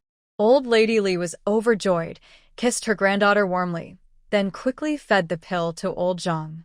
Although Dr. Zhang was very sick, he still remembered to swallow and had a strong will to survive. In his dream, he seemed like a fish in a raging fire, almost roasted alive. He cursed angrily, wanting to escape but unable to do so. Finally, an inexplicable force seemed to gradually extinguish the flames, giving him a chance to breathe. Then, cool water refreshed his body, making him feel much better. He sighed in relief, but suddenly a flash of insight struck him. Instinctively, he reached out and grabbed tightly, shouting, "Finally got you." The village chief was helping Dr. Zhang by giving him water when suddenly his wrist was grabbed, spilling the bowl onto the bedding, startling him. "Dr. Zhang, you're awake. That's wonderful. You burned for most of the night. If you didn't wake up now, everyone would be worried sick." Dr. Zhang's eyes still had some redness, and he looked around in confusion. This was the new shelter they had built. He was lying on the bedding, with a small fire burning at the door for warmth and light. Jiayin was tending the fire, adding wood, and holding a stick in his left hand, practicing writing on the ground. He looked over with concern on his face. "Grandpa Zhang, are you hungry? Do you want me to bring you a bowl of porridge to settle your stomach?" Dr. Zhang blinked twice, released the village chief's hand, and asked, "What medicine did you give me just now?" The village chief and Jiayin looked at each other and shook their heads. "No, we only gave you 2 bowls of water." "What water?" "It's the water we boiled during our last camping trip. There's no water source here, so we can only drink what we've stored. Did you really not give me any medicine?" Dr. Zhang kept asking, looking at the village chief and Jiayin, who kept shaking their heads.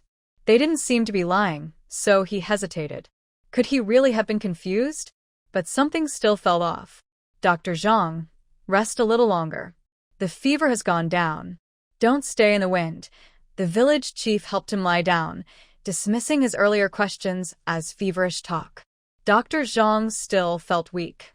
He quickly fell into a heavy sleep. Soon, Jiayin and Old Li came to take over, and the village chief and Jiayin went back to rest. Everyone took turns watching over him.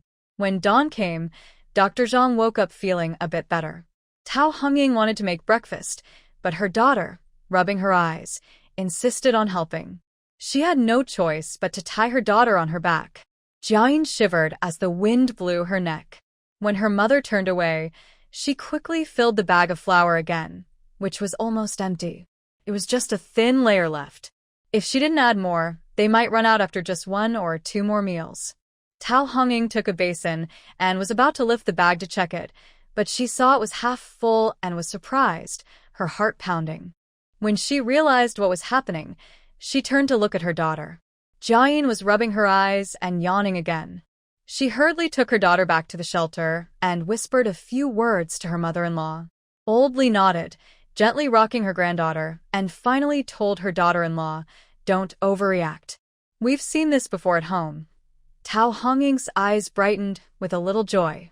Is life at home really the same as here? Finding more food at home improves life, but here it can save lives. She turned around and immediately cooked a small pot.